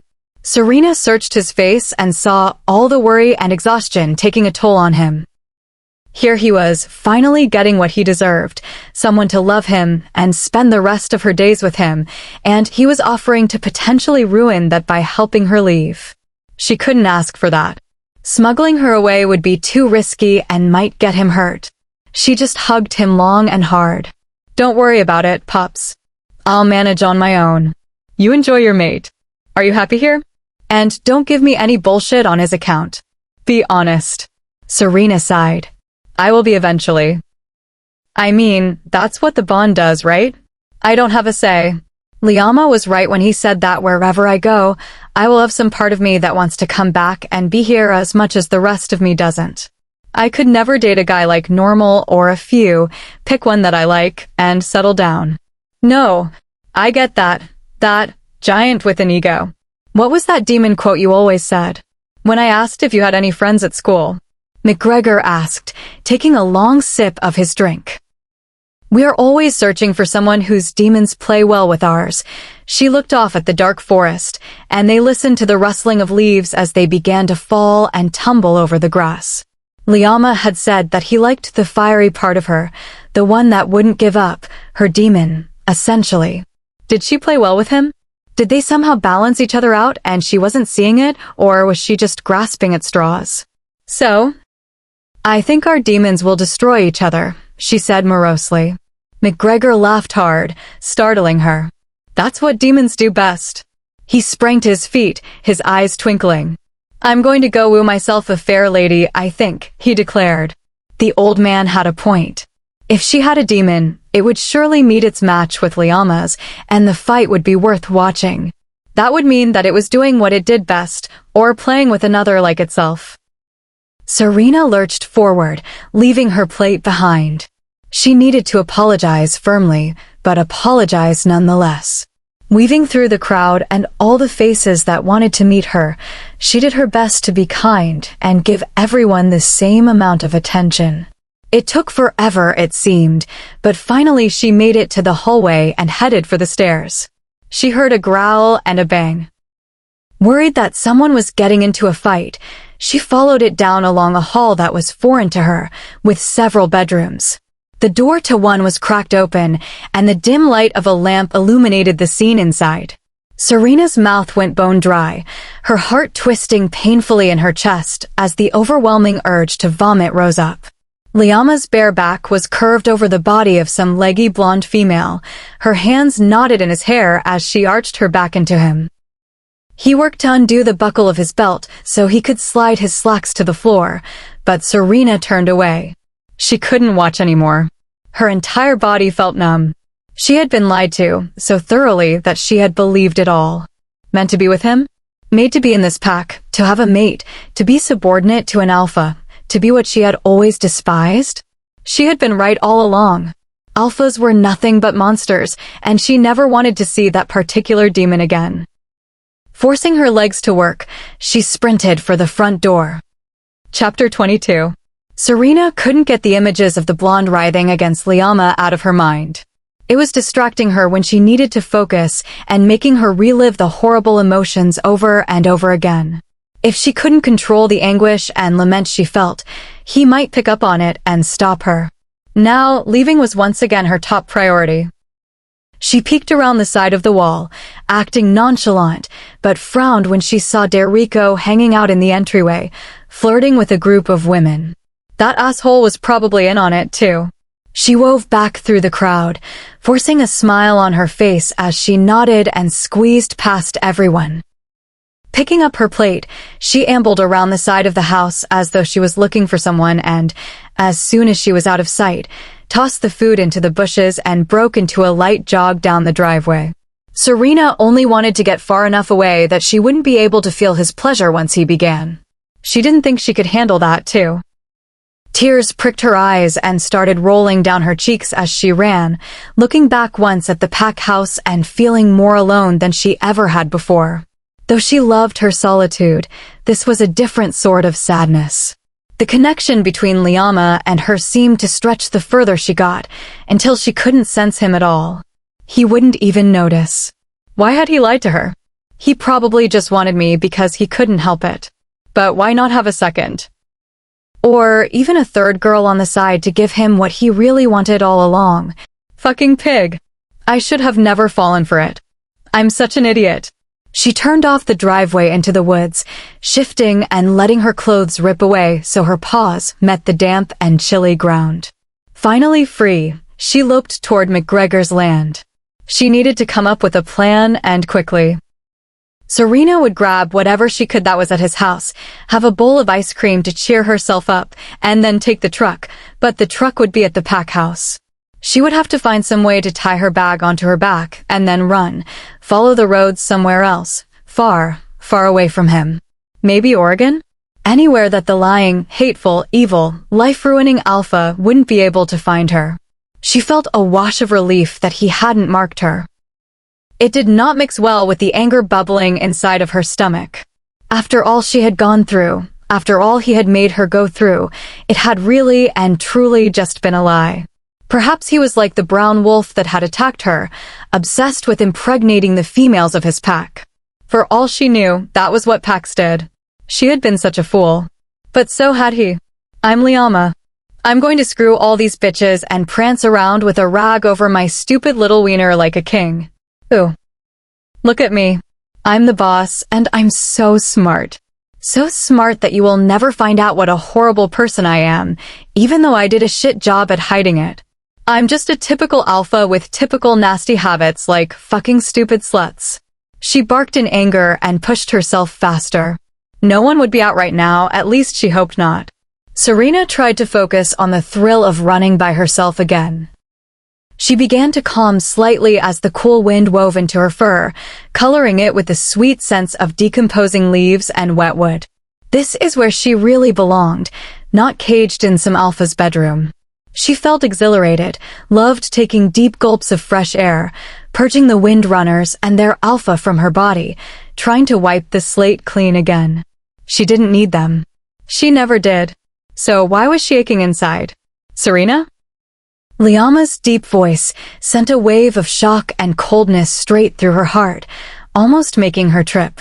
It reawakened everything she had been forcing down for the past hour and stirred up the image of him pulling that woman's legs around his waist. Where are you? She did not answer, but he might think she was hurt and would raise an alarm. She had to say something, and while she could think of plenty to say, she needed to be careful. Piss off, she barely managed. Her voice would have wavered had she been human. Are you upset over what we talked about? He asked. His voice was emotionless. Don't talk to me, she snapped. She wished she had learned more about the mind linking and how to force him out. Serena tried to focus on the forest in front of her, hoping it would push him away, and tried to force her emotions to go back to where they came from. Where are you? He suddenly snarled. She didn't answer, worry now striking her. He would know soon.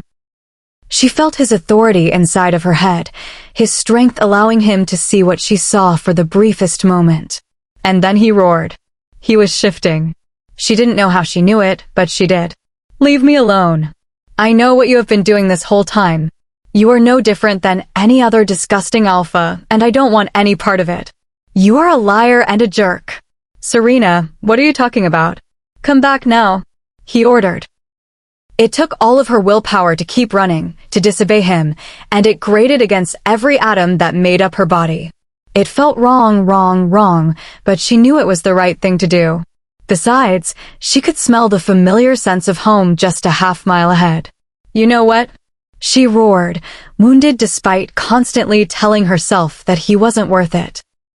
She sailed over the fence McGregor had repaired and raced up onto the front porch, shifting into her human form and quickly retrieving the spare key from its hiding place in the awning. Her shoulders slumped when she inhaled the familiar sense of home, relaxing somewhat, if only for a brief moment. She was safe now. He couldn't and wouldn't cross onto McGregor's land. Angrily, she made herself a heaping bowl of ice cream and dug into it, trying to eat her feelings.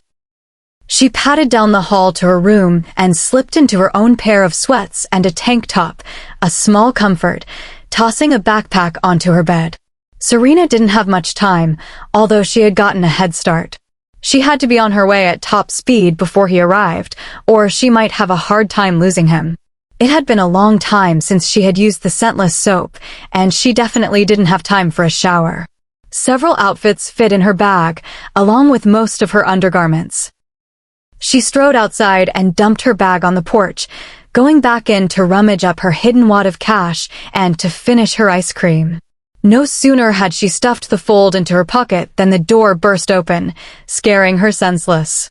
That horrible, shocking wave of fear jolted down her body as she heard a loud growl that she knew too well and was simultaneously hit by the power of his anger. Instead of trying to kill him like she had wanted, she ducked into the nearest bedroom and scrambled under the bed. How had he gotten there so quickly? She focused on quieting her breathing and hoped her pattering heart was not too loud. Outside the room was utterly silent, which unnerved her greatly.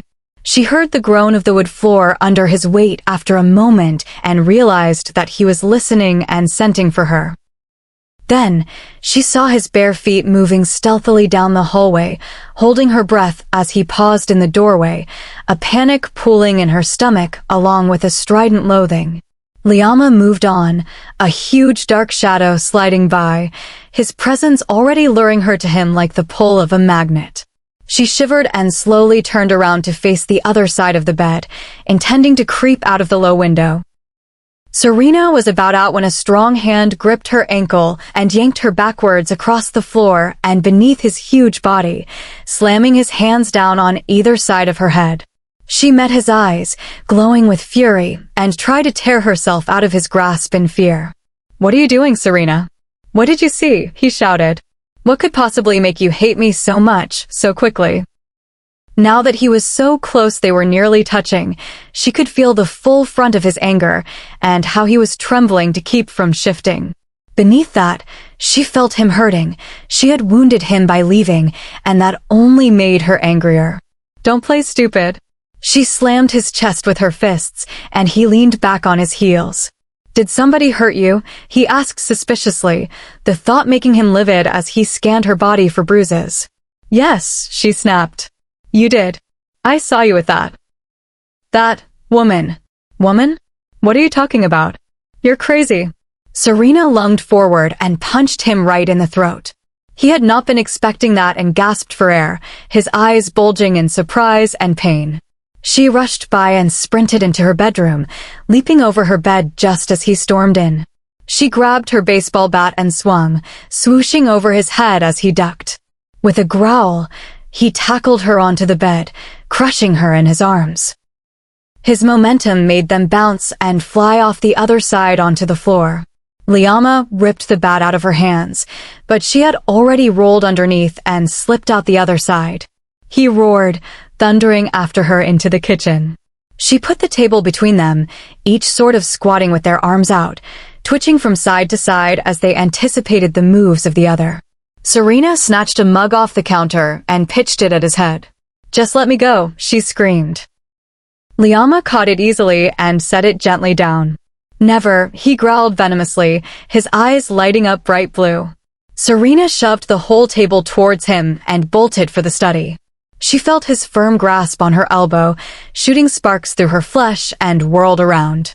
She felt her canines lengthen, and she bit his forearm hard, just as she had promised she would, hearing him curse as blood filled her mouth. "Damn it, Serena." He reeled back, and she shoved him hard, so he tripped over a kitchen chair and fell. She rushed for the living room, blasting through the front door and snagging her bag. She ran as hard and fast as she could down the driveway. Her feet crunched loudly on the gravel, and she swore she heard more than just her own footsteps. When she glanced over her shoulder and saw the giant black wolf with blazing blue eyes sprinting after her and felt like she was going to have a panic attack. He was never going to stop. "Do not shift," he roared in her mind, stopping her as she prepared to do exactly that. There was no way she was going to be able to outrun him in her human form. She opened her mouth to scream for help when his broad chest slammed into her back, sending them both flying off the gravel and into the leaves. Liama flipped them so he landed first, holding her against his chest so she wouldn't get hurt.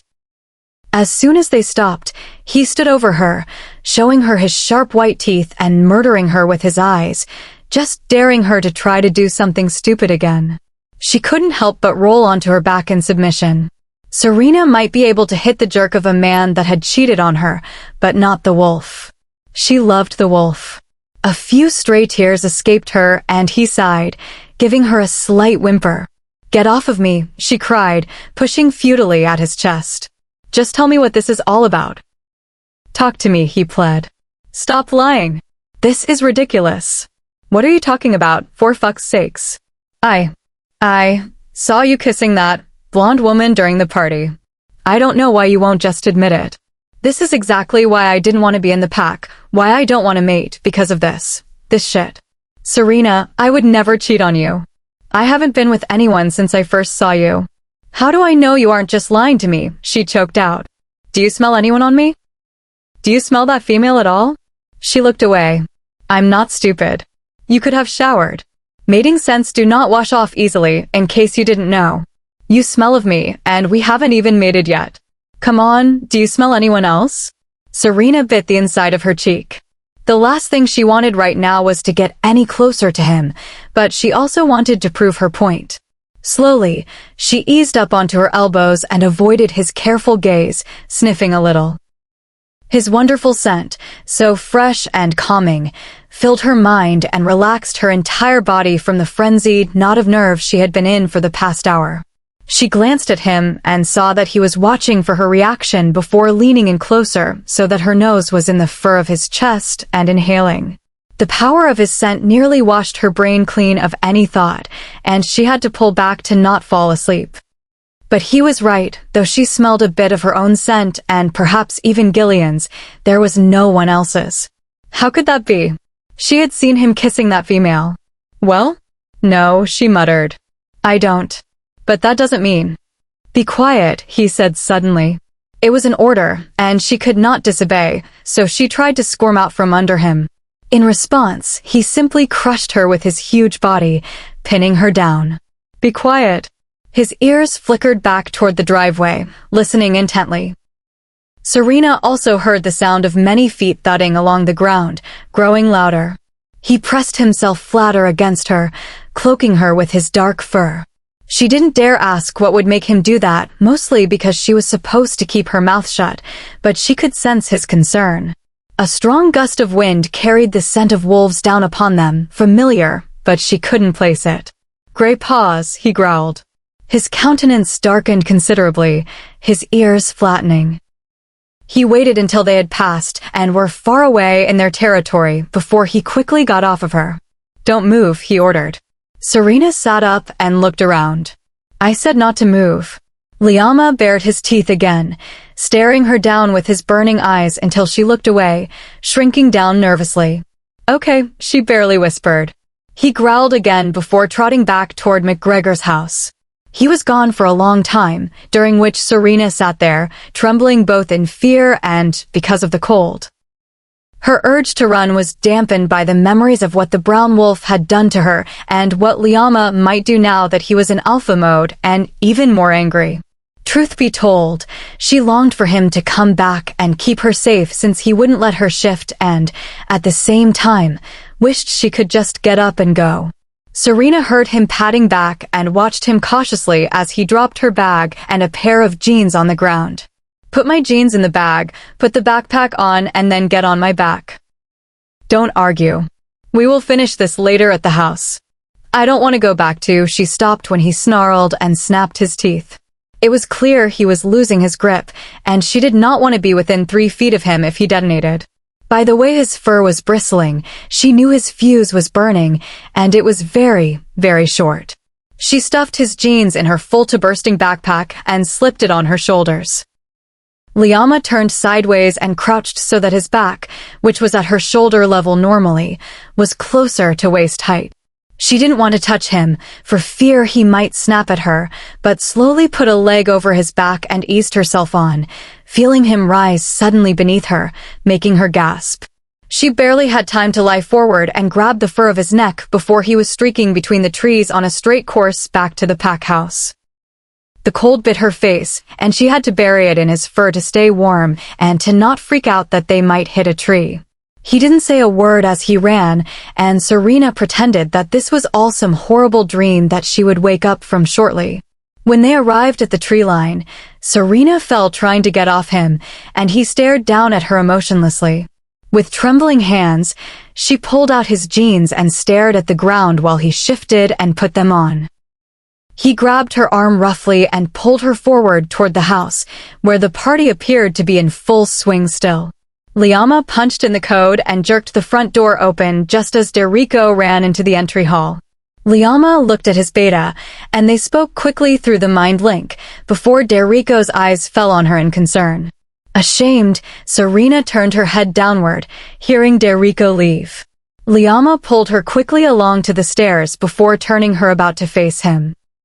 His eyes were still glowing as he struggled to maintain his form. His dark hair was messed up and windswept, and his muscles were quivering. He was breathtakingly handsome, and she had to turn her head away. "Look at me, Serena," he growled. "Now." Wincing, she made eye contact and immediately lost all willpower as the blue flames licked at her insides. Meeting his powerful gaze always made her feel like she was being sucked into a vortex where she could neither breathe nor move. "Go up to my office, sit on the couch, and stay there. Do you understand?" She swallowed hard and then nodded, feeling him release her. Instantly, she turned and ran from him, darting behind the double doors and falling onto the couch. She was shaking, cold, and wanted nothing more than to hide. What seemed like forever later, the doors burst open and Serena spun to face the party that entered. Liama, Derico, the twins, and one other. He stood almost as tall as Liama, maybe shorter by an inch, had the same jet black hair, and shared many of his features except for a pair of bright green eyes. Where Liama was muscular and quite lean, this man seemed almost like a juggernaut. He also had a pair of slacks on, ones that Serena immediately recognized. Suddenly, she remembered when Liama had come down the stairs earlier in the night as she stood beside Derico. Liama had been wearing jeans all night, not slacks. This man, who was coolly assessing her, was the one she had seen with the blonde woman, not Liama. A bullet of embarrassment pierced her stomach, and she realized how irrationally she had behaved and how stupid she was. "Serena, I would like for you to meet my brother, Dunvan." "Dunvan, this is my mate, Serena." "He came to meet you," Liama said, nailing her with his eyes. Serena slowly stood up and shook his big hand when he offered it, watching as his eyes went down and back up her body, making her uncomfortable. Now there were two of them? "Kind of short," Dunvan laughed. Serena wanted to groan. Instead, her shoulders slumped, the exhaustion of the whole ordeal finally hitting her. "You were peeping on me, I heard," he grinned evilly. "Like what you saw?" "I'm sorry, Liama," Serena said to him, meeting his eyes briefly. They lit up when she finally said his name. He had been honest to her, and she had doubted him and acted hatefully. "As much as I would love to pick apart this entire fiasco, we have more important things to discuss," Liama said, sitting down in his chair as the others took seats on the couches, Derico next to Serena, the twins on the other, and Dunvan in a chair on the other side of the room. "When I was collecting Serena from Ian's house, we spotted most of the Grey Paws pack leaving the western border of our territory, crossing over McGregor's land and back onto their own. Not only is this a violation of the treaty, but an act of war. They were heading north, which means they might have been doing something with the Red Tooth pack. I can't imagine what, since the virus is tearing through them right now. Let's go raid them in the middle of the night tomorrow." Dunvan laughed. "Serena," Liama sighed, rolling his eyes at his brother. "Dunvan's the alpha of the pack to the far east of us, the Storm Chasers. He covers Wyoming, Nebraska, and North Dakota and South Dakota. We cover Washington, Idaho, Montana, and Oregon. Together, we oversee a large part of the United States. If there is a potential alliance between the Red Tooth Pack and the Grey Paws, they could be looking to take us out and widen their territory. So, what about a strike against the Red Tooths before they can get to us?" Derico offered. "They've given us plenty of reason already. Then we can run the Grey Paws off without a war and finally take that coastline back." Zana smiled, stretching out. "It could work. We will need a lot of scouting the next week or so. That means camping out around the borders, even during dinner, since they know that is when our defenses are low, so we can figure out if they are truly in contact with one another," Liama said, rubbing his jaw.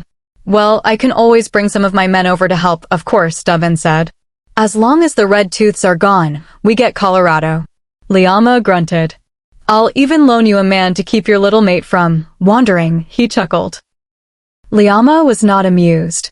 That won't be necessary, he said. Serena stared at her hands. Liama turned the conversation back to tactics, and she zoned out as they talked, feeling guilty for yelling at Liama and biting him, among other things. Why had she behaved so rashly? At least McGregory was having a good night, she thought. Katrina and his other fostered kids were probably showering him with attention, as she should have been. And he had seemed so happy to have his mate too. Why was she being such a stick in the mud? Yes, Liama could be such a jerk, but had she been any better? She had wanted to reject him right off the bat, without getting to know him first, though that hadn't proved to make her like him any better.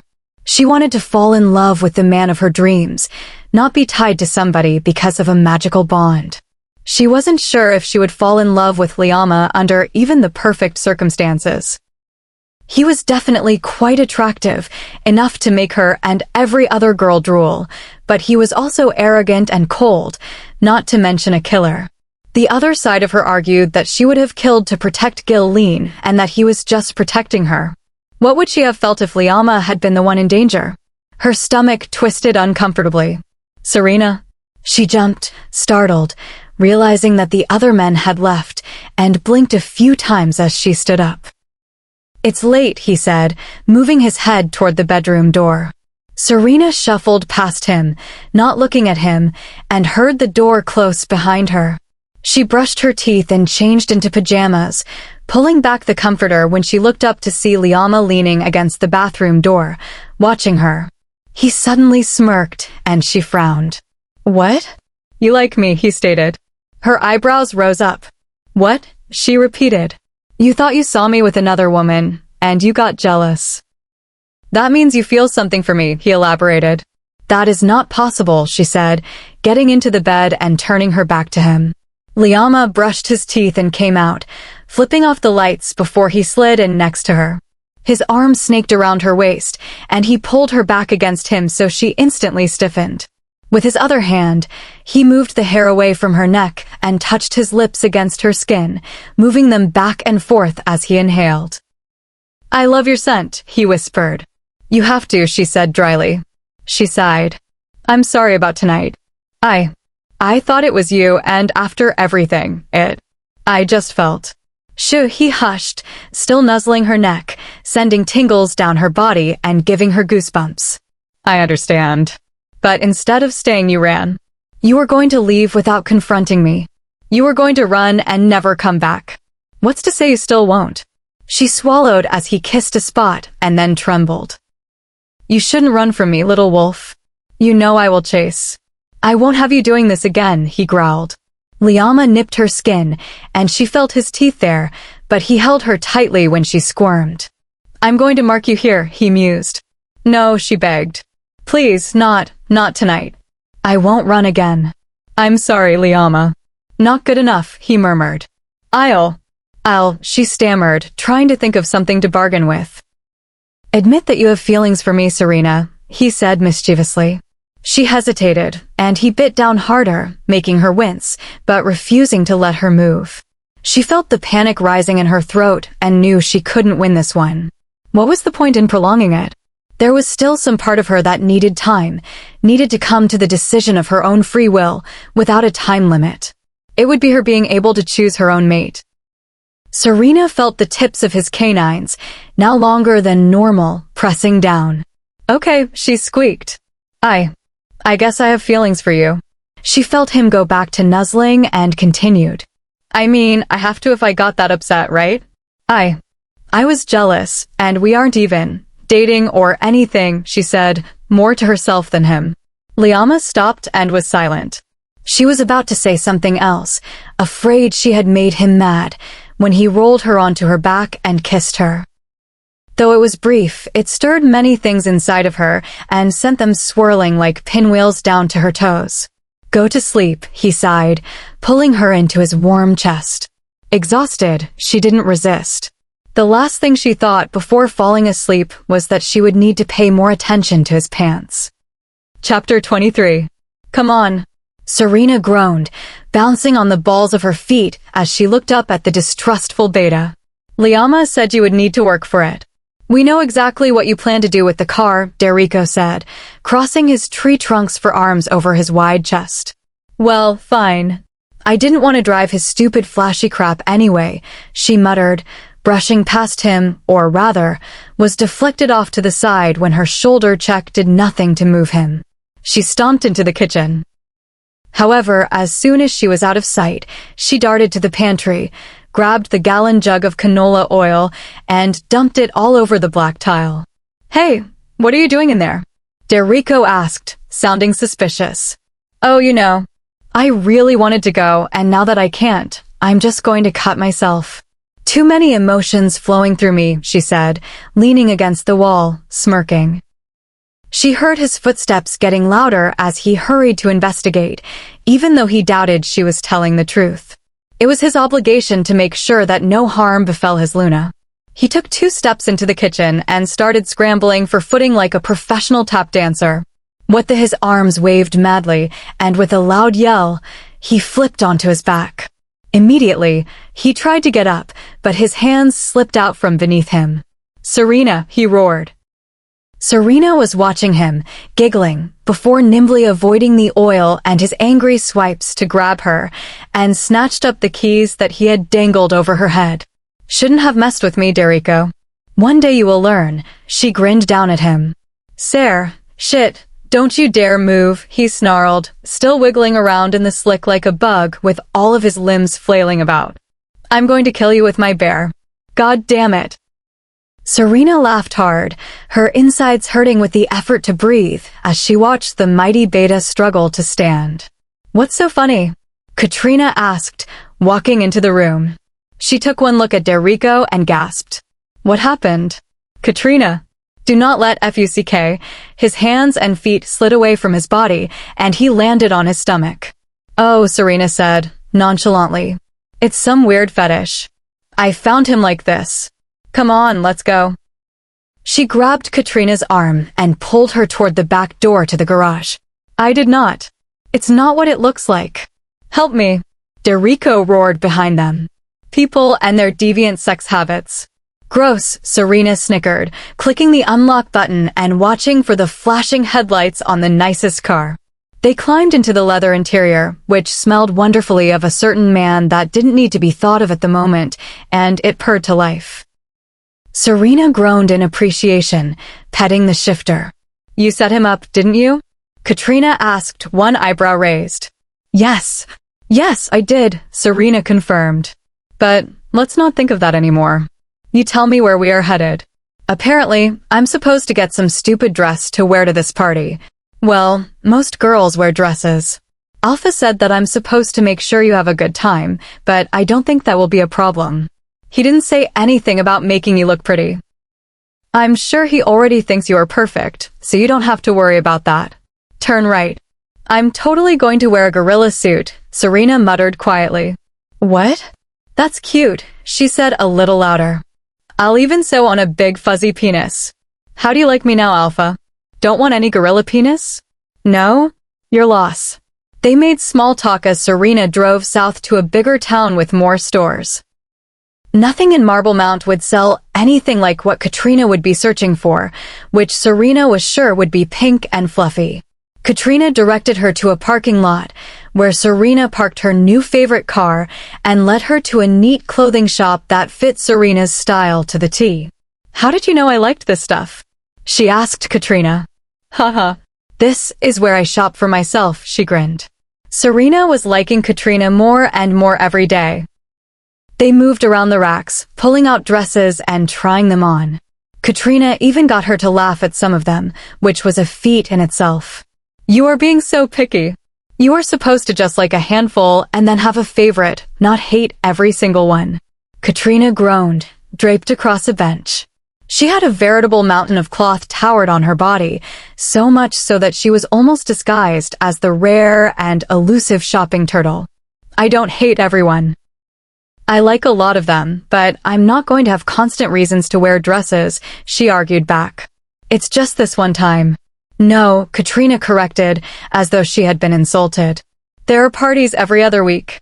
You know if he is making you go to one, you will have to go to the rest, so you might as well pick out a bunch. Serena rolled her eyes and dragged her feet back into the dressing room, scanning all the dresses hanging up. There was one left to try on. A slimming black number with a fallout back. With a huge sigh, she went to work, wiggling into it, quickly satisfied when it offered nice support in the boob department. With a grin, she shoved the door open and sashayed out to where Katrina was, and stopped dead when she saw the giant frame of a man in her place, too big for the store, leaning casually back with an ankle on one knee. His bored eyes turned stormy as they fell down her body, a muscle twitching in his jaw. Alpha Liama, Serena choked out, suddenly trying to hide herself, her throat tight as heat flooded beneath her skin. Saying his name only made him more intense as his nostrils flared and his shoulders tensed. As she scuttled backward, he stood up to his full height so that, even a few feet away, her head was tilted up to see him, his muscles straining against the soft black cotton shirt he wore. The powerful Alpha looked dangerously close to losing himself and began to lean forward, intending to follow her right back into the dressing room. "What did you say?" Katrina's door smacked open, tearing Liama's gaze from his prey, and she stopped abruptly as Serena had. "Alpha," she quipped, surprised, before nodding respectfully. Serena fled back into the safety of the tiny cubicle. Instantly, she was yanking the dress over her head and pulling her jeans on, hopping as knuckles rapped loudly on the door. She couldn't tell if he was angry or if he was just feeling a different kind of emotion due to the clothes she had just been wearing, or rather, not wearing. "Open up," he commanded, his voice husky and gravelly. She felt the order tugging at her body and hurriedly finished dressing as the frame of the door groaned under his strength. He was going to pull until it broke. All right. Serena turned the lock, and with a snap it jerked open, the already small space now filled with over 6.5 feet of hard muscle. His smoldering eyes had her leaning into the wall to make more room around her. Then he was stepping inside and closing the door behind him. He glanced around at the different dresses, spotting the one she had just had on, and picked it up, feeling the heat fading at his fingertips. Liama lifted it closer to his nose and inhaled, drinking in her scent, and had to battle himself all the harder when the action made her squirm against the wall. "What are you doing here?" Serena finally found the courage to speak. I didn't do anything wrong. We were shopping like we said we would be. And I didn't run off or anything." Her trembling voice sounded like she was trying to convince him of her innocence. "No," he replied. "You have done nothing wrong except wound my beta's pride." The ghost of a handsome smile passed across his face. "I came because," he set the dress aside and closed the small space between them in a slow movement, pushing his hand into her hair to cup her neck. He brushed his lips carefully over hers, making her breath catch. "I wanted to ask if you would have lunch with me." Liama pressed his lips into hers gently, as though she would become more inclined to oblige him. Truthfully, she was immediately disoriented and captivated by the current streaming down her stomach and beyond, gripping his forearm tightly. Leisurely, he kissed down her chin and her throat as if trying to memorize her skin. She groaned in frustration, and it vibrated against his lips. "You followed me here, didn't you? You don't trust me. Admit it." His rumble was more of an unwillingness to follow her blatant order than of an admittance of guilt. He held either side of her face and brought his gaze up to level with hers. He exhaled through his nose, his eyes narrowed. "That's what I thought," she muttered. "Well," Liama was an impatient and temperamental man. "I asked you a question." "You can't be asking me on a date," she grumbled. "Why not? We are mates. I have given you a month to pick your time, just as you have promised to give me and my pack a chance. What is stopping you from eating a simple meal with me?" "Whatever you want," he said, inhaling. "Just for kicks and giggles, what if I say no? I will put you over my shoulder and take you to the restaurant of your choice. If you don't tell me where you want to go, I will select the nearest establishment," he answered stonily and deadly serious. Serena couldn't stop the laugh that burst from her, but ended it with a sigh and a shake of her head. You don't know the first thing about dating, do you? Those piercing eyes narrowed even further. And you would. She had been on a few dates with humans, just to get pizza or walk through the park. It had never been serious, but she would never tell him that. Watching him get all puffed up was too funny. She shrugged nonchalantly, keeping an eye on that twitching jaw muscle. Serena opened her mouth to say something snarky when a loud howl from her stomach stopped her short and set her face on fire. A slow grin crept up the sides of his face, pure mirth. His long arms stretched out and scooped up the pile of dresses on the bench, and he was out the door before she could stop him. Wait, I haven't decided. I'm getting all of them. You can decide later, but I know which one you will be wearing, he muttered. Oh no, she growled, stomping after him and waggling a finger at his back as he approached the sales counter. You do not get to tell me what I can and cannot wear. Liama stopped abruptly, making Serena skid to a halt to avoid running into him, and slowly turned his head just enough so that one eye could see her. Oh really? Well, yeah. Then, instead of telling you what shows too much of what is mine, I'll just dress you myself, he said darkly. He continued to march to the front of the store, and Serena ran after him, latching onto his giant bicep with both hands. Stop. I would never let you do that to me. I said stop, you possessive PRI. He shifted the outfits onto one forearm at the same time as he tore his muscles from her grip and used that hand to grasp her wrist firmly. Serena, he growled, plopping the load of clothes down onto the counter and nodding for the cashier to begin ringing it all up. What? Wait, stop. I cannot afford all of this. Liama tossed his credit card onto the pile, pinching the bridge of his nose afterward. You don't have to. I'm buying it, he sighed. You aren't dressing me. He growled again and struck her with his blue flames for eyes. She knew what was going to happen.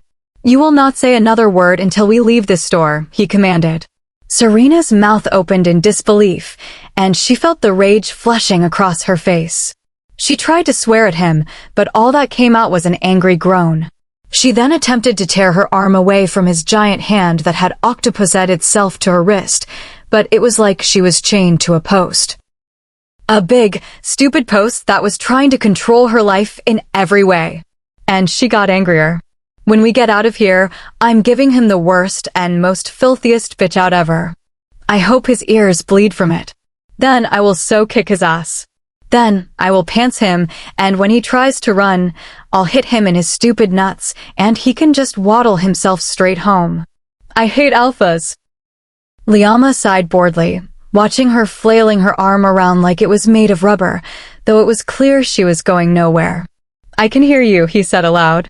The cashier looked at them both like they were insane, but because she was a werewolf, continued to hurriedly bag up the merchandise. Serena squinted her eyes hatefully at him, promising him a slow and painful death once they left. He paid with a swift swipe of the card, such a small act in exchange for a load of plastic bags that were easily scooped up in one giant hand, the other dutifully dragging his small maid out of the shop. The second her foot hit the pavement outside, Serena started shouting. I can't believe you used your alpha command on me to make me be quiet. I knew you would pull this sure. Serena, he sighed, opening the trunk of the SUV he must have driven that was parked on the street and tossing the bags in all one-handed. I'm not going to let go until you calm down and behave. Behave. Behave. I am not going to be some complacent little housemaid. Housewolf that does whatever you want. If I want to open my mouth and yell at you, I will. Let go. I'm going to F. Liama roughly tugged her towards him, grabbing her free arm and hauling her into his chest, putting his mouth against hers. The waves of tingling pleasure rocketed through her skull, both silencing and stunning her. Her shoulders drooped, her muscles went slack, and then he finally gave her back both of her arms. She inhaled weakly, about to start right back up again, if not a little bit more subdued this time, but Katrina suddenly rushed up. Hey, I didn't know you guys had left. What were you yelling about? Serena realized that she was, in fact, in public and had been screaming quite loudly. Perhaps Liama had actually been trying to save both of them a bit of embarrassment by telling her to shut her big mouth. Not that she would ever admit that, of course. She glanced at the towering male sheepishly. It was a misunderstanding, Serena muttered. Oh, all right. Katrina chirped. Serena and I are going to go get lunch. Would you care to join? Katrina gasped. Oh my gosh. You guys are going on a date. I totally forgot that I promised Mayline I would help her set up for the party. Got to go. She finished, practically yelling. Serena opened her mouth to stop her, but Liama nudged her closer with one hand, grinning as she sprinted away like her butt was on fire. She slowly tipped her head up to look at the smug man inside. Well, what are you looking at? With a deep and undeniably sexy chuckle, Liama thrust his hands into his pockets and spun, striding off down the sidewalk, Serena trotting behind at his heels. He led her to a very small and quaint little pub, not dark and dingy like most, stained with cigarette smoke and the scent of 1,000 spilled beers, but cheerily lit with old-fashioned lanterns and touched with curling wrought iron decorations. The hostess ogled at Liama for a moment before quickly leading them to a small booth near the back, apparently the Alpha's regular table. Serena could easily picture him sulking back there with a pitcher of beer. After taking their drinks, she departed reluctantly, leaving Liama's chilly eyes to find their way back to the small female sitting across from him and to watch her readjust herself in her seat as his emotions spilled through the mate bond. She hid herself behind her menu until his long fingers pushed it down. No, he said. You are too beautiful to be doing that. Her face became as hot as the fire burning in the hearth, not too far away. I need to ask you something, she said, forcing her voice to sound confident. His eyes sparkled, daring her to ask something that would cause the calm waters to become turbulent, but he otherwise did not smile or give her a go-ahead. Taking a deep breath, she looked right at him to best tell if he was lying. Why did you make the deadline on the full moon? Liama leaned back and assessed her coolly. The full moon makes us all crazy, she said quietly. I don't understand. It is when our other side becomes strongest, our instincts more primal. With as strong a connection as our connection is already, I did not think that I would be able to control myself when that night comes, and I still do not. That is why I hoped you would choose a day before then. But if not, that will be the night that you will not be able to resist me. Deep down, as much as you don't want to admit it, there is a part of you that wants to be marked as much as I want to mark you. Serena gulped, watching him carefully. Yes, deep down, she knew he was totally right. There was a safety and a security that would come with a mark, not to mention that stomach-flipping feeling of knowing that he was totally hers. No hostesses would gawk at him then. Do you guys know what you want to eat? Speak of the devil. Serena glanced down at the menu.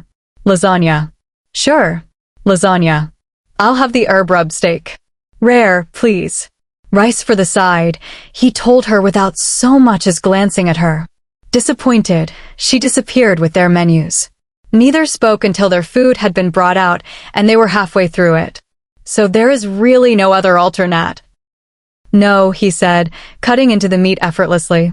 That small whirring picked up in her chest, both excitement and fear. What about if we made a deal? Serena, he said, his voice low, carefully setting down his silverware and folding his hands on the table. His eyes were slightly luminescent, warning her. I have told you that enough is enough. This is long overdue. When I wanted it done, the night I first had you at the pack house. I've been very patient, more so than I have really been able to stand, but I am trying to do what is best for you. Now, no more of this. You decide the time, or wait until there will no longer be a decision to make. You are mine, he ended with a growl. Her heart went into overtime, but she tried not to let it show by picking at the remainder of her salad. She felt the sparks before the pressure of his fingers on her chin tilted her face up to meet his eyes, immersing her in the burning intensity of them. You will like it, he murmured, almost purred, in that deep and rumbling voice. Being mine. Her breath caught in her throat as she watched his gaze fall to her lips before she mimicked him. The air grew thick between them, hazy, heavy. "Are you ready for your oops?" "I'm sorry." The waitress seemed quite flustered about intruding on their moment. Serena pulled away and began shredding her napkin, feeling her face heat again as Liama straightened with an irritated sigh. "Yes, Lynn, we are ready for the check," he bit out. Serena waited awkwardly while he paid in cash and denied any change before meekly following him out. The ride back was silent and tense, so much so that Serena was sinking deeper and deeper into her seat to avoid the awkwardness in the air. It was more than Liama was tired of being interrupted and also tired of postponing the marking, and Serena was afraid of her reaction to him. When they got back to the house, though, a surprise was waiting for them. As soon as they got inside, Derico was storming out of the living room towards them, fully dragging Katrina's entire weight as she braced her feet on the stone floor and slid along. "Oh, she so asked for it," he growled, eyes locked on Serena. Liama rumbled, placing himself between his mate and his beta, even though Serena was laughing at the memories of Big Bad Derico squiggling around like a worm on the floor. The twins appeared from somewhere, one of them helping Katrina to restrain Derico as the other high-fived Serena. Apparently, the images had been shared throughout the mind link. "You know what she did to me," Derico said, embarrassed. "You punish her, Liama." Liama couldn't repress the snicker that left his lips. "I will." Serena felt the small jet of lust that came through their connection. "You will not." He looked slyly over his shoulder, guilty. She shoved past the Alpha and lunged for Derico. "I'll take you on myself." Liama's giant arms swung in front of her hips and swooped her right off the ground with a simple no. He swung her away and began to move up the stairs, Serena desperately trying to break his hold. "You are not going to spank me." She hissed at him the second they were in the office, stepping away quickly. He watched her deviously from under his lashes, slowly moving toward her. "I warned you about disrespect," he smiled, making her heart flutter. "Besides, it sounds like you want to be spanked." Her heart ran even faster, and she rushed into the bedroom, throwing herself against the door. Her weight was no match for the huge male, and he instantly invaded her space. "You wanted to make a deal. So, let's make one." Serena swallowed, but her throat felt dry. She nodded weakly. "Instead of spanking you, why don't you spend your time getting ready for the party? You will wear the dress I got to see you in at the store. Deal?" Fine." "Great," he breathed, swooping in and giving her a chaste kiss. "I'll be right back." She stood there, rubbing her lips while he strode down to get the bags. He returned within a few minutes and handed them to her, laughing at her skull. He was in too good a mood. Serena groaned and got to work. After showering, shaving, blow-drying, straightening, lotioning, dressing, mascara ing, she finally felt like there was nothing more that she knew how to do to herself. Looking in the mirror, she almost didn't recognize the woman before her, the dress hugging her figure, her light hair brushing just under her breasts, not in a ponytail. There was no dirt on her face, no cuts or bruises, no baseball cap. She looked strong and powerful, almost like a Luna. She could feel the beat of the music below, pounding against her feet, and decided that the party had been going on long enough that she had to go down too. It was almost 10 o'clock. With a sigh, Serena slipped on the heels and made her way down the hall, silently avoiding the couples that were already half-drunk, making out against the walls. She made it down the stairs without any trouble and waded through the people into the kitchen. A few bowed out of the way, feeling the aura she was already emitting, while others were too buzzed to notice that their shirts were half off. With werewolf blood, Serena was sure many would be nearly naked by the end of the night. Over the roar of voices and the music, Serena was able to get Katrina's attention. She was bartending in a bright pink form-fitting dress with Kainan and Zane. One of the twins whistled. "Boy, you sure clean up nicely," one said. Thanks. "Can I have 4 shots of something? I don't care," she shouted back.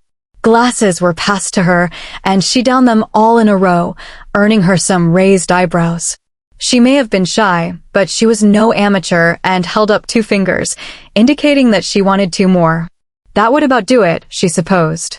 I just saw Liama, Katrina hollered. He was looking for you. He will drool over you, I'm sure. Oh, Serena said, uncomfortably. She turned and made her way into the living room that was packed and moving with people. With the alcohol moving through her body, warming and numbing her, she felt her inhibitions melting away.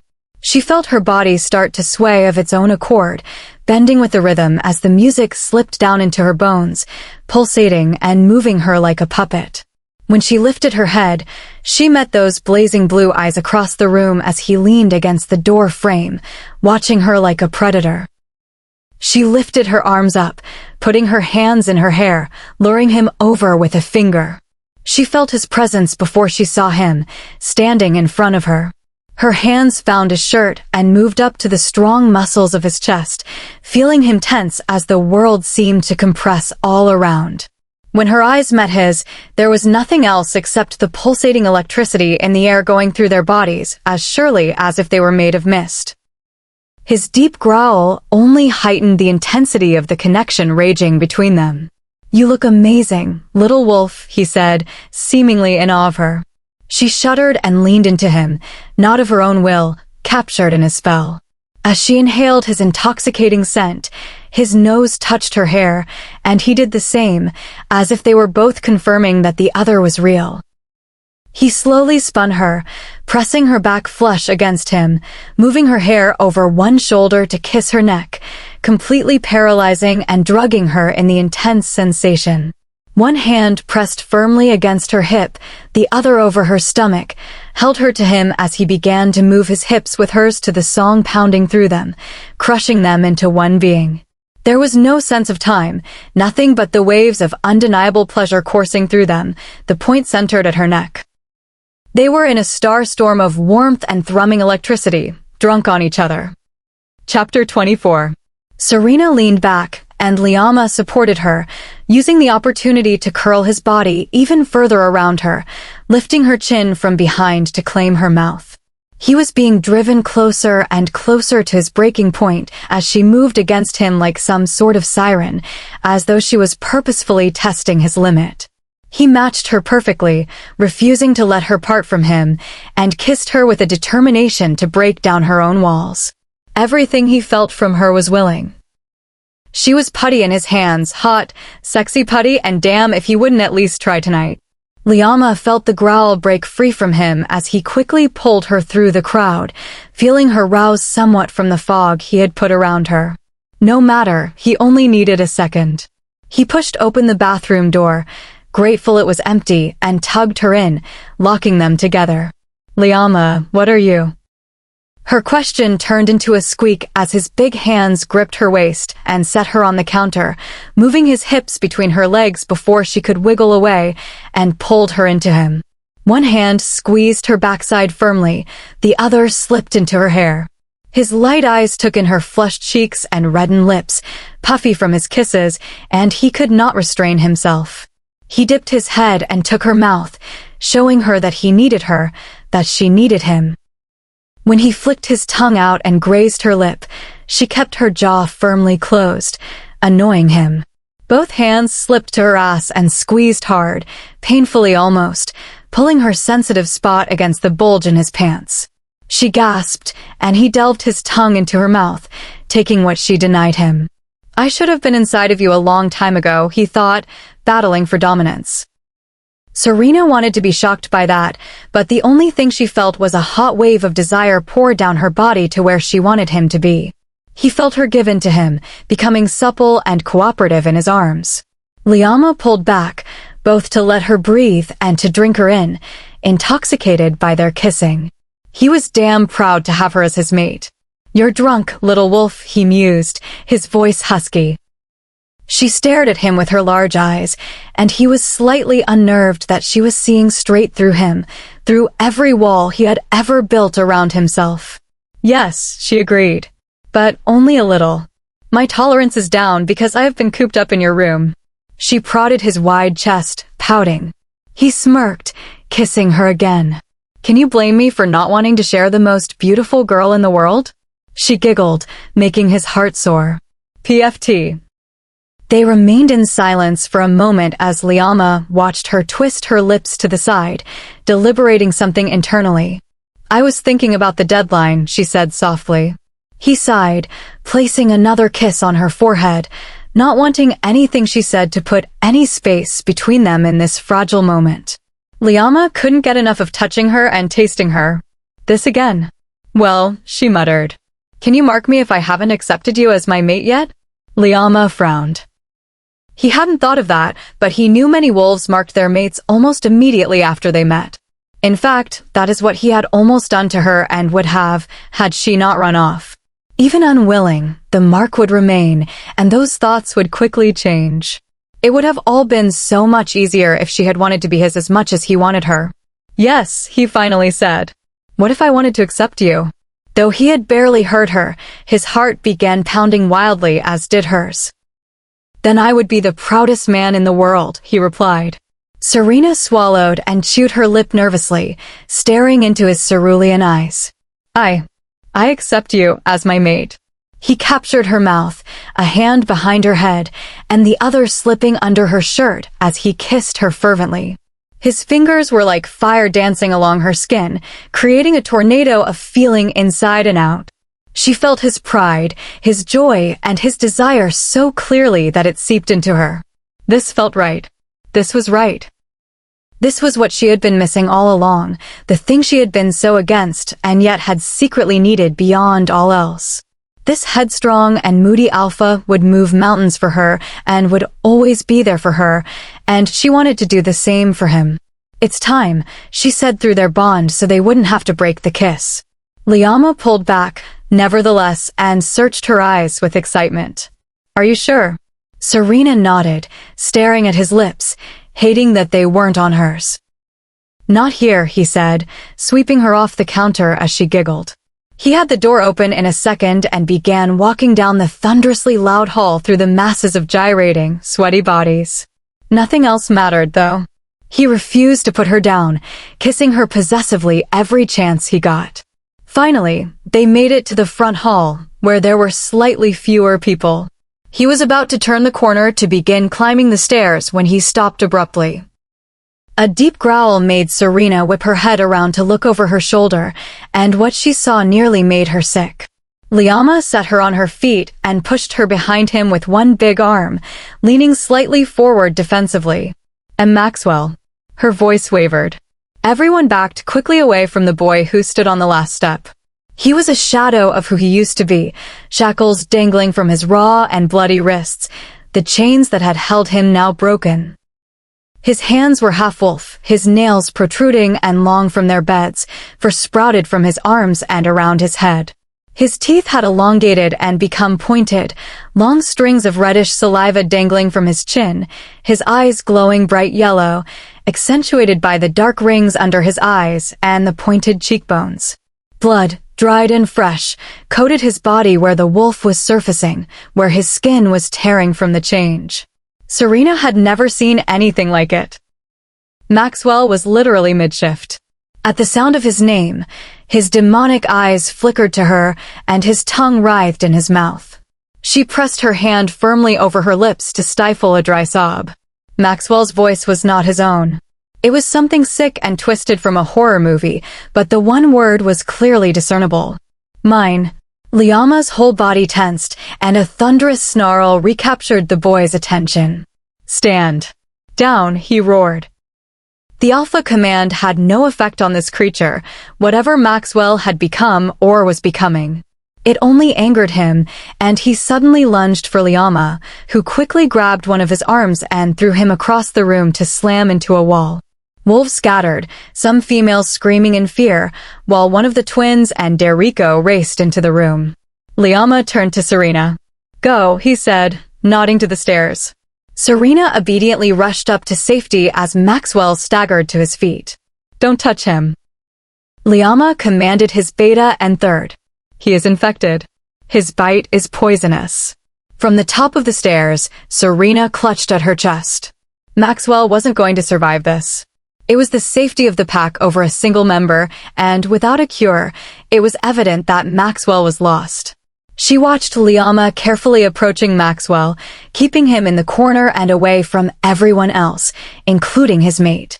As an alpha, if anyone was going to win the fight without being bitten, it would be him.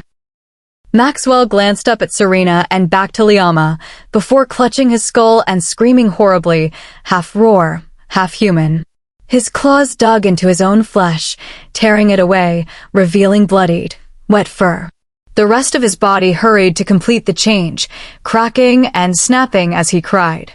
When he had finished, he still looked unnatural, spiny and warped, like a demonized version of his old wolf with a more human head, longer toes and a nearly furless tail. He shot at Liama, who was quick to grab the beast's shoulders, keeping that snapping, malformed mouth away from his face, rotating Maxwell's body onto the floor. He landed a solid hook on Maxwell's, the thing's face, one that should have knocked him out, but barely fazed him. Liama wrestled against gangly limbs, knowing that its added strength must mean that it wasn't feeling pain. The creature suddenly got the upper hand by bringing its head up and whacking Liama under his jaw so that he stumbled back. The thing was on him immediately, delivering a hard swipe of its claws against his chest. The two rolled, growling and snarling, filling the hall, crashing into the wall, and leaving a huge hole in the plaster. A cloud of white dust was kicked up, obscuring them from sight just before the monster tried to sprint away. The Alpha emerged like a dark shadow, his eyes blazing with blue hellfire as his hand flashed out, snatching the beast's tail and whipping its entire body against the wall, grabbing its throat before it could turn on him. His forearm caught the beast's chest and, with the other hand, wrenched the creature's head so that its neck snapped loudly. Within seconds, Maxwell hung limply from his arms in his sickly human form. Though he was panting and furious, Liama took great care to lay the boy down on the floor and remove his ripped shirt so that he could cover the body. Before Liama could look up at Serena, she turned and ran to their room, falling onto the bed as pent-up cries of anguish finally escaped. One of her best friends had just died, killed in fact by her mate. She had been too caught up in joining the pack and her growing bond with Liama to have even visited him when he was ill. Serena cried and cried into her pillow until, what seemed like forever later, Liama came and knelt on the covers. Serena, he touched her carefully and then pulled her into his arms, surrounding her in an unbelievable sort of comfort. "Do you cry for his loss? Or are you scared of me?" There was so much worry in his voice that it almost hurt her, and she shook her head at the latter. He pulled her in tighter and let her cry on his chest until she was spent, the alcohol and stress of the last few hours wearing her down until she could only slip into sweet darkness. Liama pressed his lips against her cheek and whispered in her ear, "I care about you more than anything in the world." The next morning, Serena woke, feeling cold and achy. Extending a hand to Liama, she felt only the cool covers telling her that he was not there. She couldn't help but feel a little empty, her heart lurching when she remembered that she had accepted him, which only made his absence sting all the more. It was like a heavy blanket was draped over her shoulders, making her feel gloomy and sad. She had lost her friend the night before. She got up and showered, stepping into the office in the hopes that he might be working on something, but that too was bare of his big figure. In the hallway, Gilleen ran up to her with Caroline following behind. "Are you coming to breakfast?" she asked. Serena nodded, taking the tiny hand that was offered to her. "I am sorry about your friend, Maxwell. We are all feeling his loss today," Caroline said. She realized the dampening feeling was the sorrow of the whole pack and not just her own. "Thank you. I am not quite sure how things will proceed from here. We will bury him in the forest later today. There are wolves that will be coming from the borders of the territory to pay their respects, and we must wait for them," she said. Caroline paused and placed a hand on her shoulder. "As his friend and our Luna, the pack will want you to speak of him. Will you?" Serena felt the discomfort and anxiety in the back of her mind, but also felt a newfound sense of confidence that she could step up before everyone and give a eulogy for her friend. Hell, he deserved no less. When they reached the bottom of the stairs, Serena couldn't help but notice that the wall was still in ruin, and while the debris had been swept into a pile beneath it, the blood and bits of fur had yet to be cleaned up. Caroline was careful to shield Gillian's eyes from the sight. Serena shuddered and tried to swallow past the lump that constricted her throat as she followed them to the kitchen. Those who were eating in the hall kept mostly to themselves, the atmosphere heavy with the grim circumstances, and the trio didn't speak more than a few words as they put food on their plates and sat at the table. Serena glanced at Liama's empty chair, wondering where he had gone. Perhaps he was helping to make arrangements for Maxwell? Caroline was kind enough to let Serena play with Gillian until it was time to go to the woods. A large procession had collected in front of the house, everyone in dark colors, to go together.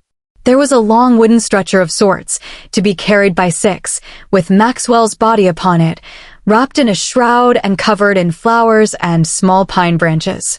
Liama was far ahead with Maxwell's parents, but Serena did not try to go to him, by now suspecting that something was wrong or that he didn't want to be bothered. The pack marched deep into the woods, further north than Serena had gone before, moving between steep green hills and roots to a secretive place where the dead were laid. Some carried torches, for the path they took often was cut narrowly and without much light. At last, they came to a depression in the ground, a grave already dug at the base of a tree whose trunk had been freshly carved with Maxwell's name and lifespan. Liama spoke once everyone had filtered into the space, his voice deep and pained. Today we lay to rest a young man, a beloved son and brother to us all. He was a strong fighter, smart, and he put his pack and family before himself. We feel his loss heavy upon us, but go forward remembering the vibrancy with which he lived his life and the joy he brought us, not how he passed. We must eliminate this sickness before anyone else is harmed. I will do everything in my power to see that it is done. His eyes briefly flickered to Serena before he turned and stepped back, allowing Maxwell's parents to speak about him through their grief. When they, too, had finished, Serena stepped up, surprising the wolves around her, though they parted to let her pass. She forced herself to walk up in front of everyone before she could actually realize what she was doing and turned to face the crowd. Squeezing her eyes shut and reopening them, she willed her voice to come through strong. Before I came to the pack, when I worked at McGregor's, Maxwell was one of my closest friends. He didn't care if I was a human or a wolf. He was always just happy, like there was always something to smile about. I knew that if he was in the Windrunners, it couldn't be all bad, and actually, I was relieved that I had someone that I knew I could count on at the pack house.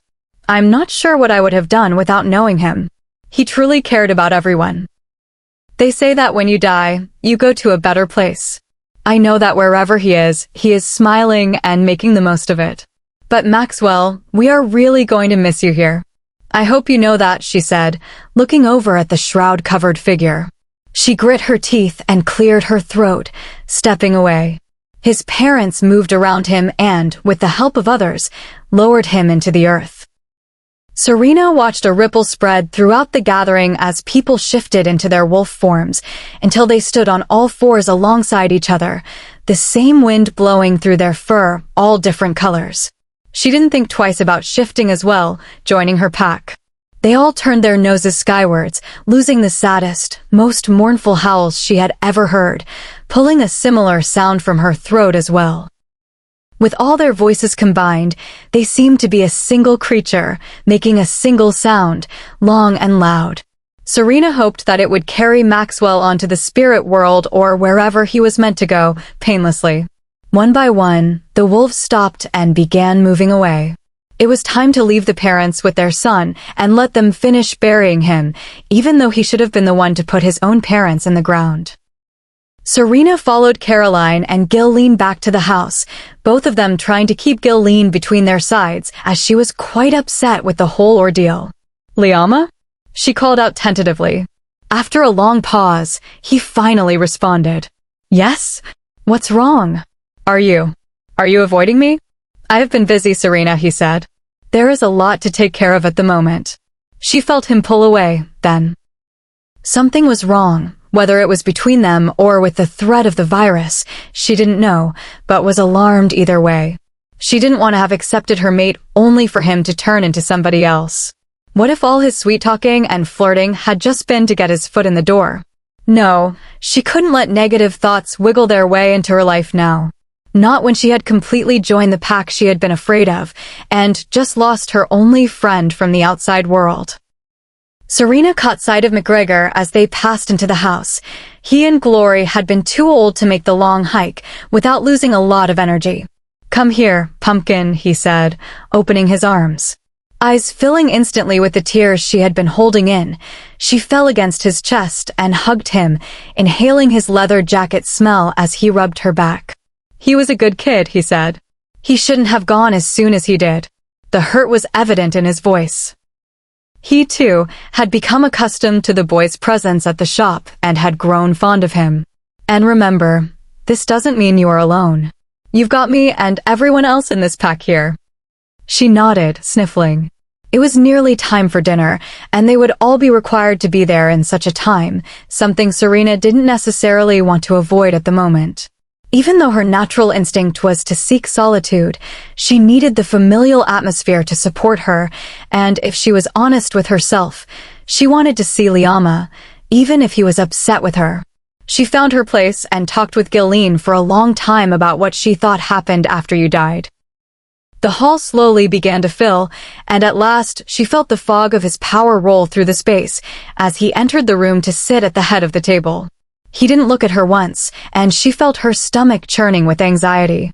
Something was wrong, really, really wrong, but she couldn't figure out what. "Eat," his deep voice commanded suddenly, making her jump. She realized that she had been sitting there, staring at her plate, while she worried for several minutes. She met his stormy eyes and felt that jolt of electricity shoot through her at their connection, feeling his anger and something else there. Serena placed the heel of her hand over her sternum and rubbed back and forth at the pain she could sense in him, a horrible sadness. "Was it Maxwell? What's wrong?" Liama growled, cutting her off as he reached out and scooped a helping of casserole onto her plate. Meekly, she picked up her utensils and made herself eat as he had commanded, though it was difficult to eat when she was being buffeted by his emotions. Anger and then pain and anxiety, followed again by anger. She couldn't ask about it again, and instead ate what she could before leaving the table. Following her normal routine, she got ready for bed and slipped under the blankets, ready for the day to end, thinking about McGregor's land and the trails she used to run instead of Liama and whatever was wrong between them. He didn't join her once again. About 3 in the morning, Serena woke up, unable to sleep any longer as though some heavy force was churning around in her body, making her uncomfortable. Sitting up, she noticed the light on in Liama's office and wondered if perhaps he had been staying up all night working instead of sleeping. She slid out of the bed and moved to the door, peeking out and seeing him at his desk with his hands over his face, elbows propping him up. "You're awake," he said, gruffly, not turning around. "I guess that's a good thing. Come in here." Serena swallowed down her nervousness and shuffled in slowly. "Sit down," he grunted, motioning to the chair in front of the desk as he leaned back, sighing. She obeyed, if a little hesitantly. She lifted her head from her lap to look at him, seeing how haggard he looked, haunted by something, his hair sticking up at all angles, dark circles under his eyes, his skin pale. "Liama," she whispered, feeling bad that he felt unwell. He clenched his jaw and looked away from her. "You need to leave," he said. "You just told me to sit down." "No, Serena. You need to go away from here, from me, from my pack." A cold jet of fear shot down into her stomach, and she couldn't make herself talk, couldn't even move. "Go away? His pack? It is clear you don't want to be here, that you don't want to be my mate." "I should have never forced you," he whispered. "What?" "Liama, I accepted you as my mate. I was initiated. I got attacked by some crazy wolf out there, because you wanted me to be here. I don't mind being your mate," she said, her throat suddenly constricting. "I'm glad you are my mate." He winced, his expression pained for a brief moment before he put his stony mask back on. It doesn't matter anymore. You can't stay here. Liama stood up, placing his large hands on the desk as if it were the only thing that would support him through his anger. Not anymore. Everything was fine. Hell, I was even starting to like being here. Why are you forcing me to leave? Serena couldn't help how her voice cracked painfully at the end. He sighed. You said once that you couldn't give me what I wanted. You were wrong. I am the one who can't be who you want. I am a killer, Serena. I killed Maxwell. I kill rogues. I thought I could make this all work, but it won't. You don't want any of this, and you never have. You aren't like the other she-wolves. I am giving you the opportunity to go now before this gets any worse for both of us, he growled. Liama, she choked out, just a broken whisper. Her chest felt like it was being crushed in towards her spine, like the world was coming down on her, pressing her into the floor. Liama snarled at her. Just get out. But, Serena, I'm just going to hurt you. Don't you understand? Go to the bedroom. Pack your things now. That is an order. She stood there, swaying on her feet, in absolute shock, unsure if it was real. Go! He shouted, and her body lurched forward of its own accord, heading towards his room. Serena didn't even notice that she was obeying, rummaging through her duffel bag and stuffing it with anything it would hold. Her mind was completely overcome with what was happening, and she was simply a moving shell. After everything that he had done to make sure she never left him, he ended up deciding that he didn't want her. Her own mate, the one person in the world that she was for, didn't want her. But then again, her parents hadn't either. She felt herself sinking into her body, trying to find an escape. She didn't want to go out there and face him again, to see his straight face. He didn't feel anything for her, maybe he never had. This wasn't burning his lungs and suffocating him. He stood with his arms crossed and his back to her by the double doors, waiting for her to hurry up. He didn't even glance down when she walked up behind him with her bag. Instead, striding out into the hallway and moved down the stairs, leaving her to hurry after him.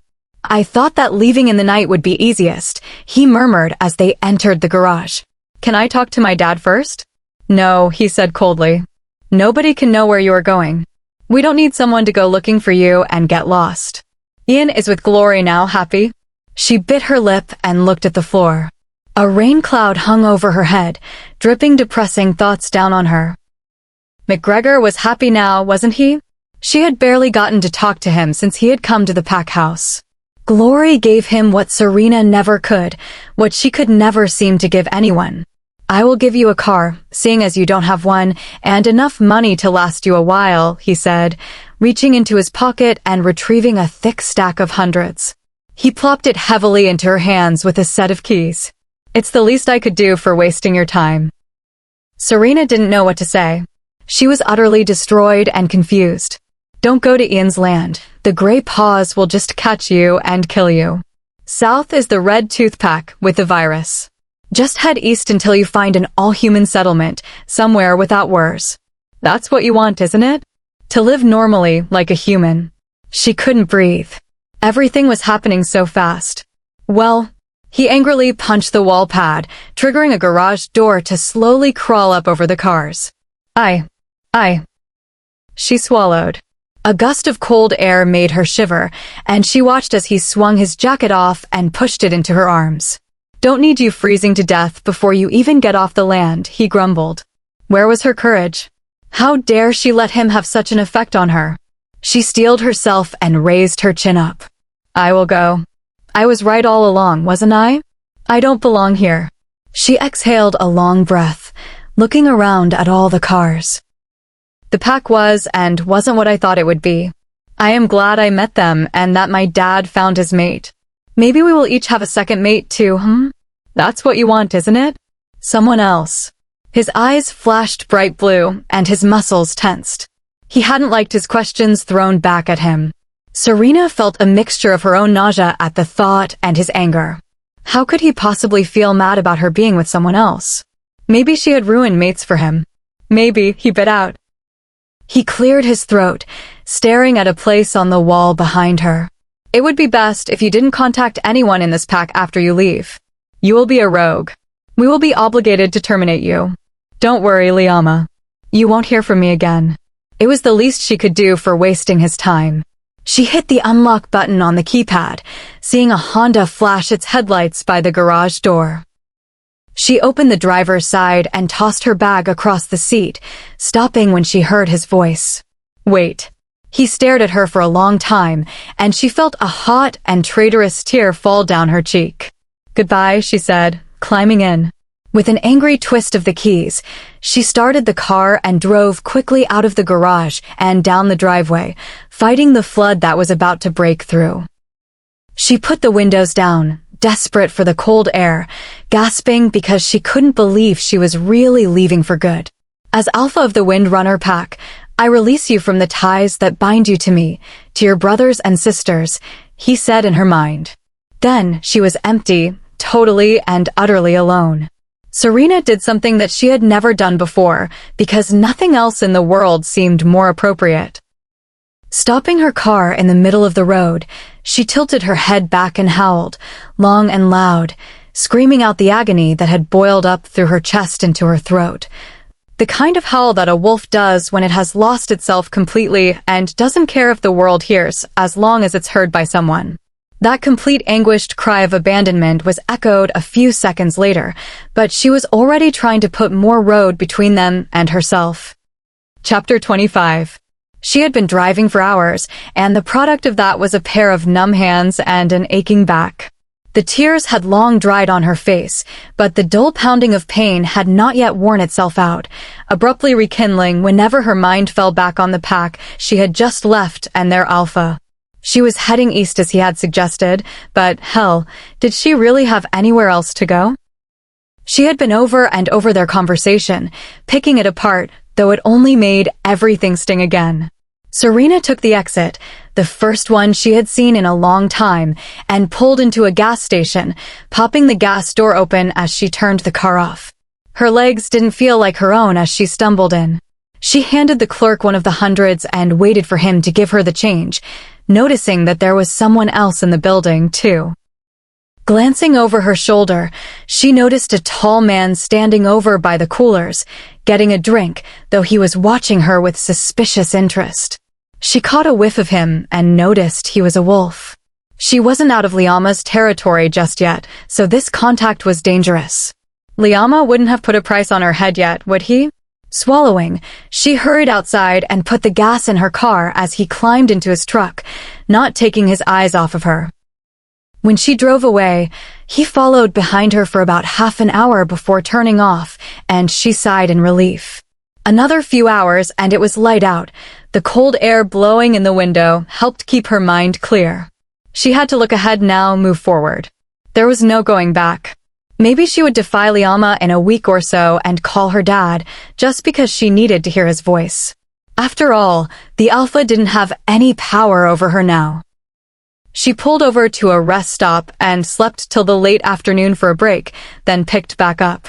For the first time since she had begun driving, she turned on the radio. Baby, I'm preying on you tonight. Hunt you down, eat you alive. Just like animals. What the fuck? Serena hissed at the radio. What is this shit? You think that you can hide? I can smell your scent for miles. She punched the button to change the station angrily, only to find I'll Never Let You Go by Third Eye Blind. Serena growled.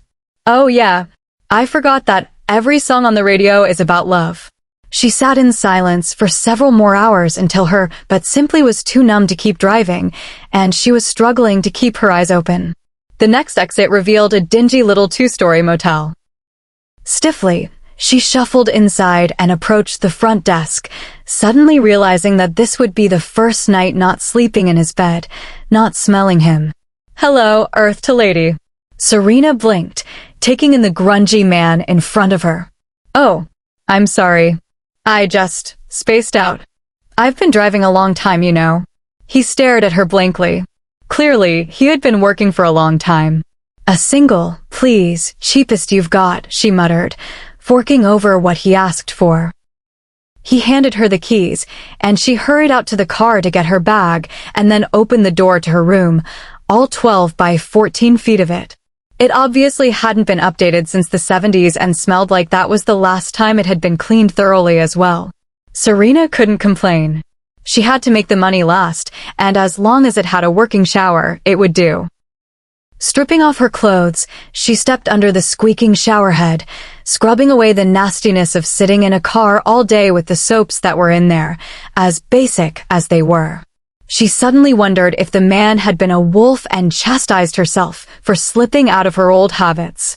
They had kept her safe and hidden for so long. She was so far away from Windrunner Land now that there probably weren't any wolves out here, she reasoned. Putting on a fresh change of clothes, she stuffed the old ones in a side pocket so as not to confuse them. She towel-dried her hair and lay back on the bed. Her stomach gave her a bit of complaint, but she was in no mood to eat, not when her emotions were still rolling around inside of her. The sound of a deep murmur outside her door had her head whipping to the side. Carefully, she tiptoed over and looked out the peephole. There were two muscular men outside that she had never seen before, one who was rolling up his sleeves and the other keeping a lookout. When she sniffed, the musky scent of wolf came through the cracks. "Shit," she muttered. Serena sprinted back and tore her bag open, looking for the small leather pouch she had kept with her. She stuffed a roll of cash in it and hung it around her neck before she slipped into the only jacket she had, his, and shook her head to ignore his mouth-watering scent. Throwing her bag over her shoulder, she darted into the bathroom. Loud knocks sounded out front, and she quickly locked the door, pushing open the nasty window, using her wolf strength to break through the paint that kept it sealed. She chucked her bag out and heard it thud onto the grass below. Grimacing, she found herself in a similar situation to when she had first found her mate and lifted herself up to wiggle her way out the window just as they broke into the room. She landed on her shoulder and rolled, jumping to her feet before taking off toward the woods. She knew that she didn't know the land and that they would have an advantage in the forest, but she didn't plan to go in very deep, just enough to shake them off and circle back. She really wished she had that tomato soap. It would be her first priority once she got free. Leaping over roots, she heard the howls echoing from the motel and hurried to find a place to hide. She spotted a big pine and dove between the prickly branches before rolling around in the needles and bursting out the other side. Serena looped back just a bit and collapsed against a huge tree, praying that her scent had been disguised. She heard the thudding of paws not too far off and held her breath, breathing quietly after it went silent. Slowly, she stood on shaky legs and moved out from the tree, heading back toward the motel. Serena bumped face first into a bare chest and didn't even have time to scream before her backpack was torn off by someone behind her. The first man grabbed her wrists firmly as she thrashed to get out of his grip. "Gotcha," he said, grinning. He was the one who had been rolling up his cuffs. His eyes were light brown, and his blonde hair was longish and shaggy. She couldn't turn around to see the other. "I am just passing through, I swear," she gasped as pain lanced up her arms. "Bullshit, you reek of alpha," growled the second male.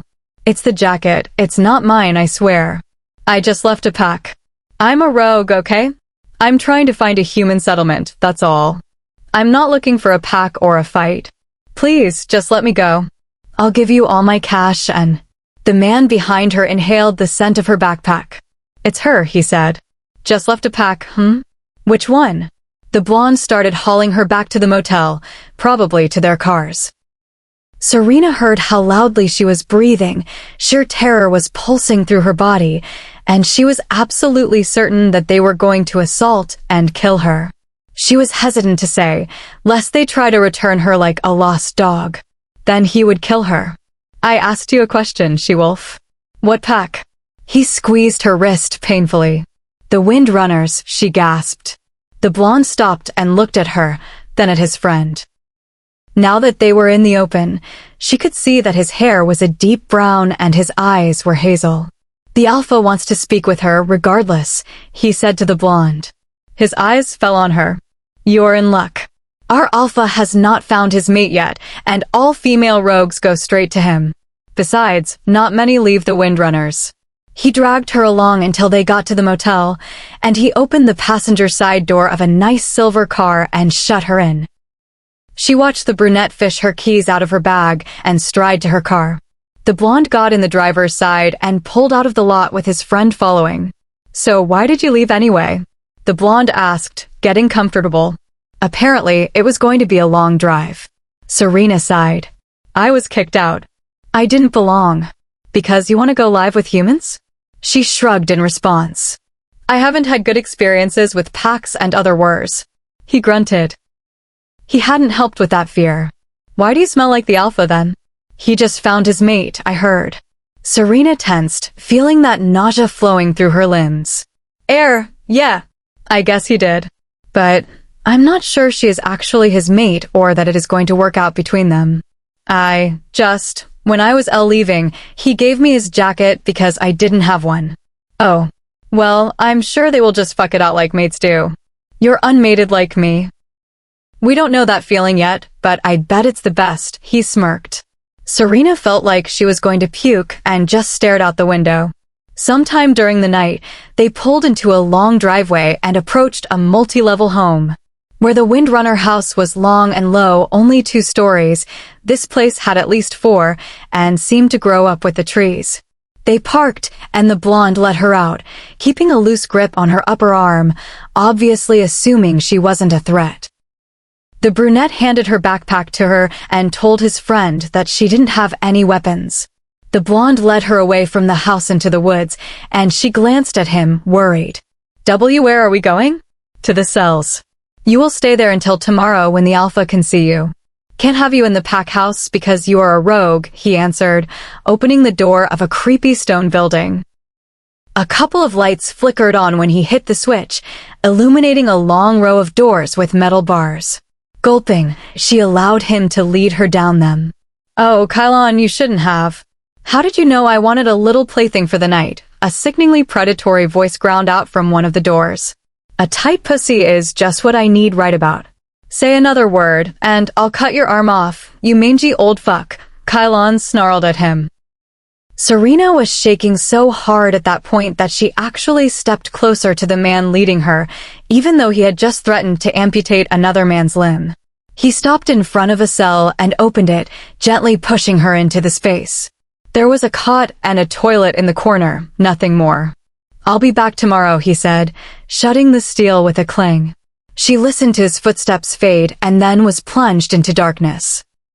Feeling her way over the cot, she sat with her back against the wall and drew her knees up to her chest, letting herself sob quietly into her hands. It was too much. Taken from her dad, kept in a room because of some stupid mate bond, getting her eyes almost torn out, and then being able to see again, losing Maxwell and getting banished, all in just a couple of months.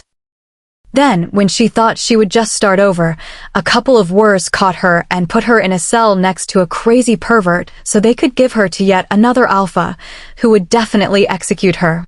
And all she could smell was him. She pulled the jacket off and threw it against the opposite wall, staring at its form in the moonlight seeping in the barred window. "Psst, psst," came a different voice. Serena looked up and saw a blurry face up near the ceiling. Wiping her eyes, she noticed that there was a small gap between the wall and the ceiling where the stone was crumbling, and a young man was looking down at her. "I'm Dan," he said, struggling to get a hand through to offer to her, but the hole wasn't big enough, and he frowned. "Serena," she answered sadly. She moved to lie on the cot with her back to him to show that she didn't want to talk to him. Wait. Did you have any tools in your bag that might help us get out of here?" "What?" she hissed. "Listen, I see that you are upset, and I'm sorry for whatever happened to you or wherever you came from, but I'm a rogue. I don't want to get killed, and I'm sure you don't either. Now, do you have anything we could use to get out of here?" She frowned, thinking. He misinterpreted it as rejection. "Wait, listen, if you help me, I'll get you to the unclaimed territory in Minnesota. It's really pretty there and..." "Unclaimed territory?" "Well, yeah," he said as if everyone knew. She thought for a moment and then looked into his eyes and agreed. "I don't think I have any tools, but I have some bobby pins." Okay, I'll try it, he said, watching Serena as she rummaged through her stuff for them and tossed them in his hole. It was quiet for a moment, and then she heard the scratching of the thin metal in the lock and held her breath in anticipation. They aren't thick enough, he groaned. Damn, she cursed. I don't really have anything else. You're a girl, he said suddenly. Good job, pup. I can smell her from here. It's that sea.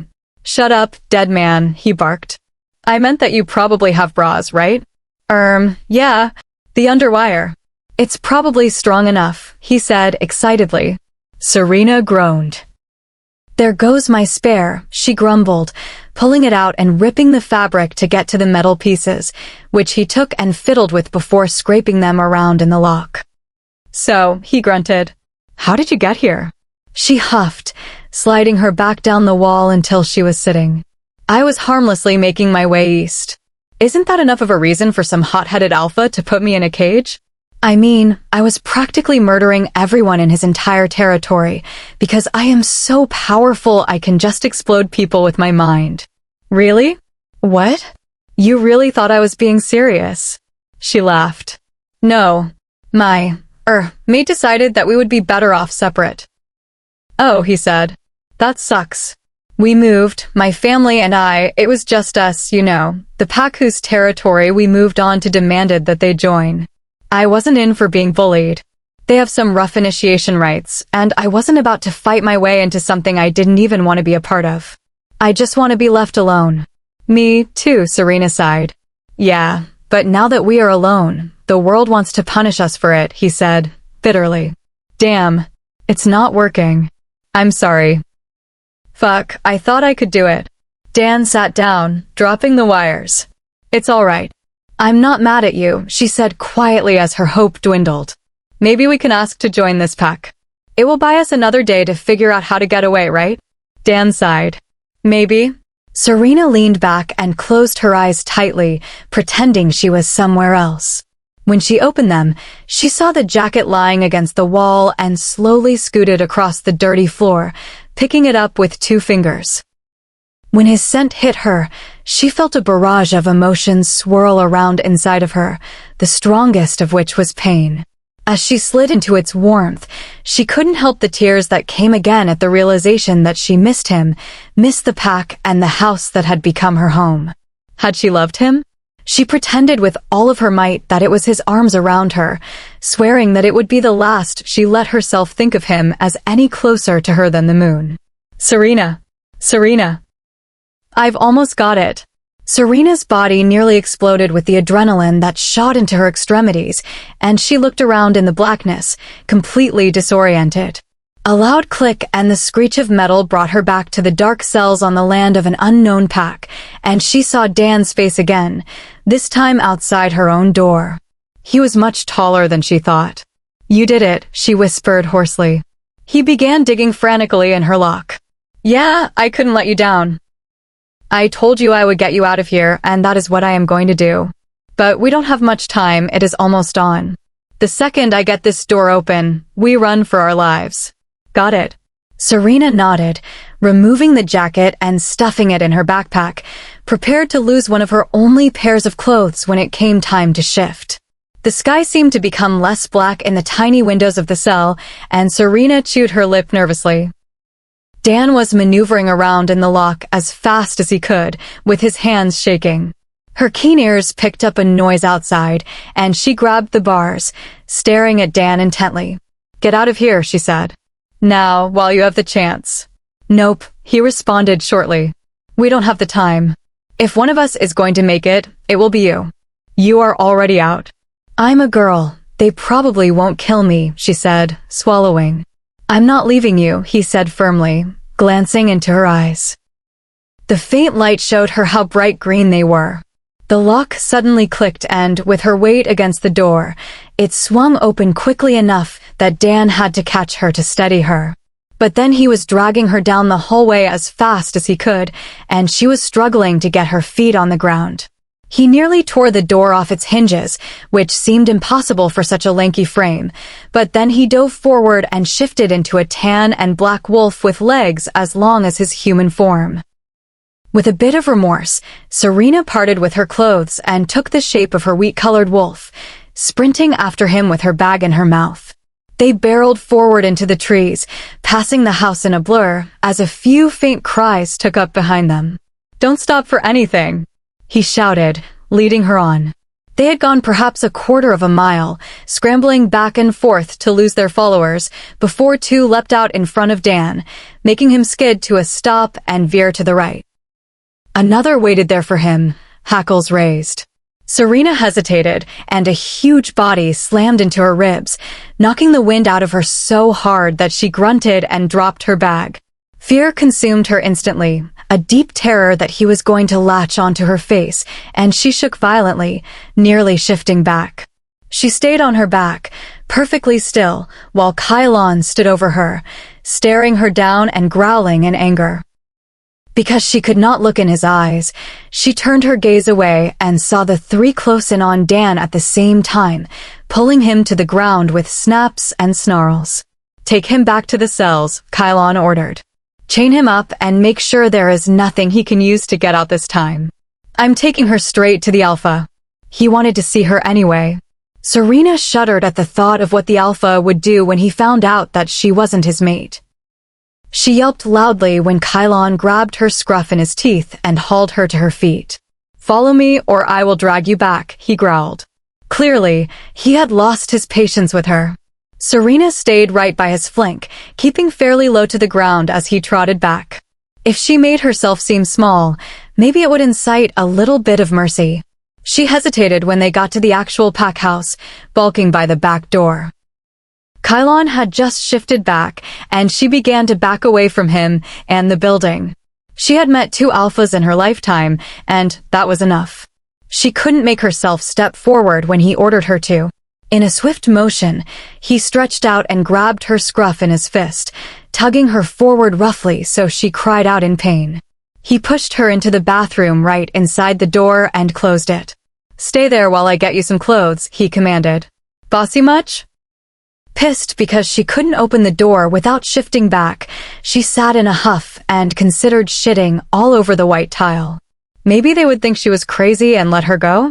Kylon was back sooner than she had anticipated and threw the basic dress at her. 5. What the? 4. Serena shifted and began scrambling to get the dress over her head. 3. She adjusted her boobs in the cups and grimaced at the bright color of the fabric before yanking the door open and glaring at him.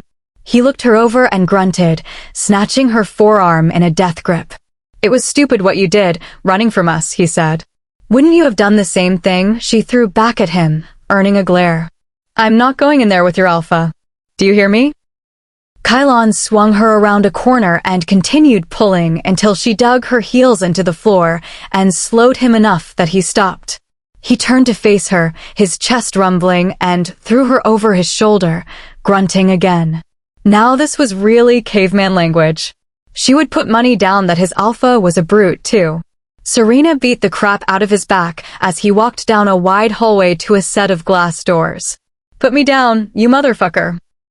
She screamed hysterically, leaning in and biting the skin of his back as hard as she could. "Ouch!" he growled, throwing her down onto the plush carpet. He leaned forward as though he was going to jump on her and punish her, and she scrambled to her feet, bracing herself. "Leave," a voice commanded from behind her. Cylon's eyes left hers and looked over her shoulder before he nodded, spun on his heels, and marched out.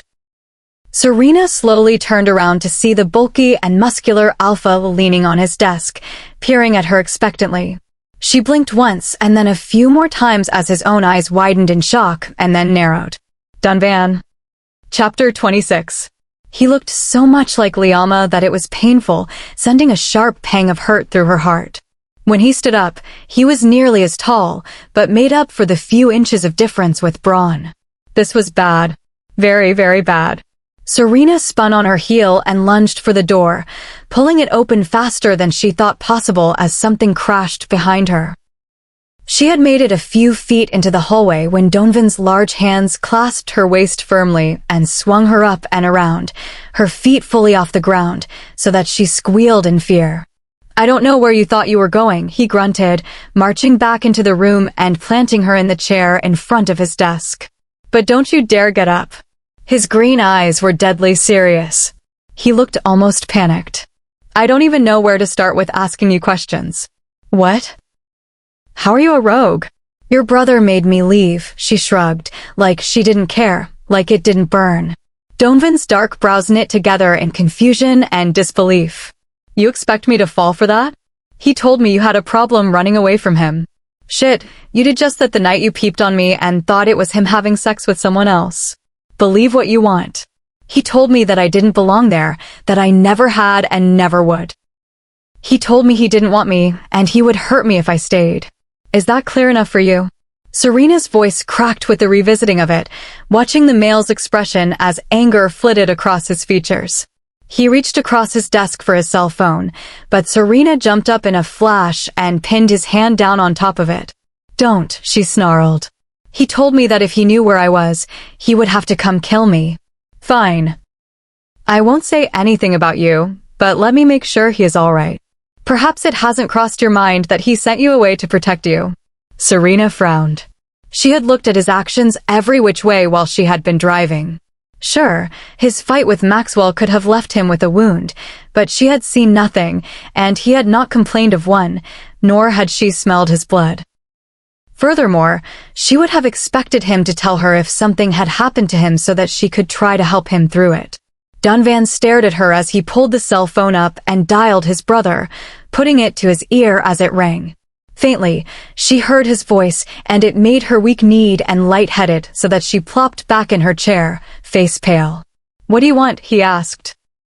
Liama, I was just calling to see if you had made any decisions regarding the red-toothed pack, and when you needed my men, Donovan said without a trace of emotion. They're diseased. We cannot go in and fight them without losing any men who are bitten. I want to put our efforts into developing a vaccine for this before we move in. We have sent in samples already. There is no cure. I see. What happens when someone is bitten? Serena winced, remembering Maxwell's transition into the beast that got him killed by his own alpha. They become sick and disturbed. Once they shift, they are lost and have to be killed. If not, they die within a few months, but that is too much time to let one of them run around.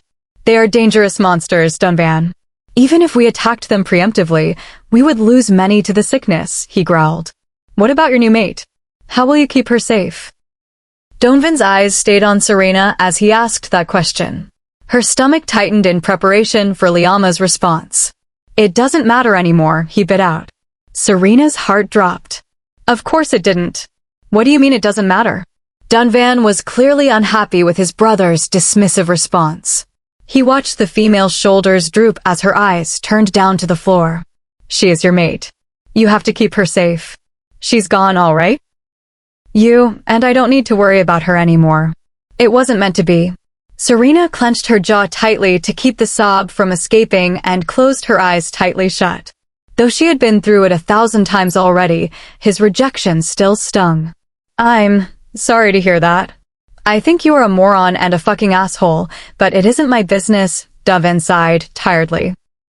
I'm sending Caroline and Gilleen over, too, for safety and because our dearest damn sister won't stop biting my face off for the past few days. Talk to you later. If Caroline and Gilleen were coming and Serena was still there, it could be problematic, especially if Caroline told her brother where Serena was. Did she feel the same way as Liama about Serena? That she was too weak and useless to be of any help in a pack? Serena still badly wanted to see Gilleen, but would it just drum up more pain when it was solidified that she was truly banned from the pack forever? Okay. Donovan set the phone down. I'm sorry I put you through that again, Serena. I don't know what he thinks he is doing or if he is really infected, but I will do what I can to help you. We have a few spare rooms. I don't want to stay here, Donovan, she said, brokenly. I am done with packs and alphas. Dan, the other rogue, was going to an all-human settlement. But I can't let you leave. Even if it's all human, what if you come across a bunch of rogues traveling through? We have had several small groups roaming around, stirring up trouble. Besides, you are my sister in mating. Just because my brother is too stupid to see the truth doesn't mean I am. I know a good-natured she-wolf when I smell one. Caroline has already told me how good you are with Gilleen and how much she adores you. Stay long enough to see them, he murmured gently. He was the opposite of Liama, it seemed. Instead of being icy and unforgiving, he was full of expression and sympathy. I don't know. Please, Ren. For your bubby? He made an extreme pouty face and batted his eyelashes. Serena giggled, though it was short-lived. Yes, he clapped in victory. Wait, you have to let Dan stay too. Well, if he wants to. He's just looking for a home too. Dunvan stared at her for a long time, clearly debating what the danger levels were on the newcomer, and then sighed in defeat. I'll talk to him. For now, I will have someone find you a room. Okay. She nodded, smiling, which seemed to put him at ease. She might finally have a place to rest.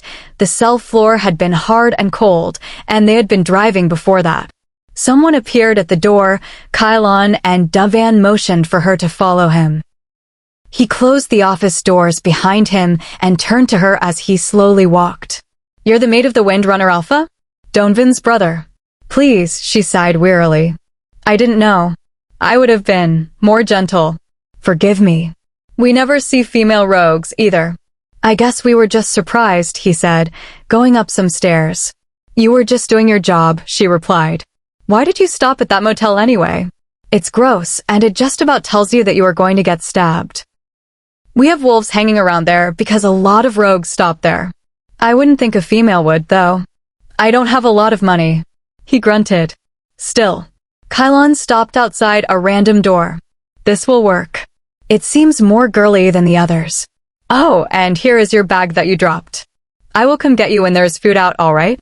She nodded, taking her backpack that she had not noticed he had been carrying, and stepped into the room. Thank you. It was perfectly square, understandable considering it was one of many in the hallway. The walls were a peach color, the ceiling and curtains cream, giving it a sunny and homey appearance. There was a bed covered in plain white covers with a nightstand beside it. Across from it was a small bathroom and closet, just enough room for one. Akin to a studio apartment without the kitchenette, it was almost exactly what Serena would have looked for upon reaching the all-human settlement. Sighing, she stretched out on the bed in a puddle of sunlight and fell asleep. When Kylon returned, Serena grudgingly went with him to avoid trouble and to avoid getting lost in the giant and strange house.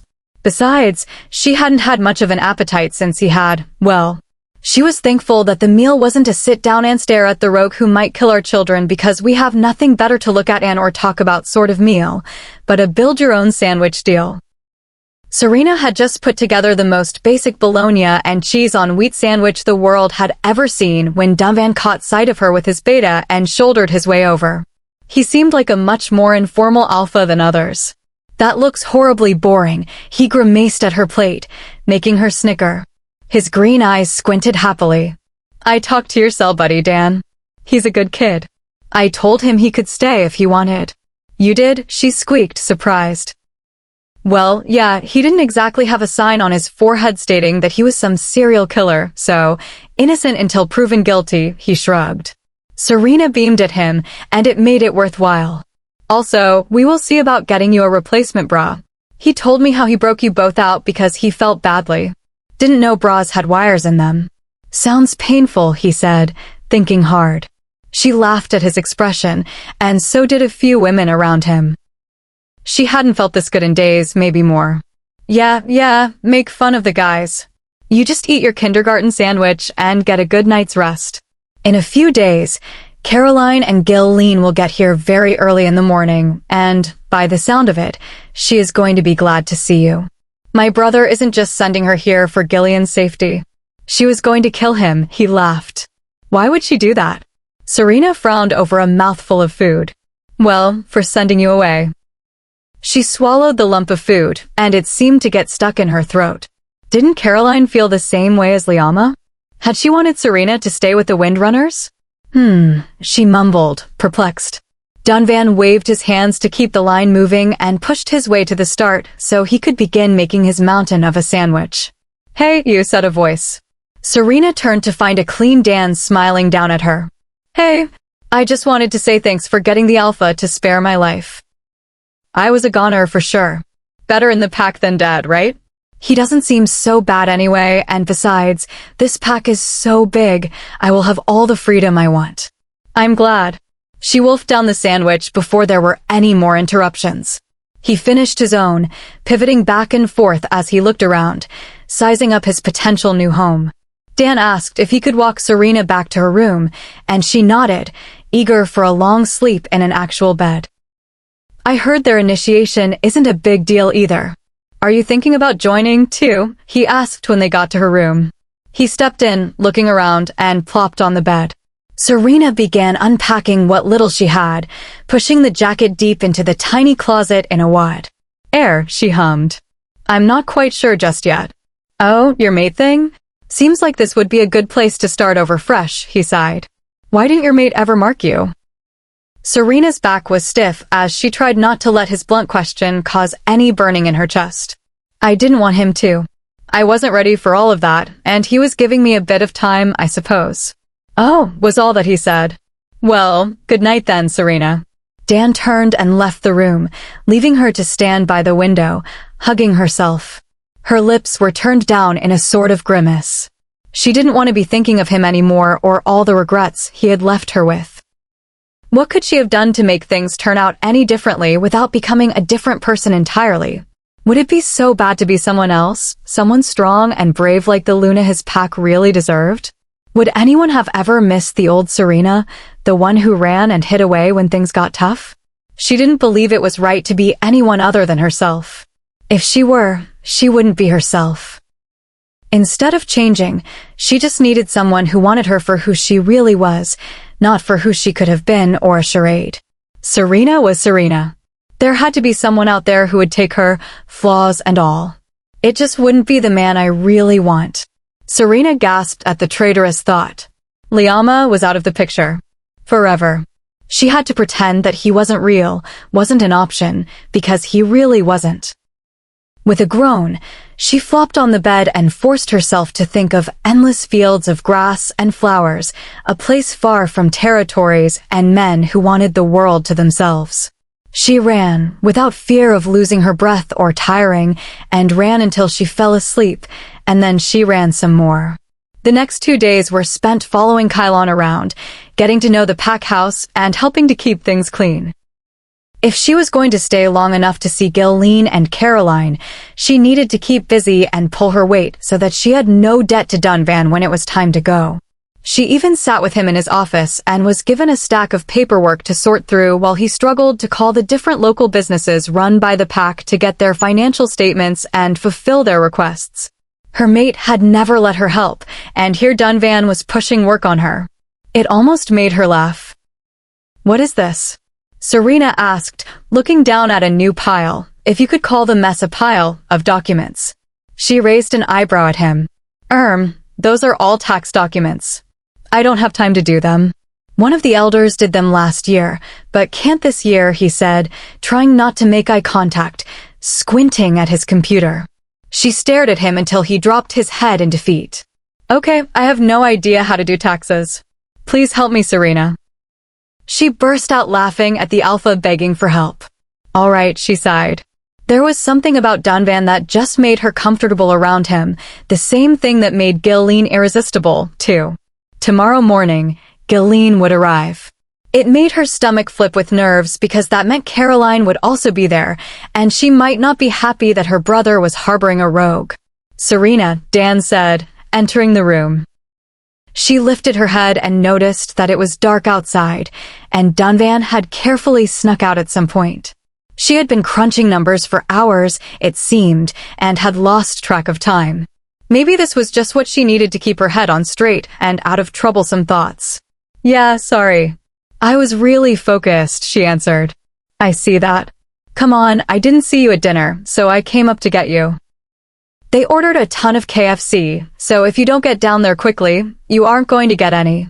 Her stomach roared with excitement, and she ran after him as he sprinted downstairs and into the throng of bodies wriggling over the delicious golden legs, mac and cheese, mashed potatoes, and green beans. Dan shoved his way in unceremoniously while Serena hesitated, not so eager to make close contact with strangers. He surfaced a few seconds later with a plate piled with food, though it wasn't very organized and everything was sort of slopped on there. Victoriously, he held 2 forks in the air and pushed her out of range of the insanity in the dining hall and into the living room. Serena glanced at his shirt and realized that he was speckled in juices and potatoes. It was also on his face. Shut up and eat, he grunted, handing her a fork and digging in like a savage. Serena shrugged and began eating like the wolf she was until they were both lying back on different couches holding their swollen bellies. That was good, she moaned, throwing an escaped green bean at him. His reflexes were sluggish. He just lay there and let it land on his eyelid, but he didn't seem to care. Oh yeah, that almost passed for not a chain restaurant.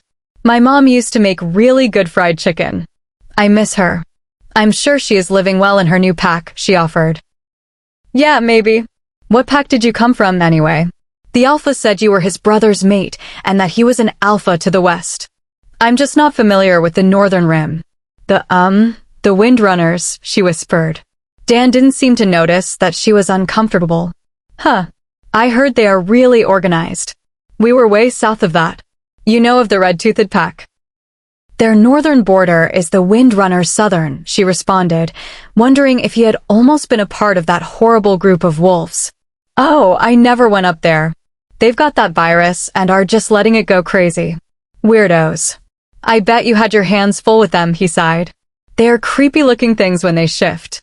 Some of them think they are evolving into a stronger being, but none survive long, and none can really think straight other than to kill whatever moves.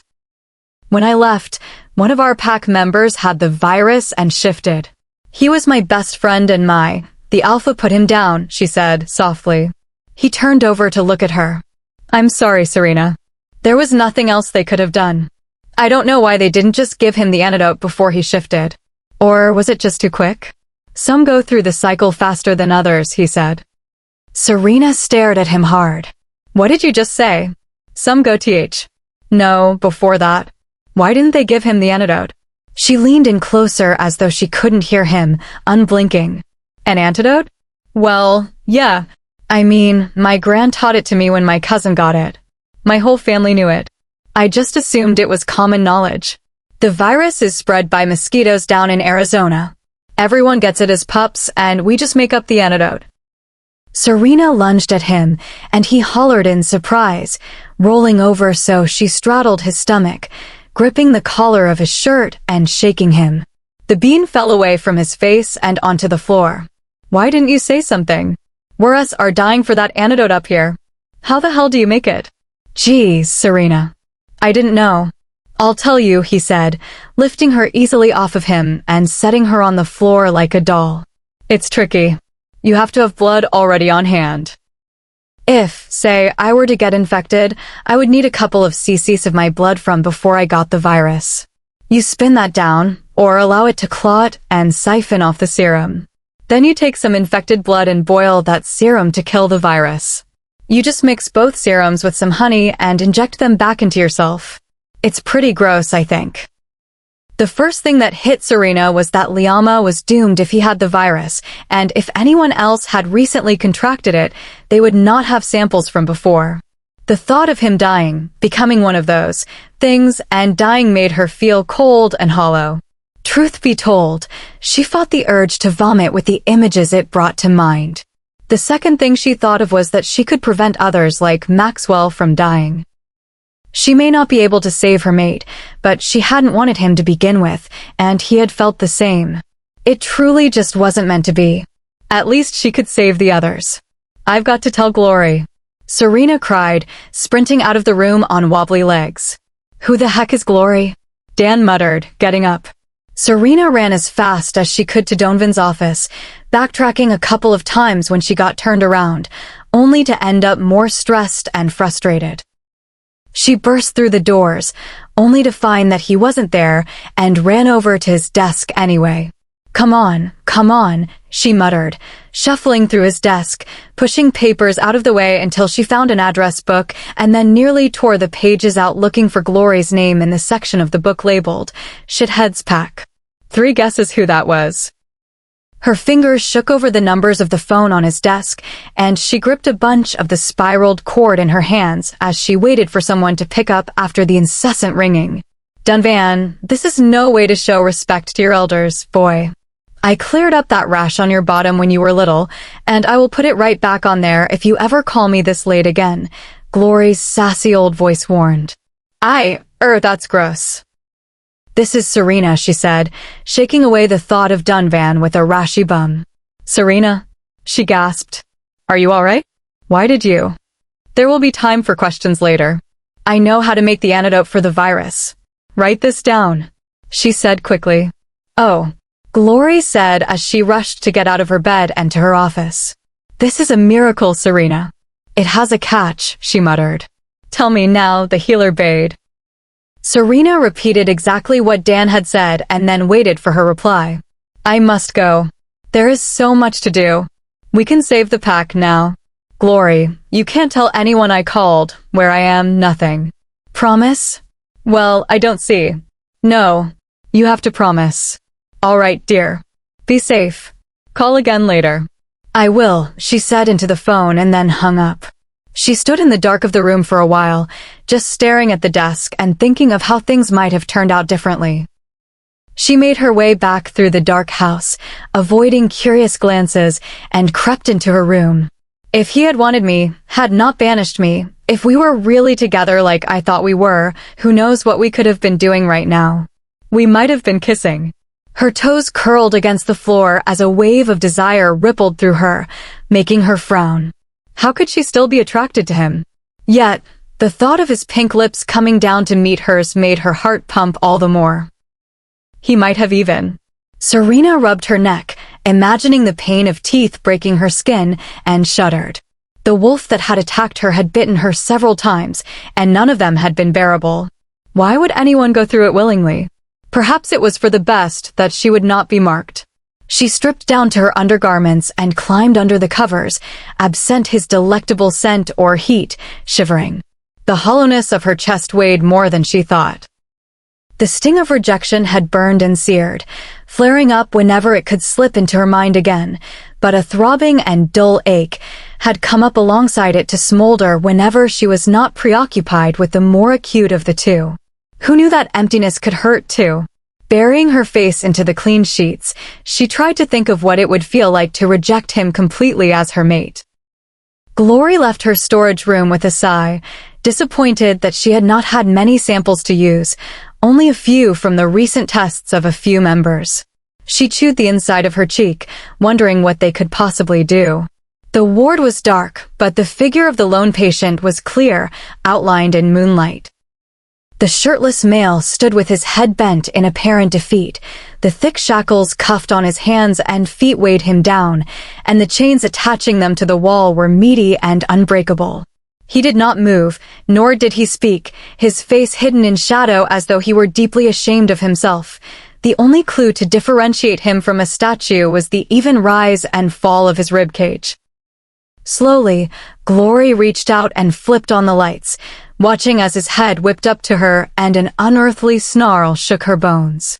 His eyes were bloodshot, his skin had lost its healthy color and was covered in a fine sheen of sweat, and his whole appearance was that of someone racked with an illness affecting body, mind, and spirit. Liama, she said calmly. His teeth elongated, and then he squinted his glowing eyes tightly together, fighting it, the darkness that was growing inside of him. He groaned and then gasped for air, panting and sagging against the wall. I can't. You must not shift, Liama, she warned, coming closer, though not within reach of the chains. Focus on something to distract yourself. What's the point?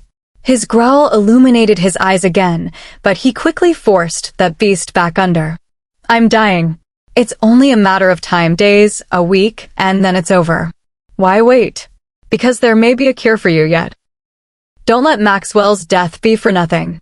He fought that virus until the very end.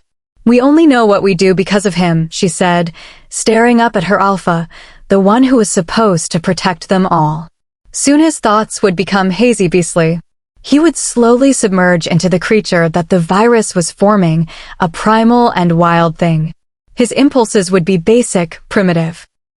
Maxwell had begun to talk about the things he would never get to experience, his mate and a family, and had begun to focus solely on that.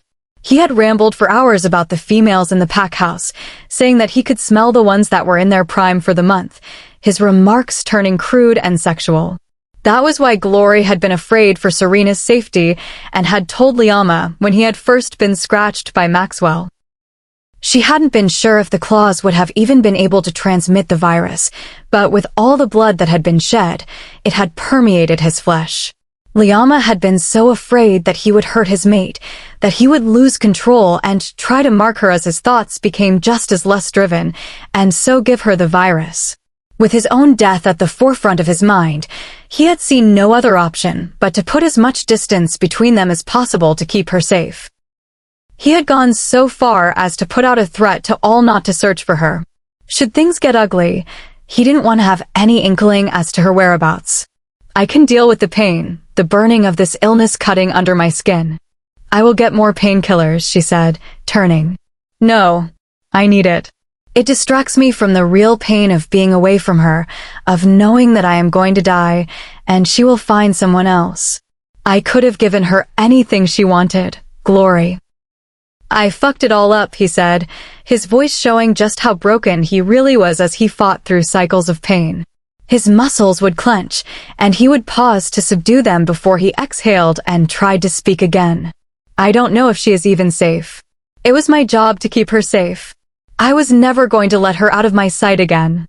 And now, with a roar, he jerked his arm forward, trying to rip the chains from the wall, but they didn't give.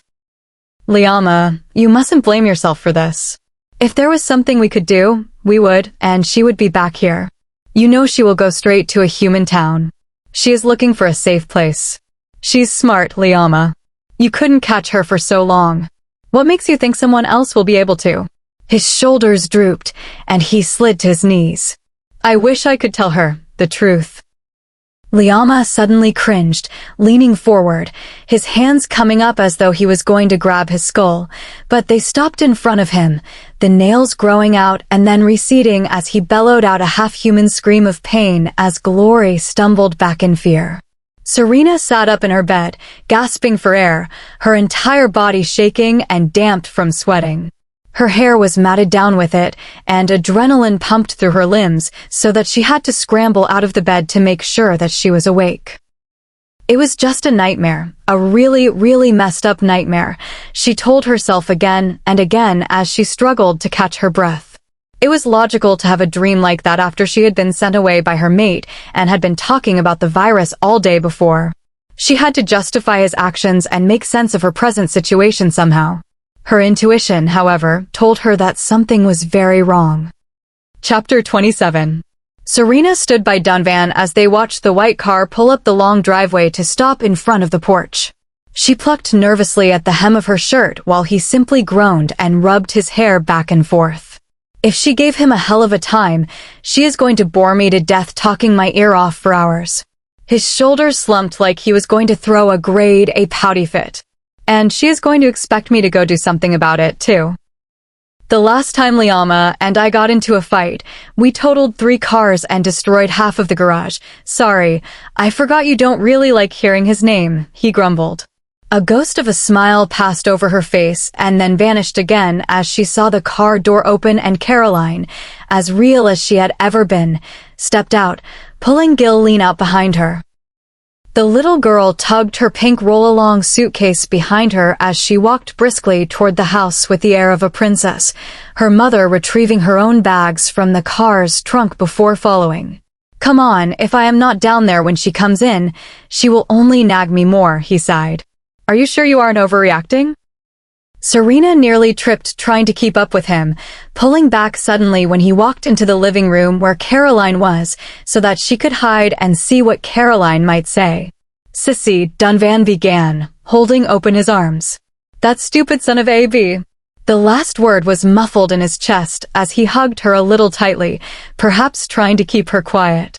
She continued to rant into his pectorals until he released her. And safe? I don't even know what is going through that thick skull of his. That pack needs her now more than ever, and hell knows where she is by now. What if the gray paws tracked her down? Dunvan bent down and picked Gilleen up, hugging her and swinging her back and forth like a teddy bear while her mom continued to rant. He set her down, and they did a secret handshake, with a portion being some of the motions from the I'm a Little Teapot song, which looked hilarious when performed by a big man. He sighed wearily once he had finished. Caroline, we can talk about this later. Really? Because I think you need to go over there and kick his ass. Mommy, it's booty, not ASS. And don't yell at Uncle Don, Gilleen said, silencing her angry mother. He's just a boy. He doesn't know things. What she said? Dunvan piped up. No, wait. Just, both of you hold on just a second. I need to show you something. It's a pony, Mommy. No, it's not. Sorry, he grumbled. He turned to where Serena was hiding and waved for her to come out. Taking a deep breath, butterflies in her stomach, she stepped forward, watching as Caroline's eyes widened in disbelief and then, to Serena's amazement, pure joy. Serena! She and Gilleen cried in unison, sprinting over to hug her. Never in her life had she been so surprised. Here, she thought that Caroline would have the same opinion as her older brother about her, that she was too weak, when in reality, Caroline was angry that he had forced her to leave and was happy that she was safe on top of it all. I am so sorry, Serena, for what that shit-for-brains put you through. Gilleen, erase that from your brain, she said, covering the child's ears. The morning you were gone, he just locked himself in his office and wouldn't speak with anyone except to tell us that he had sent you away.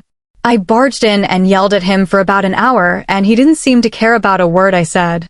Then he put Derrico in charge and said he would be unavailable until further notice and sent us here to get me off his back. Can you believe that? I don't know if he is preparing for a war or if he is losing his mind because he stupidly pushed the one person in the world who, she closed her eyes and exhaled. I'm sorry. I'm just really angry at him and think he is being the dumbest ever. Serena nodded uncomfortably, overwhelmed by the torrent of emotions she was receiving from both Caroline and her inner self. She suddenly smiled, seeing that she was making Serena edgy. Well, how has this one been treating you? Do I need to tear him a new one as well? Tear a new what, Mommy? Gilleen asked. New coloring page out of the book. I love coloring.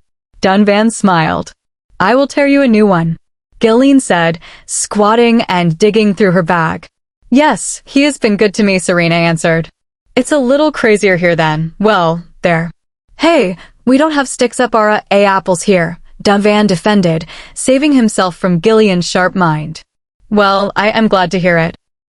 I'll call Derrico and let him know you are safe. No, Serena said wide-eyed. You can't do that. He told me that if he knew where I was, he would have to send someone to come kill me because I am a rogue. What the crap? Caroline was close to losing it. I can't. I'm going to shift. She stomped out of the room. Gilleen calmly handed her uncle a coloring page. Mommy is really mad at Uncle Liama, huh? Yes, milady, he nodded solemnly. He did a mean thing to Serena. I am mad at him, too, she stated with the assurance of a real princess. You are supposed to only be nice to ladies. Serena's heart softened a bit and warmed with joy that it hadn't all been her. It seemed only her mate believed that she was worth nothing. That is right, Dunvan agreed. When you get your mate, you will make her always be happy and never tell her to go away, Gilleen instructed. Well, if I don't find her soon, I may just have to take Serena, he chuckled. Serena looked at him as though he were insane. No. She was considering rejecting Liama, so there was no way she was even in the mood for thinking about having another mate. She was determined that her mate would be of her choosing and that she would fall in love with him. I'm only joking, he grinned. She huffed at him. It happened again, didn't it? Dan bent down to look at Serena's face as she tried to turn away. She gave him a grunt in return, one of exhaustion and reluctance to answer him. How she slept was not his business anyway, not that she had been doing much of it. In fact, she had spent half the night sitting up with a book that Caroline had picked out for her, reading so that she would not fall back asleep into the realm where her mate continued to plague her. It had been over a week since Caroline and Gilleen had arrived, and each night had been proving more and more difficult to sleep through. Serena had yet to be able to keep her damned mate out of her thoughts, and so he had, stubbornly, taken up visiting the dream world, though it wasn't as pleasant as it sounded. The nightmares were hellishly real, and they were chronologically progressive on top of that. The first dream she had had about Liama being in chains and battling the virus had continued into a series with her as the only member of the audience. He remained chained to that wall, becoming more and more crazed, snarling at Glory whenever she came to tend to him, crumbling deeper within his own mind. "Where is SG?" he had screamed more than once, panting. "I can't smell her here anymore." "That's because she is gone," Glory responded calmly, checking the fluid bags that dangled out of reach, a thin line feeding sedatives, relaxers, and nutrients into the crook of his arm, but the chains were short enough that he couldn't touch it in a fit of anger. "Someone knows where she went. Someone knows where she is. I demand that you tell me now." His entire frame shook with the force behind his words, his teeth sharp and his eyes like blue flames in the shadow of his face. His hair had grown shaggy, and the sweat had not ceased to flow from his burning skin, though he had lost a bit of weight, unable to eat much with the pain that came and went as it pleased. "Your commands won't work on me anymore, Liama. She is safe, wherever she is. You must keep your concentration on remaining in this form. It doesn't matter if I am going to die anyway, healer," he growled. His temper, short as it was before, was constantly in use at the present. "I should have marked her. I can smell every damn she-wolf in heat in this fucking building right now, even the ones that aren't, but I only want her. If she were here, you would not be able to control your beast, and you would shift or do something stupid like marking her. Then she would have the virus, too. You sent her away. She is gone. Now focus," she said curtly. "Do not push me, woman. If I tell you to find her, you will. Calm yourself, Liama. You are not the Alpha at the moment, nor will you be unless we find a way to cure you. Your brother sent some of his blood to try on you, in the hopes that it would be a close match," she continued, readying a syringe. He let loose a hideous roar and tugged at the chains. Glory then injected him with the trial antidote, and a few seconds later, he had stopped completely, staring at the opposite wall, stunned. Glory waited, watching. Liama slumped to his knees and let out a strained breath before it came in again raggedly. He dug his nails into the floor, breaking the tiles to her surprise, straining against himself to keep the wolf inside. A cry of agony broke the silence in the room as his veins bulged against his skin, and he started to tear at them with his claws, drawing rivulets of blood that ran down the floor. His shoulder blades shifted upward, trying to take the wolf's form, his spine cracking.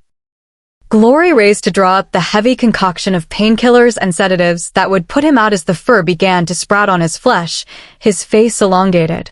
Turning into the wolf was a way of coping with great pain, and now he was doing it without thinking. Shakily, she drove the needle into his line and held her breath, waiting for the moans that told her he was going down. When he finally did, she carefully approached him and began to dab at the blood and sweat with a damp cloth. She sighed. She felt badly for him, but it wasn't his fault.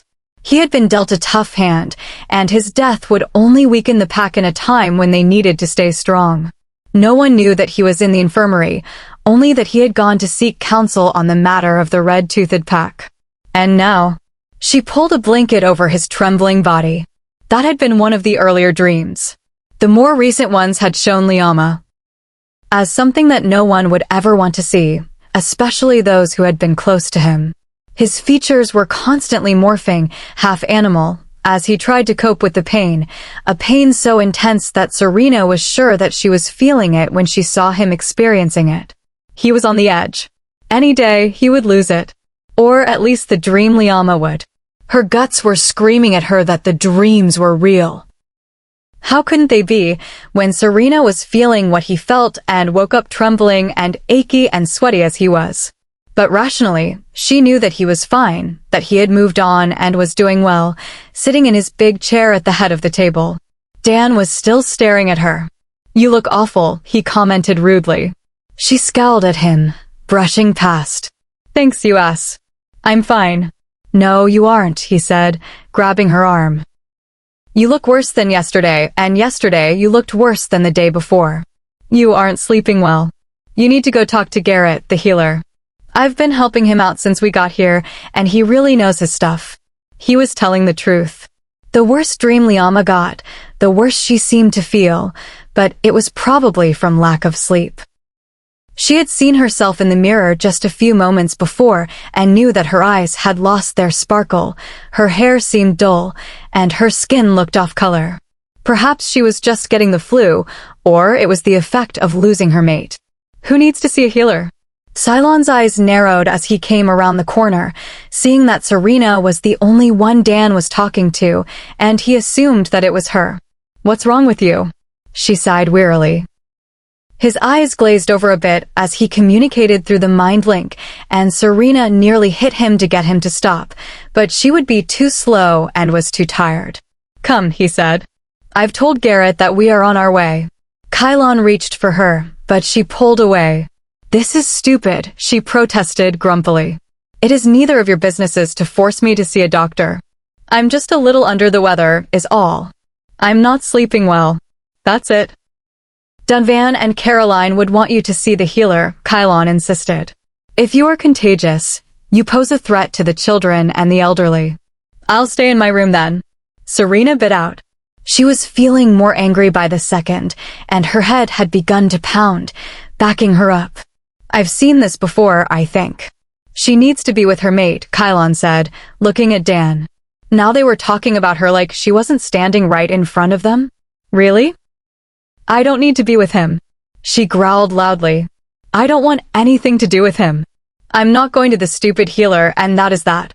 Serena was not one to be snappy, but she was having a crazy migraine and just wanted to lie down. She turned to march away, but the floor suddenly slanted and the walls leaned crazily. Blinking hard, she realized Dan was holding her up, her legs refusing to work, and the cold, tingly feeling wrapped around her brain, forcing her vision away. When she woke up, she was lying on one of the plush beds in the medical room, and she quickly made sure that she was still wearing the same clothes.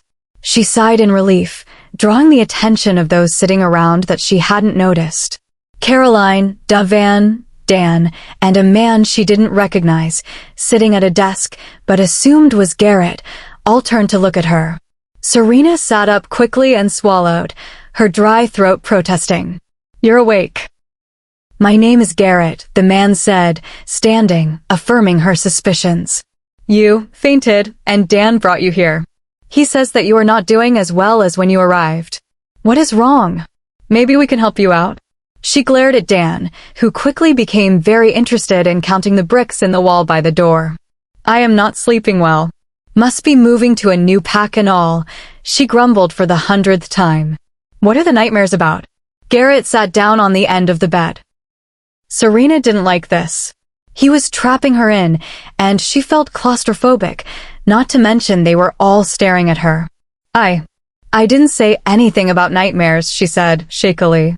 She looked at Dan again. "Why don't you just ask him? He seems to know everything."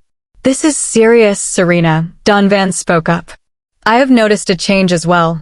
I believe you are getting sick because of the break in your mate bond, or that something might be wrong with Liama. Mates can mirror each other's health and even have dreams about them that are more like shared thoughts through the connection. He is not answering my calls either." "We are worried for you both," Caroline said. "So this is a fucking intervention? Fantastic. Nobody is ever going to just leave me the hell alone." "What are the nightmares about?" Garrett asked again. Serena blushed fiercely, the heat crawling over her face and down her neck. "About him. I guess," she admitted. Surely, now she seemed weak, confessing that she had been dreaming of the asshole who had dumped her and told her to get lost. How pathetic. What about him? Caroline asked, though her eyes said not to tell if she didn't want to, if it was a different kind of dream. That he has the virus. I dream that he is getting worse every day, but there is nothing anyone can do. But it makes sense. She had to defend herself. I mean, my best friend had the virus, and I saw him shift into one of those things, and then Alpha Liama killed him. It makes sense that I would dream the same thing is happening to him. Caroline looked worriedly at her brother, and he nodded, pulling out his phone. Wait, you aren't going to call him, are you? He can't know where I am, he said so himself. Panic had wriggled its way into her voice. Don't worry, Serena, Dunvan told her. Nobody's taking you to slaughter. He listened to the phone for a moment and then straightened. Derico. I need to speak with No. I know that he isn't taking calls, but I am his brother, damn it. What do you mean you're under orders? I know what it means, smartass. He hung up. What are you doing? We need to know if he is actually sick. Caroline protested. Perhaps you should contact their healer, Glory, isn't it? Garrett asked. Serena went rigid, and Dunvan narrowed his eyes at the movement, as though he could see right through her attempt to mask her expression into one of nonchalance. He probably did. Glory had been the only other one in her dreams, and if anyone knew what was going on with Liama, it would be her. Glory. Yes, I have her, he said, his gaze not leaving his brother's mate. There was a long and daunting silence, and then all of their hearts dropped when his face fell. His hand fell away from his face as he clenched his jaw and stared at the floor. His eyebrows bowed together so that his eyes were obscured from view. What? Caroline's voice was barely a whisper, yet they all heard. She was right, he said. The feeling of becoming faint, yet heavy at the same time, blew through Serena like a ship through a dam, releasing a wall of water that rushed through her body and paralyzed her. She stared at Dunvan in shock and horror, not only comprehending what he had said, but realizing that she was crushed by it. Her world seemed like it was collapsing in from every angle, squishing her into a tiny ball that could be thrown in a trash can. What? And no, he's not. Words were formed on her lips, but no voice came out, and the numbness that had control of her body would not go away. It was even worse than when he had banished her and told her he didn't want her anymore. This was different. He's going to die. Glory says that he will likely shift by tomorrow night. He has been holding on for so long already, he whispered. We have to. Serena struggled to get out of bed, but her arms felt like they were attached to cinder blocks. We have to figure something out. Caroline grasped her shoulders when she made it to her feet, keeping her from swaying. There were tears in her eyes, and they fell onto her soft brown hair. She looked so heartbroken that it nearly made Serena lose her composure as well. We don't have his blood. We can't make any antidote for him, she said through a wavering voice. Dunvan, I need to see him. I have to apologize for yelling at him. There was a horrible buzzing in Serena's head, and she struggled to hear their conversation over it. This wasn't happening. It had to be some sort of dream. She couldn't have had such an awful time with the one destined for her, only to have him die. It would have hurt to reject him or be far from him, but he would be out there somewhere alive. Now, it was so finite. But it was what she had wanted all along, right? To find her own true love, to make her own path? She had only ever wanted him to just go away, and now her wish had been granted. It was all her fault. She leaned back and plopped down on the bed, her whole body still buzzing with shock, protesting to the idea that her other half was really going to be gone. Even though her time with him hadn't been wonderful, she had felt something for him. That connection had bonded them together. The way he had looked at her sometimes had made her think that he had cared. No, she knew he had. He had saved her life. Serena lurched to her feet, staggering before Dunvan grabbed her wrist to balance her. Her heart was racing 1,000,000 beats per minute, and the room spun with her fervor. I know what to do. I know how to save him. They looked at her sympathetically, thinking she had finally lost it, but Caroline's eyes held hope. Serena, Dunvan sighed. No, I have his blood right here. It's in me. He gave me his blood when I was attacked. Take it, She held out both of her arms. You have to try. All eyes turned to Garrett, who was blinking rapidly. It might work, he said, jumping into action. He turned to a medical cabinet and pulled out several blood tubes and a catheter. I'll need quite a bit, he added. Dunvan gently guided her back to the bed, and she sat again, looking away as the needle bit her skin. Her blood pressure was more than sufficient to quickly fill the tubes, but she was already weak. She felt her face, hands, and feet getting cold and tingly first, then Dan was in front of her, and she tipped forward into darkness. Chapter 28. When Serena came to, she felt like she was made of rice paper. She felt weak and brittle, like she was just going to crumble, but that's what happens when you dream that your mate was on the verge of becoming a demon and hadn't wanted you before that. His screams were echoing in her ears, bellowing her name and snarling for glory to bring her to him, all as he snapped his sharp teeth and blood ran down his face. It had been haunting to say the least. She just couldn't wrap her mind around why he would want to kill her so badly still. Perhaps he thought she had done something other than just being generally pathetic for a werewolf. Dan was asleep in the chair next to her, his head lolling off to the side, his mouth agape in an uncute way. Serena remembered what had happened, and her heart squeezed in worry. Had it worked? Even though Liama wanted her out of the picture, maybe even dead, it didn't mean she felt the same way. She didn't want him to die, and she most certainly didn't want all of his innocent pack members to be killed if the red-toothed pack attacked. Without him to lead them, would they be able to defend themselves? Dan seemed to hear that she was awake and slowly opened his eyes, blinking them hard and yawning.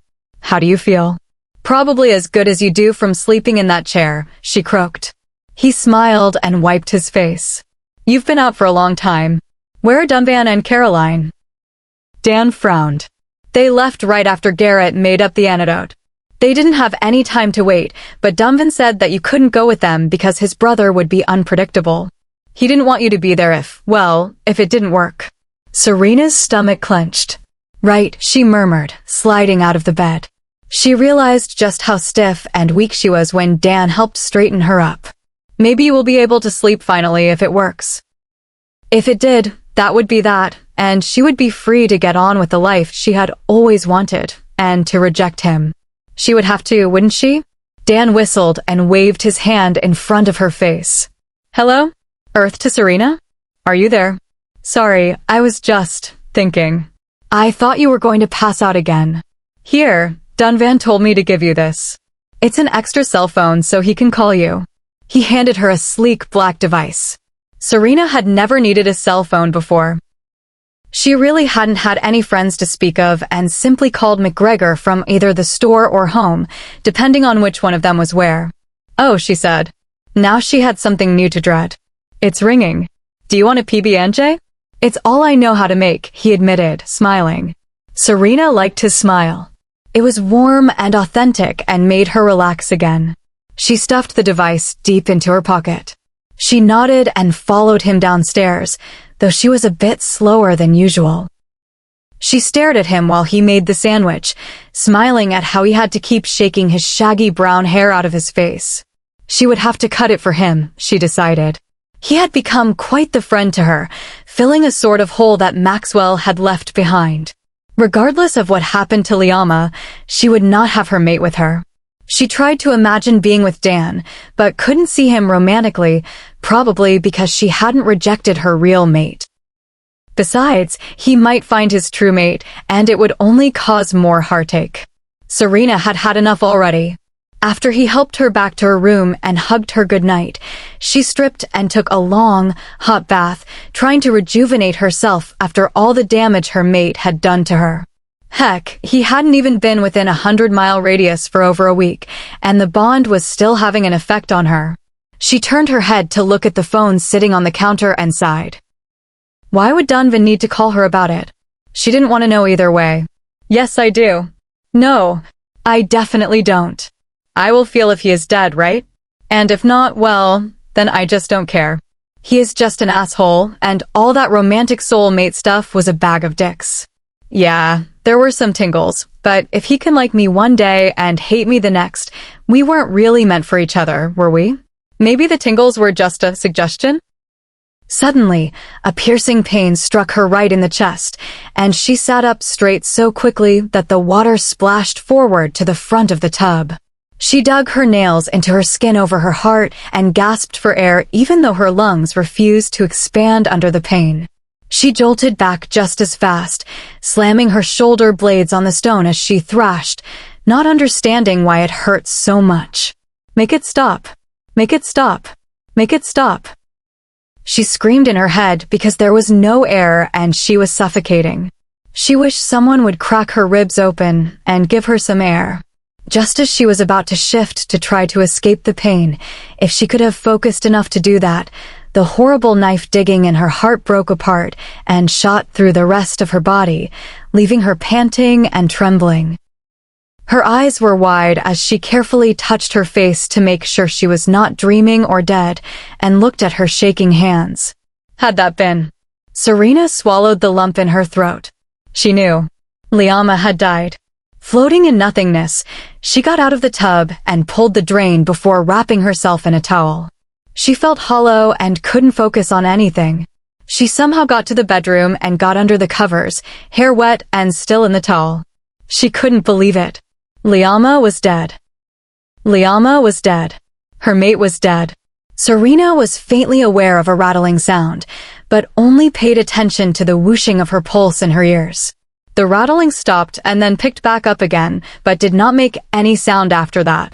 She lay there for hours, staring at the window, not thinking, not sleeping, and not dreaming. She was dead, save for the persistent thumping of the organ in her chest. The sky outside lightened until it was daylight, and then Dan came in to get her. Robotically, she told him that she wasn't feeling well, and he left. She felt the tears before she knew she was crying, and then it all came pouring out, and she sobbed into the pillows until she completely exhausted herself, finally falling into a dreamless sleep, just darkness and the warmth of the blankets over her, undisturbed. Quiet, something she had needed for a while. It was morning again when she finally returned to the world and took a shower. She took deep breaths to keep herself steady and reminded herself that she was still alive and the world was still turning. She would be expected to continue on as always, as Caroline did. Caroline had lost her mate, too, and she was still functioning. Why did Serena have to let Liama's passing affect her? Should she go to the funeral? Could she? Would it hurt to see him lying there, unmoving? It hurts now. It stung every second that she thought about it. There was just a crushing panic inside of her that was threatening to tear her limb from limb, and she was walking on eggshells just to keep it together. Muffled shouting below the floor caught her attention, and she quickly dressed herself, tugging on some jeans and a tank top. When she reached the top of the stairs, she saw men running past at the bottom and frowned, hurriedly stepping down them as fast as she could. "Hey," she called. "Wait." But they were all in too much of a rush. Even some women were darting about, packing backpacks full of food and clothes. The men were either shouting commands to each other, or doing it through the mind link, but none had any time to spend on the mateless rogue. "Dan," she shouted at him when she caught a glimpse of that messy hair. "What is going on?" "It's the red-toothed pack." Some Windrunner scouts snuck onto their territory to see if they could figure out what they were planning. Only one made it back alive, and what he saw was apparently enough to have really traumatized him. "Dunvan has called in the men. They're going to try to eliminate the red tooths," he said seriously. "Well, come on. Let's get ready." Serena turned to run back upstairs, but he caught her arm. "No," he said, shaking his head. "Dunvan said that you have to stay here.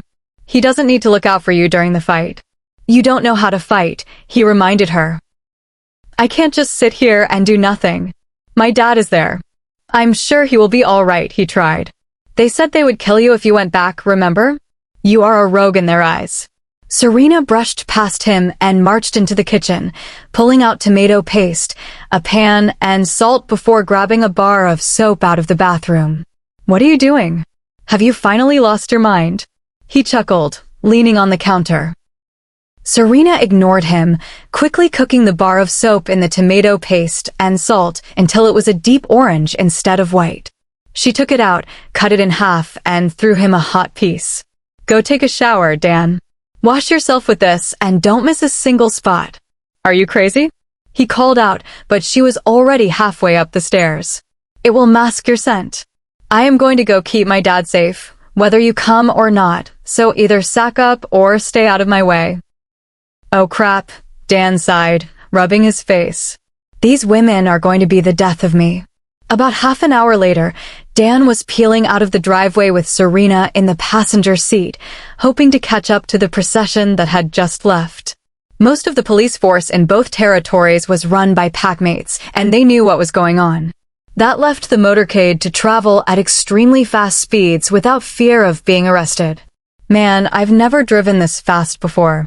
This is terrifying," Dan said, trying to keep up with the red car in front of them. They were doing a steady 120 already. "I can't believe I'm taking you there. I'm going to get in so much trouble," he lamented. "Don't be a baby," she muttered. "You don't even have to get out of the car. They won't smell you anyway. I'm just going to run in, get my dad, and make sure he is okay. We can take him to a hotel or to his shop, even until the fight is over." "How do you know the pack hasn't already moved him for his safety?" "I don't. I'm not in it anymore," she almost laughed. "I just have to make sure he is safe, then we can leave." "And why do you care if you get in trouble anyway?" Dan's mouth pursed. Serena blinked and turned more to face him. You were going to join Dombin's pack, weren't you? What happened to us going to live in a human settlement?" "I thought you were done with packs too." He shifted uncomfortably. "Yeah, but I don't know. Garrett started teaching me about medicine, and I helped a lot of the pack, and it's nice, you know, to feel like I belong. If you go to the human town, though, I can't let you go alone." "I'm not making a decision for your life, Dan. I'm a big girl. I have and can take care of myself," she smiled. "You need to do what feels right. If it will make you feel better, you can come check up on me." He sighed and shook his head. "We will figure it out later. For now, you need to be punished for making me drive forever when we weren't even supposed to leave." Dan turned to a country station and turned the dial up so the twang burnt Serena's face. "Chug-a-lug-a-luggin' 5 miles an hour. On my international harvester." "Oh God, why?" she shouted over the music, slamming the dial down. Geez, it was almost metal. It was so loud. "Never do that again, Dan, or I will have to kill you immediately. PFT. You couldn't beat me in a thumb war." "Game on." "Serena," he said. "I'm driving. Really fast." "Fine," she huffed. "But I'm picking the jams now." She shuffled through the stations because they were too far out yet to get the ones she knew and found one playing a cappella by Carmen. Dan looked at her, astounded. "Really? How's this better?" "Used to be your Bobby, used to be your Lede. Thought you were the perfect lover. Then the harmony went fallin' out of key, so now you gotta find another." Serena started laughing so hard that she didn't make any noise, and then she was wheezing, crying as he danced and cocked his head from one side to the other, making a duck face and making one hand into a mouth that sang along too. "Thought he was gluten-free, but all I got was bread," he sang in his best falsetto voice while Serena choked on her giggles. "Mama always said nice guys finish last. Beat him at his own game. Honey, take DA cash." Dan was all sorts of sassy diva now, bobbing his head like he was about to get into a gang fight. He was being absolutely ridiculous, and Serena still couldn't figure out how or why he knew all the words to the song. She watched him through teary eyes, not believing her luck, all the while hoping that he stayed on the road and didn't get them killed. Once the song ended, she finally caught her breath, and they went along without speaking, just listening to the radio. Serena watched the flat and empty fields speed by, staring at the clouds in the sky and wishing that she could be as carefree. She started thinking about him and became pensive and gloomy once more, the light of happiness extinguished once more in the unexplainable grief she felt over someone she shouldn't have given a second thought to. If things had been different, she might be lying naked in a field with him holding her, exhilarated after a long and wonderfully exhausting run, beneath those clouds, basking in the sunshine. She might be chasing him through the forest or teasing him from the branches of a tree just as she had fooled him before. She might have even No, you couldn't think those things about the departed. Dan followed the line of cars onto an exit ramp and then pulled into a gas station further down the road from where they were, so they would be less likely to notice the two that had followed them. Hey, I need to borrow your cell phone, Dan said. Serena blinked. I don't have a cell phone, she began. Oh, wait. I left it at Donovan's house. Didn't you get one too? No. Duh. I'm not a werewolf princess, he laughed, putting gas into the car. She actually gave him a growl for that one. Werewolf princess. What a load of garbage. There was no such thing as an alpha king or queen. There were just alphas. And she belonged to no alpha. He ran back to the car with a bag of Doritos and 2 drinks, though how he was paying with a credit card was beyond her. Sure, she had grabbed her bag before they left, and there was the wad of cash Liama had given her in there, but she didn't have any cards. They munched on the chips, getting closer and closer, the trip taking half the amount of time as it had for Serena, going the speed limit in the opposite direction. She had never thought she would return to this place, and yet, here she was, riding in a speeding car up the mountains in Washington. At least, she hadn't thought she would be back so soon. Maybe she could convince McGregory to go with her back to Donovan's land and bring glory. Would Derico allow it? What kind of alpha would he be? Just the thought of dealing with a new power-hungry male made her cringe. Here, she said suddenly, pointing at McGregor's store, now closed for the evening. We can park here, and I'll run to the pack house. We have been over this, Serena. You aren't going in by yourself. We are friends now, and you're all I've got, so you can just forget me waiting behind while you go get yourself into trouble, because that is exactly what will happen. What are you saying? She narrowed her eyes. You are a danger magnet. You just smell like trouble. Well, you don't smell like anything right now, but listen. You are a rogue. You are pretty. You are unmated and unmarked. You are affiliated with alphas and their packs, which are going to war in a matter of hours. Do I need to spell anything else out for you? Serena crossed her arms over her chest and pouted. The part about being unmated and unmarked had hurt for some reason. It was probably just reminding her that her mate had never done those things before he died. Not that she had wanted him to, but it didn't matter now. It was too late for all of that. I can't wait for this to be over. I'm going to move out into the countryside, put up some big fences, and live in a tiny house all by myself. That's what I have to do to get some peace and quiet and some space. She muttered. I don't know why you feel like you need to push everyone away. Didn't you feel like you fit into the Windrunners while you were there? Didn't you like the other Wers? Maybe for a little bit, she replied. She knew that Caroline, Glory, and Gilleen had liked her, but the rest could have been an act for the late Alpha's sake. Another pang of agony in her heart. She had to stop thinking about him. But I didn't belong there. Dan sighed in defeat. It was still too tender a subject to press. He got out of the car and let Serena remove her clothes and shift before he opened her door and handed her the bag, which she took in her mouth. He did the same and then nosed the door shut behind him.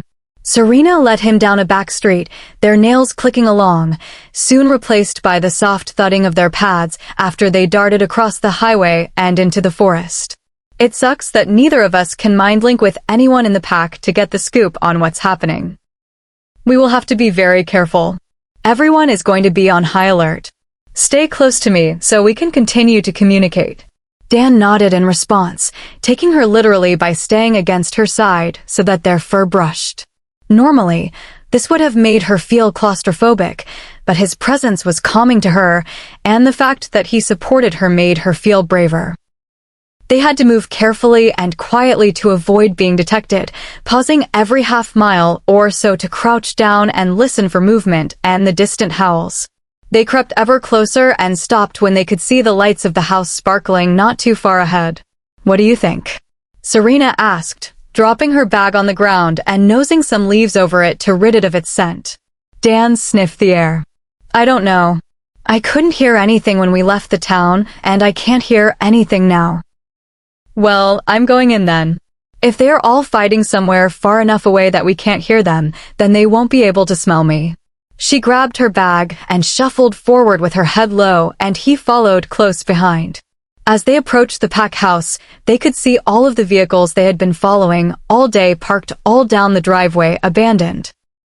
The grass around the house and in a long trail leading toward the woods to the south was trampled by the paws of several hundred wolves, all going to put a stop to the sickness that was the red-toothed pack. Taking that as a cue that the house would be fairly empty, Serena trotted up to the back door, still keeping to the shadows and listening hard, and opened the back door with a paw.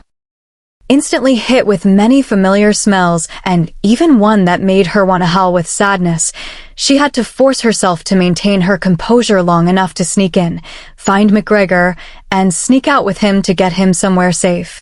She tiptoed inside and into the bathroom, motioning to a closet with her head for Dan to enter. Serena couldn't deny that it had felt wonderful to be in her wolf form after so long and was reluctant to shift back and go through the hassle of putting something on, but she had to do it, and quickly. Dan was waiting for her outside in the hall, and his eyes were full of worry and nervousness, showing that he was just as flighty as she was. "Come on," she whispered. Even though it had been a little over a week, she felt like a ghost walking through the house, one she thought she would never set foot in again. It brought so many memories with each room she passed, remembering Liama in his wolf form pushing her around in the kitchen, watching Derico struggle with the oil on the floor, Liama battling Maxwell in the entry hall. The feelings that came with those images tortured her heart and mind, and she had to remind herself that he was dead. Both of them were. The place was more quiet than she had ever heard it before. Perhaps she was the one who had died and not her mate. Serena hurried to get up the stairs before anyone heard her or saw her, if there was anyone at all to witness her passage, and carefully opened Glory's door. Her desk was characteristically covered in medical charts, but the stacks were very neat and organized. Only her desk lamp was on in her office, so Serena walked inside, hoping to find her in the ward. "Glory," she called hesitantly.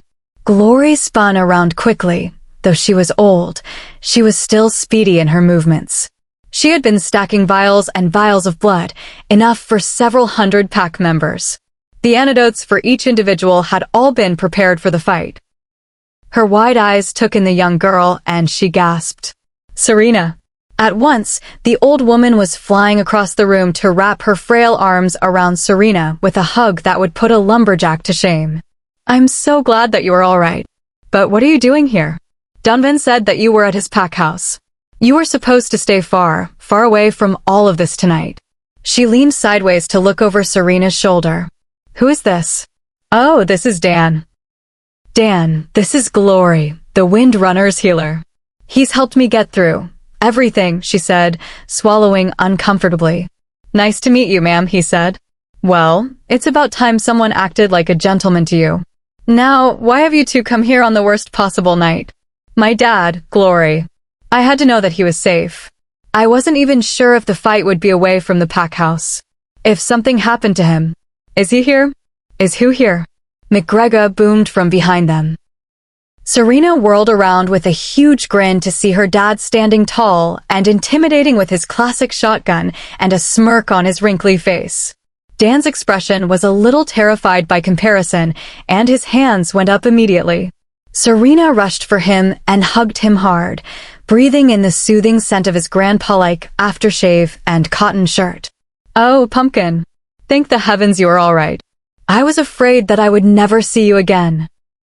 "Sorry, I've got my gun. I know it makes you nervous. Just had to protect my sweet angel here."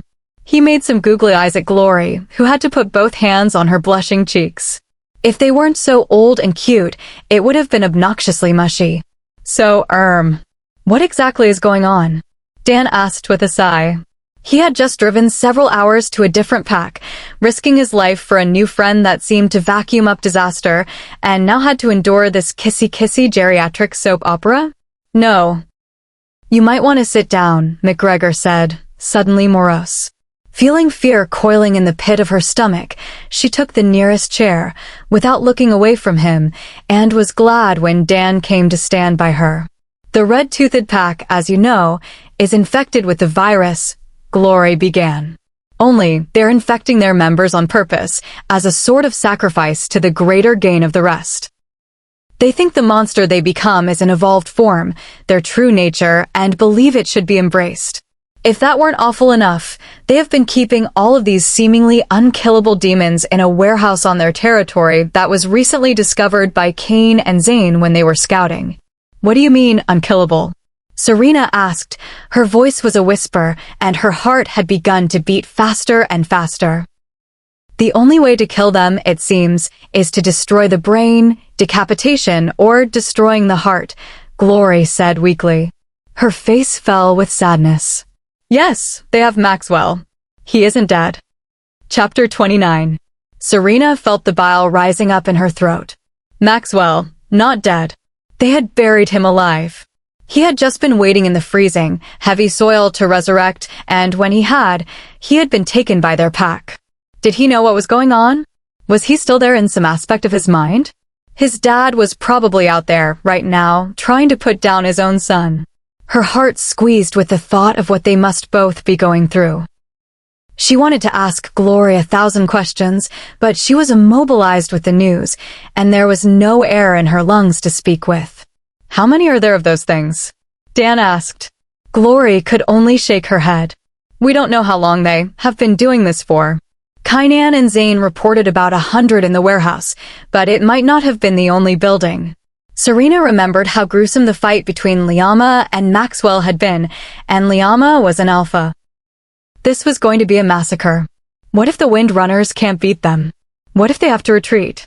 There are 500 men at least from all over the territory fighting tonight, and over half of that number again in women. We have the upper hand in numbers, but they have insanity on their side, too. They will be unpredictable, yes. That is also expected of them. You have no need to fear, Serena. Something was telling her that she should still be on guard. Things never went perfectly to plan, no matter how well executed. Where are the children during all of this? They're in the basement having a movie night. Miline, Eloise, and a few others are watching over them. This is protocol during war. If anything were to happen, there is an escape route underground to one of the satellite pack houses an hour or so away. See? There is nothing to worry about, Glory said calmly. Serena clenched her jaw. There was a current of nervousness running through her body, making her more and more agitated by the second. This was the same instinct that often told her to run when things got bad and let her know when not to trust someone. She rubbed her palms on her jeans. Something is not right. Something's not right, I know it. She glanced across the room at the place where many of her dreams had been enacted, where the wall had been covered in blood from half-transformations, and the chains still lay on the floor. Though now, the only thing that proved Liama had ever stood there were the long scratches in the tile of the wall and floor. Dunvan told us you were having dreams about all of that, Pumpkin, McGregor said, putting a rough hand on her shoulder. We are sorry you had to see that. It wasn't pretty, to be sure. I couldn't imagine watching Glory go through that. His voice was nearly a whisper, and it was clear that he felt very strongly for his new mate already. Serena turned her head away from the place where her mate had died. She needed to be strong now. She had to focus and figure out why she was feeling so edgy when the pack had clearly planned everything so thoroughly. I want you to know that it was my idea, Serena, Glory said quietly. I advised him to send you away for your own protection. She grimaced as if the old woman had struck her across the face. Glory had been the reason that she hadn't been there when her mate had died. Had she been the one to tell Liama to banish her? They should have stayed together. Serena was about to stand when Glory held out her hands defensively and continued. I saw what happened to Maxwell, how he was obsessed with finding his mate, with the other females in the house. His wolf's most basic needs were driving him insane and were what led to him shifting. That was why he sought you out first that night. He wanted you. If you had been here, he would have lost control immediately. His wolf's desires and urges would have consumed him, and I'm sure he would have killed you unknowingly. He lasted as long as he did because you weren't here and he knew it. He was able to focus on keeping the beast at bay. Serena remembered her dreams, how he had screamed her name over and over, calling for her and roaring, "Where is she? Where is she?" If Glory was telling the truth, then the pain of their separation could be justified by the chance he was given to survive. She just wished she knew if he had actually wanted her all along, or if it had been the wolf. If he hadn't been sick, would he have made the same decision? When Glory went to give him your blood in that syringe, he could smell that it was you. It was the scariest thing I ever saw, Pumpkin. He wasn't himself, and you would never have wanted to see that. A distant but loud howl cut him off, and all four heads turned to the window. Dan strode over and looked out into the night. It's a pack, is it yours? Glory and McGregory moved over to observe the river of wolves flowing toward them from the west. It's Arthur. It's the Grey Paws. Perhaps they have come to fight against the red-toothed pack, she murmured. Serena instantly was thrown back to the night where she had thought Liama was cheating on her, and when he had run her down by McGregor's driveway, they had lain still as the Grey Paws had rushed by from the south, from the red-toothed pack's land. She may not have been there to hear the outcome of the scouting the Windrunners had done, but she could put two and two together. If the Grey Paws had not been spying on themselves, they were in an alliance with the red-toothed pack. It made sense. If the Windrunners were bordered on two sides by the red-toothed and the Grey Paws, as allies, an attempt to take over the larger pack together would increase their territory tenfold. No, Serena whispered as the house shook with the force of the side door and several windows being destroyed below. McGregor pulled Glory into his arms immediately as Serena leapt up and sprinted for the door. Hide the antidotes, she screamed. Dan ran after her, shouting, Where are you going? Serena was already halfway down the stairs, flying into the entrance hall as a giant wolf skidded to a stop right in front of her. His eyes were alight with hunger, and his lips were pulled back from his teeth. He yelped as Dan's brown wolf collided into his side, sending Serena stumbling away toward the hallway. It was utter chaos. There were huge wolves sprinting through the house, destroying everything, tearing doors off their hinges to look into the room for Windrunners to kill, barreling into furniture, and shredding the rest. A section of wall exploded from the force of a howling, half-crazed beast that she was sure must have been drunk, sending up a huge cloud of plaster and dust. He stopped, panting, searching for her. She used the second of cover to slip into the basement and rush down the steps, instantly finding 100 or so children sitting on their sleeping bags, looking up at her in terror, Maylene at the bottom of the stairs, obviously hurrying to bolt the door. Her eyes found a handful of older women who were on their feet, ready to protect the future of the pack. The Grey Paws are attacking. We need to get them into this underground tunnel to the next pack house. Do any of you know where it is? Serena shouted breathlessly. No. An elderly lady nodded quickly and rushed to the end of the room and began tearing at the corner of the carpet until it pulled up, revealing a section of flooring that looked like a different color. Another woman was helping her open it up at this point when a huge boom sounded from the top of the stairs. The door was more fortified than the others, just in case this were to happen, but that didn't mean that they had any kind of time. Mayline's brief nod and the determination in her eyes told Serena that she would help defend the door to give them time to escape. Mindlink, Derico, and the rest of the pack. Tell them that this house is under attack and the children are being moved underground. Ask that anyone available come to our aid. Do this now, Serena said calmly, descending the stairs as Mayline went into a trance. The women were now ushering the older children down into a hole. Shift so you can see. They cried into the darkness. Start running. Don't look back. Start running. Don't look back. There was loud snarling and scratching going on upstairs, and it was clear they had a minute or less before the door would break in. The smallest and most helpless children were left. Go, Serena said to the two women. I'll hand them down to you. The three older women looked at her with such gratitude and sadness in their eyes, but did as she had commanded them. They knew she was going to die. There was no way out. Someone had to defend the tunnel's entrance. Tiny body after tiny body was lowered into the fragile hands of the women, until none remained in the room but Mayline and Serena. Move as fast as you can, she said shakily. Thank you, Luna, one whispered. Serena didn't give her time to say more as she threw the boards back in place and let the carpet flap over the hole. With a grunt, she flipped the couch so that the corner was blocked by it. All she would have to do would be to kill at least one, and it would look like it had tumbled away in the fight. They would never think to look over there on their own. The door finally gave way then, and crashed down the steps, Maylene stumbling out of the way as Serena lurched forward, a powerful rush of strength and rage that she had never experienced before, coursing through her as she shifted in midair and slammed into the first wolf to come down the stairs. These wolves not only threatened her life, but also 100 children and everyone that she had come to know in the Wind Runner pack. It did not matter then that she hated packs and alphas. It did not matter what she had experienced before. She knew then that those she loved, even briefly, mattered more than herself, and she would be damned if she would quit before she died. And if the people she had come to care for so deeply were dead, Liama, McGregor, Glory, Dan, Katrina, Derico, Kainan, Zane, Maxwell, Caroline, Gilleen, then she would kill a gray paw for each of them.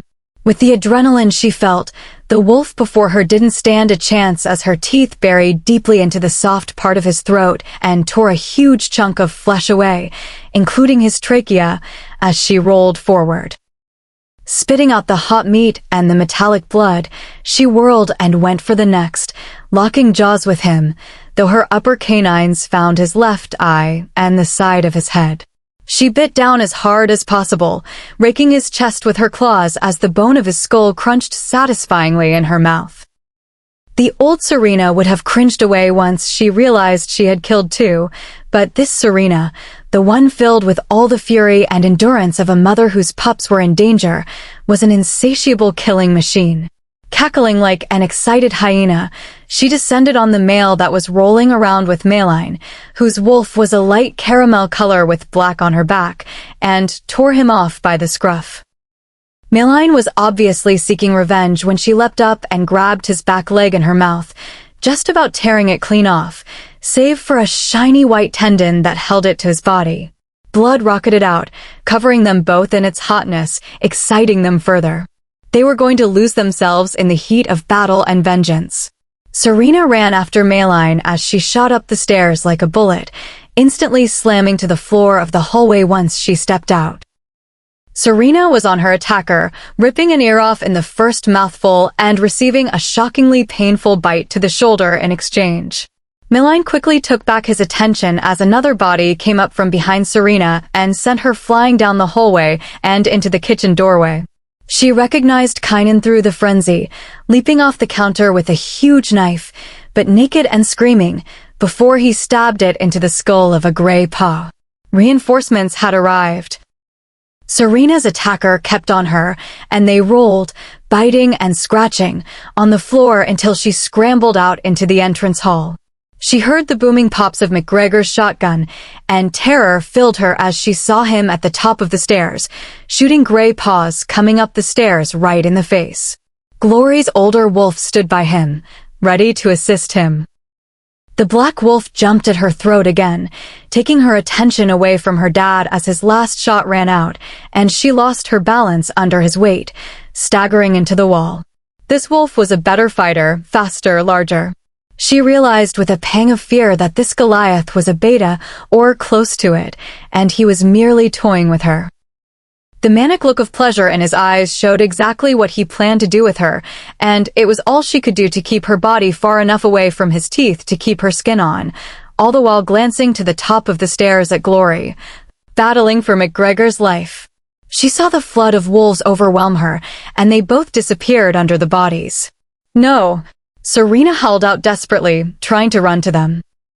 The beta seized his opportunity and grabbed her by the tail, swinging her off her feet and plowing her into the wall so hard that her vision swam and spun. She bared her teeth and let loose the most vicious roar of hatred and pain, making him falter in his step.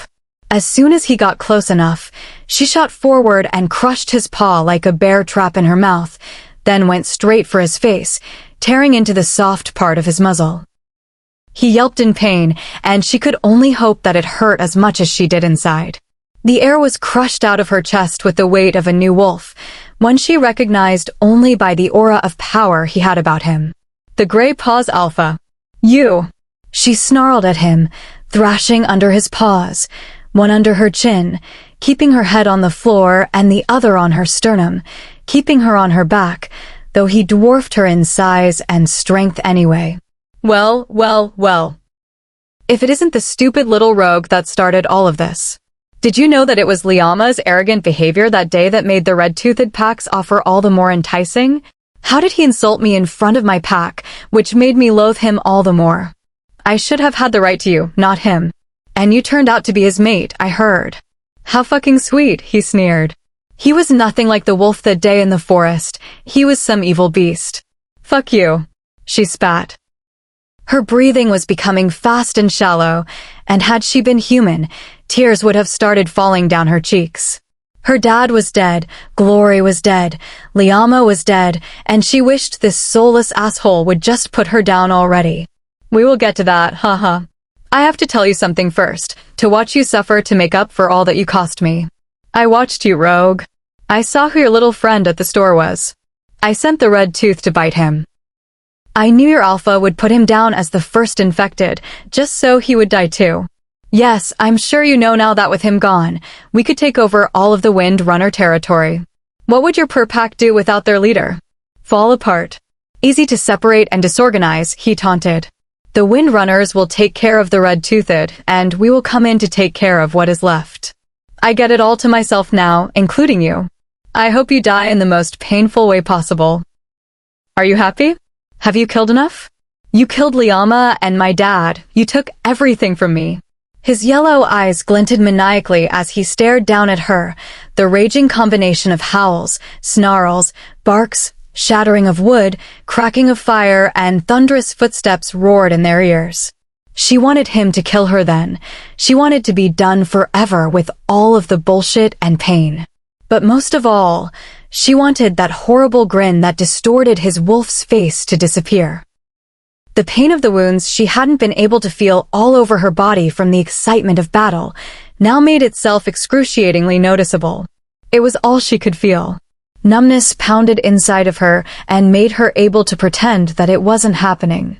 Arthur was distracted enough that she could turn her head and look up to the landing where a bloody hand dangled between the bars supporting the balustrade. Dad, she moaned brokenly. Dad. Dad. She screamed for him, wanted to shift so she could call out for him and listen for his response. It couldn't be real.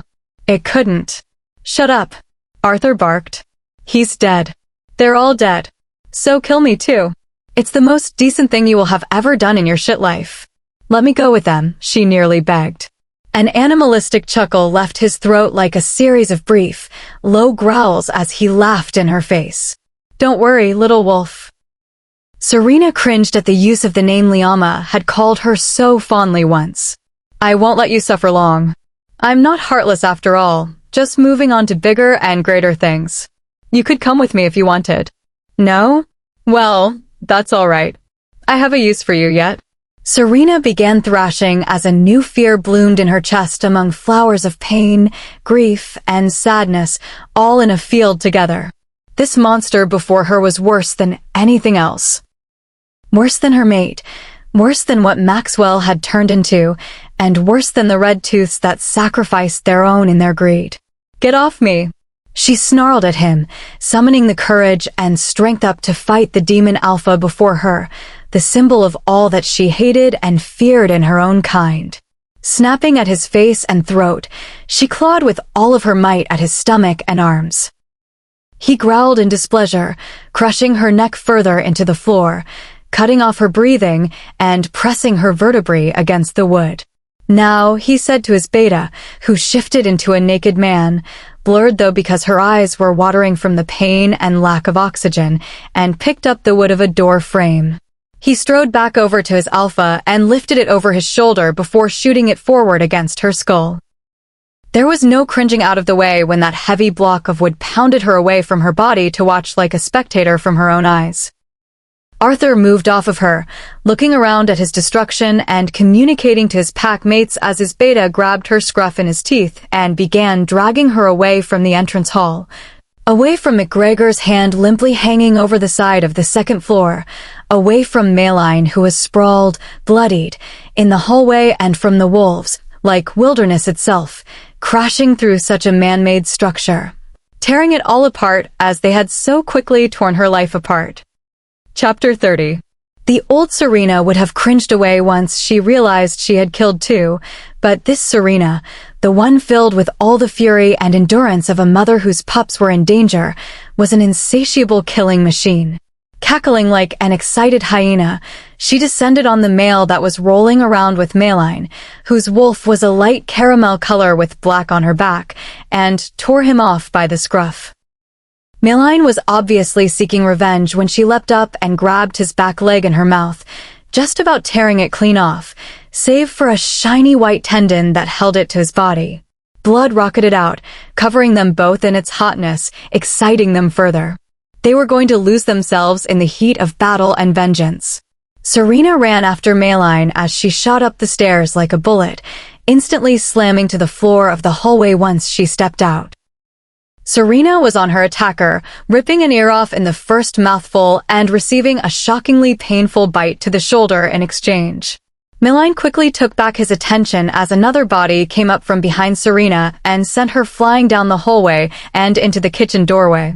She recognized Kynan through the frenzy, leaping off the counter with a huge knife, but naked and screaming, before he stabbed it into the skull of a gray paw. Reinforcements had arrived. Serena's attacker kept on her, and they rolled, biting and scratching, on the floor until she scrambled out into the entrance hall. She heard the booming pops of McGregor's shotgun, and terror filled her as she saw him at the top of the stairs, shooting gray paws coming up the stairs right in the face. Glory's older wolf stood by him, ready to assist him.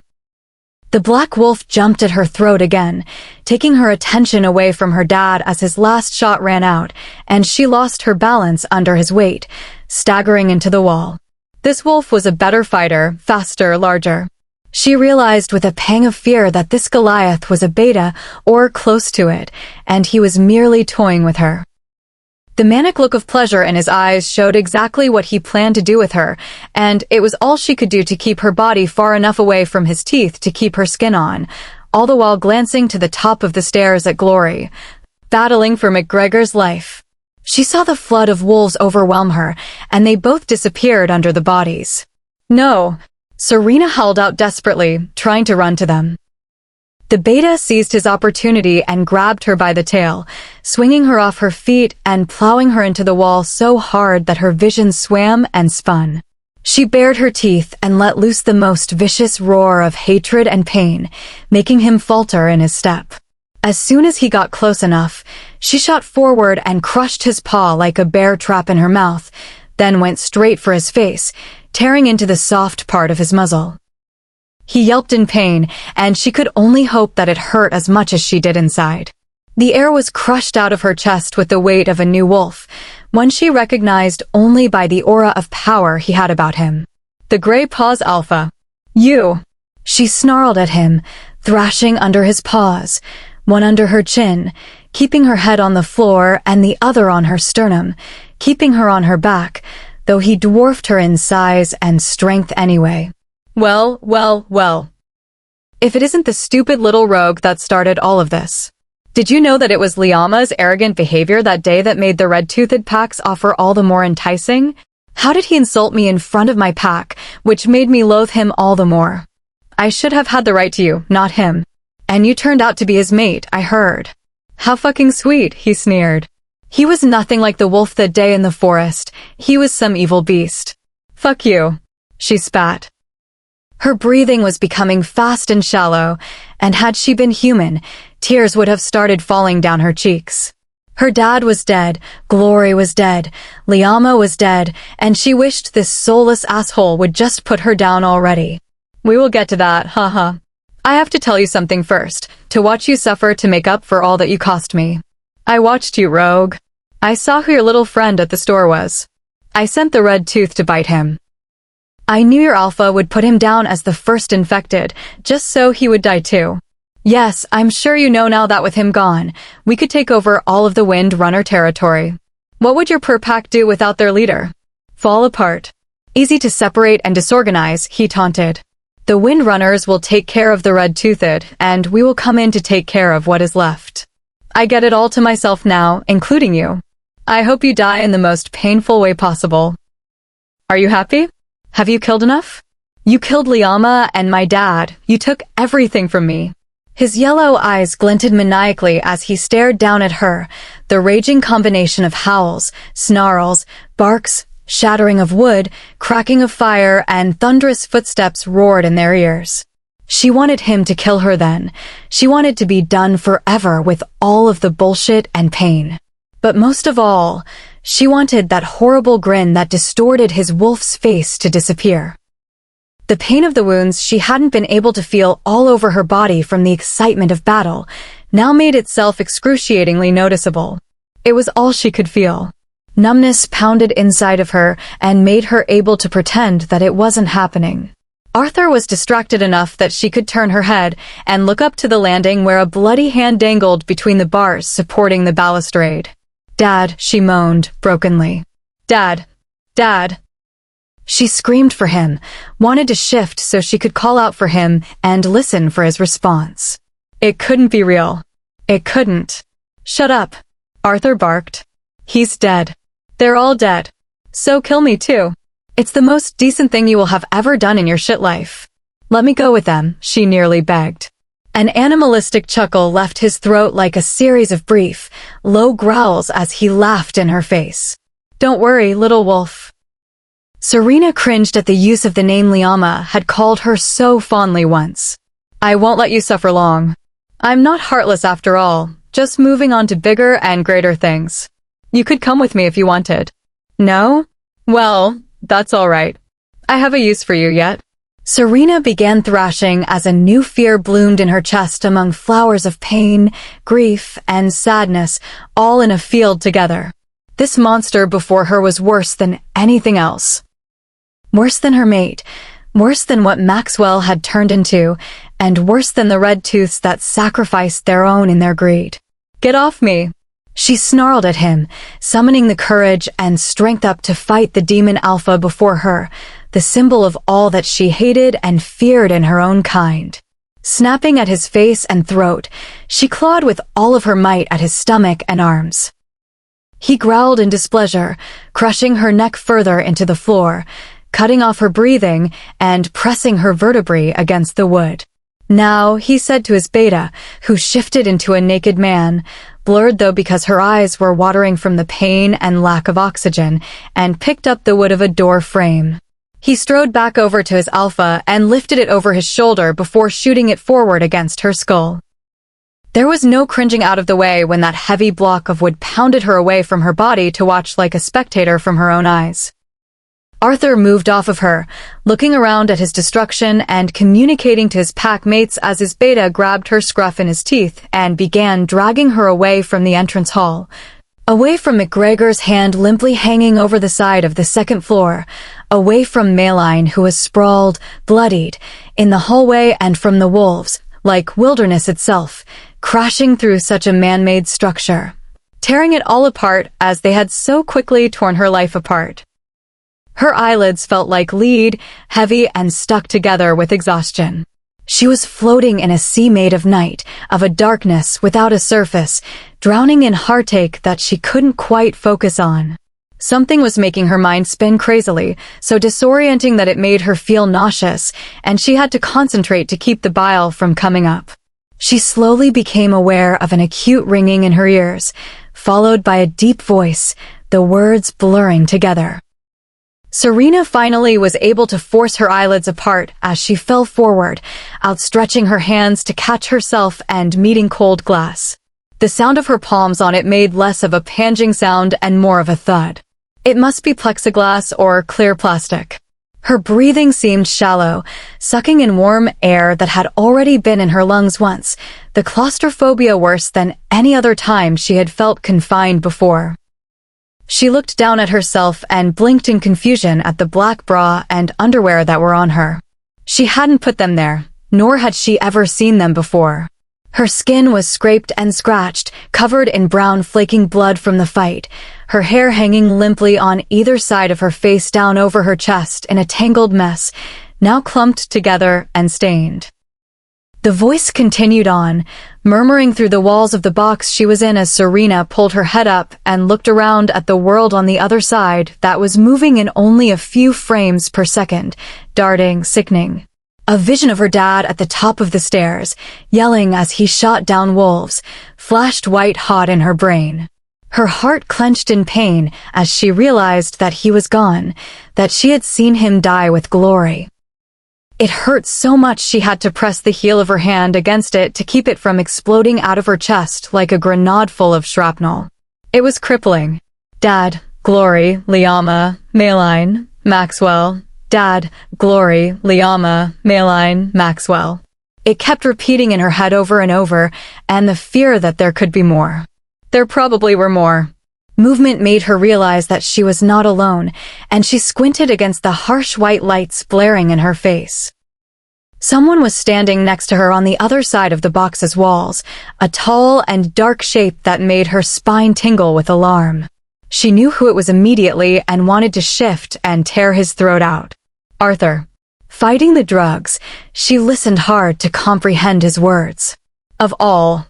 For tonight's festivities, we have an open bar, and this area, he motioned to the right of Serena, is for a one-on-one combat tournament. The winner gets this lovely she-wolf for the night. To up the stakes, it might interest you to know that I found her at the Windrunner pack house earlier this evening, and yes, I know she smells like a rogue, but she is the mate of the fallen Windrunner Alpha. There was a roar of whistles and howls from a crowd Serena hadn't noticed, a sea of bodies and faces that had all blurred together in the shadows beyond her spotlight. She swayed slightly again and battled the piercing tone just behind her forehead, leaning heavily against the glass. If only she could focus enough to shift, she could break out of the box, but it was like her mind was clouded with some sort of drug. She felt drunk, delusional. In fact, she was sure she really was drugged. Arthur was looking out over the group for volunteers, choosing amongst the waving hands. It smelled of male, strong and sharp, and of blood, that pungent coppery scent that sent one's mind into alert. There were more men in this room than Serena could have ever feared meeting in a lifetime, and none of them had her best interests at heart. In fact, they wanted nothing more than to use her like a toy until they were sweating and spent, and then shove her back into Arthur's claws to throw away. She had to shift right away and run until her legs snapped beneath her, if only she could. She tried, but the rush of liquid light that rippled through her flesh in the instant before a shift refused to be summoned. Her body and mind were not in sync. No, there was some toxic substance flowing through her veins that disconnected them, removed her from the world of the conscious. The more she focused on locating that current within herself, the more she felt that she would vomit all over herself, and the nausea would distract her from her goal once again. Vicious snapping and clicking of teeth, accompanied by throaty growls, drew her attention to the crowd, and she had to squint to see what was happening. Two men had stepped into the designated area and had shifted into a gray wolf and a black and white one, and were now circling each other, sizing the other up. When they went at it, wrestling for dominance and bristling at each other, Serena had to look away because it reminded her painfully of Glory's wolf being overwhelmed by the enemy, and she sucked in air to choke back a sob. "Don't worry, my dear," Arthur said through the glass with a smirk. "My men are very experienced in all that they do. They will see to it that your last night will be one you will enjoy. You may even regret having wasted so much time with that sad excuse for an alpha. But you can tell him that when you rejoin him in the afterlife, unless one of my men wants to keep you, that is." You sick bastard, she thought. She hoped that he would never, ever find his mate. Her vision wavered and warped as another wave of fatigue hit her and threatened to pull her under the surface. Now, many fights had taken up, making the dark sea churn with bodies of wolves and men, all competing to mate with a rogue, to get off.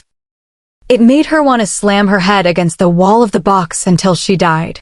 Another form joined Arthur's beside her, stoic and silent, scratches running down his face and neck. "Dan," she breathed, pressing her palms against the side of her cage to see him better. Arthur grinned and turned toward her, looking at her smugly, but Dan didn't blink, staring straight out over the fights. I forgot that you didn't know, he smiled. Serena stared at the heinous Alpha with disgust. After you. Went to sleep. We found this rogue looking for you. We were going to kill him, but he asked to join my pack. Very interesting, I know. Do you care to tell her why, Dan? I told you that I was looking for a pack. I want to be with the strongest of them all, he said, still without looking down at her. Her chest compressed with pain. He had lied to her on top of all that she had lost. He had never had their best interests at heart. At least he was alive, she thought. The world didn't need another death, and neither did she, even if he wasn't actually her friend. Why? She managed weakly. You had connections with 2 packs, that's why. You convinced Donovan's pack to let me in, to show me their ins and outs. When you said that you were returning here, I knew I would be in close proximity to the Grey Paws and Red-Toothed, who were obviously going to overwhelm the Windrunners without Liama. They were always going to win. I followed you here so that I could trade what I know about Dunvan for a position in their pack. Dunvan will be our next conquest, and then we will be unstoppable, he said coldly, detached and void of any emotion. This was the real Dan, the one Serena had been too blind and trusting to see, but it had been lurking underneath his facade all along. She hung her head in defeat, bowing to the weight of the world on her, to the pressure of grief and loss and the hatred that had descended upon her life. Surrounded now by so many wolves, she had never felt so alone, so lost and broken. He's the one who made sure that your mate didn't stand a chance, Arthur said proudly, inhaling. He turned his head to look out and let the breath out as if he had never been more satisfied in his life. Serena looked in shock between him and Dan, though with everything that had happened, she shouldn't be so surprised, and yet it still stung. Arthur caught her confused and distraught expression and smirked again as if he couldn't get enough of her suffering. He told me that when you had the clever little idea to use your own blood for the antidote, he switched it with another just in case it might have actually worked. So really, I have him to thank for giving us the upper hand. Dan nodded, affirming the act, breaking her apart into tiny pieces. She felt the tears rolling down her cheeks and heard her breath coming and going as her whole frame trembled. How could life have gotten so mixed up and twisted? These werewolves, what she was, were all evil and cruel. She would welcome her death with open arms if it would be a relief from all of this, from the death and barbaric massacres and hate. A huge explosion made the floor tremble and rocked the tank Serena was in, almost making everyone lose their footing.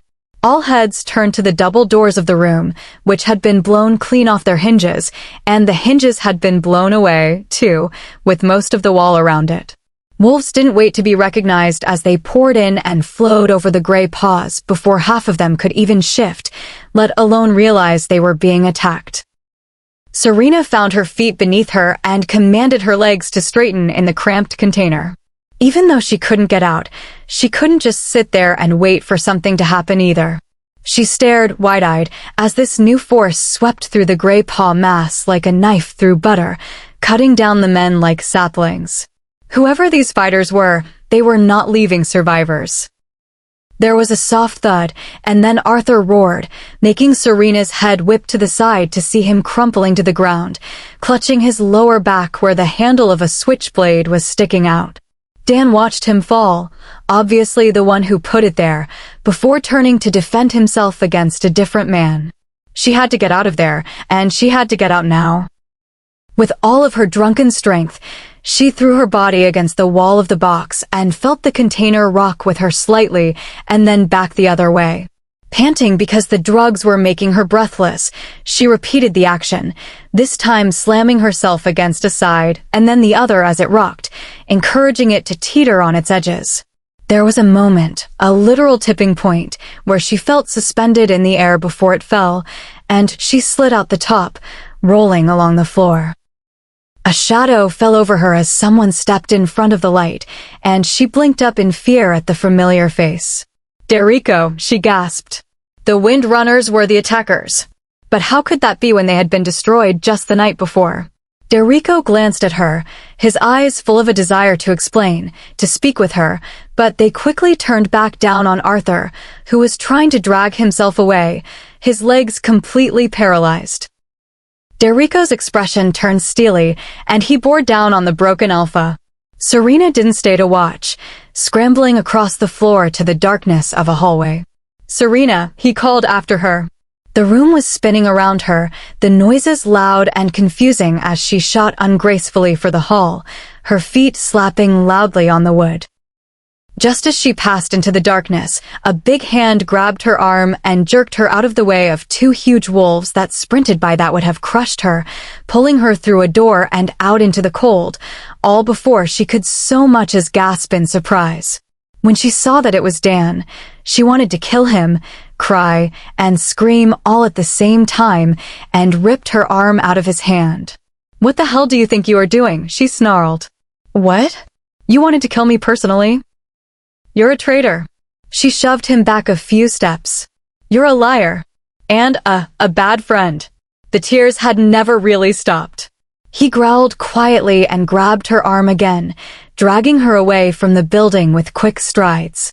With the world as unstable as it was, with the ground rippling up and down like water as three of Dan pulled her toward the trees, she couldn't fight the nausea enough to fight him back. He was hauling her away to kill her, and there was nothing she could do to stop him. She pitched forward, and he turned to catch her, but she promptly vomited onto the ground at his feet, all bile as there had been nothing inside her stomach for a few days at least. She coughed on her hands and knees as he stood there watching her fall apart. "Just kill me, Dan," she moaned, miserable, freezing, and sad. "If you're dragging me out here to kill me or give me to some pervert, then just kill me and be done with it." "Serena," he said, sounding just like old Dan, which hurt worse than if he had struck her. "I don't really have time to explain right now, but it is not what you think. We need to get out of here right now." Exhausted, she sank into a sitting position on the grass with a pitiful cry. "I don't want to go anywhere with you," she mumbled, her voice cracking. There was too much heartache, too much sorrow, to care what happened either way, however. He sighed sadly and squatted next to her. "I know you don't believe me, but I was never on Arthur's side, okay?" She barely heard him. Even if he wasn't, it didn't change the fact that everyone she loved was dead, that she was alone. She knew that he had been the one to literally stab Arthur in the back, but that didn't mean he was on her side. He could be on his own side for all she knew. "Come on," he said gently, lifting her by her shoulders and picking her up like a child so that they were chest to chest with her arms around his neck. It was all she could do to keep herself from retching again, and she kept her face close to his shoulder. His whole body was warm against her chilled form, and she held him tight only to steal it from him. A few minutes later, he had walked far enough from the warehouse they had been at for her to see the wolves pouring out of it as bright yellow and orange flames licked out of the window frames and dark smoke began to rise over it. There was much yipping and howling in victory, but who won was beyond her because they all looked like little bugs moving around on the ground, circling together before they would take off. Where was Dan taking her now? What would he do with her, or if he was telling the truth and he wasn't on Arthur's side, and let her go, what would she do with herself? Who is she anymore? She didn't feel like herself. Hell, she didn't feel like anything but a noodle with all the drugs in her body. "Can you shift yet?" Dan's voice cut through the thick haze in her skull, carefully setting her down on her own 2 feet. Serena dipped within herself, searching for that current of feeling that would manipulate her form, and sensed it. "Give me a little bit," she whispered. Dan licked his lips and looked around nervously, but nodded for her to go ahead. It was difficult to concentrate, like being drunk, on the sole idea of changing shape, and the poison in her system was doing a good job of keeping her mind at bay. This was not something she needed to think about, but something that was simply done. She had shifted thousands of times, and instead of trying to work it out logically, she needed to completely let go and become what she already was. It was a leap of faith, or in this case, a trust fall. Slowly, she tipped forward, like she was going to fall flat on her face, and felt the rush of panic inside her body to correct the balance issue. Instead, it sparked the fight or flight mechanism, a deep instinct that let that current of electricity beneath her skin catch fire and whip her form into something else so that her two hands became paws and caught her weight before she hit the ground. With a huge sigh of relief, she shook her coat out. Maybe a good run and then a dip in a creek would clear her mind and wash the blood off her fur. Dan quickly shifted beside her and pointed his nose in the direction they were headed, making her drop her head in disappointment. She had forgotten for a moment that he was leading her off to kill her or something else. If he wasn't on Arthur's side, whose side was he on? The Windrunners? Dunvans? The Red-Toothed? Dunvan was the only one who didn't want her dead. She'd been banished from one, even if the reason seemed clouded now, and the other pack was on a mission to kill anything that moved.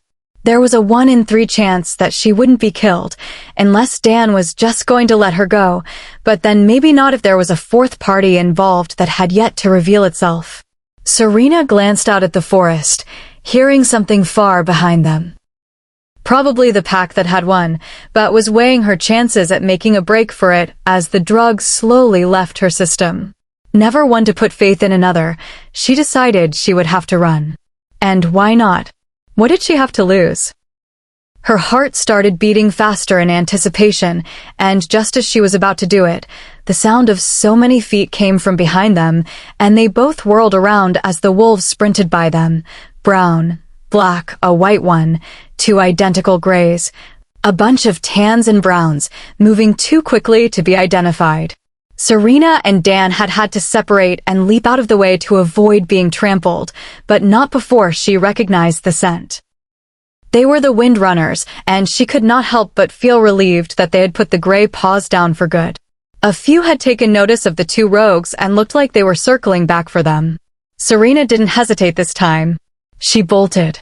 This was extremely unfamiliar territory, with no recognizable scents or landmarks. It was Grey Paw Land, steep and mountainous like the rest of the West Coast, and she struggled to leap over rocks and fallen trees without cutting herself. With the drugs still faintly working, she couldn't feel the pain in her muscles as she pushed them to their limits, running for the freedom and wildness. All the grief of losing everyone could be spent with each breath that left her heaving chest, every scrape and cut letting her feel what they had felt. I should have died. Not them. Not any of them. They mattered. They mattered to me, to everyone. Dad. Dad. She let out a strangled whine and pushed herself harder and faster. There was no one out there to stop her, no one following her. Serena was finally free. Her legs, numb with exertion, finally gave out, and she tumbled to a stop in the leaf litter, panting in the clean air in jubilation. Free. Free. Free. The drugs were gone now, and her senses were slowly returning to normal, including a ravenous hunger that she didn't feel like satiating so late at night. She could smell the sweet scent of wild blackberries rotting on the ground nearby and found the patch soon enough, eating just enough to tide her over until morning. Searching for a pine tree, she found one with a thick bed of needles beneath and curled up in a ball, covering her face with her tail and sighing. She hoped they wouldn't come looking for her, but they would. If there was one thing she had learned about packs, it was that they were relentless when they wanted something and would stop at nothing to get it. Liama had hunted her down like prey before he got her back to the pack house, and Arthur had started a war to get what he wanted. Maybe it was just the alphas that were sick. In the morning, she inhaled hugely, relishing in the sweet scent of pine and sap, wood and petrichor. She had been warm and cozy in her little ball, her sleep full of vague dreams of a familiar and comforting presence, like a guardian angel staying close to her. She had felt safe, strangely enough, and now the birds were waking her with their cheerful chirping, telling her that it was time to be up and on the move.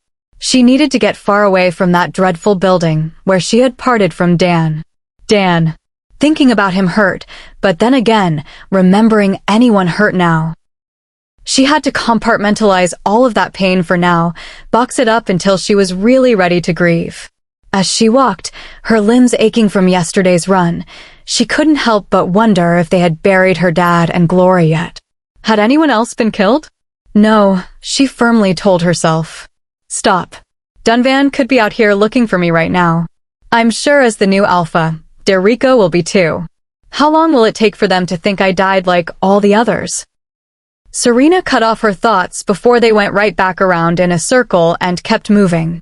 She found a large creek and, after several hours, finally caught a few fish and swallowed them, trying not to dwell on the horrid taste. The swim cleaned her off at least and gave her an excuse to sunbathe. The next few days were spent ambling alongside the stream, following its course and living only for the sweet air and sunshine during the day and the billions of stars overhead at night. She realized that she had literally had to go through hell and back to find peace, and maybe that was how it worked. Sitting down on the edge of an outcropping on the mountain, she peered over the edge at the water below, the beautiful scenery, and at the back of a hawk flying beneath her. The sun was sinking down into the forest, bathing it in pinks and reds, the sky burning with fire. It was the perfect spot to memorialize those that she had lost, she decided. What better way to remember them? It had been several days, and she had caught no faint scent of other wolves nor heard any barking or howling. She had finally evaded them for good. Thus, she opened her mind to everything she had been blocking out and let the flood of emotions come crashing through like water through the weak point of a dam.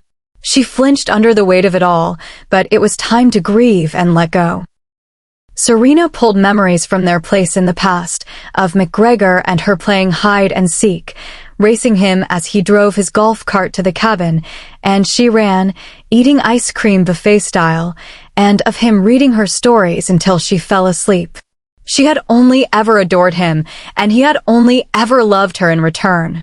It was her fault that he had gotten mixed up in the whole mess of the pack, but if he hadn't, would he have ever met Glory?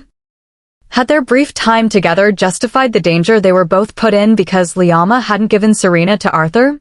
Her soft whimpering filled the air, mingling with the fading colors in the sky, as her heart seemed to pull apart at the seams.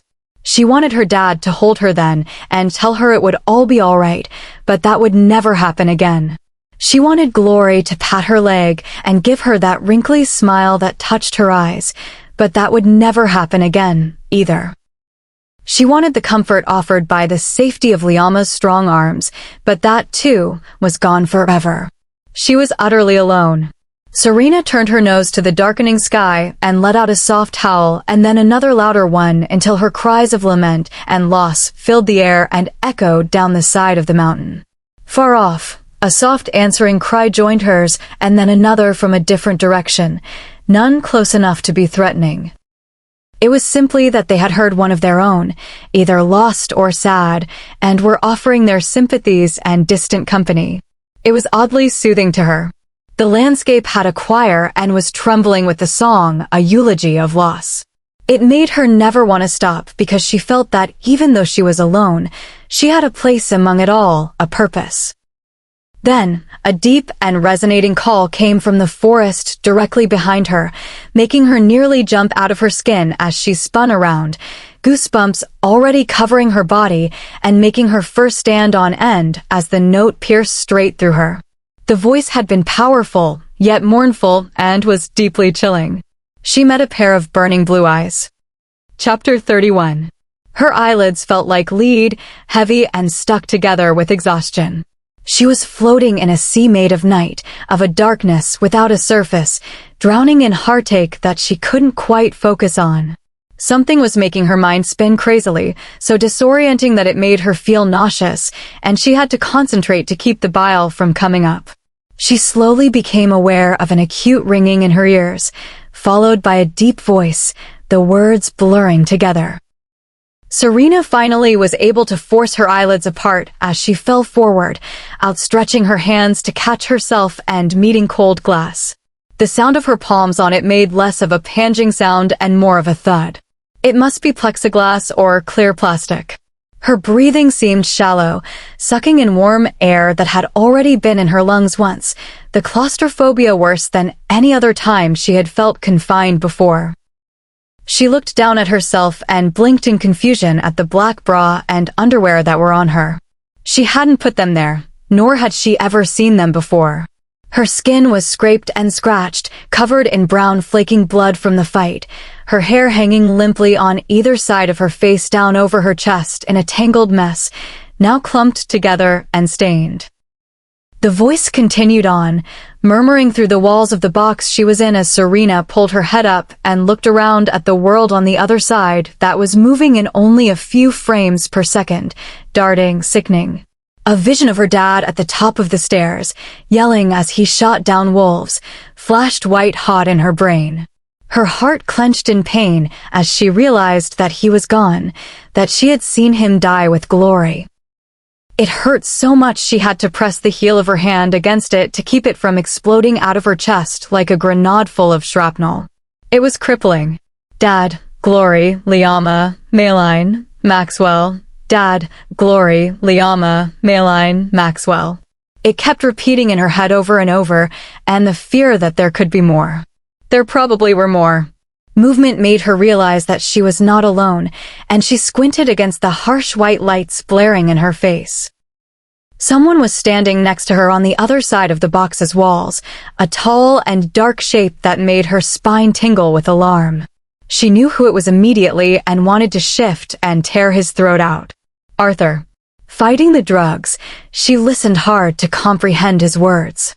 Of all. For tonight's festivities, we have an open bar, and this area, he motioned to the right of Serena, is for a one-on-one combat tournament. The winner gets this lovely she-wolf for the night. To up the stakes, it might interest you to know that I found her at the Windrunner pack house earlier this evening, and yes, I know she smells like a rogue, but she is the mate of the fallen Windrunner Alpha. There was a roar of whistles and howls from a crowd Serena hadn't noticed, a sea of bodies and faces that had all blurred together in the shadows beyond her spotlight. She swayed slightly again and battled the piercing tone just behind her forehead, leaning heavily against the glass.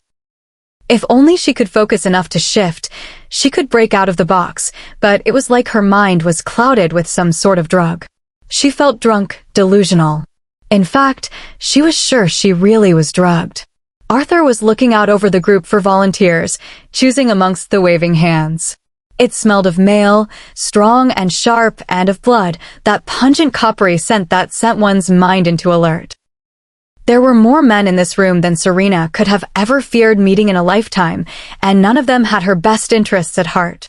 In fact, they wanted nothing more than to use her like a toy until they were sweating and spent, and then shove her back into Arthur's claws to throw away. She had to shift right away and run until her legs snapped beneath her, if only she could. She tried, but the rush of liquid light that rippled through her flesh in the instant before a shift refused to be summoned. Her body and mind were not in sync. No, there was some toxic substance flowing through her veins that disconnected them, removed her from the world of the conscious. The more she focused on locating that current within herself, the more she felt that she would vomit all over herself, and the nausea would distract her from her goal once again.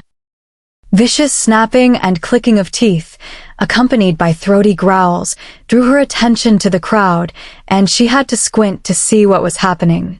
Two men had stepped into the designated area and had shifted into a gray wolf and a black and white one, and were now circling each other, sizing the other up.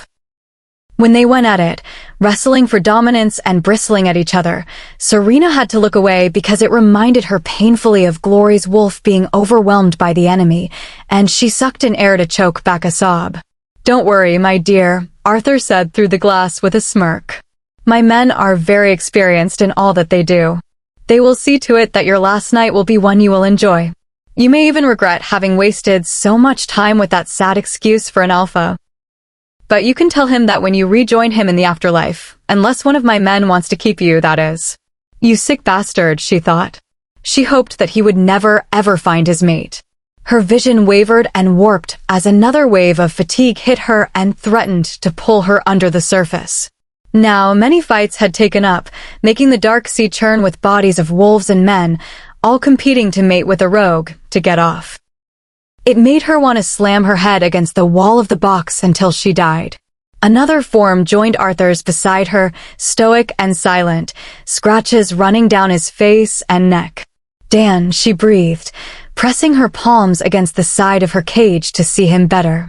Arthur grinned and turned toward her, looking at her smugly, but Dan didn't blink, staring straight out over the fights. "I forgot that you didn't know," he smiled. Serena stared at the heinous Alpha with disgust. "After you." Went to sleep. We found this rogue looking for you. We were going to kill him, but he asked to join my pack." "Very interesting, I know. Do you care to tell her why, Dan?" "I told you that I was looking for a pack. I want to be with the strongest of them all," he said, still without looking down at her. Her chest compressed with pain. He had lied to her on top of all that she had lost. He had never had their best interests at heart. At least he was alive, she thought. The world didn't need another death, and neither did she, even if he wasn't actually her friend. "Why?" she managed weakly. "You had connections with 2 packs, that's why. You convinced Donovan's pack to let me in, to show me their ins and outs. When you said that you were returning here, I knew I would be in close proximity to the Grey Paws and Red-Toothed, who were obviously going to overwhelm the Windrunners without Liama. They were always going to win. I followed you here so that I could trade what I know about Dunvan for a position in their pack. Dunvan will be our next conquest, and then we will be unstoppable," he said coldly, detached and void of any emotion. This was the real Dan, the one Serena had been too blind and trusting to see, but it had been lurking underneath his facade all along. She hung her head in defeat, bowing to the weight of the world on her, to the pressure of grief and loss and the hatred that had descended upon her life. Surrounded now by so many wolves, she had never felt so alone, so lost and broken. "He's the one who made sure that your mate didn't stand a chance," Arthur said proudly, inhaling. He turned his head to look out and let the breath out as if he had never been more satisfied in his life. Serena looked in shock between him and Dan, though with everything that had happened, she shouldn't be so surprised, and yet it still stung. Arthur caught her confused and distraught expression and smirked again as if he couldn't get enough of her suffering. "He told me that when you had the clever little idea to use your own blood for the antidote, he switched it with another just in case it might have actually worked. So really, I have him to thank for giving us the upper hand." Dan nodded, affirming the act, breaking her apart into tiny pieces.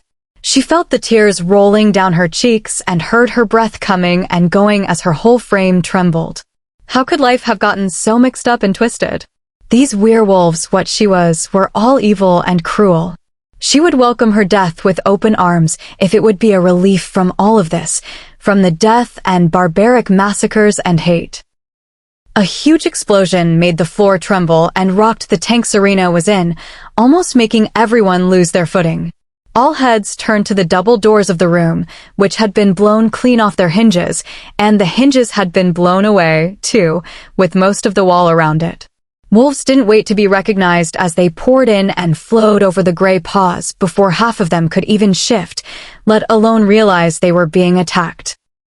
Serena found her feet beneath her and commanded her legs to straighten in the cramped container. Even though she couldn't get out, she couldn't just sit there and wait for something to happen either. She stared wide-eyed as this new force swept through the Grey Paw mass like a knife through butter, cutting down the men like saplings. Whoever these fighters were, they were not leaving survivors.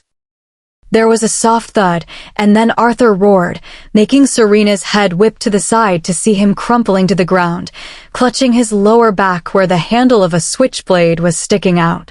Dan watched him fall, obviously the one who put it there, before turning to defend himself against a different man. She had to get out of there, and she had to get out now. With all of her drunken strength, she threw her body against the wall of the box and felt the container rock with her slightly and then back the other way. Panting because the drugs were making her breathless, she repeated the action, this time slamming herself against a side and then the other as it rocked, encouraging it to teeter on its edges. There was a moment, a literal tipping point, where she felt suspended in the air before it fell, and she slid out the top, rolling along the floor. A shadow fell over her as someone stepped in front of the light, and she blinked up in fear at the familiar face. "Derico," she gasped. The Windrunners were the attackers. But how could that be when they had been destroyed just the night before? Derrico glanced at her, his eyes full of a desire to explain, to speak with her, but they quickly turned back down on Arthur, who was trying to drag himself away, his legs completely paralyzed. Derrico's expression turned steely, and he bore down on the broken Alpha. Serena didn't stay to watch, scrambling across the floor to the darkness of a hallway. "Serena," he called after her. The room was spinning around her, the noises loud and confusing as she shot ungracefully for the hall, her feet slapping loudly on the wood. Just as she passed into the darkness, a big hand grabbed her arm and jerked her out of the way of two huge wolves that sprinted by that would have crushed her, pulling her through a door and out into the cold, all before she could so much as gasp in surprise. When she saw that it was Dan, she wanted to kill him, cry, and scream all at the same time, and ripped her arm out of his hand. "What the hell do you think you are doing?" she snarled. "What? You wanted to kill me personally? You're a traitor." She shoved him back a few steps. "You're a liar. And a bad friend." The tears had never really stopped. He growled quietly and grabbed her arm again, dragging her away from the building with quick strides. With the world as unstable as it was, with the ground rippling up and down like water as three of Dan pulled her toward the trees, she couldn't fight the nausea enough to fight him back. He was hauling her away to kill her, and there was nothing she could do to stop him. She pitched forward, and he turned to catch her, but she promptly vomited onto the ground at his feet, all bile as there had been nothing inside her stomach for a few days at least. She coughed on her hands and knees as he stood there watching her fall apart. "Just kill me, Dan," she moaned, miserable, freezing, and sad. "If you are dragging me out here to kill me or give me to some pervert, then just kill me and be done with it." "Serena," he said, sounding just like old Dan, which hurt worse than if he had struck her. "I don't really have time to explain right now, but it is not what you think. We need to get out of here right now." Exhausted, she sank into a sitting position on the grass with a pitiful cry. "I don't want to go anywhere with you," she mumbled, her voice cracking.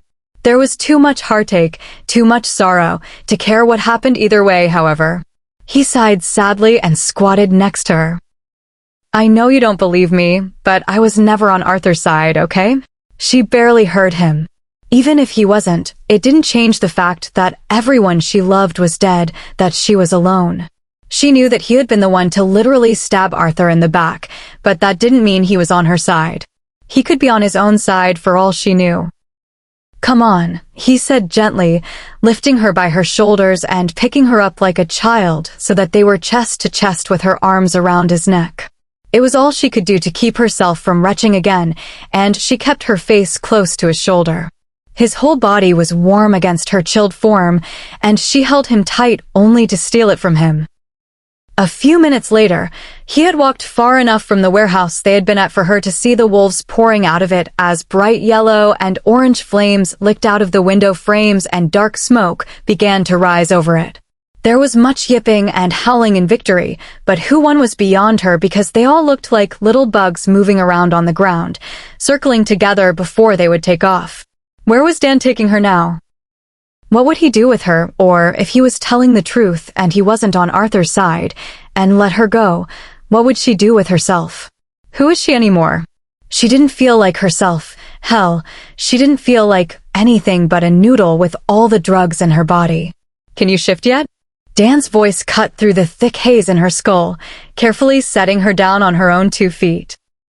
Serena dipped within herself, searching for that current of feeling that would manipulate her form, and sensed it. "Give me a little bit," she whispered. Dan licked his lips and looked around nervously, but nodded for her to go ahead. It was difficult to concentrate, like being drunk, on the sole idea of changing shape, and the poison in her system was doing a good job of keeping her mind at bay. This was not something she needed to think about, but something that was simply done. She had shifted thousands of times, and instead of trying to work it out logically, she needed to completely let go and become what she already was. It was a leap of faith, or in this case, a trust fall. Slowly, she tipped forward, like she was going to fall flat on her face, and felt the rush of panic inside her body to correct the balance issue. Instead, it sparked the fight or flight mechanism, a deep instinct that let that current of electricity beneath her skin catch fire and whip her form into something else so that her two hands became paws and caught her weight before she hit the ground. With a huge sigh of relief, she shook her coat out. Maybe a good run and then a dip in a creek would clear her mind and wash the blood off her fur. Dan quickly shifted beside her and pointed his nose in the direction they were headed, making her drop her head in disappointment. She had forgotten for a moment that he was leading her off to kill her or something else. If he wasn't on Arthur's side, whose side was he on? The Windrunners? Dunvans? The Red-Toothed? Dunvan was the only one who didn't want her dead. She'd been banished from one, even if the reason seemed clouded now, and the other pack was on a mission to kill anything that moved. There was a 1 in 3 chance that she wouldn't be killed, unless Dan was just going to let her go, but then maybe not if there was a fourth party involved that had yet to reveal itself. Serena glanced out at the forest, hearing something far behind them. Probably the pack that had won, but was weighing her chances at making a break for it as the drug slowly left her system. Never one to put faith in another, she decided she would have to run. And why not? What did she have to lose? Her heart started beating faster in anticipation, and just as she was about to do it, the sound of so many feet came from behind them, and they both whirled around as the wolves sprinted by them. Brown, black, a white one, 2 identical grays, a bunch of tans and browns, moving too quickly to be identified. Serena and Dan had had to separate and leap out of the way to avoid being trampled, but not before she recognized the scent. They were the Windrunners, and she could not help but feel relieved that they had put the gray paws down for good. A few had taken notice of the 2 rogues and looked like they were circling back for them. Serena didn't hesitate this time. She bolted. This was extremely unfamiliar territory, with no recognizable scents or landmarks. It was Grey Paw Land, steep and mountainous like the rest of the West Coast, and she struggled to leap over rocks and fallen trees without cutting herself.